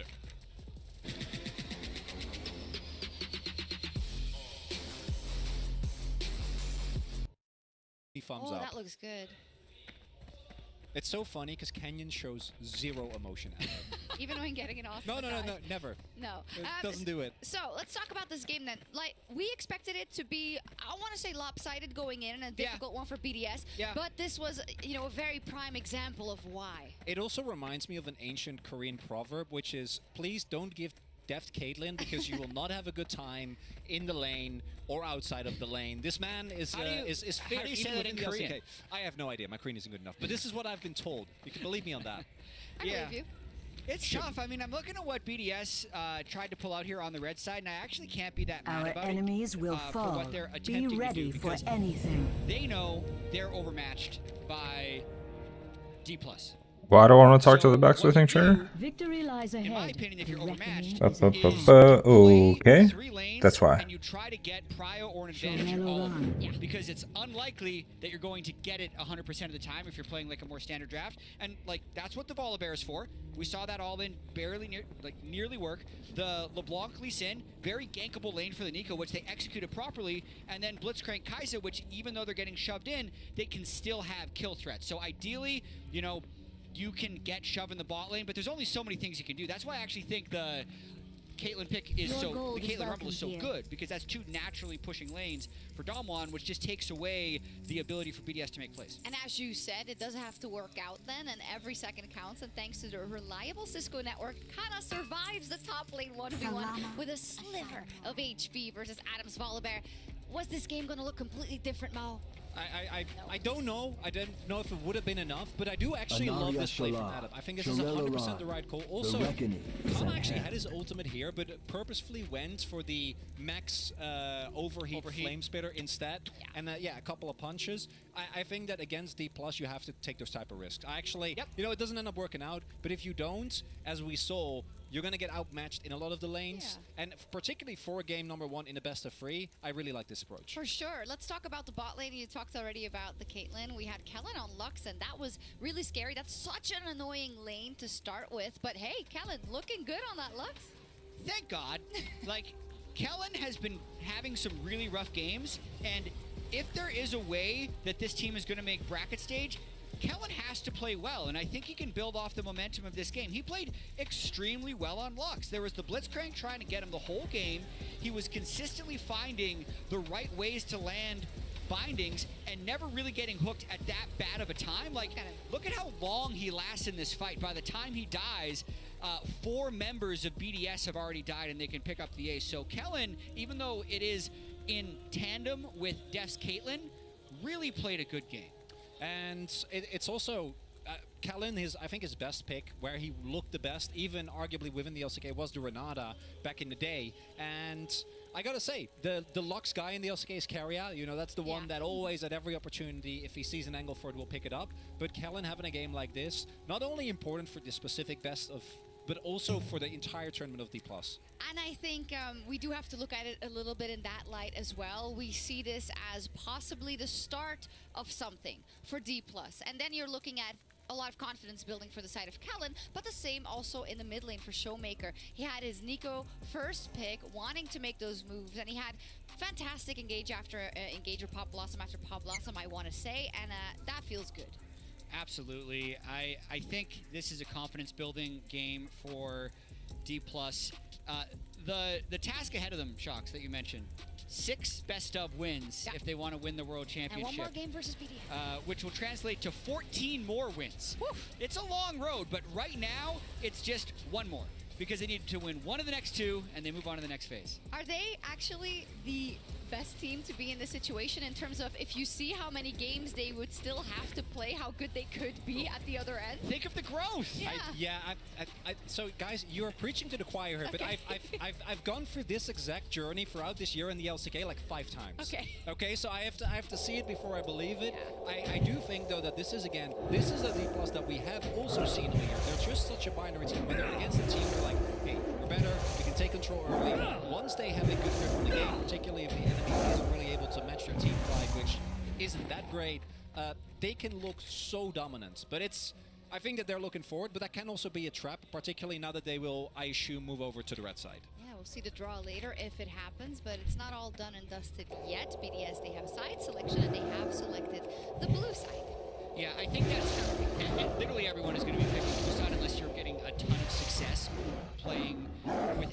OP up. Yeah. I don't know how they can get a prior bot lane. I think they're going to be banning Caitlyn. I think they're probably going to leave control mages up as much as possible. I need a target. And I think they should be getting rid of Rumble as well, because I really 100%. want... Yeah, so Rumble and Caitlyn should definitely be two of their bans. And I really like the Orianna, because I think after game 1 doesn't work out, you do the opposite. The way that teams like KT, for example, have dealt with D+ is the early game, they can be extremely dominant. But when it comes to mid game, some of their objective setup, some of their fights really aren't that clean compared to a lot of the other top tier teams in the LCK. So maybe you go all in on team fight, right? The lane priority thing didn't work, go completely the opposite direction. And, you know, relying on your opponents to make a mistake generally isn't great, but D+ have shown a pattern of doing so. There has been a BDS time also in the LEC this year where they had a little bit of trouble setting up neutral objectives. But that's no longer here nor there. I'm sure they'll have fight left in them, BDS, as we go into our second game versus Maybe. I don't know. DK looked pretty good in game number 1. I don't have EU casters next to me. I have NA guys. And they experienced TL. They were good sports. We talked up Gam. They came so close. I had to rub it in a little bit. Benny wanted to be here, but he's sick right now. So. I know he's cheering BDS on. Hearts in the chat for He had to Benny. sub me in to make me watch that TL series. So really, no hearts for you, Benny. That's kind of messed up. I'm really sorry. I walked us into this hoping to just, throw a little bit of jazz there. I'm out of anger. Going for Benny's going for EU. They are 0-1 down, but again, they've already gone against a reverse sweep of PSG talent. That's they can do. It's true.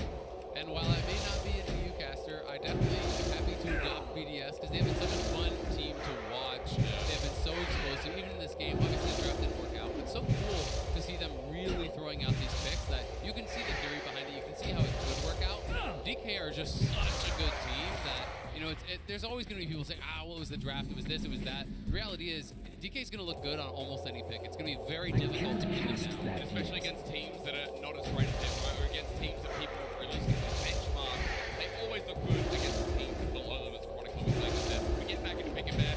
Guys, what do we expect for this one? Because game 1 was absolutely wild. I mean, the last game I really felt like it's such an issue for any of Adam's champions. You know, the way that Adam likes to play, they leave it up again, but we'll see if there are any tweaks on the side of Damwon this time around. They could just keep it the same. Yeah, it's a little bit surprising. I don't got no fucking water. Rumble, right? So Okay, that's fine. Dude, I need to find a mage. Give me some food.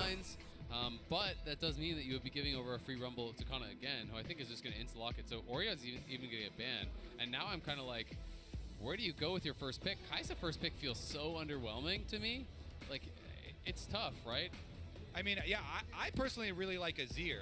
And I'm looking at Nuke as the biggest carry for this team that I can really rely on. And Azir is perfect. So, and Orion is already banned. So that's kind of where my feelings were for it. But we'll let them cook, because BDS cook up some of the tastiest meals, even if they don't always work out. They look really tasty until they burn. Okay. Right. Again, but sometimes they're delicious. Do they know what they're doing in the kitchen today? We're going to ask the question. Alistar are good engaged to him, especially when it's a takeaway from Labrov, one of his best champions in this tournament. Also want to mention on that Azir note, I mean, Showmaker's Azir has been pretty clean, and against KT was the shining light. He does the Hail of Blades Azir, too. He likes that lane power Azir, so they very well could take it away, but Alistar definitely like that one. The Rumble was a no-brainer. If it's not banned, I think it deals with everything that Adam and BDS really want to do, and that's a core part of the identity of this team. I really wonder, does he just run it back on the volley and say, I shouldn't have taken that all in that situation. You know, it's already a little bit low. It's not the fault of the pick. It's the fault of the play. You know, try to make it happen. If they did, I would say mandatory early gank top. Yeah. Mandatory. You must. Yes. Yeah. I'm only picking this if you're I've tried that with my junglers in solo queue. They didn't go top. No deal. I wonder why, man. It was only mandatory from my point of view. I'll do it with you. I got you. And I'm going to be playing Volibear. Oh, let's go. Oi. I'm looking forward to that. Hey, man, standard picks instead, guys. We're not getting the volley yet. Nico actually taken this time for nuke through mid, and we get Are you the fucking serious? So a bit of engage tools added in. Okay. Into Showmaker. Interesting. Flying the Nico into Showmaker, and they actually feel comfortable dropping mid-pick in favor of a Canyon Lee Sin. We are going to be treated to a Canyon Lee Sin, though. I will make that deal any day of the week. Yeah, this is just such a fun pick to watch him play on. Oh my god, it's 3 and 12 in Worlds. Lee Sin is not doing so hot, but that is not Canyon Lee Sin. Yeah, exactly. That's other Lee Sins, and Canyon definitely one of the best Lee Sins in the world. If he's not the best. I mean, this guy has just been so insane, especially at his peak. For me, I really was knowing him for the Lee Sin, for the Graves, and those are the picks that kind of associate with him most. And I think, especially with Canyon, you think about how strong this guy is, an individual player, how he can control the rain in the jungle. Lee Sin is a perfect pick for him to try and get it over the finish line, get them there first. Okay, so we're just not going to help each other. Safe from elimination. Garen is the respect man, though. Again, it's Adam. Once again, that needs to be respected. Yeah, no respect required for Volibear, sadly. I'm just so curious, like, where is Adam going to go here? Because Renekton is his most played. Renekton is a horrible matchup in doing Night Rumble, so you don't want to play that. A couple of his other picks are already banned out. Like, Olaf is up, but I would think Olaf would struggle so hard into Rumble. So it's like, maybe you go back to Volley. The only other thing he really played in the LEC was if there was like a couple of games of tanks. But as you say, Kobe, it just feels like it answers an entire champion role. So I'm kind of scared for what BDS is trying to do. You and me both, buddy. All right, the double protection bans for...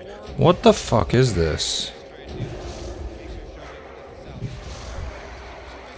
Even further a secret here as they lock in the Aphelios. That Aphelios is a little bit of a bold Aphelios because you're staring down the barrel of Rakan, Nico engaged. So gonna have to have some fancy footwork there for him. Deft, maybe Kellen picks him up a thresh or something else that will help him escape. But the Wukong. He does it anyway. Azao, you had questions about this? Yeah.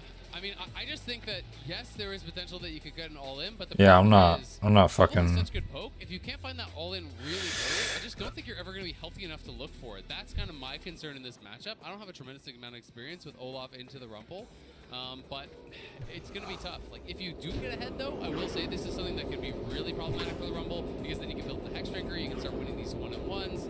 But I don't know. We'll see. What I want to see for sure with that pick, Olaf guarantees you. Olaf plus Nico is an amazing early level 1 invade. Yep. Plus you have Rakan.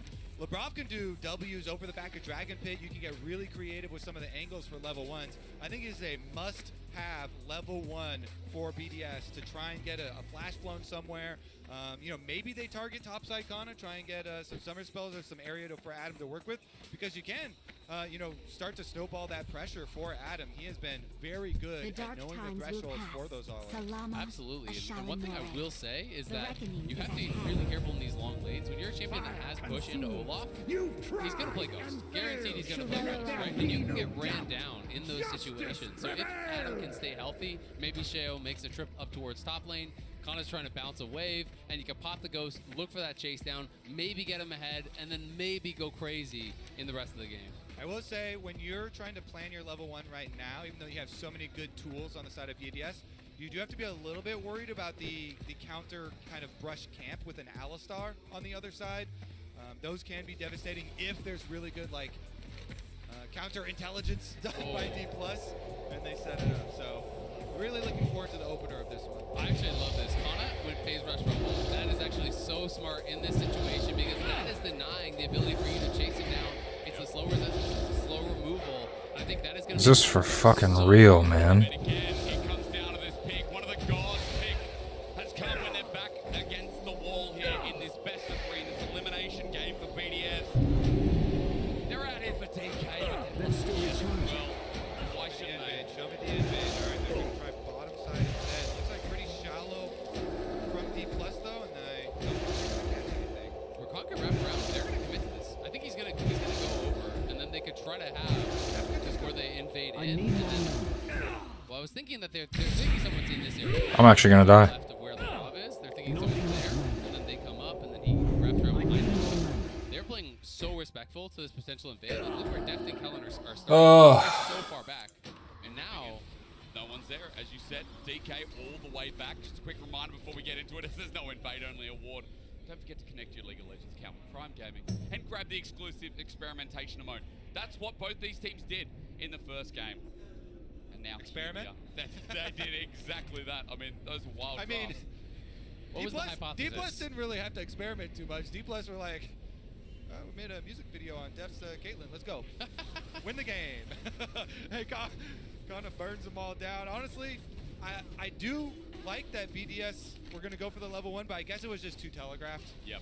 And D+ played so nicely and cautiously around it that the only reward is knowing Canyon is starting off on Blues buff up on that bottom side. But you're kind of going to surmise that anyway, since it's an Adam Olaf top lane. So I hope that it gets nice and spicy up there. And I'm just so interested to watch the top lane early on. You know, I would love to actually see, you know, how that laning is going to go, because I think it's going to dictate so much of the game. Olaf from behind is one of the worst champions in the game. True. It feels like there's not a lot you can really offer. So it's so important that he has a good time. So is it top or bust? Is that just the simplest way to put this game out? Because we know what the 2v2 is bot. We know what it's here. Nico, their role in this game. Does it simply come down to who wins top, and that could just decide everything? I mean, BDS have a lot of explosive possibility for making team fight plays later too. I mean, it's not just that. BDS a lot of the times, you know, does swing with Adam, but sometimes Adam will just leave top lane. You're like, okay, top lane busted, fine, I'm leaving. I'm literally walking mid. I'm literally walking bottom. He'll give up minion waves and walk to the rest of the team so that Crownie and Nuke can carry. And I think what we've already seen throughout play-ins, throughout Swiss as well, they'll get really aggressive, like this for Sheo right now, trying to get in the enemy jungle. And he's doing this because he's got that pushing Olaf top. He's got Adam already shoving in, and there you see him enter the screen. God champion. Looks at Olaf, no way do you get near that, and token X, and you get run down. Adam gonna do the full run down, and Sheo picks up the red buff, good invade. So it's a little bit different of a top lane. Oh, never mind. Gonna get a little burn damage. Electro Harpoon, overheat as well. That auto attack damage is massive. Ignites down too. DK have countered this onto the Olaf. Oh no! Sonic Wave! You flushed in a straight line, but Olaf into the Conqueror needs a bit of help. Canyon. Can you imagine? Oh, fuck. First blood to the legendary jungler. DK playing it out so well. It's evasive. That's my goat! That's my jungle goat!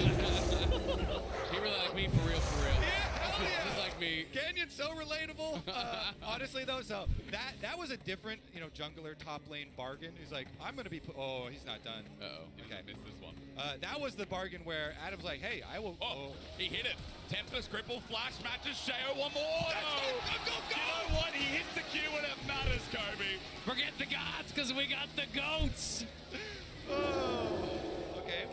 All in. Nuke's gonna run away. Nothing there, but oh man, this leaked in early. I mean, that win rate is going down the tube this game, it feels like. Yeah, and they're not gonna care about the win rate because it's looking like a dub early on here. We'll see though. Ikana just played that out so well, waiting in Tri-Brush, kiting it out, using that phase rush proc to then pull back when he was low HP. And notice his buy. It's the Swifties rush. It's all just the anti-Olaf tech, which is so smart. Phase rush Swifties, you're going to get kited. It's going to be horrible because it's so reliant on sticking to your target as Olaf. When you pop the ult, you need to be meleeing constantly to keep that up or it expires. And then you just look like a fool against Rumble, who's going to be kiting back and forth, going to be able to auto-space you out and take you down. And this is just beautiful stuff. Yeah, so we're now going to see the painful part of it, but I still agree with the original play from BDS. It's just they have to be more cautious and respectful when getting Adam back to lane. Him having the big push onto Olaf, going in, invading the red buff is good, but then you have to respect that Rumble damage. We saw it set up early on. Cannon, of course, he was just calibrating his aim on the Scuttle Crab so that he could hit the monkey instead. I don't got enough fucking mana food, bro. Honestly, Sheo saw him. It was pretty greedy to try to do the wolves in his face when you're down at 30% HP.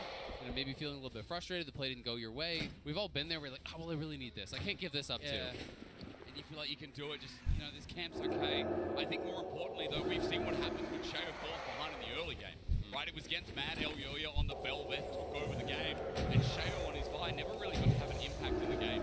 Here, again, yes, it's only one death, but still behind the curve as LeBron tries to change it up. Canna with a clean sidestep, and just looks at LeBron. What are you going to do, bro? I mean, it's a Swifties move speed, beautiful sidestep, and then he's just ult the wave to push it in. And will take the base here, wants to be safe about it. His heat management has been really, really good. And even just to touch back on the Tri-Brush play, he had the perfect amount of heat to get every spell out and then overheat immediately on his scrap shield, right? And that is exactly what you want to see from these top-level Rumble players. It is terrifying when they can do this well. Yeah, I mean, he did everything good. He also ignited the Wukong early, so he's going to have vision on the Wukong after he W's away, so they know we can just chase down Adam here. That allows Canyon to go follow it up. He hits the Q, they find the kill. Again, though, it was a good original plan to go for the invade with the extra pressure. Just went so horribly wrong afterwards. I mean, even now, the trading, right, guys? The summoners were down. Hunter's going to deal with the ghost, but still abusing that lane. And as you mentioned, the Swifties making it so easy. That's the funny thing. It's not the only lane doing well. I mean, both sides doing well. Mid's trading up as well. 1,000 gold up in 7 minutes. I need They're looking really, really good. And they have All right, we'll just beat him with the stick. It's been about the top side, but you look down, Azir's farming well, Aphelios is farming well. It's a huge concern here for BDS, and I think Adam's time in the lane is already over, to be honest. As long as Kana doesn't misplay. All right, we gotta can't chill. actually stick to this guy ever when it's early Swifties and that phase rush. He's just really made smart itemization choices here.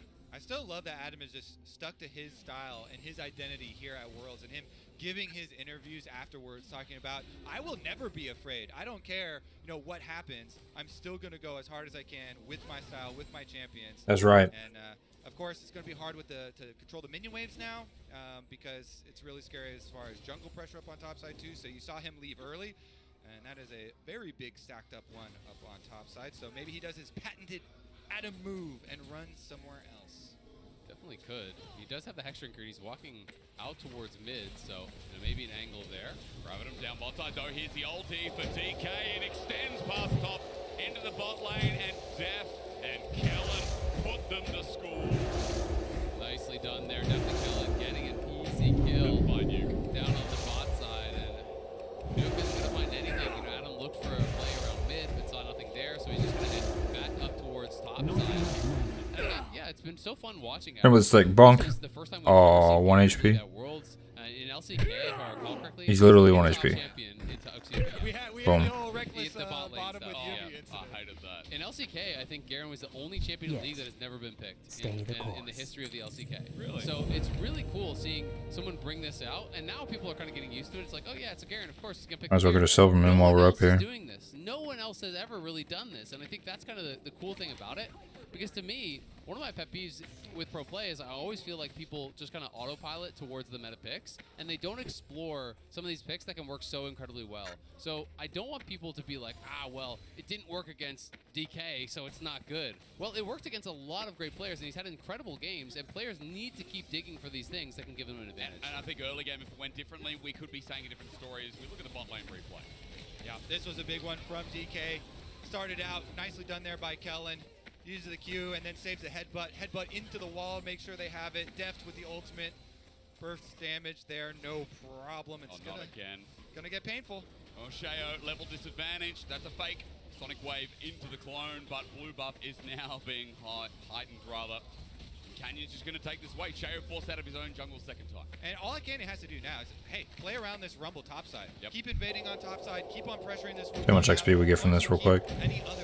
See if we can level up before we go turn in that quest. All of the speed and all of the slow neutralization in the phase rush and the roof speed boots to be able to deal with it. So really good stuff from them. They're just kind of cushioning. We can level up before we get back. Victory plus that bottom lane is getting their own 2v2 kills. So. Exactly. It's basically just that battle ward style. You heavily invade, you track the jungler, you know that you win that 1v1, and all your lanes are essentially told the only way they can lose is by getting ganked. So if you're in the Ramon's face, if you're warding up his camps, if you're tracking around the map, there's not really a lot of recourse for BDS, so they need to find some sort of a big play, some sort of an angle to make something happen here, because this is just going more and more in the favor of DK, and it's now an over 2,000 gold lead. Yeah, it just makes it so easy to control neutral objectives, and the whole map is jungle too. This is the prime situation you love to be in. Yep. He takes up Rift Herald before Dragon is able to spawn onto the Rift, is going to get down there with the Rift Herald, as well as Dragon number 2 spawning up shortly,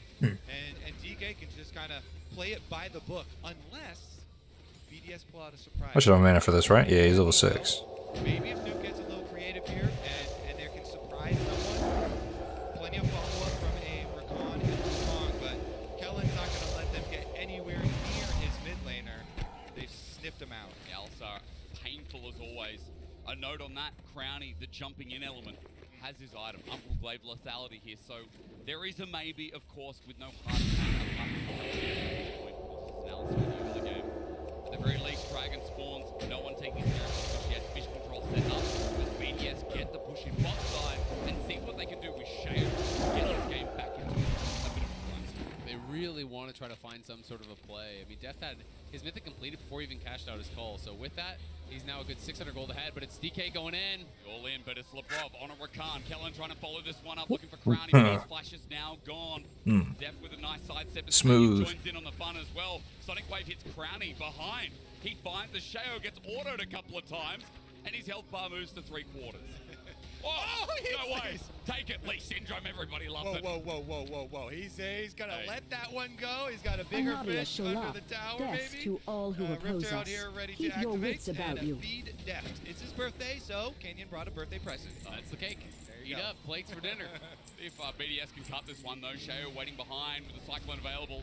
Sonic Wave is there, but as you said, birthdays don't get really out of hand until later into the night. So we'll wait on that one as the gold is spread. No karaoke yet? That's right. We're not at that point yet. BDS have to win a game first before any of that conversation comes Our out. enemies will fall. No, he's not getting Remember sloppy. the sun well. Keeping it classy here. But Canyon Anaria definitely Shola, making a mess of the things for eternal BDS. sun He guides is now us. 1,500 gold ahead in the individual matchup. Massive CS advantage. The Has that dark Gore Trigger times will completed for a pass. while now. Takes the dragon, takes the herald. He's moving around the map, and he could just go wherever. Oh, he can I turn in the other quest to you? BDS have got to try to Or are you find doing some magic sort of shit? aggressive play, but they're just being tracked What are you everywhere by doing, DK. dude? The ulti, okay, maybe a counterplay from BDS, but Cyclone's in. There's a knock up onto Lebrov. The kick away as well. Canyon with the Sonic Wave won't be followed up. A new Belore Shares ulti's Delana. down, the quickness is down as well, and that just opens up because there's no bottom laners there. BDS had to move to the scene of the crime. This is when Canyon is at his best, when he gets to constantly re-invade, harass you, force you off things. They do get the Ignite, some Summoner spells firm there. Nobody goes down though, except maybe the tower. Honestly, it's kind of just reminding me of how he played when they won their world championship, where he's always in the face of the enemy jungle. He's always farming away camps, tracking them, limiting their plays, limiting their options. And yes, it is BDS. It is not the top level LCK or LPL team that they're playing up against yet. But people want to see this. They want to see this matchup that gives them hope from DK because they have so many fans, so many people cheering that they can make this improbable run of 3 straight best-of-3 wins to get it out to the Swiss stage. Exactly. At the very least, they need to start here because in the LCK this year, they pretty much always beat teams, any team that was below them, and really struggled to beat any teams that were above them. They were kind of the line here. So starting here, they got to start moving that line up as they get harder and harder opponents coming through. And I think to counter that with BDS in their year as we get the MasterCard late economy snapshot, I'm about to talk up BDS. Close And your this eyes, comes EU in. fans. Yeah, I'll look the other way. And I'll tell you a little bit about their story because I think the important thing to note is that for BDS, like they had such a big year as well, right? Mad in the spring finals. It was reverse swept, unfortunately. Didn't make MSI. It's been such a big run to get here, and then they've drawn DK when they've got this elimination matchup. Look at the pings. Instantly pings. And I mean, look how hard it is to make a play. Kana just sitting there laughing. He knows. And So- again, that's why this is so hard for BDS. If you're playing against a Nico and they are roaming from mid lane, like your mid laner calls they're missing, you should always just keep spamming tab, and you'll be able to see the highlight or count the minions. Canyon? Teleport coming through, kicked away. You're not going anywhere, Nuke. Oh, the problem mode's out as well. DK again. Oh, you already killed him. That's the Azalea emote. Shiny head. Take that. Brom's a badass.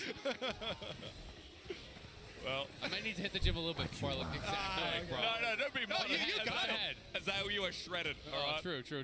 This doesn't show, you know. That's right. And it is in mind and in body as the turret goes down to the bottom side. I mean, look, at this point, you'd be smiling like Brom with a 7k gold lead, with 2 dragons, with all the side lane control you want in the world. What more do you say? Exactly. It's really tough now, and Adam has gone a build I think that makes a lot of sense for the 1v1, with this mob, but if you can't find those fights against Kana, he's going to show up to a 5v5 and he's going to get 2 hit by Deft. Yep. He's going to have no HP, no armor. But he's going to kill Deft. Then he only has to worry about a Rumble in his ear. And True. Canyon. Yeah, Canyon will be somewhere else. I like this. Okay, I'm gonna call that. I like how opposite you're like he's only gonna have to deal with the Rumble in his ear, who are incredibly fed after he one-shots the Deft. Nice. Yeah. Perfect. Easy. All right, solved. Let's not just look at this play then. Canyon forcing them off. Just a side note, Crowny used the ghost through mid simply because Canyon decided to move towards that lane. As second herald's up and BDS, I mean, can they even approach this? They're gonna try. I mean, you've already lost the game if you play too slow. So I think they're saying, you know what? It's not gonna get better. We're just gonna fight. And if we win this fight, maybe we can come back. If you don't, well, you were losing anyway. Or at least at half HP now. It's going to be an objective bounty if they find it, but mid in the turret's going down. DK with numbers disadvantages, hanging around looking for the steal. Canyon doesn't get it. And in the end, that's some good gold for BDS, but mid lane is melting. The kitchen's on fire again. Yeah, the front door is open and DK are walking straight through it here. Deft and Showmaker say, fine, we will go right towards the base. It's 17 minutes and there's no inhibitor turret mid. It's no 1647. I was looking at everyone else. Who's going to say it? Oh, God. Honestly, though, if I'm BDS, I kind of like it. I want the big objective bounty shutdown on the Rift Trail. The outer towers are only 250 base, and then you get increased by how far you're behind. The Rift Trail starts at the 500. It's a big cash-in, and you kind of look at it like, we were probably going to lose a lot of those turrets anyways. Yep. So Need those things. They were sure to die. Yeah, exactly. Let's get some gold now, and then make some crazy play. Such a hot off. Waiting on the crazy play. I think that's the thing. Yeah. So the strat right now is like step 1, make a crazy play. Then step 2, question mark, and hope there's profit at the end. Step 3, profit. The problem is, DK are refusing to opt into any of the crazy plays. Like, you're going to send 5 there? We're just going to take your couple towers. We don't really care. They're only going to fight on their terms. And look at Showmaker. He's just going to push in bot. They're taking the dragon. Yeah. Yes, you're going to get a tower on top side, but DK are always pushing for more. They're not going to be baited into a fight because a bad fight is the only possible way BDS are going to come back. So DK are just tracking and playing towards their opponent's win conditions and not giving it to them. All I'm saying, objective bounty shutdowns were added to the game for this reason. Okay. BDS now got 2 of them. You get one off the Rift Herald, then get it one off of using the Rift Herald for their top tower. True. So they're playing the game as intended. It is now Dragon number 3 and Soul's coming up pretty quickly, and Dom won't have a giant lead, but you know. I'm with you. When I'm in a game and we're getting pounded, I just start clicking bounties. I'm like, guys, it's fine. We got all this. This guy has a bounty, that guy has a bounty, we can take that tower. Mark the next bounty. Honestly, I think Canyon's a little too hard to go after, so let's go after these towers that don't move around. How about that? Exactly. Towers can't ward hop, and that's the important thing to remember here. They don't have Gore Drinker healing, way easier. And you got outers, mid, bot, so if there is one successful play, at least they're easy to access here in this game as well. 6,000 just about, a little bit less with the objective bounties you mentioned that have been taken so far. But the problem is right now that BDS in these extended lanes, Adam has to fear for his life, even with the ulti, a lot of burst damage available. Kellen is always on the move. And in 4 minutes time, I mean, with some of these lanes, if there's a pick off by DK, it's the Dragon, it's probably an inhibitor as well. There's so much more they can get it, is at least Nuke is sitting in this turret by himself. You guys are on it. This turret doesn't move at all. Love it, all according to game plan. I mean, look at the top side of the map. Damwon are invading, they're getting deep vision. You saw Kellen walk all the way up towards Wolves to get this ward, and I think BDS are gonna take it, baby. Another objective bounty shutdown. Okay. D+, now we're gonna see their top side influence, but Nuke has a teleport. Is this the crazy play? When will they pull the trigger for the snapshot? Next dragon. I mean, that's kind of the deadline, right? Yeah. You have to fight at that next dragon, and I think BDS is going to try to get as strong as they possibly can. If I'm BDS, I'm buying stopwatches, I'm buying elixirs, I'm spending everything because this is your last fight. Going to be potentially at that dragon, but DK say, nah, we don't need to wait. Time for Baron. For the Baron as well. Look at the green and white. It's not fight, but it's probably that everything's going to be all right as Leprov approaches. Sees it, but the turret doing its own work is through the Hex Gate. Hang on, Sheo goes invisible for the steal to stay in the tournament at Worlds. No, he's taking Oh out my the goodness. However, how far behind are they? BDS are trying with their hearts. But DK, He actually got the kill. absolute obliteration from the 4th seed of the LCK. They're crushing it. DK are cruising. 20-minute Baron on spawn in the face of BDS. That is domination. Adam gets one back, but DK have all but wrapped this one up. They're going to be able to balloon the gold lead even further. And then it's going to be soul time in just 2 minutes. And you can see the poise on stage for Damwon. They immediately stop damage on Baron, and they focus immediately on Sheo. They're like, the only way we possibly even lose this game is if we let Wukong get in here for a smite fight. So they stop damage on Baron immediately. Really nice. Sheo tries to get in there. He flashes it, and he even gets really low, too. Almost in range, but Canyon gives him a little kick, and then they pick up their extra kills.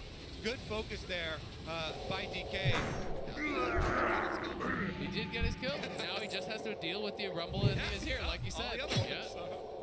I mean, guys, we're going to be optimistic at least in some regard. I mean, BDS now 8,000. Now the Red Bull Baron power play at 2.5k to start off. Lebrov is like, hey, where can I go? Happy birthday to Deft once more as Adam's about to get chased down. And this is sending the 4th seed of EU out of Worlds to their grave.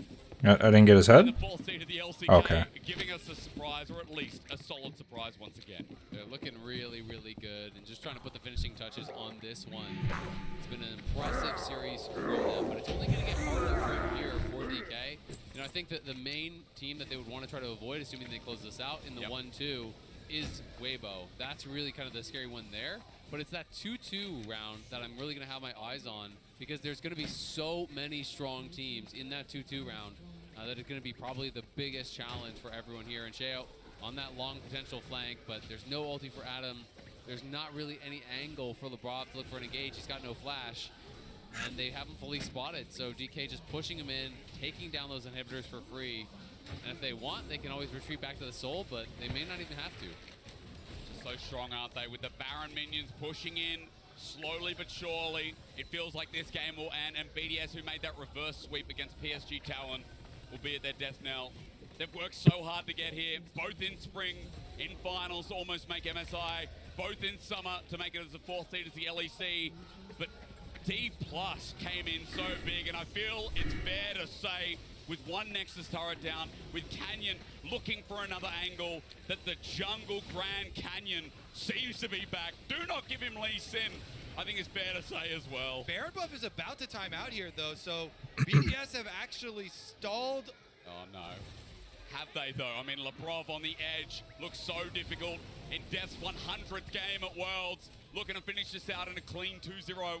Waiting for the minions to come through. Showmaker is sick of waiting. He has wanted to end this game from minute 10 here, just running down the lanes. Oh, shit. I mean, they've stalled a bit, but they lost all their inhibitors. They're losing their Nexus towers. There's a deep TP, but the game may be over. The Nexus is exposed. DK, it's going to be Karna's flash here, but look for him behind. Showmaker says no. Nuke doesn't get his dream engaged. Sonic Wave finishes and seals the deal.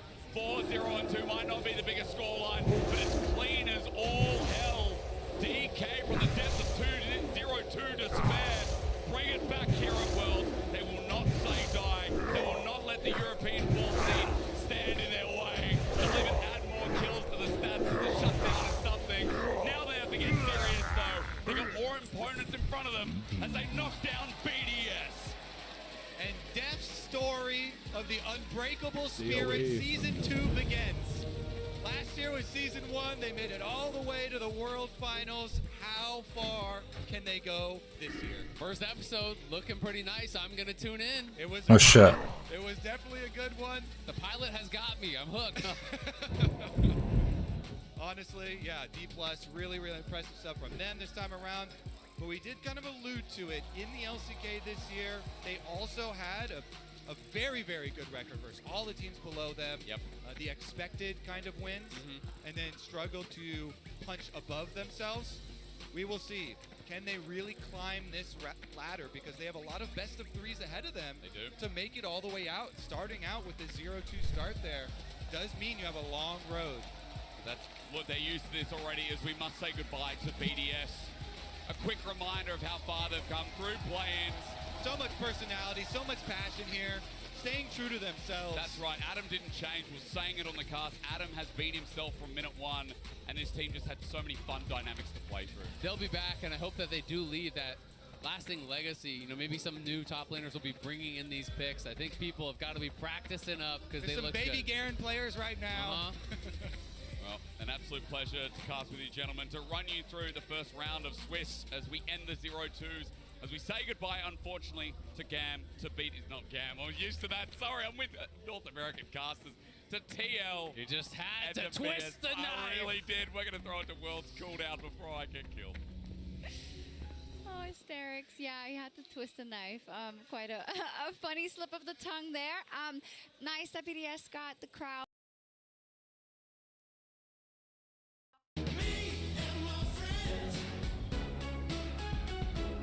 Life is better with waddling for dear life to get over this wall, but the charm stops Niski from following over, sends him back into the position, but Hilly already there to try and follow up alongside that side. I also think it's a pretty good denial because it combines really well with the Orianna also. You know, you can set that up. So I do think it's really strong. And when you're thinking about AD carry options here for Noah, you know, you may be feeling like you have to be a little bit more defensive now, potentially, you know, when you are going into this Jarvan, when you are going into the Rumble. And now they don't pick Kai'Sa here. Kai'Sa could be actually getting banned out, and then there's potential to be pushed down onto something more like that Ezreal, which I know the EU fans are really not a fan of thus far this tournament. And this is your favorite matchup as well, Azale. This time it's in your favor. Yeah, and we'll see how it goes, right? I do think this is incredibly difficult for the Jax in the 1v1. In the early levels, you can be fine, you know, in the 1v1, but as you get more levels, Rumble gets more and more prio. It's very difficult, and you have to be covering the Jax on these dives. You need to be keeping him safe.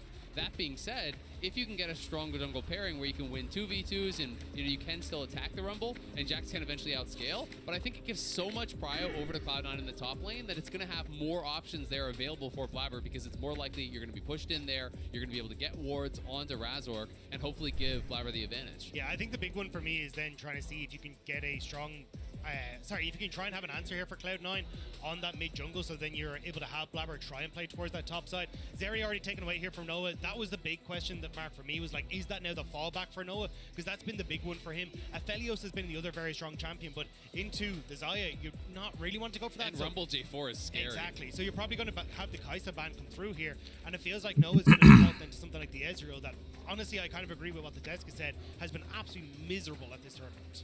And that's going to be the Alistar as the final ban. Pretty purple for our second round of bans. Don't tell Lulu. As the Zeri will be augmented with another one. I imagine it's just Kai'Sa, right? Like you were talking about, that would make some sense. So the mid lane not going to be quite as pinched, just the Syndra being taken away from SNS. And of course, he does like to play some eclectic champions as well. Just have to see where he decides to land, because both of the solo lanes have already been locked in for Fnatic. Oftentimes Red Side used for those counter picks, but very early on they've managed to take these away. So an opportunity here for MNS to get some work done, and the Lee Sin will slink through the draft as well with that Rel being taken away. Yeah, they focus on the Rel, more worried about the Relcon combo. Obviously really powerful engage, you know, can help to set up that dive. Lee Sin obviously, you know, can really be strong, but it's one of those champions that I think the baseline is lower than that for that Rel. You know, the top end is maybe higher, but it's obviously a lot more difficult to actually execute on. So we'll see if Razork can have that good game, can put himself into a good spot here. I do think this makes a lot of sense as a pick. If they go Nautilus, it's a good pairing, gives the hard engage. And also, if you're expecting something along the lines of a potential Ezreal, then you have that guaranteed point-and-click CC where you can hopefully lock that guy down and set up for the Rumble red carpet that's going to be coming through on some of these lower mobility champions. I am curious to see what the answer is going to be for MNS here in the mid lane. Like, you open up a lot of AD picks here when you go towards the Rumble on the top side, so I'm curious if you end up something like the Jace or something like that going in towards the mid lane here, you get good push against the Orianna, and just the fact that we are kind of talking about that strong mid jungle for Fnatic. I mean, Orianna Lee Sin doesn't scream absolutely insane combo for like early pressure. Usually you want something like an Ahri or something along those lines in the early stages, but I mean, this could be juicy as well if he wants to go towards it. There it is. We will have justice. MNS is definitely someone who really does like to play the aggressive picks, and he's played this in the LCS a number of times. Yone really can help to set you up for success, because now you have the Yone CC, you have the Jarvan ultimate, you have the CC from Nautilus as well, so you have a lot of tools to hold people in place on top of that equalizer. And also, if you can land that initial CC, drop the equalizer down, the feather pull can be there as well, so you can have that really powerful combo. It is very likely to be that Ezreal. I think they're going to get that locked in, and EU fans probably not going to be too happy about that. But the fact of the matter is, what would you feel more happy having? Because you're going to be in so much danger if you play something that's low mobility, if you go towards an Aphelios, which Noah was really successful on Aphelios in the LEC, but if you went towards something like that, it's kind of just asking to die. So your options are limited unless you're super confident in your ability to kind of like dodge out on these engages. Yeah, but it's those like limited options that I'm looking at for Fnatic, right? It feels like when you look at what Cloud9 have, great dive, ton of backline pressure, ultimates galore that can set you up for these team fights.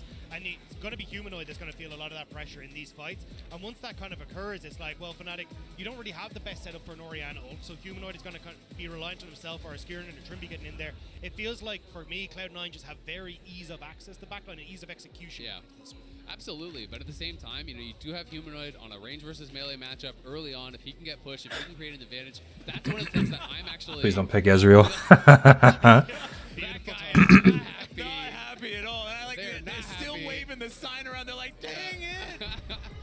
But Humanoid, I like the Nautilus pick. This should be fun. Here, you know, if he can get an advantage in mid lane, I do think with Rakan, you do have backline access. You do have the ability to team fight really effectively here. You have Lee Sin. It doesn't have to just be used to dive. You can use that as a disengage pick here as well. So I think Fnatic have some pretty strong team fight themselves. The eternal sun but there guides is always us. the question about, you know, if your lanes Time are going is to of get the pushed essence. in. One goal to unlearn my shit. Able to find those ganking angles that he really wants to, because he's going to want to be active. And you know, how is he going to Well. do against Blabber? It's going to be the question on everyone's lips, but now it is time to get into our Glory very to the first Sindora. game of the day. C9, I think, came Once out of that Resurrection draw brings feeling dead player back to really life with 70 health, 135 mana, cannot be cast. Can't be cast while in combat.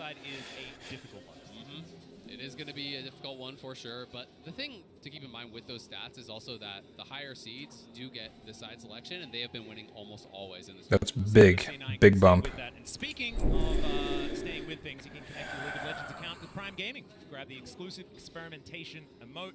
It is a whole lot of fun to use, so definitely recommended. And let's just see. Oscarin is just cruising up here. Not going to have too much first damage blood happening here between our top laners.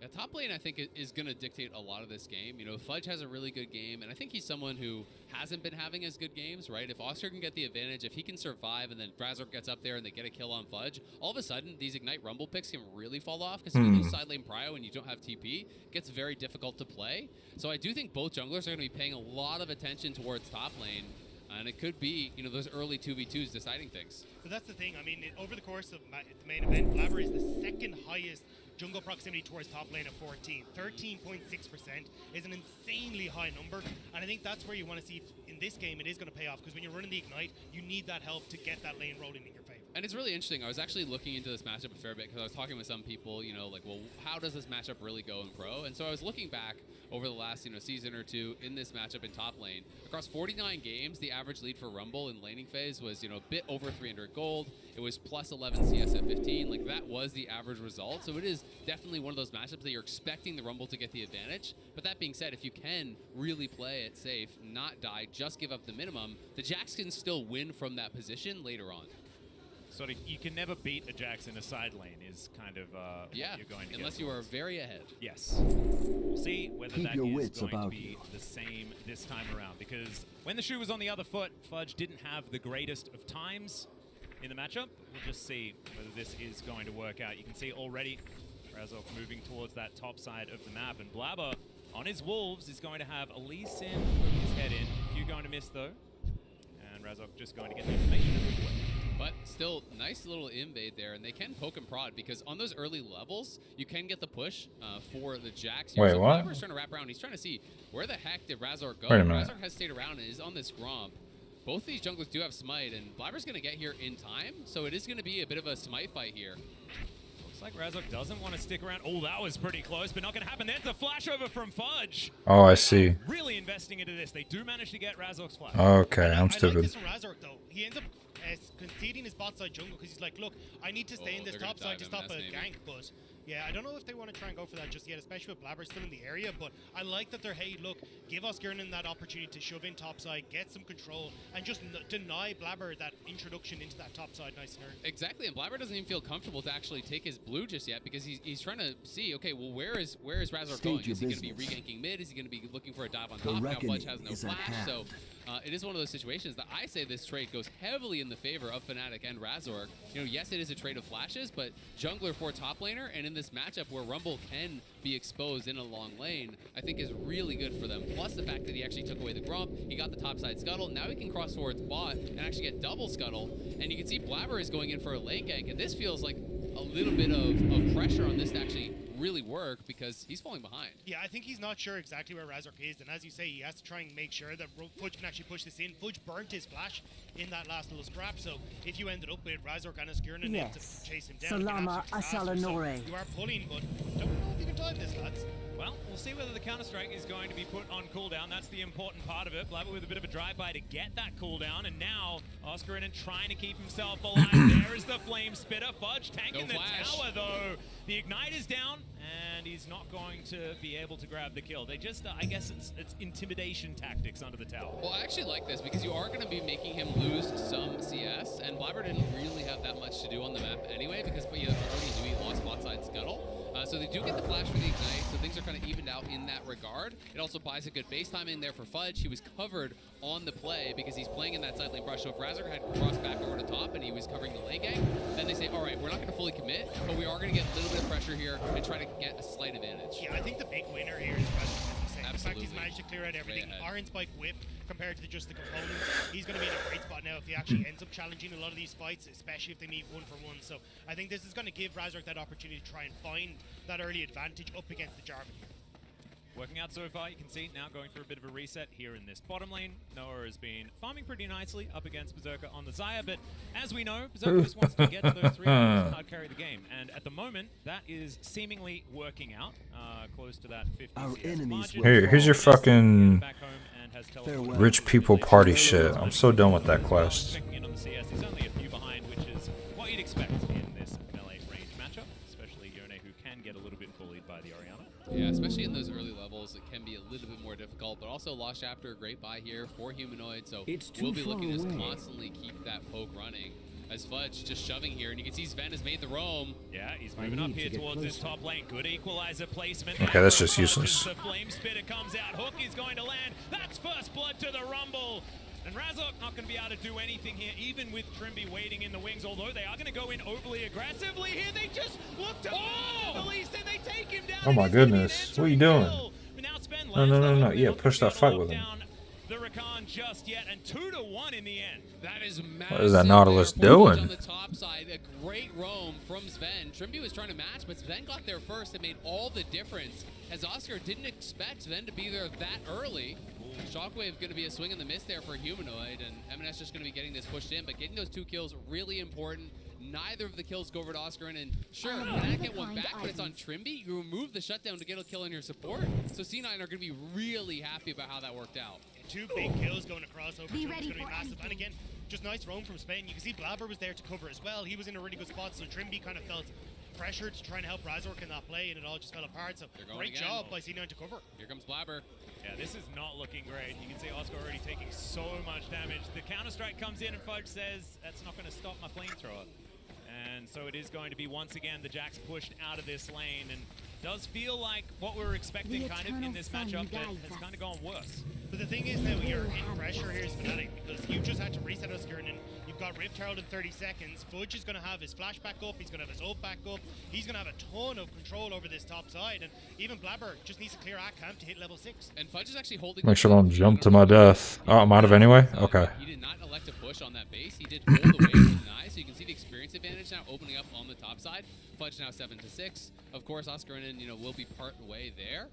But it is going to open up both the gold advantage and the XP advantage. Which Am I going to have to fucking fight with... Hold on, no, I shouldn't. Nah, this should be easy. Have his flashback first, and when that flash timing comes up, he's going to have Knight, he's going to have Equalizer, and he's going to have Flash. And Oscarinen will have to be really careful about that window, because that's where I would be looking for the potential aggressive play from Fudge. That's happened right now. Oscarinen taking a lot of damage. You can see also we've got a bit of a split fight, but the Equalizer has been invested. Let's check out this top lane, see whether the ulti's going to be enough, but no, he just burns down. Another kill for Fudge. And M&S. What is going on top lane, bro? Well, the cross map is not there. I mean, there was just no respect from Oscar. It's such an obvious kill window that Fudge is going to be going for. I don't know if he just wasn't tracking the cooldowns or what. Well, there's the ulti from M&S. Get him to safety. Noah was moving on up 3 versus 2, and that's going to mean that they get out scot-free. So far, C9 with so much control. But I agree with Azale here. Like, disrespect from Razork to try and start up on the Rift Herald as well. You had no control over mid. Humanoid had gone for a reset.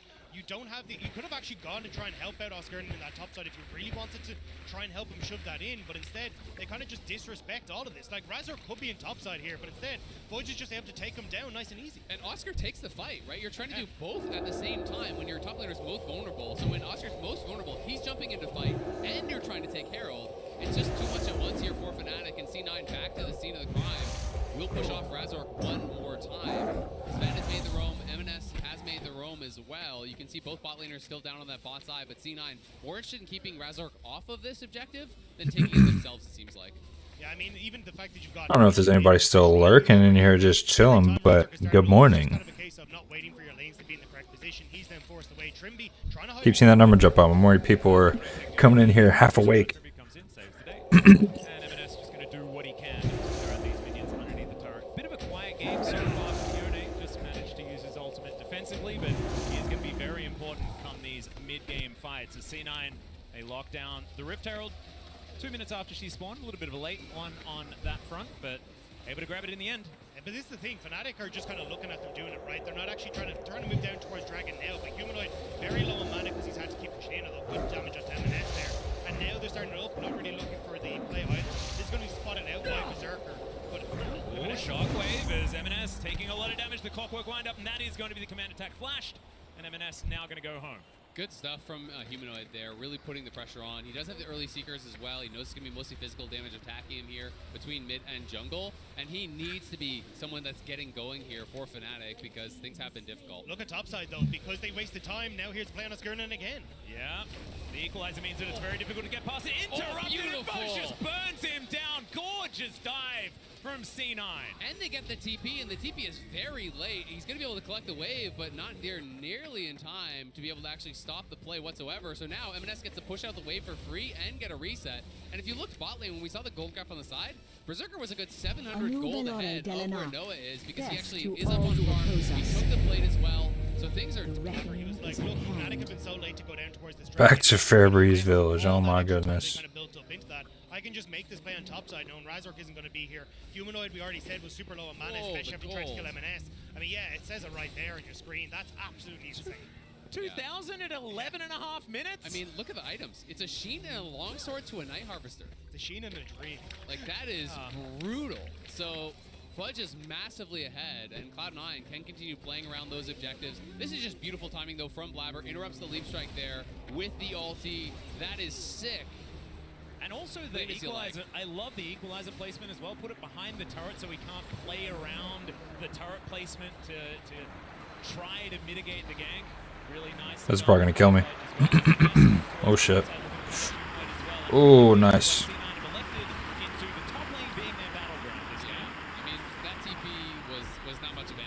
I think that he was making the read that Humanoid was going to come into the fight and there was going to be a bit of a scrap and he could TP in behind him and get that kill. It doesn't cost them too much, but it is a wasted TP at the end of the day there from M&S. Also a bit of a wasted Rift Herald. You would have liked that goal to go to M&S or even to Fudge, right? So I thought maybe they were going to try and rotate Blabber up there and just use the numbers advantage they have to dive top tower, but not going to be the case. Instead, it will just be the goal going into the hands of the Jarvan that's just picked up their core drink.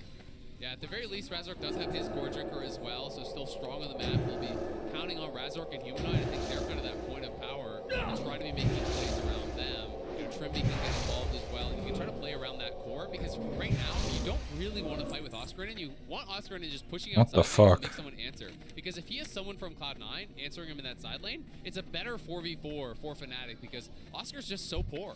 But that's the problem, is that with how strong Fudge is, he's... Oh, hang on, Humanoid. He's gonna... He was thinking about it, you could tell that he was looking for a depth charge angle, but decides not to go for it. Yeah, Great Entrance is going to come on through. There's Elise in as well, but Blabber is going to answer that with a QE. And now the kick is going to come back. That's the kill onto Sven, as already Fnatic have picked up one, but there's the ulti from M&S gets into the back. Roll a little too greedy there, buddy.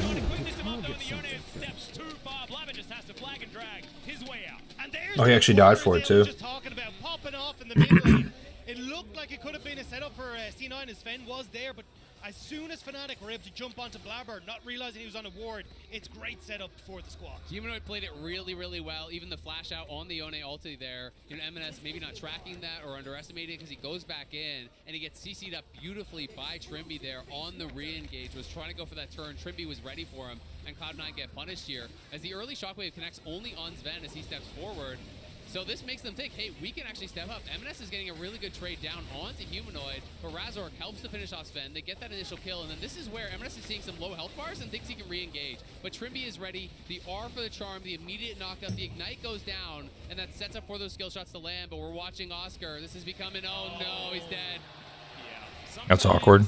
You think you're going to get away, and then he still has an R button. Fudge is just massive. This is The dark C9 is going to be times relying will on this Rumble, and pass. to be perfectly honest, Remember if the you're sun looking at a well. big game like this and you have a Rumble this fed, I'm pretty happy if you're a C9 fan. And we can see almost 2K ahead in the MasterCard lane economy. So we got to go around this way. Being this far ahead, Oscarnan can't create any pressure on the map, so immediately C9 are just going to have a point of pressure. So for Fnatic, they want to try and have these dragons that they're starting to set up for as their big point to draw Cloud9 into fights. But honestly, that's kind of where Cloud9 want to be. As you say, when you have a Rumble that's this big, the setup you have with Blabber, M&S, Sven, trying to take these fights as Fnatic are going to be so difficult. And to me, this is Cloud9's comfort zone. You know, people talk a lot about Berserker, but Berserker often is not involved in the early game for Cloud9 almost at all. He just wants to farm, he wants to get his gold, and then he wants to show up to a team fight and roast you. You know, that's kind of Cloud9's style, is that they're active on the map generally without him, and then all of a sudden, you know, you're not thinking about him, he's 0-0-0, he shows up to that team fight, he has that item completion through,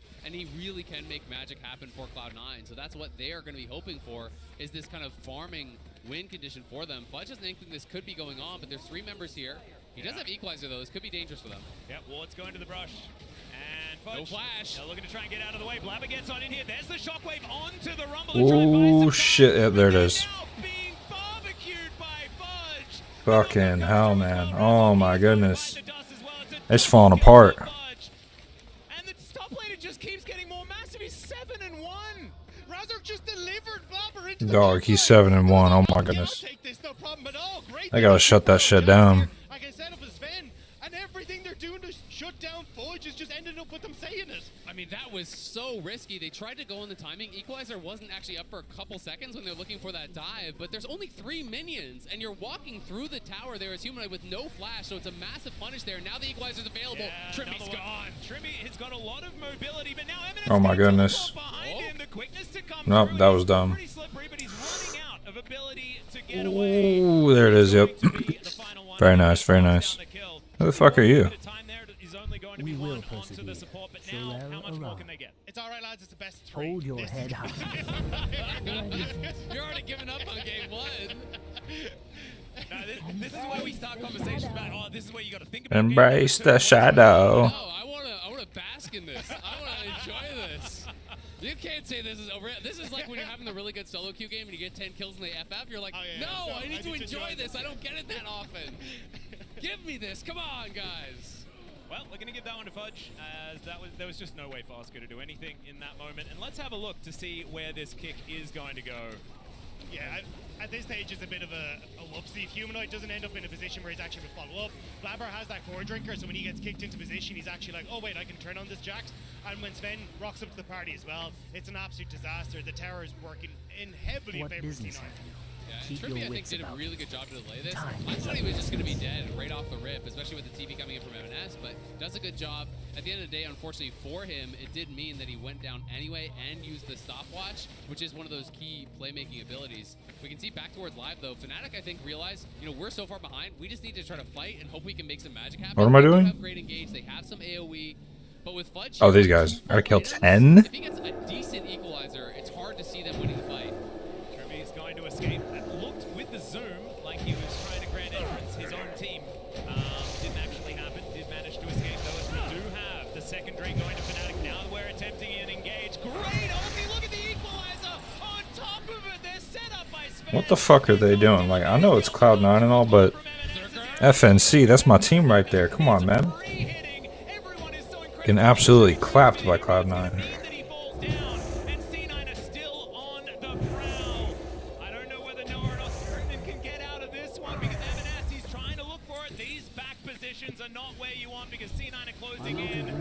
I don't really have mana. Let's chill for a second. Just rolling over the top. Fnatic get the dragon, but Cloud9 with the 5-0 ace. 8,000 gold is the lead now. They crush him. It's a perfect equalizer and engage here. Look at Sven, goes in, gets the hook on a Noah, forces the shift, and then the immediate equalizer plus the ultimate coming through from Sven was just perfect. And then in goes Blabber, 3-man ulti, Gore Drinker combo on everyone. All of Cloud9 piling in. Berserker early pop on the Oh Ghost my Chaser. goodness. And that's exactly what we were talking about, is that for Fnatic, they want to try and play through the 4v4 team fight, then have your Jax split push on the side. No presence for the Jax in the side lane, and this Rumble is so Excuse me. so much setup for him in team fights. and you get to see it beautifully executed there by Cloud9. It's I too just far can't wait to away. see what Hooney's going to say. I'm not trying to pull two of yous. It deserves a thumbs This up. fucking guy. At least one thumb up. I'm going to send him a message immediately after this. We'll try and report back as to what he thought, because it's Ignite Rumble for one. That's perfect. And he's picked up all of the kills for his team. Exactly what a top lane is supposed to do in the Book of Hooney. And you can see teamfight damage powered by AWS there. Fudge is cooking him. And I have to say, you know, even just on kind of an individual level, this has to feel good for Fudge, because he has been the target of so much criticism throughout this world. You know, people Are you done saying, already? "You're not worth playing towards. Stop going top lane. Stop picking for this guy. He's not good enough. It's not worth it." So for him to have this game, I think, is a confidence booster, because Fudge hasn't been at that level we expect. Well, there's the kick flash, and Teleport's going to come in. I think they're going to need 3, because Fudge does have the stopwatch. But there it is. So the rest of C9 are making their way up. Oscar is very, very low. There's a flag and drag to get the knock up on a humanoid. They know who the most powerful one is on this Fnatic roster. They're going to take him down. The other two are going to limp their way out, and C9 once again retain map control. I mean, he's just in front of the Baron as well, so if they really want to, they can try and turn. Damn, dude, you don't sleep, bro. Like, what do you mean? You know how it goes. We gotta grind, brother. There ain't no XP while you're sleeping. But good morning. What's up, Gritty? One of my boys finally talked me into fucking playing Classic.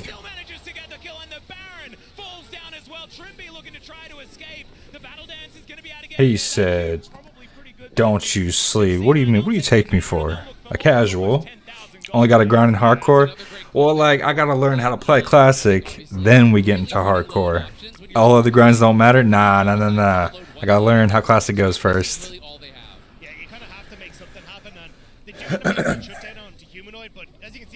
I miss playing retail anyway. I miss my Troll Druid. But we're gonna start with this. But it's just unfortunate that this does happen immediately in front of the Baron, and you get the reset coming through from the Lee Sin, so it's easy pickings for Cloud9. What are you doing up this early? You got work today? It's tough to criticize from this point because Fnatic are so far behind and unlikely to matter, but Razork basing there was surprising to me, because you're losing your mid laner right beside that Baron. Yeah. Had he stayed around, maybe Word. chance at a steal in that kind of heroic play. Hurry and get that day over with so you get back to grinding. I really wish it wasn't up. You just need some really good coffee. I'm about to get me a monster here in a second. I'm trying to hit like, I don't know, maybe hit like level 25 my first day. Sven is charmed, but now has his pick of the litter if he wants to throw out that anchor. Instead, they're just going to look towards these turrets. Oscar in that bottom lane, just doing what he can to try and get some money back, and the bounty goal does come through. But he's going to be needed if they want to try and keep their base alive. Okay, he actually hurts. Oh, so do I. 42, Jesus. In the mid lane, Fnatic setting up here on the top side for some desperation defense. And it looks like they are going to be able to keep their base alive for the moment. C9 looking for the next avenue of attack. It looks like they want to try and back maybe for the dragon that's up, but I think at this stage you're like, screw dragons, as long as we can. How is hardcore going? You been dying recently? Hopefully not. Hopefully you got that druid you was working on. Keep the waves shoved in, and then in 10 seconds you just fall back to the dragon and take that as Fnatic are trying to deal with the waves in their base. I've been seeing a lot of people wanting the Holy Pally for healer. Looks like everybody who needs a Holy Priest pretty much has the spot filled. Oh, you got grief. Druid's been dead. You got... See, that's the only thing keeping me away from hardcore, man, is the griefing. Fuck that shit. Especially since I don't know all the tricks, I could get griefed easily out of nowhere. I'm a 48 Holy Paladin, though. Very nice. I have no idea the min-maxed leveling routes and questing, so I'm just going for it. I'm doing every fucking quest. I need some more trees. Where are these trees at? Oh, that's what's going on. Everybody's killing them. And I think something that Cloud9 really does deserve credit for in this game. Let me see if I can, let me see. Because they have been so good. That's why I use something like Rested XP. Played a really solid game, you know, and had some big moments early. But every time he spent his flash, they punished him. But I'm already logged in. So good at doing that. So now Fnatic, you know, trying to find this perfect angle for that miracle comeback. But C9 going to be closing in clearing out that vision and looking for a fight to close this one. Just barely not I need to check out these add-ons later today. That is going to be the escape from Trimby. True shot barrage avoided by Blabber. That was very, very close. Very nice. C9 going to have to get some health back on their jungler and try again. It's definitely a swing and a miss there from Cloud9. You know, Blabber tried to go over the wall. They tried to find that setup for Fudge on the equalizer. It's only good for level 20 unless you pay for it. Oh yeah, I'm not that guy. I'm not out here paying for shit. I think seriously, Cloud9, they look so in control right now. Berserker's completely untouched on mid-wave. He's going to continuously be able to shove this in. Same you look towards Fudge. And I think the only thing is, as long as you like buy time where you're just shoving What Fnatic into the business base, have you? 2 minutes until You Baron, will you just fall have back. justice. It's so easy for you to operate from this. Oh shit. Okay, I gotta run way the fuck back there. Okay. How about we do this? Oh, still like minutes? Never mind. We'll just fucking run it. You know, going towards like a Hexdrinker or something if he's really scared, but I think it's probably just going to be BT from this spot because there's not really a lot of armor to justify an LDR. And you're trying to think about how can you lose a fight? Well, maybe getting chunked out early, maybe getting poked out, so get some lifesteal and try to account for that. See what he does decide to go with. As M&S here towards his bottom side, just getting that wave sorted out. I do want to just say for those who are sitting at home thinking, why aren't C9 just winning the game? They have Xayah and 4 melees. It's not exactly the easiest. Well, I didn't start out in hardcore. I've already died like 4 times. Probably just going to have to wait for this next Baron. That's going to be None of which, by the way, did I jump to my death. I died to mobs. Makes me less trash. Pick up their second Baron off the back of this, and like a tiniest bit of copium is, hey, look.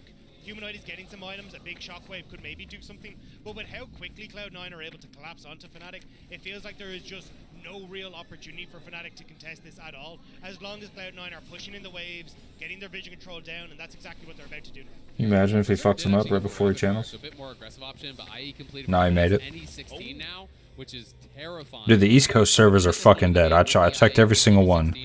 They're good for Alliance, but if you want to do Horde, nope.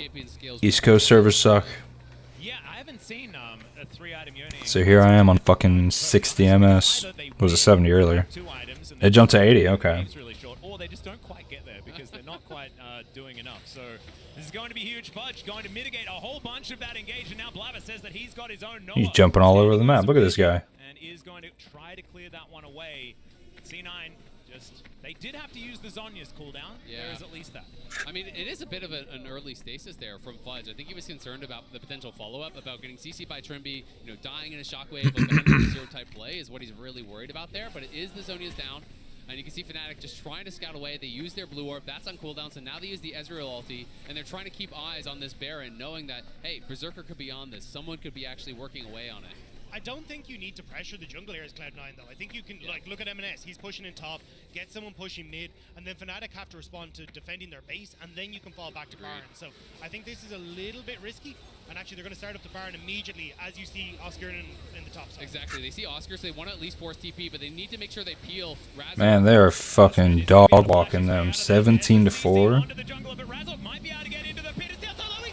Oh, he stole it. Holy shit.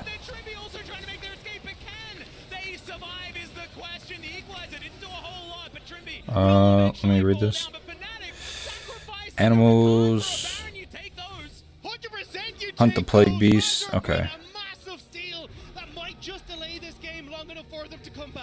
Brimstone energized. Oh, I'm looking at the wrong quest information. Who cares? It's just the second dragon for them.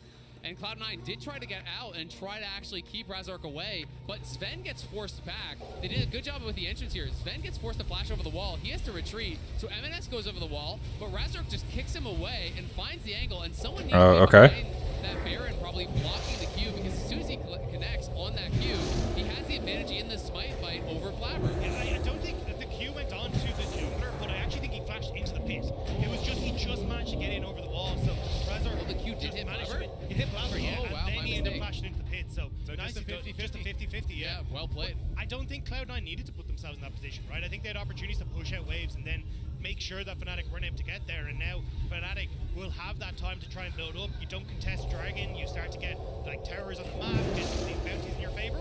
Question mark? A bit of trouble here as he's trying to get out. It's not gonna work. M&S is now. There's some big crits. And Rebel Baron power play is going to be slightly less than it was before, but still 1800. You're pretty happy with that if you are Fnatic especially when this game looked like it was just over. And another one. Now M&S looking for the opportunity. Does pull himself back with the Unbound Soul, and the Shockwave is now on cooldown. Yeah, nicely played there by M&S, but it was his flash actually committed, so did spend quite a bit. The Death Cap, though, is what my eyes are on.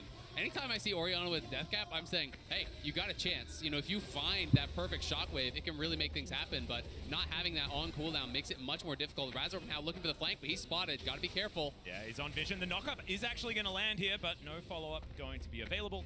And Blabber going to move back towards the Fog of War. C9 still with full map control, but Fnatic starting to feel like they can get back out here. Razork trying to get in there for that red buff, and now the Cataclysm is what's going to be there in answer. He goes down to his GA as the depth. Yeah, they're fucking scared of him now. Look at him. But C9, they didn't have the follow-up. Oh, wasn't hitting anyone. there's support on Nautilus. Nice. Trimby taking a bit of damage, but he's able to get back to his team, and that is just a free kill on his Sven. Cloud9 way overcommitted for the play. Both top and jungle ultimates didn't find the success that they needed, and Fnatic, they bounced back. Well, actually, way worse is they lose the GA as well. I think C9 are looking nervous. They were looking so clean earlier in the game, and they give up this Baron steal, and you can see they're starting to sweat a bit. It felt like they're over-forcing on a couple of these plays. They go in here. Yeah, Blabber finds the knockup, but they have so much mobility. You have to respect the fact that they can just jump right out of this, and they're able to get out of there no problem. Sure, the equalizer goes down, but no one's stuck in the pit. It's not on the Orianna's head. So they get the GA, they get the kill. Okay. Slowly but surely, making you believe. Maybe there's a more specific creature I need to kill. Berserker not being there. Berserker was pushing mid-wave, so he's not really in a position. We'll need 4, maybe not. Even if you are, We'll just go further in and see what happens. to look for these big shockwaves with that Rabbit on Death Cap complete. So Cloud9, as you say, small mistakes now come back to life. Honestly, it's definitely getting a little bit more nerve-wracking now for Cloud9. And you asked earlier, Max, you know, is this kind of like the emotional damage when you're in this long game and you're getting beat down the whole time? I will say. There we go. What do you mean my inventory's full? Starts to really make you work for it. Okay. If you were to lose this game, I would feel like that would give you some confidence in. Sell price 15. You know, we're able to come back in a game that Damn. was so far down. So Cloud9. Anything we can get rid of. They're going to be the ones sweating the game is still very much in their favor. You know, when you're looking at the itemization, they're in a great spot. Your I don't care about these. But you have to be on point with your engages. I don't care about these. Get that costume off. Even for Cloud9, your scaling is so strong when you've got Dione, Desire. I mean, Rumble is still going to be an incredibly strong stop. They're disadvantaged. It would take a Herculean effort for them to win. True. Sorry, yeah. My bad. Okay, this guy, I'm not fucking with that guy. He's annoying. Yes, Fnatic have found some plays that they've been able to turn around, but I think, as you say, if Cloud9 just find that one engage, this game is over. Exactly, especially because the waves are almost always in Cloud9's favor. Fnatic can't really cross mid-map. The inhibitor tower mid is already gone, so if C9 get that big team fight, they do get the good execution, they can clean this game up. We'll see if they want to try to wait for certain itemizations to be finished. You can see that Fudge has the components of that Death Cap. That would be a massive completion for him. You know, you're looking towards that BT. Excuse me. Finish there for Berserker. Wits End on the way for M&S.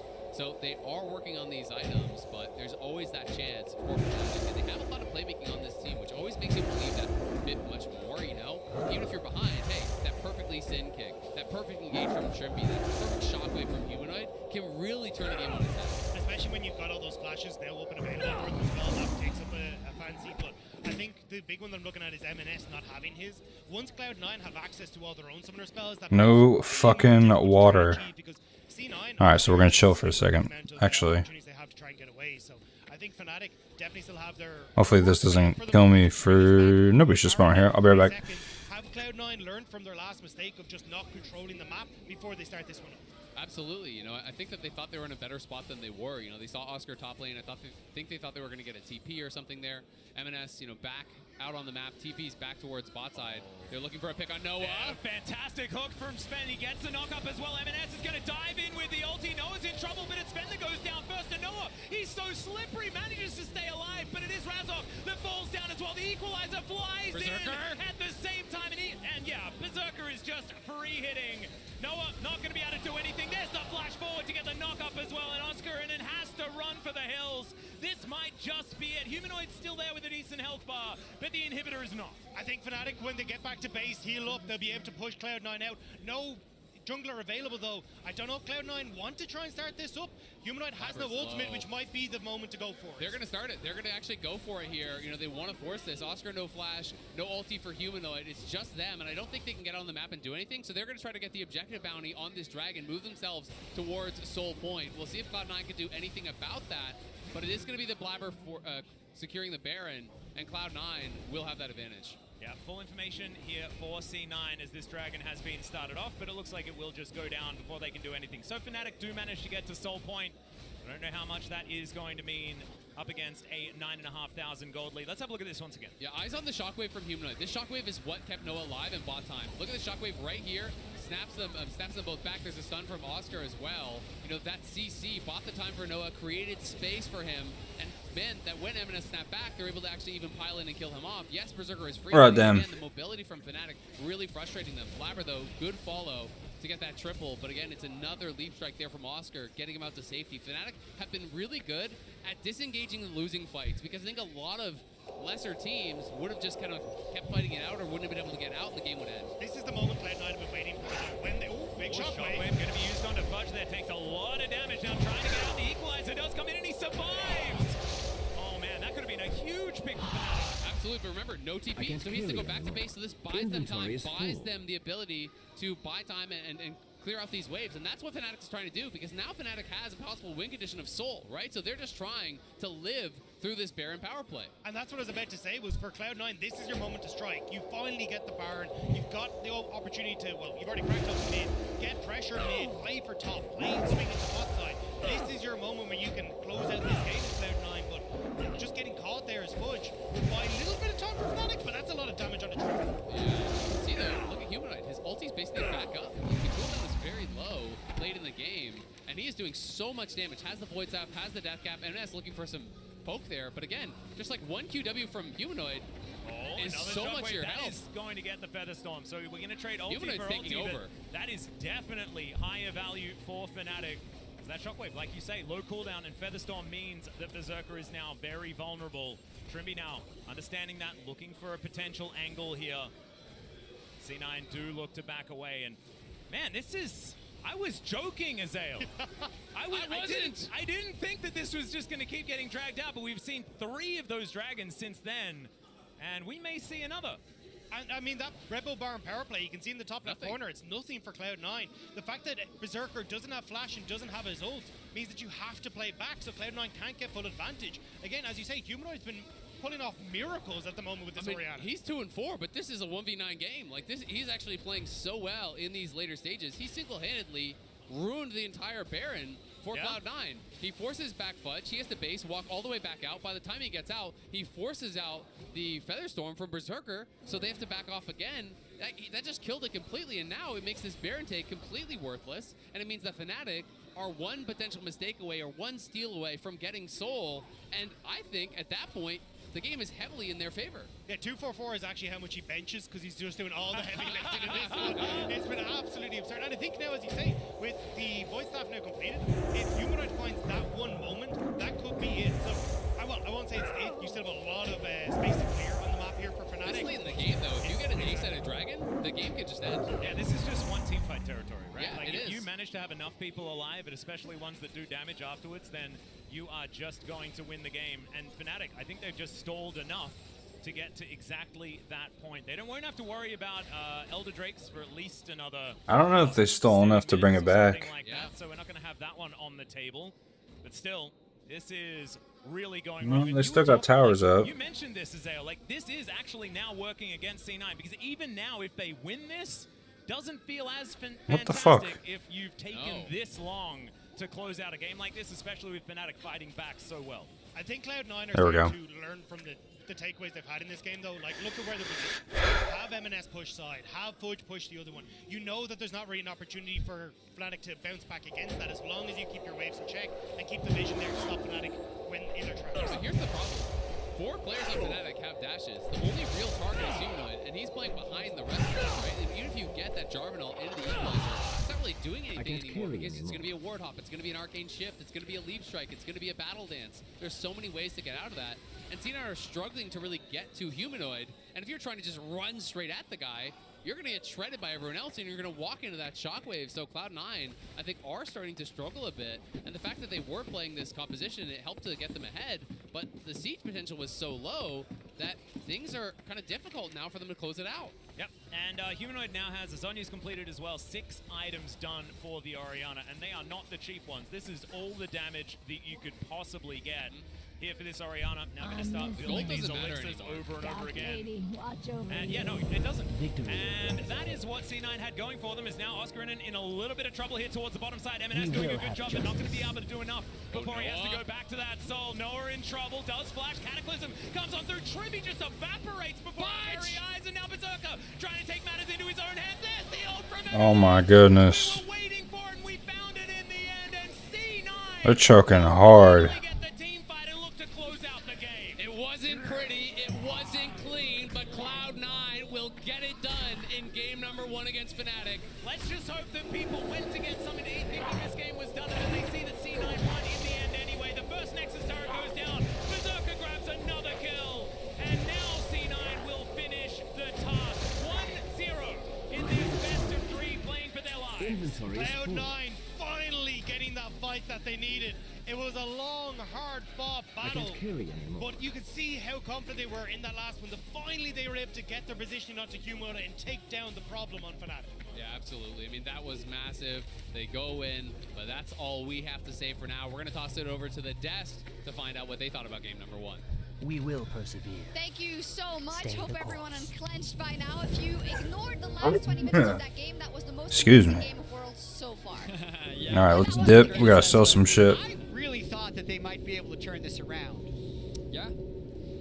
Where do we start, friends? Because there was a lot to unpack in that game. The range advantage, Venius. You want to talk about the range advantage? You know what? So imagine this is Cloud9, right? They can't move their arms past the elbow joint. And I'm just but like you're swinging Fnatic. over here. Yeah, Exactly. So it's like you're just running away from me all game, and delaying things, but it's going to take a while to get you. And it's also something that only came into play later into the game, because in the beginning it actually wasn't a point whatsoever. I do want to call up the sign that I saw in the crowd. Choose wisely. It was a Don't Pick Ezreal crowd, spoiler, for the side of Fnatic specifically. But we have to be honest, it really wasn't the Ezreal at all, and in fact it might have even been a good idea in the comp. The problem was the top lane. Yeah, I personally thought it was a pretty good Ezreal angle, and you saw later in the game as he was building up some armor, it was actually really hard for Yone or Rumble to lock him down. But this early game actually reminded me a lot of C9's early game against another EU team, Mad Lions, where they just felt like they had these ridiculously long turns to just mess around in the top lane with no consequences. Because I think, yes, they did burn a flash, but Blabber skipped 2 camps, was up there for about 30 seconds, and then Sven leaves bot lane, is up here again. It takes them so long to actually set up their first kill, but then once they did, it was very successful afterwards. I mean, the reality is that C9 drafted a composition where they had options to play through top or bot.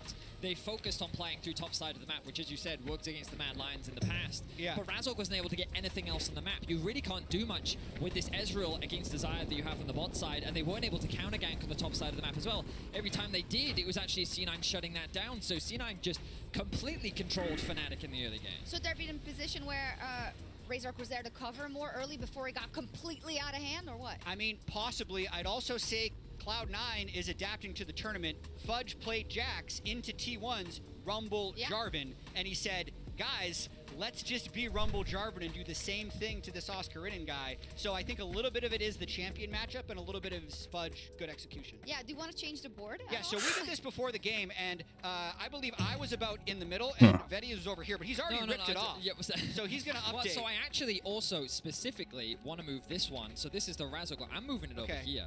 I'm moving over to Blabberman. Oh, you have flip-flops. I think that Fudge, while he's still doing well, like, sure, I'll give him the advantage over here, but this jungle, I don't know. I was so impressed with what Blabber was doing in this early game. You talked about how he was North America's best jungle, the way in which he set up those early impacts. The NA GOAT. Yeah, and I think he's doing it here against Fnatic. I think that Razork needs to get more tools in his wheelhouse to do more in the early game, because Blabber is just running it right now. Okay, but I don't know that much, right, compared to you guys, and I see later, good, Fnatic, great, good, stalling, boo, worse, Cloud9, don't know what to do, have a huge advantage. Barons, Cloud9 and Barons. Yeah, what's going on? So how do we get that it's more even in the early game overall? Or more even in the early game. Yeah. For Fnatic. Well, I think they just need more. I think Zion needs to be a higher priority. I think that it just gives you too much freedom. Well, so here's the really interesting thing for this game is I think Cloud9's going to go back into their green room and say this game was hard.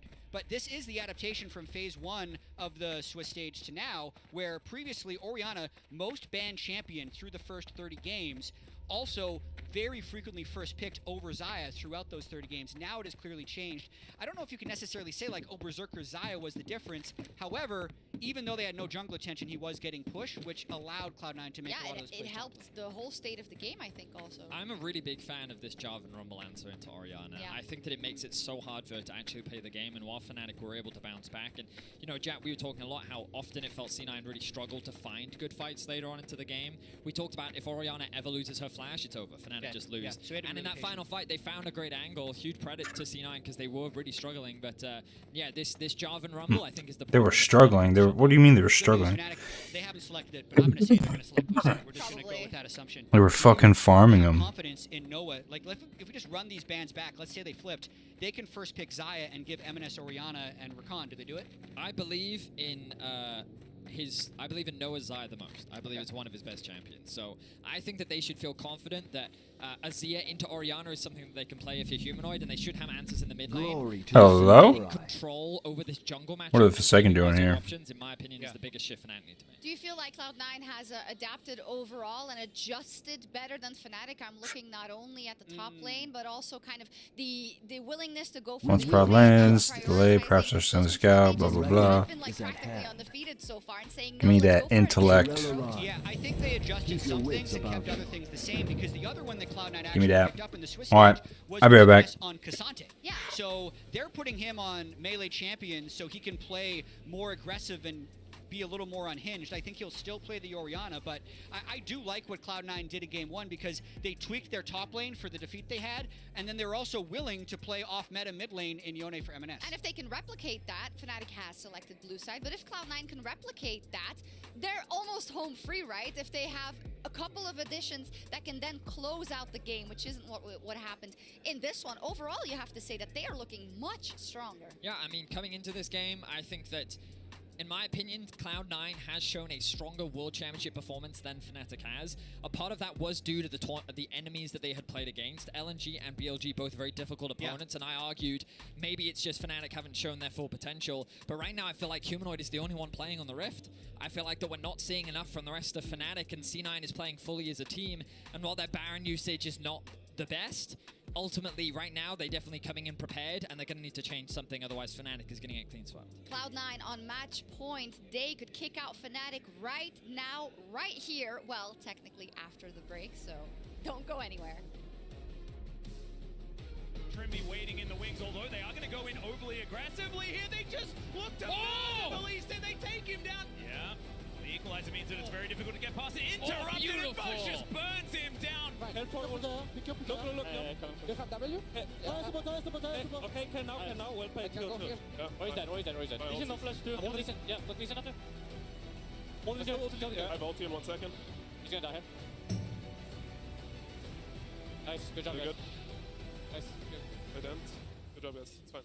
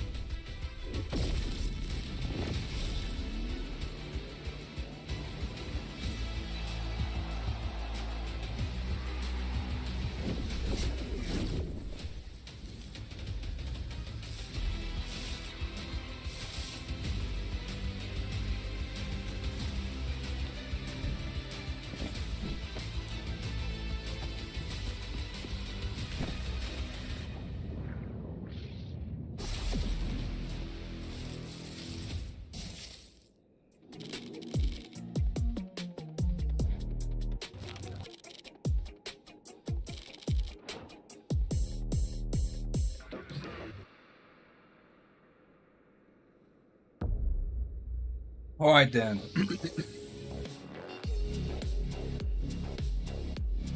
What a miss.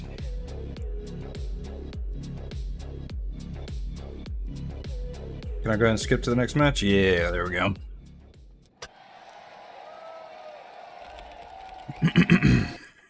Difficult to actually get involved when there's a Jax, when there's the Recon CC, when there's the Flag and Drag, the knockup, there's, you know, the unleashed power from the Syndra as you go forward. It is going to end up being the Renekton that I talked about way earlier. So roles will kind of be what I expected. This is going to be a pretty beefy front line here for Cloud9. Rel, Cassante, and Renekton all there in front of it. And it's a lot of CC to help apply that plasma. So this does feel like what? Berserker and Blabber versus the world. You know, they have got. They're not running Renekton. Oh yeah, they are. To be farming at a good clip here if we're going to see Cloud9 succeed. I think you kind of missed out on a really good Poppy angle though for Cloud9. If you end up playing into those flexes, like you send the Rel bot, you send the Talia mid, and then you end up having the Rel or the Poppy in the jungle, I think you could have set yourself up fantastically because so much of Fnatic is so short range. So we'll have to see if you can get the value out of this Renekton in the early stages, like play with Blabber towards that top side, try and get Blabber snowballing, because if you don't, you're missing out on a ton of damage from your Talia, and then you're heavily reliant on Berserker getting that winning. It is really interesting though, right? Because, you know, I agree with you. I think it would have been an amazing pick. But we heard Fudge, you know, he had an interview with Lore. She was asking him, you know, what do you think about the top lane meta? And in his mind, the top lane meta is basically you have to pick these champions that can fight at Herald, right? And Poppy maybe at the early Herald fight, maybe he's not seeing it as something that is as strong. That's why we're seeing so much Rumble, Aatrox, Jax, you know, Renekton as well. So obviously going towards that. Yeah, and you also play for the 2v2 top side extraordinarily well with Renekton Talia. You've spoken about it already, but C9 did a great job up there in game number 1, and if it ain't broke, don't fix it, right? Like, try to attack the lane that you've found some weakness in, right? Absolutely, and when you're looking across the map, there is setup potentially here for Blabber across all 3 lanes. There's the point-and-click CC. How do I get all the bags to open? CC in mid and in bot. Exactly right. But, ladies and gentlemen, let's jump into the Rift here for game number 2. Just a reminder, this is our featured matchup presented by Mercedes-Benz. The entirety of Fnatic taking on the entirety of C9. So many phenomenal moments between these two teams over the years, and we're here to celebrate another one. Let's see exactly how it is going to go, because if we get a Fnatic victory, then we just get another game in what is a very historical match. Is that, do I gotta get an add-on for that? How many times for real? Faced off. If you include like every tournament ever, like right the way to IEMs, all the All-Stars, everything like that in between, both squads are 11 and 11. Like, this is actually the one that breaks the camel's back. So this is both a historic matchup, but also an incredibly close matchup that is definitely leading Cloud9 after that last game.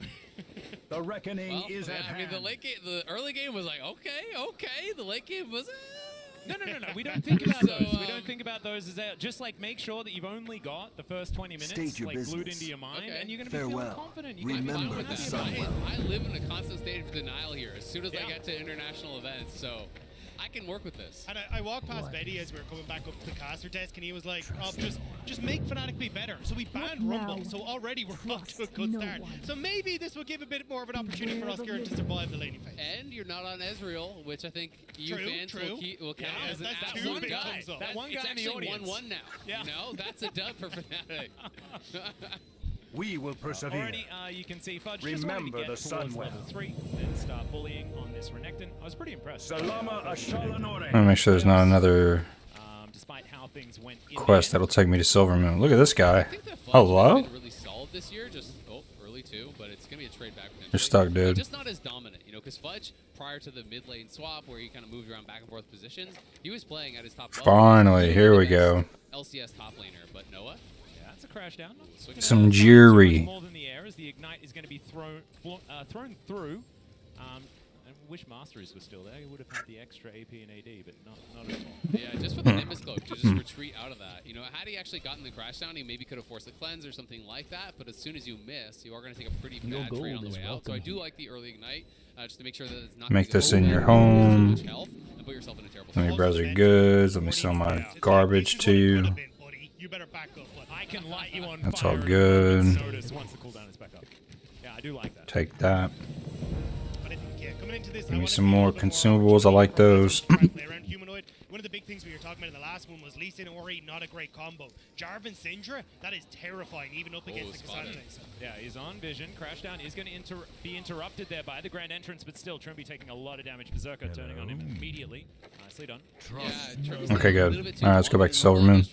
You want to go in and you want to be able to jump back out when you're at 4 plasma, but he actually let that final plasma stack go off. Razork here lying in wait, but What's the only one silver? Okay, so I mean, we don't gotta conserve our money so much, but I'd rather not pay 2 silver for a round trip.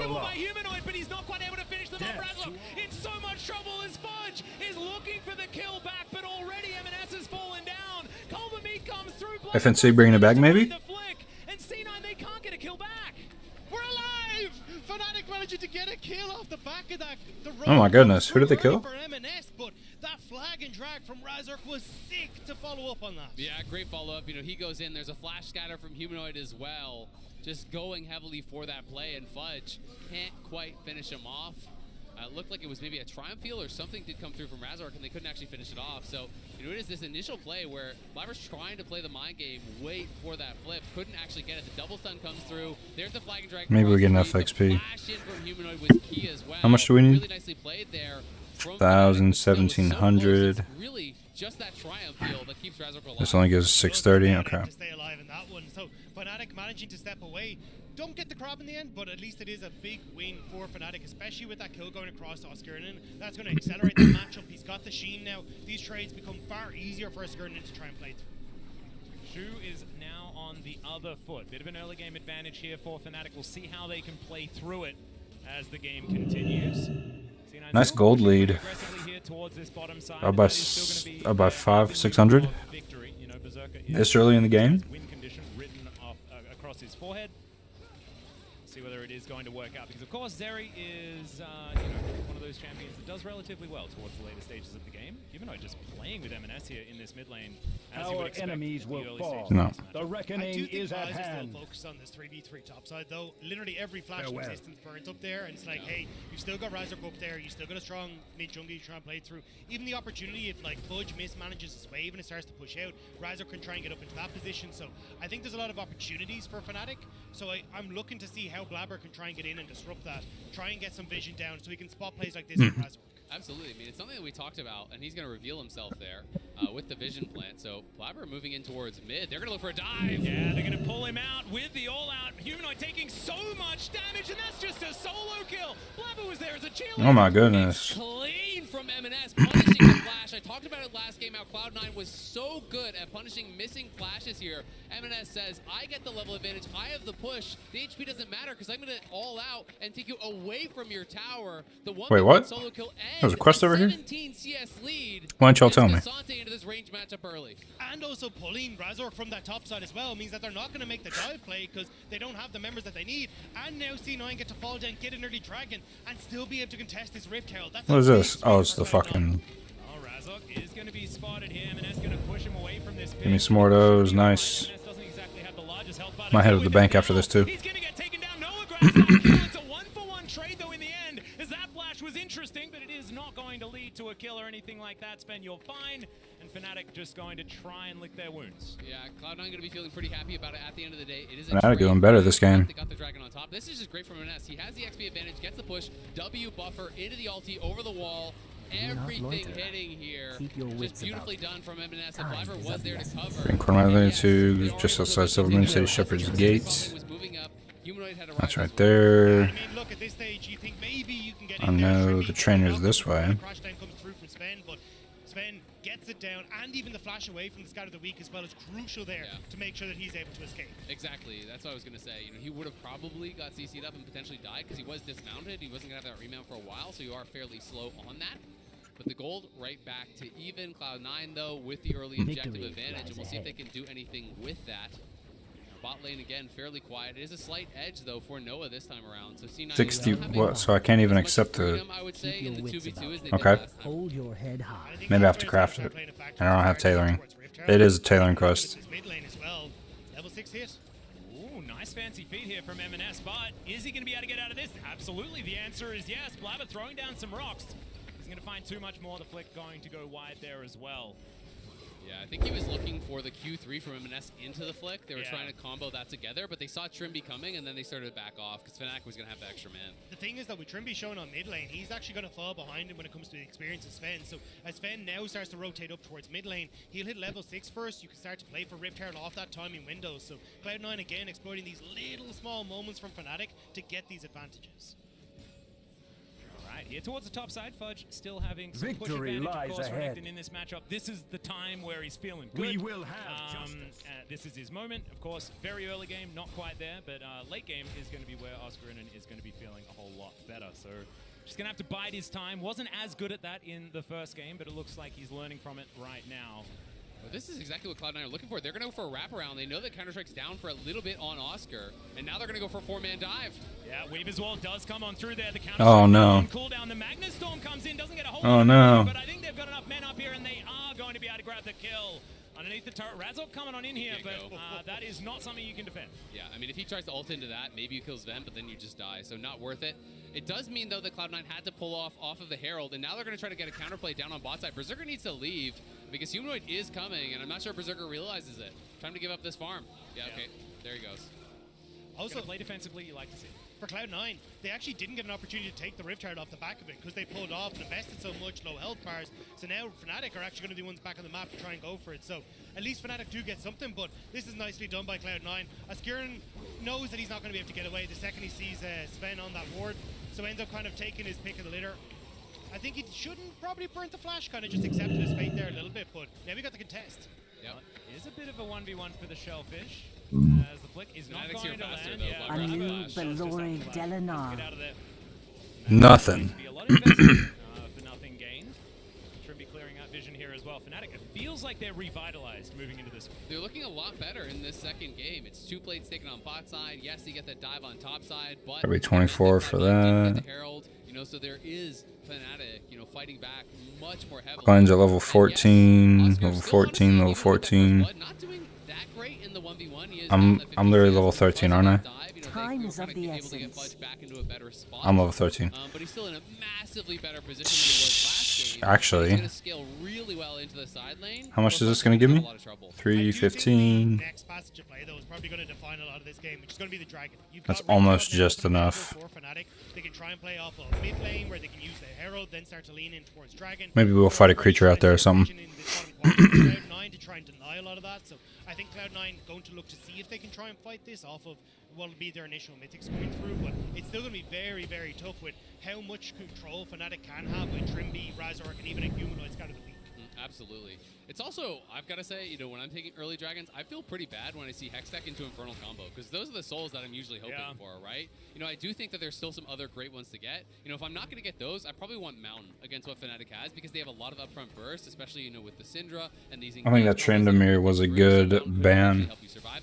They'd be getting fucked up top lane if they kept Tryndamere. If they didn't ban Tryndamere. But he will take a fair bit of his health bar in damage. Ulti held onto here by Humanoid. And that's the nice thing about First Strike in these matchups. You know, when you're playing up against a tank here like Asante, you're just farming gold off the guy, right? He has the early Leandries. He's getting that gold acceleration. Blabber here looking for a potential angle for the ulti to try to cut off Humanoid. There it is. Yeah, it is going to come on through here. Trimby finds the grand entrance onto Sven, just trying to keep him in position. Razork over the wall. There is the Magnus Storm, but doesn't get a lot of value. The Oh my goodness, look at that damage. already dead. The all-out comes on through, and Razork's just out of there. Ooh, fuck, that was close. In this early game this time. I mean, Trimby tanking up the turret as Razork gets pulled underneath. It means that Razork doesn't actually take the terror shots. He's able to flag and drag, and now Fnatic turn over towards the Dragon. Big, big play for Fnatic. Yeah, really close fight, though. You know, both Razork and Trimby getting out with really... I actually saved some time. My Hearthstone should be done cooling down by the time I level up and get back to my trainer. And then I can go way the fuck over here. Because Trimby's just playing bodyguard. He's trying to delay Sven, but when Sven eventually does get in range there, he knows he has to flash back. But it does mean there's the immediate turnaround. Sven flashes out, but the ulti is there to finish, and then in comes M&S with the ulti pulling Razork back. The Flag and Drag is back off cooldown. Trimby barely survives. Look at that. First flight back to Tranquillin. Never mind. Wants me to fly back. How much XP do I need? I need literally just barely miss out 35 on kills, XP. the less of those opportunities that you have, because you miss out on all of the extra gold, and that snowballs on top of itself, and then you get a difficult situation. Well, and here's one thing I will say that does make it more difficult against the comp is Trippy. Going to be interrupted there. He's burning, wasted and that the is going to be flash. Blabber picking that one up. So yeah, wasted flash. That Wait. was such a late flash and going to be going down anyway. That didn't give me any XP. Hold on. Is that there's not What? much damage, you know, in that kind of core 3 without Berserker, and if Berserker's not going to be joining the fights, well, they are low on damage, and now TP coming in to answer.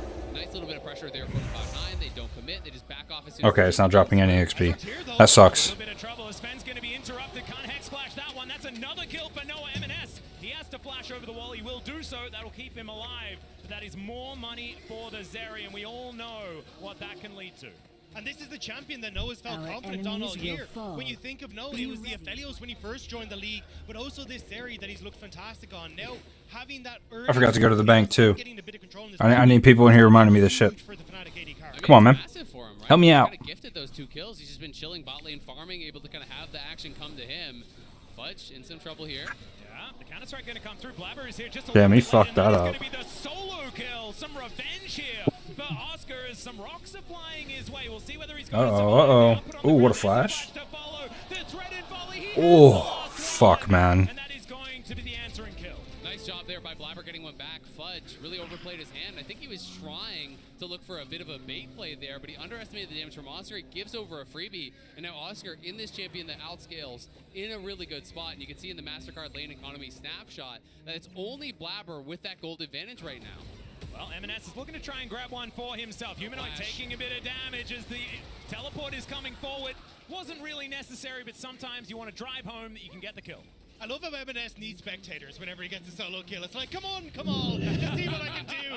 But on top side as well. Oh, the interruption does come through here as Blabber's going to get ulted. Okay, can the fancy feet actually work out here is the question. The answer is no, but it looked kind of cool for a few moments. That's going to be the kill in answer there from Razzle. It is a shutdown, but it does cost him a couple ults, and Blabber did actually secure the top lane tower. So Blabber is super rich right now. He already has his Rylai's done, so that's 2 items done before either the mid laner is even close to actually completing that. So Blabber is going to be the big carry here, the big hope for Cloud9. And M&S trying to defend the red buff because you can see the Cloud9 bot lane are coming out from base. They want to be here to support, and off of that bot lane kill, Fudge just stayed bot to push the bot lane tier 1, and it was M&S who backed. And this is where flashes become so important for Cloud9, because if Fudge Our has enemies flash will to CC fall. Humanoid, to CC Noah The reckoning in a fight, will even if you look at M&S, actually, And Fudge you, may need to get on out of there. He's all right. I think that's where you're going to be able to set up for Blabber, right? And Those are good gloves. The big point to focus on is, can these big mega tanks in the front line get onto the back line and set up for Blabber to be that card? Absolutely, and when Berserker joins, how effective is he going to be? Because Noah got these 2 kills. Noah's been accelerated. Him and Berserker have kind of been doing the same thing, just hanging out and farming, but some action came towards Noah. He was able to capitalize on it with those good collapses. All right, from Fnatic. let's go upgrade those spells. So he's not fighting from that big point of power that he was last game, Berserker. You know, where he had that big gold lead. Well, Fnatic a little bit late to this play as the second Rift Herald is going to be secured by C9. The game extraordinarily even. It is just the 1 extra turret, but the extra money that Fnatic have been able to pick up has certainly worked out for them. And I've got to say, win or lose, the narratives around Blabber internationally need to die. This guy has really shown up at Worlds. I think he has played incredibly well for Cloud9, and he's well on his way to being, in my opinion, the best NA player ever. I think if he continues on this trajectory, that is going to be where we end up. He has been really stalwart for Cloud9, turning in another great performance last game, another great performance this game, was great against Mad, was competitive against LNG. You know, this guy is a far cry away from that jungler where people would call him, oh, he's a coin flip jungler, he's going for the crabs, you know, these kind of memes. He is so efficient, and he always keeps his farm really high while still having really high kill participation, which to me is just kind of like the mark of a really good jungler. And also now he's got so much on his shoulders, right? He's playing the Talir, and Saban is now looking to try and help get the kill onto Oscar Innen. M&S up here is relatively low, but the Magnet Storm's going to come through, and M&S will cut down the Jax. That is going to be another kill going over to C9. Trying to do that one in their favor. They do manage to do so. As you were talking about souls that weren't necessarily the best, we do have one of those on the Rift, but Fnatic is going to collect it for themselves. 2-1 Drake advantage for them will be the result in trade for their top laner. And I think that's what I like the call here from Cloud9. It's like, hey, do we really care about a second Chemtech Dragon going over? Not really. We have Rift Herald. Let's get the play on top side. Immediately use the Rift Herald to blow open that second tower as well. And yeah, that is going to be the charm landing on. Oh my goodness. They're just getting caught out with their dick out, man.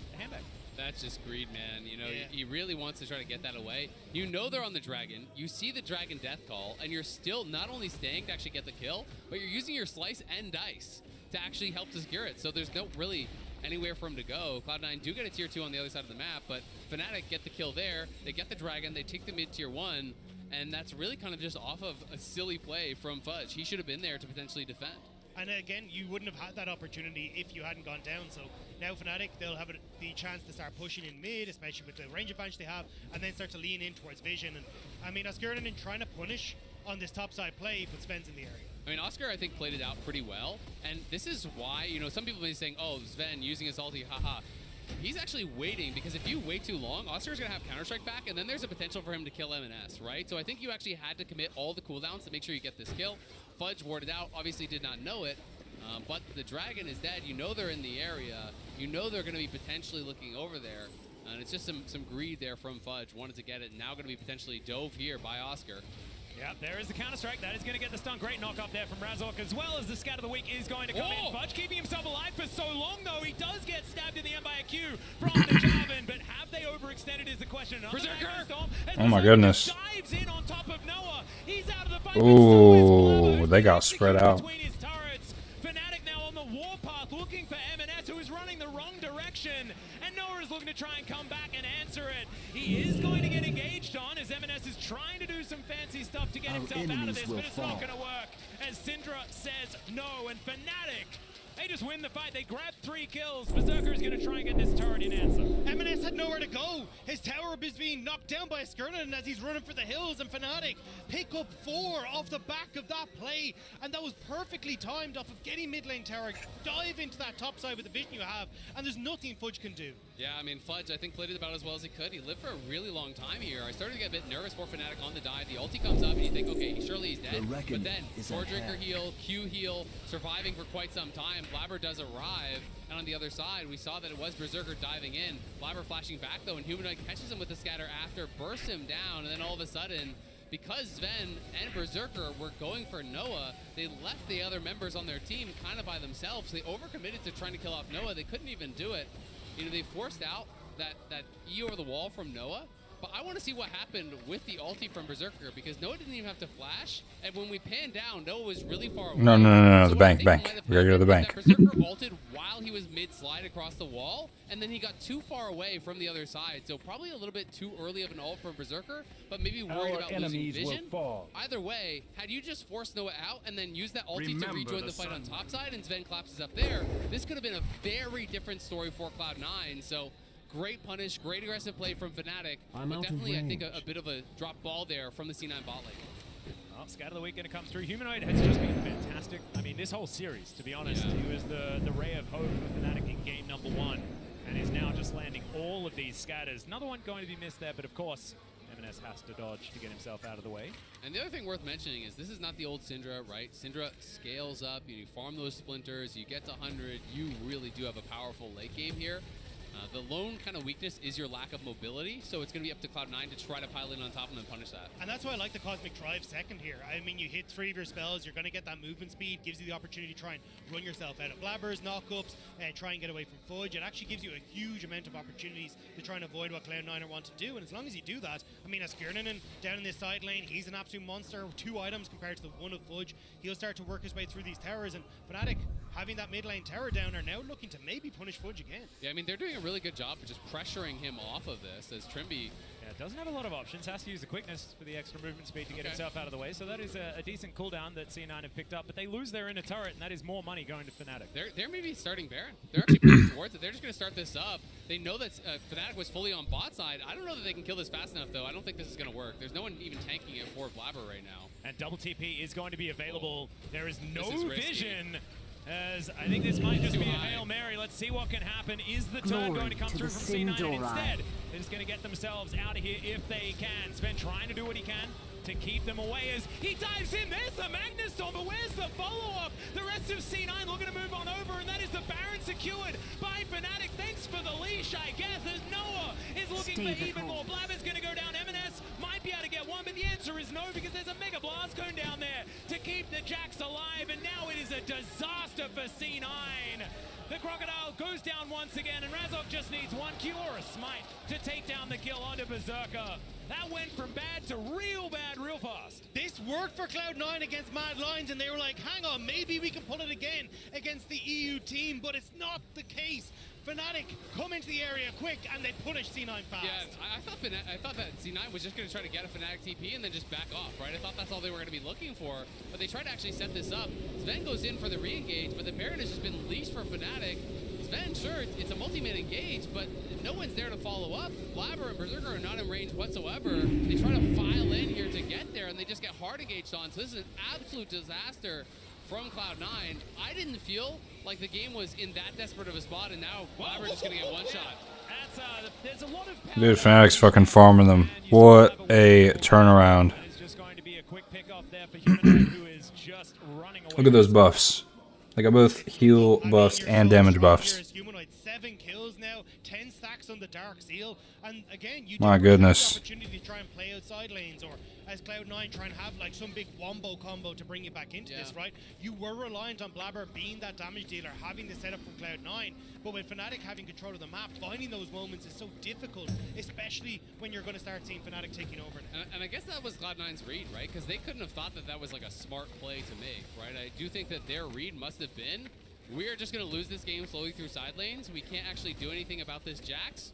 Time to flip it. And if their read is the game's over, then sure, but... Whoa, they're diving in. Berserker is in a whole host of trouble, but he ults. Fucking hell. Pushing way too hard, brother. C9 just pick up the kill. A little bit overly aggressive there in the enemy base.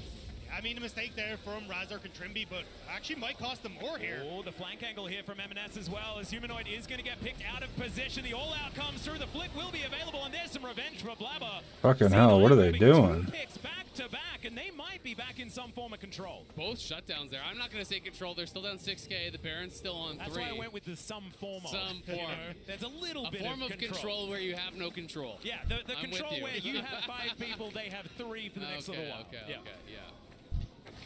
Yeah, I don't know. I mean, look, it happened in the last game where Fnatic got 1 or 2. It kind of started to come back, but here's the thing. I think that the compositions are so different, Exactly, right? I believed in the Orianna more because Humanoid was playing so well, and he was on a pick that I think A, had great wave clear, and B, had really huge team fight impact. I'm just struggling to see who is it going to be that can kind of get this across the finish line. It would have to be a comedy of errors from Fnatic, because really, as I said, if Kai's not playing from ahead, it's difficult to ever even enter the fights. And this is why I want to go back to your point about the Baron, because I actually do think for Cloud9, if you actually had Fnatic full resetting like we saw against Mad Lions, where Mad Lions got Dragon, reset, and Cloud9 suddenly get Baron, suddenly turn the game around, that could have been their moment. So I actually like the Baron call from Cloud9. As you say, I think it's a case of at this stage, even with picks like this, I don't really see a way for Cloud9 to try and bring themselves back into this game. Yeah, it's really, really tough, right? So, you know, you always have to keep in mind what the player's evaluation is in the game state, and if you think the game's already lost, then any play with some small chance is going to be better than doing that. And I mean, look at the total damage done here. It has just been Humanoid just poking away at M&S all lane long, farming so much gold with the first strike, and he's in a great spot. And C9 got nothing to do but look for plays. We'll see if they can find one here. He's going to use that counter-strike, try and keep himself up. He's able to leap strike towards the ward to get out of the flick, and he'll be A-OK. Oh, Jax things. Absolutely fantastic. He's going to be fine. And Fnatic now look to move into the enemy jungle here towards his top side. 4-man strong, as Razok is going to pull himself over to his flag. Now look to the base of C9. They're fresh off a bit of a bang though, so they might be able to get it. Yeah, exactly right. Teleport to come through from Fudge. Here's the last ditch effort as they dive in. Magnus Storm is decent. They know exactly who their target is. Flash now down onto Humanoid, but Noah is the one popping off. They managed to get the Syndra, but can they actually win the fight is the question. Trimby going to try to get locked down, but it's Noah that's the one that needs to be under control, and it's not going to happen. Fnatic just roll over the top. It's a double kill for Razok in the end, and Fnatic are done with this game, I think. I think they're going to look to end it here. There's low I mean, that's so trash, bro. for Fanatics as they'll take down the inhibitor and take us to the game 3. And Fnatic had so much extra control early. They are going to be able to take these Nexus turrets down and with momentum move towards the game number 3. For C9 fans, though, they can move back towards that blue side in this deciding game, but I think they're going to have to try and figure out a better plan of attack if Fnatic can fix their early game like they have. Yeah, absolutely. Fnatic with a great strike back in that second game. It felt like, to me, the lone hope in this one was really Blabber. He was having a great early game, got a lot of gold, but was really struggling when Humanoid got ahead. The 2 carries from Cloud9, if you ever get on the same screen, he's just going to delete you. And I think that was the big problem, was that they didn't really have that chance. But we got a chance to hear from the desk and what they thought of that game. Send it on over to Shox and the boys. Oh, break. Sorry, we're going to break. Yeah, I gonna can get hear over it. break. This It's is fine. it's fine. Let's go to a break. Look.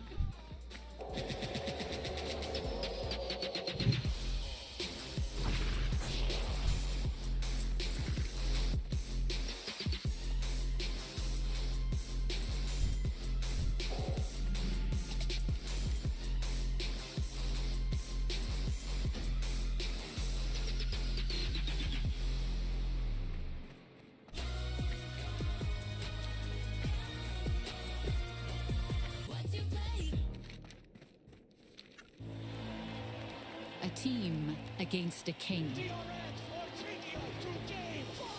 Seeing against believing. A moment. Of their team composition. The whole reason you pick Renekton, Taliyah, K'Sante is because of the stun Taliyah combo that you can dominate top lane with, and because you cannot lose fights in River. So even though it didn't swing the gold massively in one favor, I think that was a big deciding factor in the game. And milk was sour. I can't believe that that's the analogy that you used to Wait. Renekton is the cereal, Taliyah is the milk. Okay, I well, like it. I mean, I very much agree that when we compare it to the first game, I think that C9's proactivity around enabling their top side of the map was like night and day. Yeah. And it felt very much like that because of the bot side of the map, Noah had a lot more control, right? It felt like Berserker wasn't quite didn't give the same level of freedom to Sven that he's had in previous series, which means that C9 didn't have the same agency over the early game. Fnatic kept a neutral early game, and then ultimately they outplayed them around the team fights, which I think was a big step up. So huge credit to them. I was pleasantly surprised what we saw from Fnatic. Have to be right in comparison to what happened in the early game in game 1. We have a couple of more things we want to break down. Maybe the top fight, 19 minutes in, Jeff, that is? So this was a big turning point in the game for Fnatic, and I think impatience is a little bit of the name in the game for Cloud9. So just really quickly to set this up, Fnatic's going to be trying a fast play onto Fudge. There's no vision in this whole corridor for C9, not to mention Catacombs. so they can try and make a fast play quickly onto Fudge in the top lane. So something underground. Okay. Respond, and if they can do that in an organized fashion. So we see the teleport come in, and the really important thing here is Ven could try and get a wombo, and then if Berserker walks a little bit farther, he could invade here. And worst case, Fudge dies, but it's not that bad. However, what ends up happening as we roll out the rest of the clip is Ven says, okay, it doesn't look that good. Let's try and do a quick play onto Noah, and Berserker goes to Narnia with his ultimate.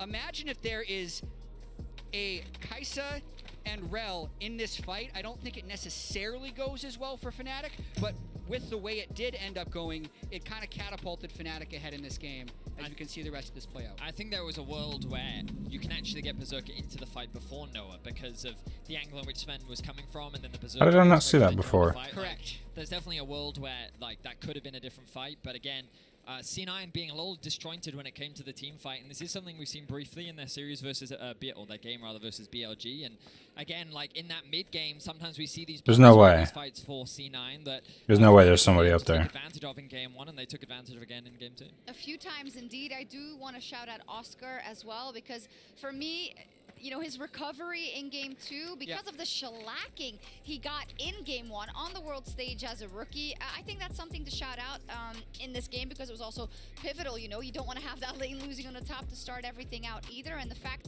that he is very new to the scene, Vedius, that's a good sign. I mean, when he first debuted in the LEC, he got blasted in top lane. He went like 3 games in a row without getting a single kill.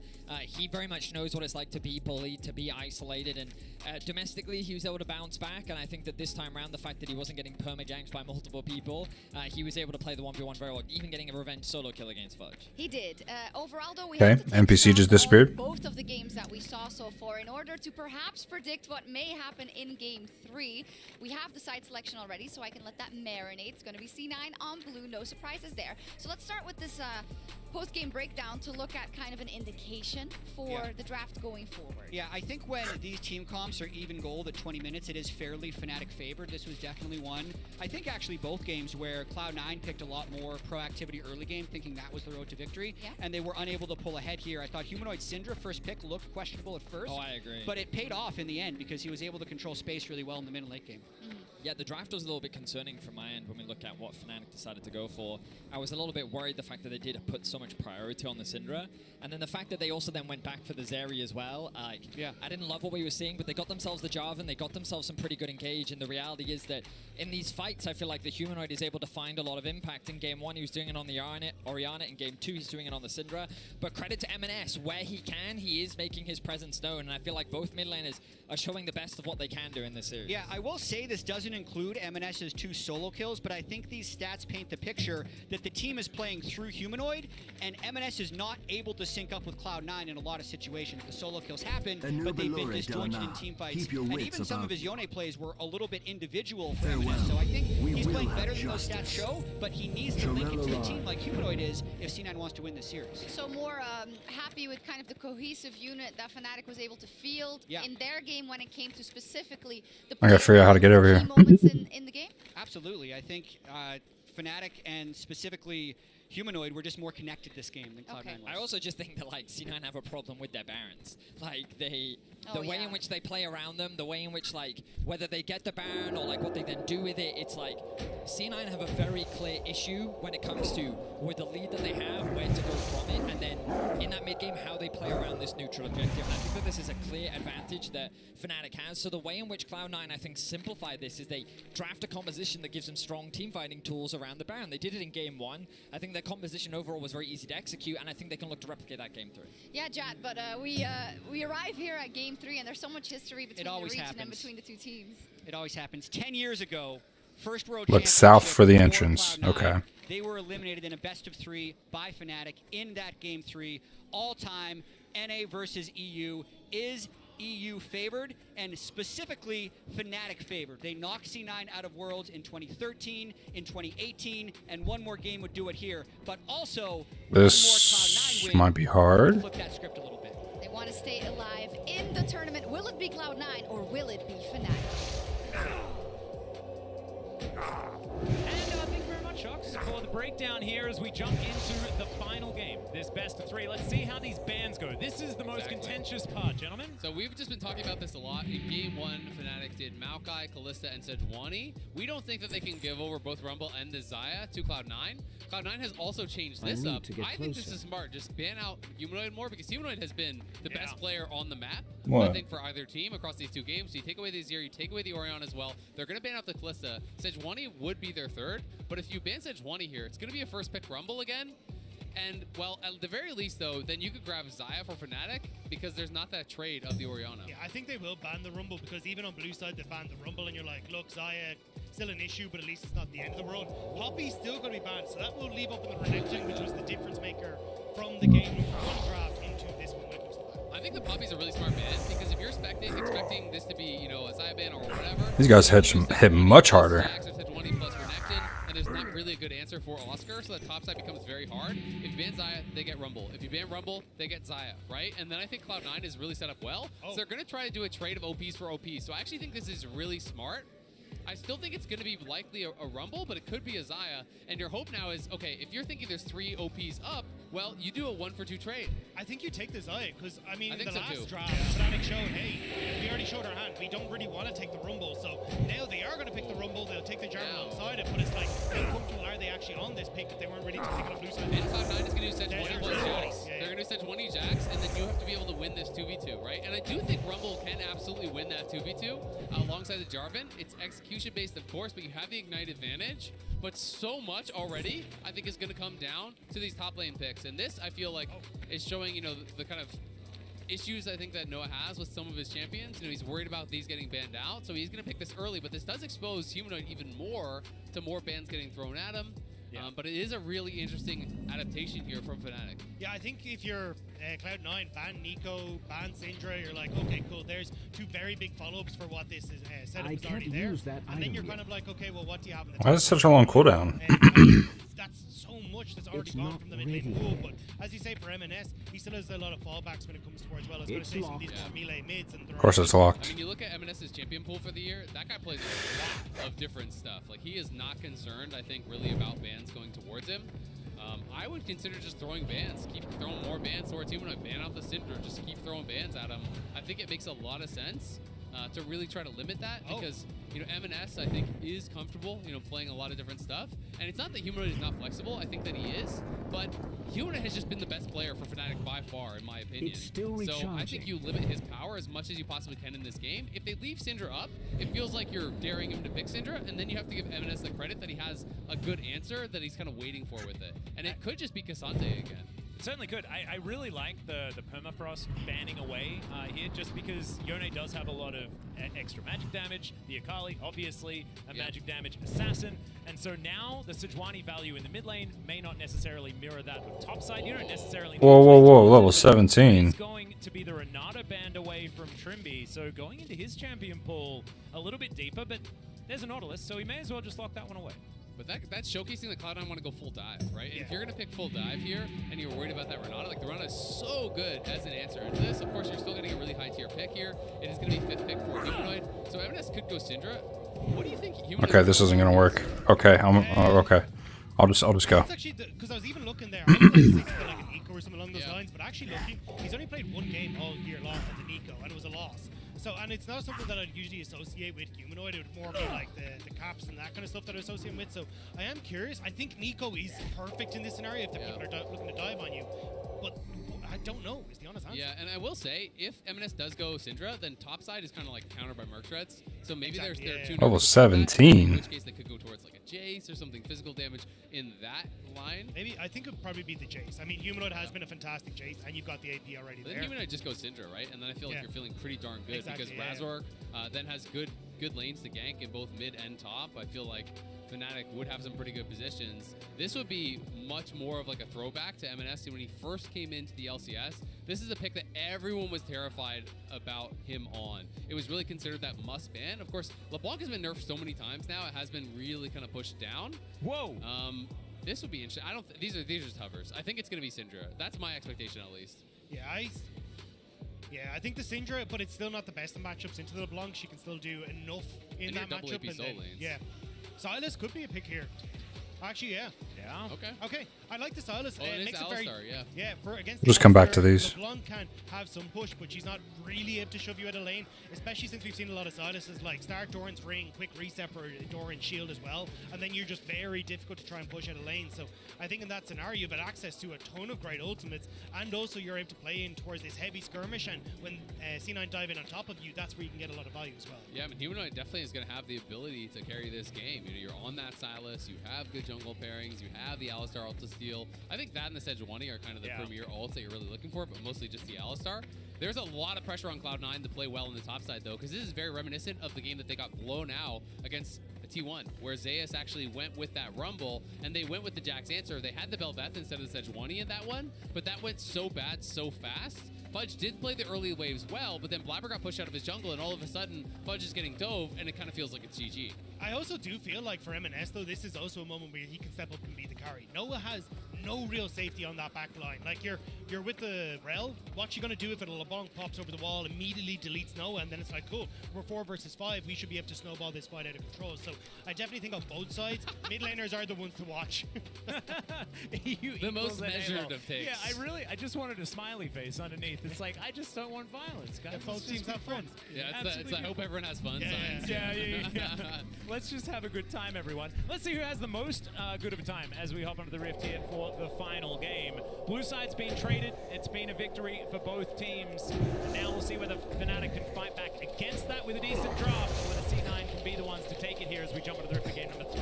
Already really calling out to me is the fact that Oscar is playing Peak. He is not playing Ignite. So losing points with on the Hootie scale. He is going to be playing a much less aggressive. I will say this is more measured. If it goes bad, it's not going to go as bad. And if you don't think that you can win the 2v2 against the Sejuani Jax, this is just the objectively correct choice. But what I will say is your kill pressure is way lower against the Jax in the 1v1. And this does mean if C9 can do well on the top side, you know, get Fudge into a good position, I feel like you can get much more quickly to that point where you can just straight up win out in the side lanes. Yeah, especially when you've already got Humanoid, who in theory in this matchup should be shoved in, opening up M&S to start to look for these roams. So I think Razork is definitely going to have his work cut out here to try and disrupt that Cloud9 play.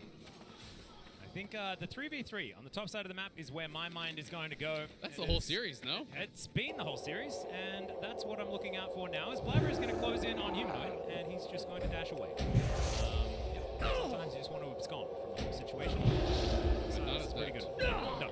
No, in this case. No, not in this case. That would be a silly choice. Fnatic now going to start off on their blue side. Blabber a little bit more lonely, doing exactly the same thing. Oh man, I can't help but want the camera to just be Okay, why doesn't that work? the entire time, just to see who is going to be able to get that early advantage. Like the first person POV. Oh shit. Yeah. Really experience what it's like. Okay. First person view. Exactly. Just stick up the health bars. Let's just make it a fighting game. To be Hey, it's perfect. Ready, fight. And we don't quite have Rumble and Jax in the fighting game yet, but maybe they'll get there in the future. Maybe they just haven't told us. Hey, that's true. Maybe we're doing spoilers by accident without actually knowing It's anything. not a spoiler. Yeah. That's just a beautiful prediction. Hey, there it is. That's perfect. That's all of my Can't get things that fired I've for spoiled. predicting something. Yeah, I know that's true. Otherwise, I would have been fired long ago. Same. For things like my Breon predictions. Certain Humble Life Esports predictions. Is now Fudge going in onto Oscarinen, and that is going to be a decent trade. Probably the best you can hope for as the Jax at this point in time. Yeah, I mean, Jax in the early levels, you can get the push, and you're trying to look for that bounce. That's good. Not as good. But you get a two-man pulverize. You get to walk away from the situation with not very much health bar, feeling great. And then you just hit your teammate with, where's the follow-up? Yeah. Come on. Yeah, exactly. Guys. Question mark ping him. Yeah. Like, you're good. Yeah, that's the best way to keep up morale. In a I think tight you series ping your like this. jungler in that case because you want to keep up morale within the 2v2. No jungle, right? jungle AFK farming, 6 Yeah. camp clear. I just hit a two-man pole. Where were you? I will say, though, I like that Sven is now taking that opportunity to actually go in and roam. All right, get that ward down so they can spot out exactly what the plan is from Razork, because they didn't have a huge amount of information. Now, Razork on that top side, but the wave's in a terrible spot for Fudge. Yeah, he's let's gonna have to see. back away. It's I think- bouncing. It's honestly, it's totally fine. He should just back up. The wave is going to come to him, so he does not need to walk up. There's no reason for him to ever walk up, and honestly, he should not even be playing that close to that Oh brush. no, the flag is going to come down. That do. is the E button, and Fudge is going to be A-OK. Yeah, that was honestly pretty well done from Fudge. He's playing right on the range there. If Razork flashed for it, he gets knocked up, but I still think you're going to be okay in that situation because he got the E down so early that there's not going to be a lot of follow-up damage. So credit to Fudge, playing that line well. He had the wave bounce, so he was honestly in a totally fine position.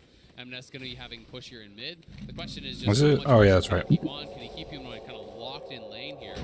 And also, how much gold can he get with his first strike? Because I do think it's going to be a lot harder for him. It's going to get value above that, in this melee versus range. Obviously, it scales really, really well. It's not just an early game rune or late game rune, but it does still feel really nice to get those early item completions when you're able to constantly proc it. I mean, you'll see, though, kind of what we were talking about with Humanoid, where he goes back. He started off with Doran Shield. You go back into Doran's range, you have a bit of mana. And at that stage, you kind of have your Q spam, because you have 3 levels in your Q. So you'll be in perfectly fine shape now as Humanoid to just try and manage the early lane state and try and, as you say, scale to that later point off of 2 items where, honestly, the entirety of Fnatic, apart from Noah, Shades are going to go slightly wide. This is going to pop the Sigil of Malice. Going to be a decent trade there as Blabber is taking his Gromp on full vision of Fnatic. Yeah, exactly. MNS basically got stopped on his base. Humanoid warded over the wall, interrupted him, so then MNS just went out. And you're just spending your health bar to get a little bit of a trade before you go back to base, and then you TP back. And then he's hoping that he can maybe hold that wave off the turret to deny Humanoid from going back and kind of create that HP advantage that way. We'll see if he's going to be able to get that base timing, though, because MNS got delayed on his base again, which is kind of putting him in this awkward spot where now he has to stay around for another wave. And sometimes you can kind of get awkwardly locked in a lane a lot longer than you would like to be. Humanoid not going to find the chain there, decides not to go in as MNS is in a whole host of trouble. There is the Arctic Assault to come through from What the Blabber. fuck is this guy doing? Launch out from Humanoid. Nicely played. Oh, this is the last game between them. Right on the edge, but this is brilliant. If you can actually get back, TP back, because because now there's no flash, there's no TP on Humanoid, and he's lower on resources here, and it's going to be M&S coming back with both summoners. Well, his flash up, he's going to spend the TP, and a full health bar and mana bar. Yeah, even picking up the blasting one off the back of the Dark Seal, he's going to be doing a lot of damage when he comes back into the lane. And you can see, even though you're picking up the bits and bobs for Humanoid, you are delayed on hitting things like the Lost Chapter, where you can actually start to trade effectively. So M&S is going to be in a great spot. We've already got Sven. We've seen him gank this top side a lot with Blabber, and Oscarina isn't ready for this. Yeah, there are a lot of people up here as the equalizer comes down. Oscarina, I think, knows that he's going to struggle in this one, decides to get as much damage onto Fudge as he can, and he's running back towards the enemy turret. There's the permafrost, there's the pulverize, and there goes first blood for Fudge. That's massive for Fudge, and that kind of is a little bit of that ignite, you know, that you're missing, where you can't pressure for that kill, right? So he drops the equalizer, he uses his damage, he doesn't have that total amount of damage that he needs to actually go for a kill, so he just has to look for the run, and now M&S trying to harass Razork here. Getting a bit frustrating, but he's just going to go back to his distortion. Ward goes in. I think Fnatic should be able to collect his first drag. I will say, I think it was a little bit greedy for Skirnin though, like trying to stay underneath the tower, pressure with the flame spitter when you already have your jungler on bottom side, zero vision on that top end. Like there was no reason for you to try and be up that far in lane. You'd already crashed it. So I mean, nice punishment from C9, but Skirnin should never miss. Exactly. We saw Fudge in that position earlier in the game, where he played with respect to it. He didn't walk up to the wave. You know, you have to kind of balance it though. That is one of the problems with Rumble, is that Rumble has to kind of be harassing and be aggressive into this matchup, because if you just farm even against the Jax and you play too passive, well, the Jax just kind of outskills you by default.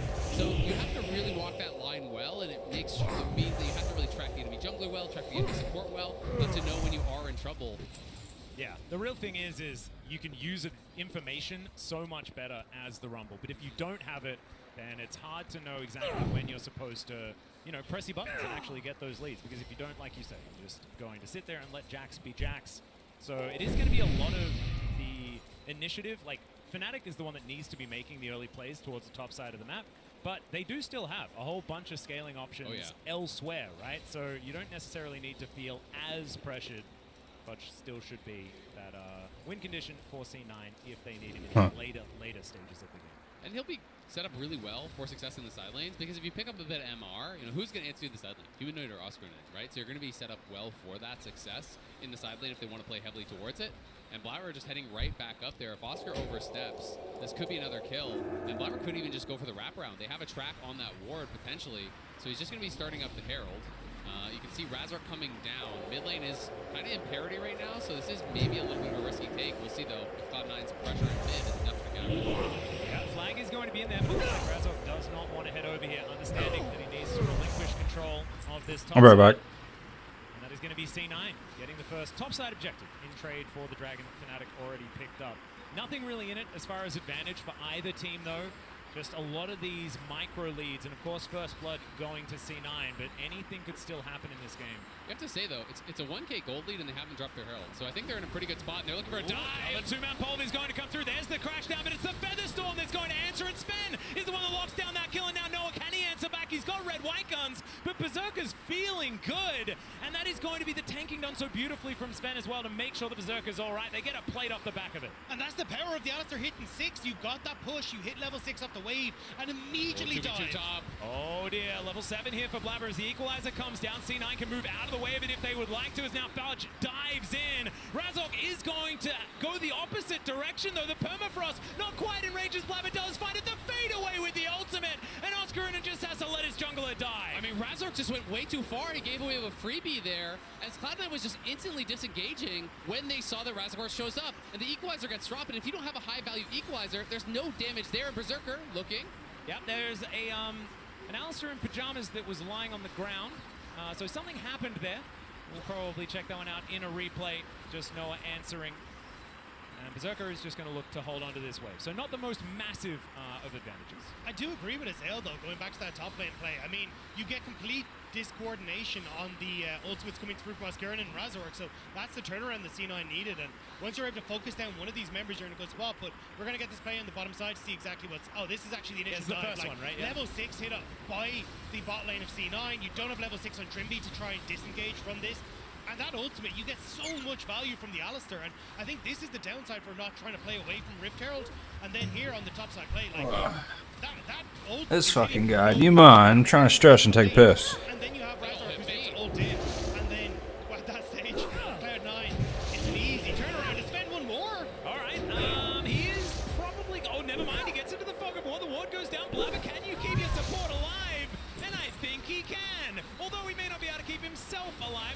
flash is going to whiff. Not able to get over that wall, and now Blabber's just going to have to give up the ghost. Yikes, yikes, yikes, my eyes. That was not it from Blabber, who did a good job actually, you know, warding them away, but then ends up dying for it. And now Berserker's going to lose the wave as well, so that is pretty rough. But Fnatic, you know, moving heavily down towards that bot side, they do get a kill. All I'm saying is that's what happens when his L talk smack. I'm just saying, you know, it just hits him back straight away.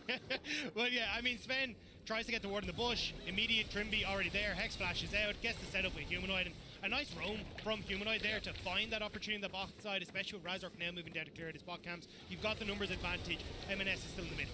And this just got a little bit dicey there. And this is that thing where Trimby flipped him away from the wall, and that actually changed the distance that Blabber would have needed. So Blabber, you know, needed to be patient, walk all the way back to the wall. He was against it, so I think he thought because of that position he would have been able to flash out. And I think just didn't catch that he actually got flipped off that wall a little bit there. But a bit of a rough one from Blabber, great roam from Humanoid, and great use of that Sejuani ult to steal that away and get themselves a kill, plus the free flash. So Fnatic in a good spot, but Cloud9 hovering here around that bot side. Yeah, there is the Glacial Prison just going to get thrown away. I really do like the question mark thrown up by Sven. Not so much the second one. But there is the Herald going to be thrown down. Berserker should be able to get some money from that one as well as Equalizer comes on down here on this top side. Fudge just trying to get himself out of the way of the situation, and he will be able to do so. The Merc Treads working out here as Noah. Stun up MNFs just a little bit. Does manage to get his crescendo, but Distortion, pretty good ability. That's going to get MNS out of trouble. But not going to get knocked up, but there is the Cataclysm to trap in the Piggy. Sven wants to try and find a way to make this one happen as Noah finds an ultimate. There goes Blabber, and Sven, he doesn't have the Sejuani to keep him alive. A four-man Pulverize to celebrate the ending of Sven here in this moment. I mean, Fnatic had just won mid lane off of Noah's play, and then you get Blabber and Sven going, hey, I'm going to wander up or the river, and it gives that opportunity for Fnatic to collapse. You don't have the manpower there for Cloud9, and Fnatic find that great pick. Yeah, absolutely. Blabber and Sven getting pretty sloppy in these last couple of minutes here, you know, causing them to lose a fair bit on this bot side. You know, and as soon as that TP came back down towards bot lane from Australia, Berserker could never enter, right? Because he'd just be walking into a flank there from the Rumble. Would never be worth the play. As you say, MNS is pushed out. You can't be in the river in that position. Fudge, though, going a little bit aggressive, but has to be respectful because Humanoid is really strong, has those early 2 kills. Yeah, he's ulted as well, Fudge. Fudge could be dead. There's no flash. Medicine. Yeah, he decides to dive back in, as we can see. But Humanoid doesn't want it a little bit too dark on the rest of the map, and so Fudge not going to be baiting him into this one. What? I like the idea from Cloud9, though. Again, it's like, hey, look, we've just lost out on bot side. Let's try and rotate members up the top side and see if we can get some good Fudge. Sven's still here, and Humanoid doesn't. Come on, man. Give me my fucking. Humanoid going to dive forward. The Everfrost is decent, but the Counter-Strike is a little bit better. Never mind. Pulverize is going to come through, and now Trimby is going to make his way up. There's the flash forward. Finds the crash down onto Sven, and once again, he's a cow with a dream, but this time he does have his flash, so he gets out alive. The chains from Humanoid were massive there. They locked up Fudge just long enough where Humanoid was able to escape and not get caught. Now Sven is caught, though. Oh dear, Sven does find a decent Pulverize there to try and keep himself alive, but he's not out of the woods just yet. Humanoid was tanking up the turret as now Blabber's looking for him. The Everfrost is decent, but the Glacial Prison is better. Kingslayer keeps Humanoid alive, and now Razork's looking for Sven, who just headbutts him away. The Cataclysm comes in, and he's walking circles literally around him, and now MNS wants to finish this one off. He's got a Magnet Storm to contend with, but some low Ooh, fuck. Humanoid gets himself a feather storm. Ooh. I can't believe he's alive. Wow. No, you're fucked. That's going to be the one to help lock it down. They do manage Damn. to take it. It costs an ult, but C9 will pay that. Fnatic going way too deep on that one. Thought they could kind of style on Cloud9 and ended up going bad for them. But at least they are pushing in mid. They are pushing in bot, so they can maybe get something back here. But it's Fudge coming down to answer. Yeah, and in the lane economy snapshot from MasterCard, you can see bottom side of the map, Noah is actually pretty huge, but it's the top lane once again, and Fudge is going to flash on top of Oscar, and he gets stunned up by the Counter-Strike, but he might be able to get out with that scrap shield, but in comes the cow. There's the taxi forward, but he doesn't have flash, remember. So Give me the fucking spines, man. Come on. That's probably enough. I don't got mana for all this bullshit. Humanoid TP down here. Noah on the roam, but Cloud9 should just back it up. They know that their jungler's topside. They did get Herald, so you take this as a win. You traded flashes. You got to just try to back it up. Sven's emote game has been fantastic, even though it's been the one emote, but there's the equalizer. The Moonlight Vigil does fly down as Trimby looks to stun. There you go. There you go. Bring it back. Health bars, but not enough for C9 to answer. Yeah, but they're going to push mid, and we'll have to see what Cloud9 can get. They're at least going to get the one tower, very likely. Or at least it'll be put really low, so that one... There goes the tower.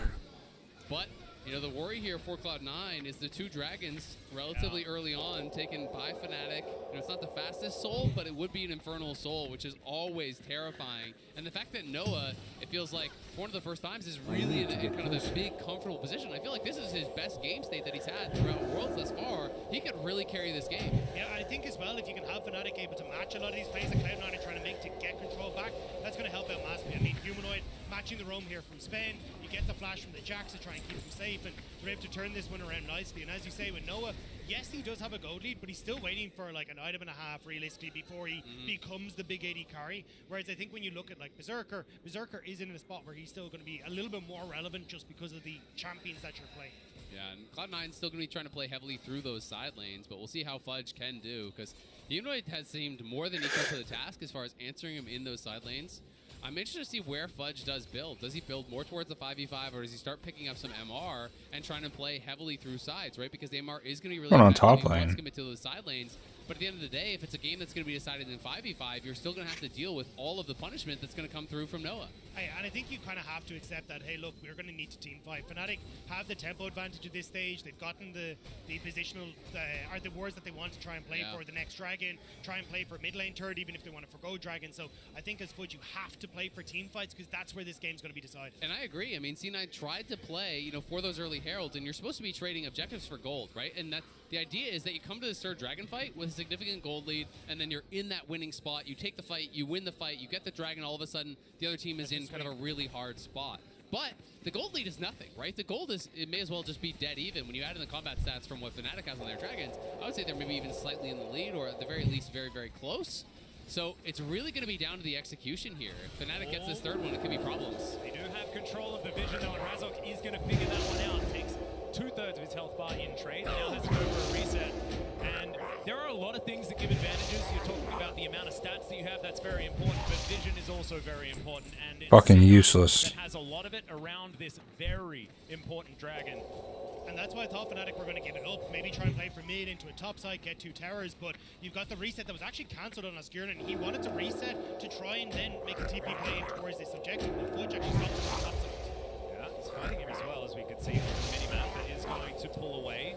Razork's back though, so you know the chunk didn't end up mattering. They're pushing out through mid, but Fnatic are just going to start this very likely. This is silly. Let's see if Fudge can actually get down here, because there's the base from Oscarinin way before Fudge. Fudge is going to cancel his base. He's pushing top, but I don't think this is the right choice. I mean, Oscarin's just going to TP for this, and you're just giving up soul point for free. Yeah, teleport onto this outer turret towards the bottom side of the map. The Equalizer is now making its way into the fight as M&S gets over that wall. The Drake is going down low, but Humanoid now going for the engage. The Equalizer is decent, but it's not onto Berserker, who's now trying to kite back. The Drake goes down, but can they actually stay alive in the fight? As Humanoid, he flashes away, but the execution's there from M&S. They need more. And now C9, yeah, you're exactly right. They're going to have to go for it as the Magnus Storm is massive. Trimby's going to try and take them down. Is now Dude, what the fuck are they doing? Flame Spitter just burning them all down, but it's Berserker that's trying to get more. Noah now able to get those shots in. It's a bit of a disaster, but in the end, it's all Fnatic. And Ooh. Berserker's just trying to get that one. Ooh, fuck. They couldn't get Noah, and that Damn. would be the end of the C9 arc at Worlds 2023. What a fight from the Fnatic AD carry, who's been doubted for so long at this tournament. I mean, Cloud9 just showed up way too late to this. The fact that Fudge cancels his base, by the time they arrive, they can't even really fight for the dragon. Imagine if Fudge is here this early. Humanoid going forward would punish so much more heavily. But instead, the dragon goes over pretty much for free. Humanoid gets put low. Cloud9 no, they need so much more from this fight. They need to try to funnel Just in. give me the fucking spines. What is this? Trimby goes in. Berserker is free firing, but that ulti from Noah, the AoE was massive, and then Fudge flashes in the backline. But he's oom. He didn't get to base. He's out of mana. Couldn't actually push forward to try to get the kill on Noah. Also the fact that Razork doesn't actually stick around in the Cataclysm. He pieces out, which means you've still got peel for Noah at the back end of this fight. Excellent play. Follow through with the damage Oscurin has on this rumble. Really well orchestrated fight, and Fnatic want more. Yeah, the first big Dog, give me the fucking spines. Oh, these quests, man. Drop rates are shit. Does get a decent shield, but the will not not quite as unbreakable as you might assume. And like you say, now 4 versus 5 in favor of Fnatic. They can head towards Baron. There's no TP. Fudge has to run. You know, I think that C9 have really bungled this. They totally failed their setup at that. 100% bungled it. Free Baron. I think this is it. Blabber's looking to try and get in there. If he can get that miracle steal, then there is going to be an Like, what are you thinking? He is going to get Magnus Storm. They are looking for the Baron. It's a lot of damage down though as Berserker is free-hitting 2 kills. Already the Equalizer does next to nothing. And that's going to Oh, man. They're going to need to try and get out of here, and they're going to have to try and get out fast, and they are going to be able to do so with the empowered backs. I mean, it's a fumble from Fnatic. They don't actually get the play set up. A terrible ult from Osgurnin, and 2 members getting out with Baron. You can already see the Red Bull Baron power play. That's not what Fnatic wanted off the back of that. That should have been a clean take, but they dropped the ball. Yeah, they really did, and it does give an opportunity now for Cloud9 to pick up a couple kills. They may be able to clear off some Bro, this is fucking ridiculous. and try to set up a better fight at this 4th dragon. I'm gonna level up before I get any more fucking plagued Murloc spines. And they know that Berserker's not there as well, so it's not really any threat. But then the setup here, you know, Trimby goes forward, Humanoid goes forward, the rest of them are actually hitting, but Berserker is free firing, and this is the main problem, is that you've sent half your team forward, half your team is actually still finishing. Osgurnin whiffs his ult, Noah whiffs his ult, and Fnatic, you know, don't really coordinate on either a turn or a finish. And that was what I was talking about, the 280 carries, and Noah might actually still be in trouble. Oh, yeah, M&S looking to chain him up. It's a lot of damage being offered back as Noah is, yeah, just going to make sure that M&S gets out of there. He is going to do so. So a trade of health bars, not too much else, and the cleanse going to be utilized. That's the Cloud9 being able now to get control of the map, though, which is exactly what they need against this Baron buff. Like, Noah is one of the few people that actually has one on Fnatic. He's taken off the map. It makes it more difficult to try and play around the lanes, especially for Osgurnin, who would love to be in a side lane, threatening top lane tower. So it's Cloud9 slowly but surely, like, pushing Fnatic back and preventing them from getting anything here. Yeah, they are. I mean, the Baron power play obviously not working out for them. M&S, I have to say, doing a good job finding poke constantly throughout this game, you know, poking and prodding, trying to get advantages where he can. But the big problem is still looming. They're looking for a pick here on Trimby, but great buffer on the dismount there to keep him safe. And Razor looking for the turn, maybe. Yeah, Equalizer goes down again. Blabber is completely cornered off. He's trying to get out of there, but he's not going to be able to. That's the lockdown. A great knock up onto Sven as well, who's once again going to try and use the ulti to escape. This is fucking silly. Trimby going to lock down that kill. That is 2 for free for Fnatic. And that means trouble with this dragon coming up very soon here. Yeah, Fudge gets a tier 2, but Fnatic are pushing, and they're going to have full setup on this dragon. That could mean everything here. M&S wants to delay till the last second and then interrupt this to try to stop a proper setup. He couldn't quite get that 100-0 play. Razor will slink out, but now they're going to try to TP in. Yeah, Fudge is immediately going to come in and use that counter-strike. Trimby down very low, but Noah is just shooting him. He is going to be able to get himself out of there. So, the teleport comes on forward. Blabber is now back up and alive. We have 16 seconds on this Infernal Drake, and this is do or die for C9. Oh my good goddamn. It's very difficult to deal with. They need Fudge back out on the map, though. He's just reset at the same time as Fnatic are all coming in. TP, actually, Fudge is going to stay out. And he's low with no ult. Yeah, and I mean, the LeBlanc TP's into the bot side. M&S wants to try and push these waves, so maybe he can play in that dark vision that we have in this bot side jungle of Fnatic. M&S needs to pick off a key member here. I mean, the big hope is Noah. Noah has no cleanse. They have to try to get in on him at 100-0, but Fudge in an awkward spot. He needs to get over this wall. Yeah, the chain's going to miss. Noah is finally going to turn up, has the long-range guns for this fight. He quite have to sever him, but he may not necessarily need it. That is a great snipe from the Glacial Prison, but it doesn't quite work out as that is going to be Fnatic locking down the Drake. Holy shit. Dude, C9 doesn't have any fucking buffs, man.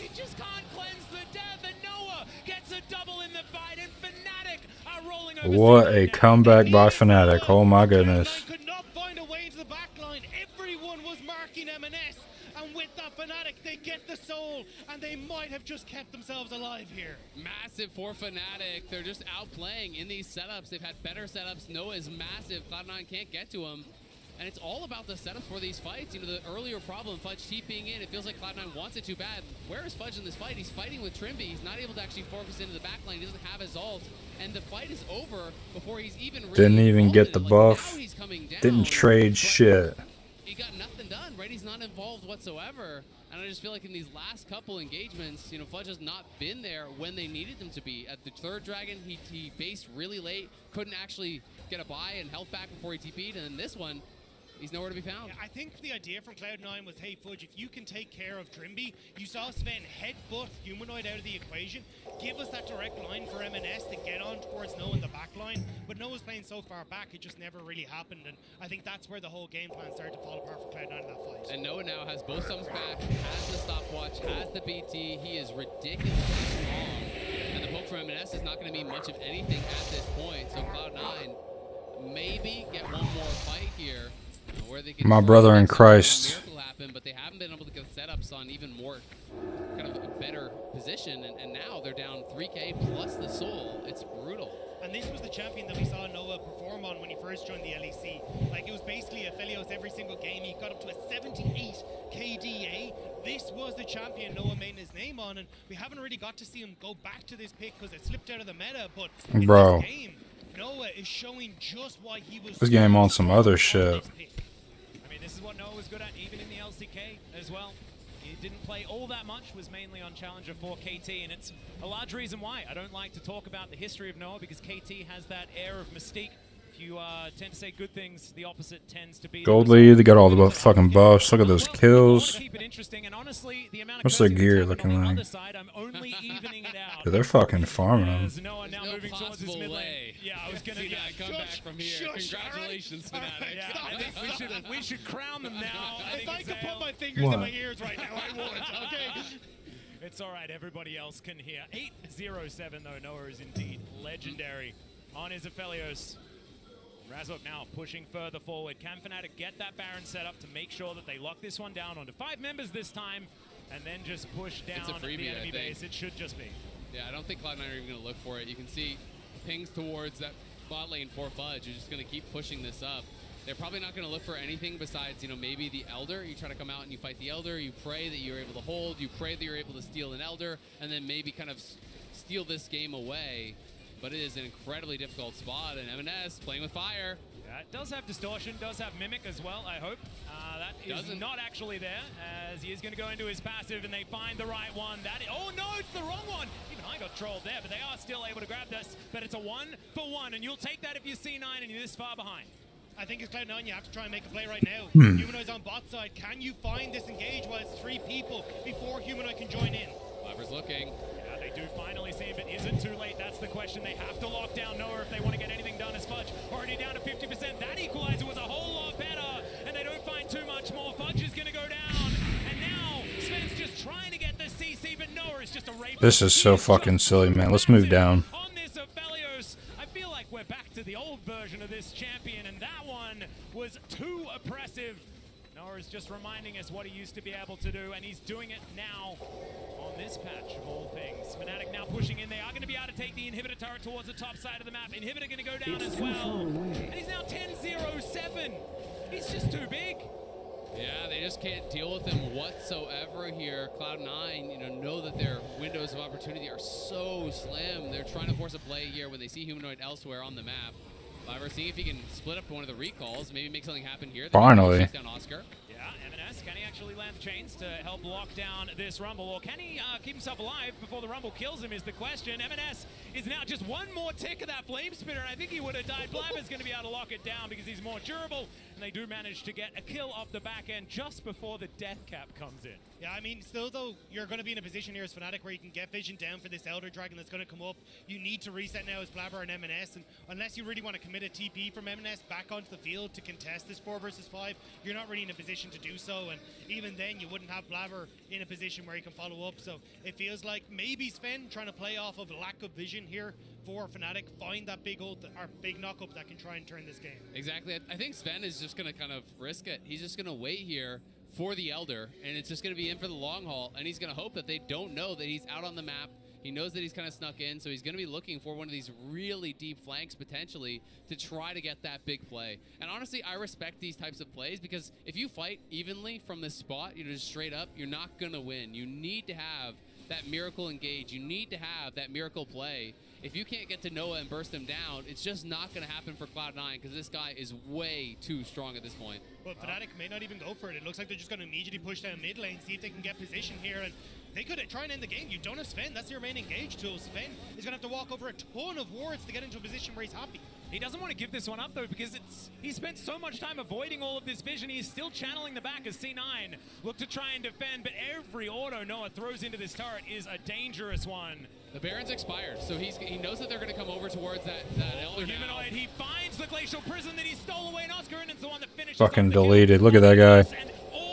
What a joke. is biding his time, waiting for his opportunity. His ping's down. I think they know that Sven's missing. They didn't see him underneath the tower. They're expecting 90. That's a big crit. Just give me my fucking spines, bro. This is getting ridiculous.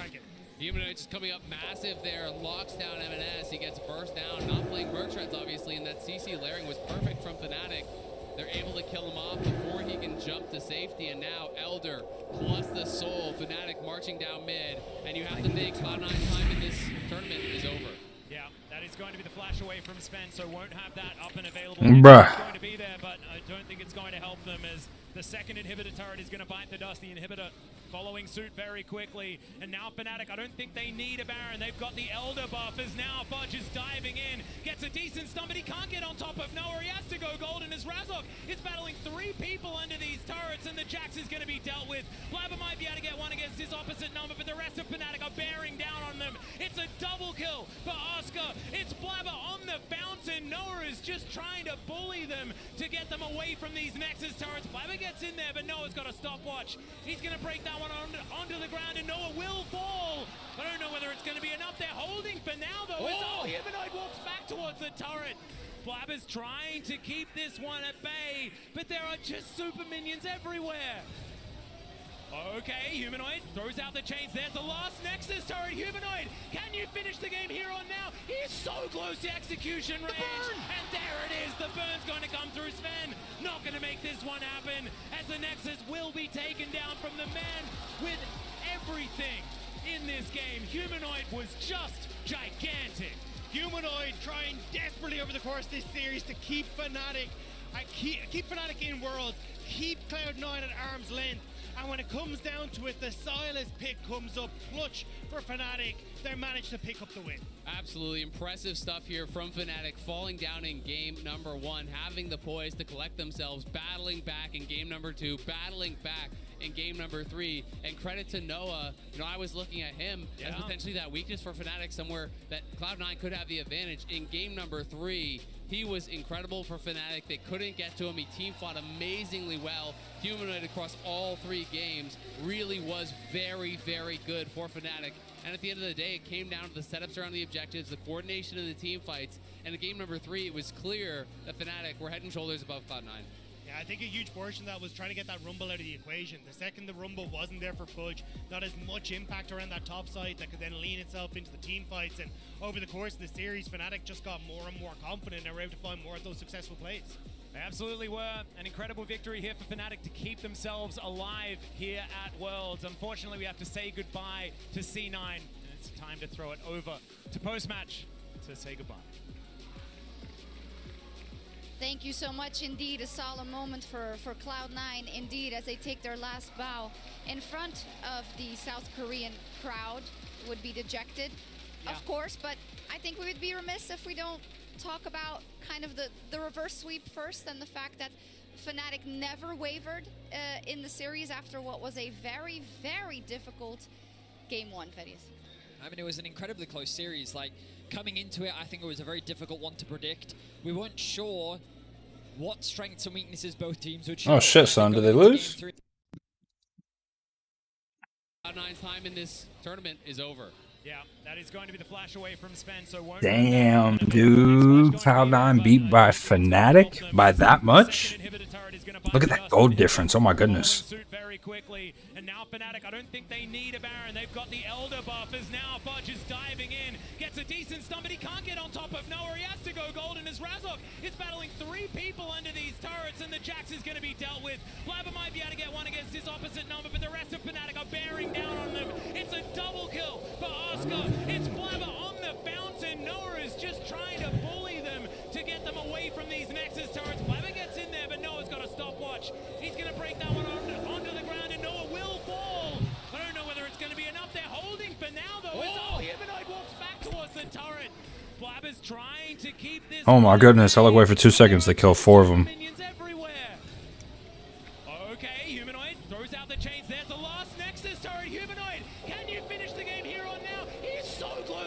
execution range, and there it is. The burn's going to come through Sven. Not going to make this one happen. Holy shit. Will be taken down from the man with everything in this game. Humanoid was just gigantic. Humanoid trying desperately over the course of this series to keep Fnatic, keep Fnatic in Worlds, keep Cloud9 at arm's length. And when it comes down to it, the Silas pick comes up clutch for Fnatic. They managed to pick up the win. Absolutely impressive stuff here from Fnatic, falling down in game number 1, having the poise to collect themselves, battling back in game number 2, battling back in game number 3, and credit to Noah. You know, I was looking at him as potentially that weakness for Fnatic somewhere that Cloud9 Just give me the fucking... Game number 3. He was incredible for Fnatic. They couldn't get to him. He team fought amazingly well. Humanoid across all 3 games really was very, very good for Fnatic. And at the end of the day, it came down to the setups around the objectives, the coordination of the team fights. And in game number 3, it was clear that Fnatic were head and shoulders above Cloud9. Yeah, I think a huge portion of that was trying to get that Rumble out of the equation. The second the Rumble wasn't What? there for Fudge, not as much impact around that top side that could then lean itself into the team fights. And over the course of the series, Fnatic just got more and more confident and were able to find more of those successful plays. They absolutely were. An incredible victory here for Fnatic to keep themselves alive here at Worlds. Unfortunately, we have to say goodbye to C9. It's time to throw it over to post-match. So say goodbye. Thank you so much indeed. A solemn moment for Cloud9 indeed as they take their last bow in front of Come on, man. the Korean crowd would be dejected, of course, but I think we would be remiss if we don't talk about kind of the reverse sweep first and the fact that Fnatic never wavered in the series after what Yeah, was what a comeback for real. very difficult game 1, Fiddies.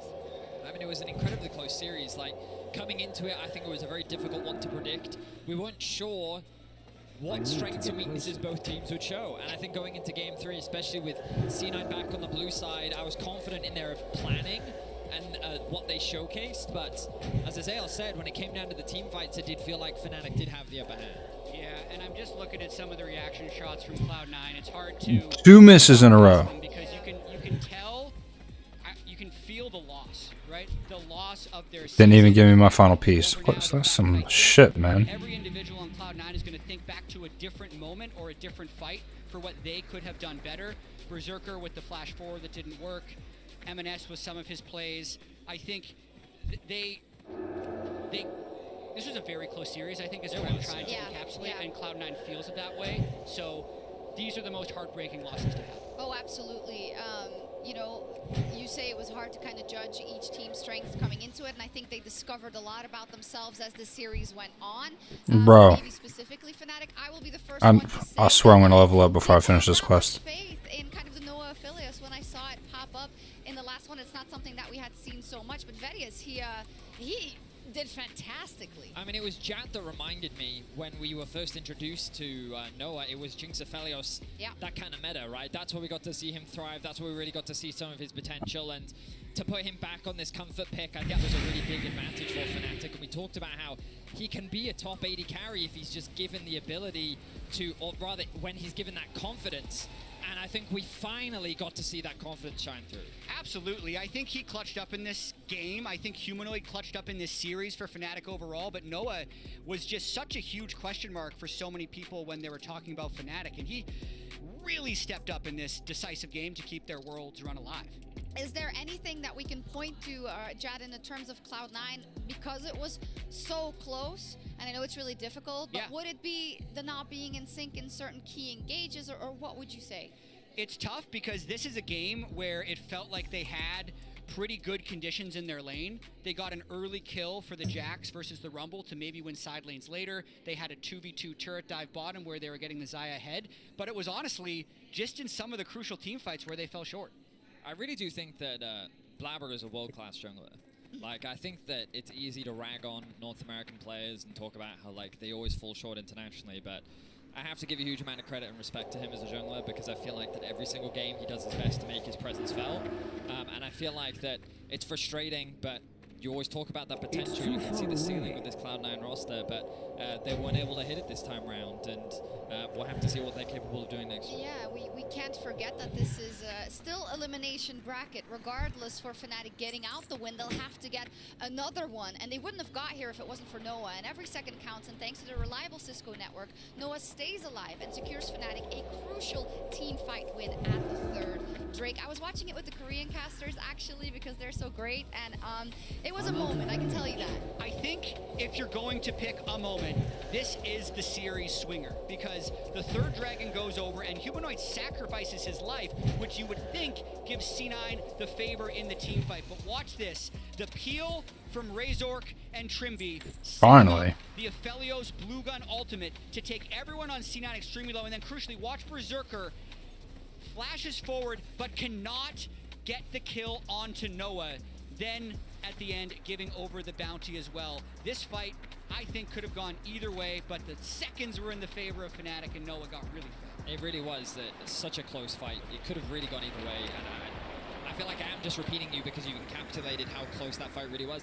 Even after the Wombo combo, I didn't think Fnatic had won. Like, both Chad and I were backstage and we were both like, it was so tense. It was such a crucial moment, and nothing but praise to Noah because he was instrumental in Fnatic's winning game. I was watching here, and you guys were in the room, and I think I went through the same emotions. I think you couldn't at any point think definitively that one team or the other was gonna please no. Until it got to like those team fights where Fnatic just kept pushing. But we said it already, they are still not home free. Let's take a look at the bracket, and I want to remind people of where Fnatic came from in the first place in this season when they come out of the LEC and where they couldn't get anything done for practically the entire year, peaked so incredibly late. Clutched it into Worlds, and now they clutch it again and reverse sweep to get into that next. Yeah, and they better watch closely. There are 10 different unique opponents that they still could face, depending on the results of the draw. They could, but now it is time to send it over to Lore and the victorious Razork in the Verizon post-game interview.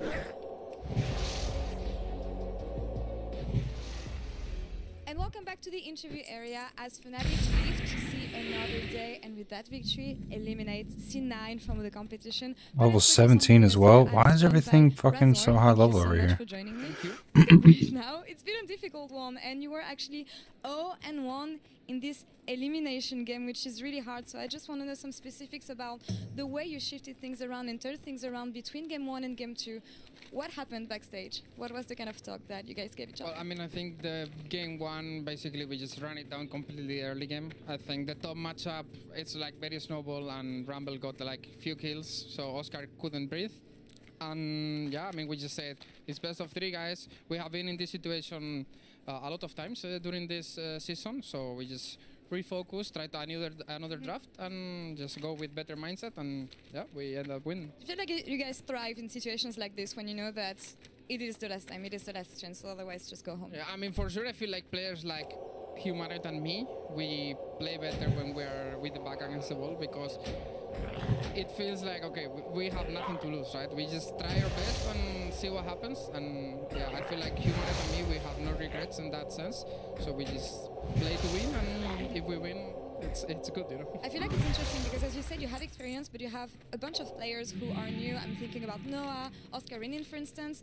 And Noah, it feels like, has an extra pressure, especially because he's playing at home here, this first time at Worlds. Any guidance that you guys have been able to help him?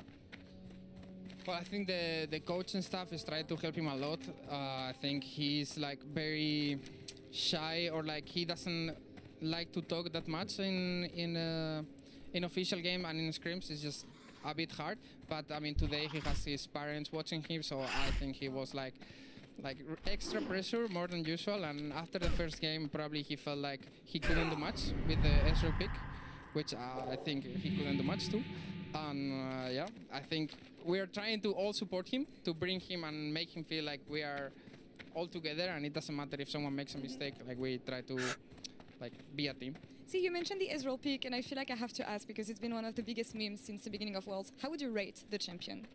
I mean, I don't want Ezreal in my team ever. I feel like this champ, it's really hard to execute in one team fight. If you miss a Q, you actually can't deal damage, and he can't really kill frontline. So I think think you have to play really good with the champ. Yeah. And I mean, right now it's pretty clear that we are not the best team. We are not playing pretty good. These games were a little bit like messy, and the quality was very poor. Just a lot of fighting, and yeah, I think Ezreal is not the champ for that, for sure. I think all the teams agree on the fact that Ezreal doesn't work right now. Shox was saying on the desk that there's a lot of takeaways to get from a series like this because there's been so much back and forth and you learn so much about yourself as a team. Ezreal was maybe one of them, but what else did you learn from this series that's going to help you guys moving forward? Well, I mean, personally, I am happy that I actually played Jarvan because it's a champion that I've been struggling a lot for, like in my entire career. Yeah, it's a champion that whenever I pick it, I die like 20 times. Remember the in sun these well. games, like you could actually see some flashbacks from me running it down and going in alone and just dying. But overall, I think like I played fine Jarvan games, so I'm like it's a good takeaway for me that I can play another champion in my champion pool. And the Lee Sin game was just I have one of a really kind tragic, but items. at least it's still nice, you know, so it's worth. It's worth. We'll note this one. Well, thank you so much. Good luck on Thank the you. next games, of course, and we'll see you later in the week.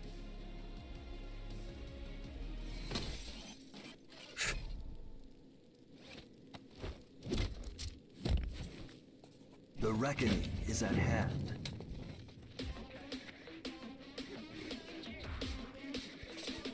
Two sides to a story, but they never tell my side. Never been the kind of guy to stay inside the guidelines. I know I'm the bad guy. I don't gotta ask why. If you try, step. That's why, yeah, everyone kind of expected them to go. So it's great to see Weiwei now showing up at the international stage, but also putting up numbers on picks, as you say, like the Poppy, where he's looked great, and playing so heavily around Life and Crisp in that bot lane. Exactly, but all around this pathing towards bot lane, utilizing early dives, Light and Crisp get an early trade, they get an advantage, they stack the wave, they push it in, and all of a sudden, Weiwei's behind you, you can kind of feel the walls closing in. So Mad have got to be careful about how they're doing that, and that's why it's important to pick 4 winning 2v2, or at least a 2v2 that can somewhat contest here. And we'll have to see if Elyoya can play around that as well. Because Look at all these fucking quests, bro.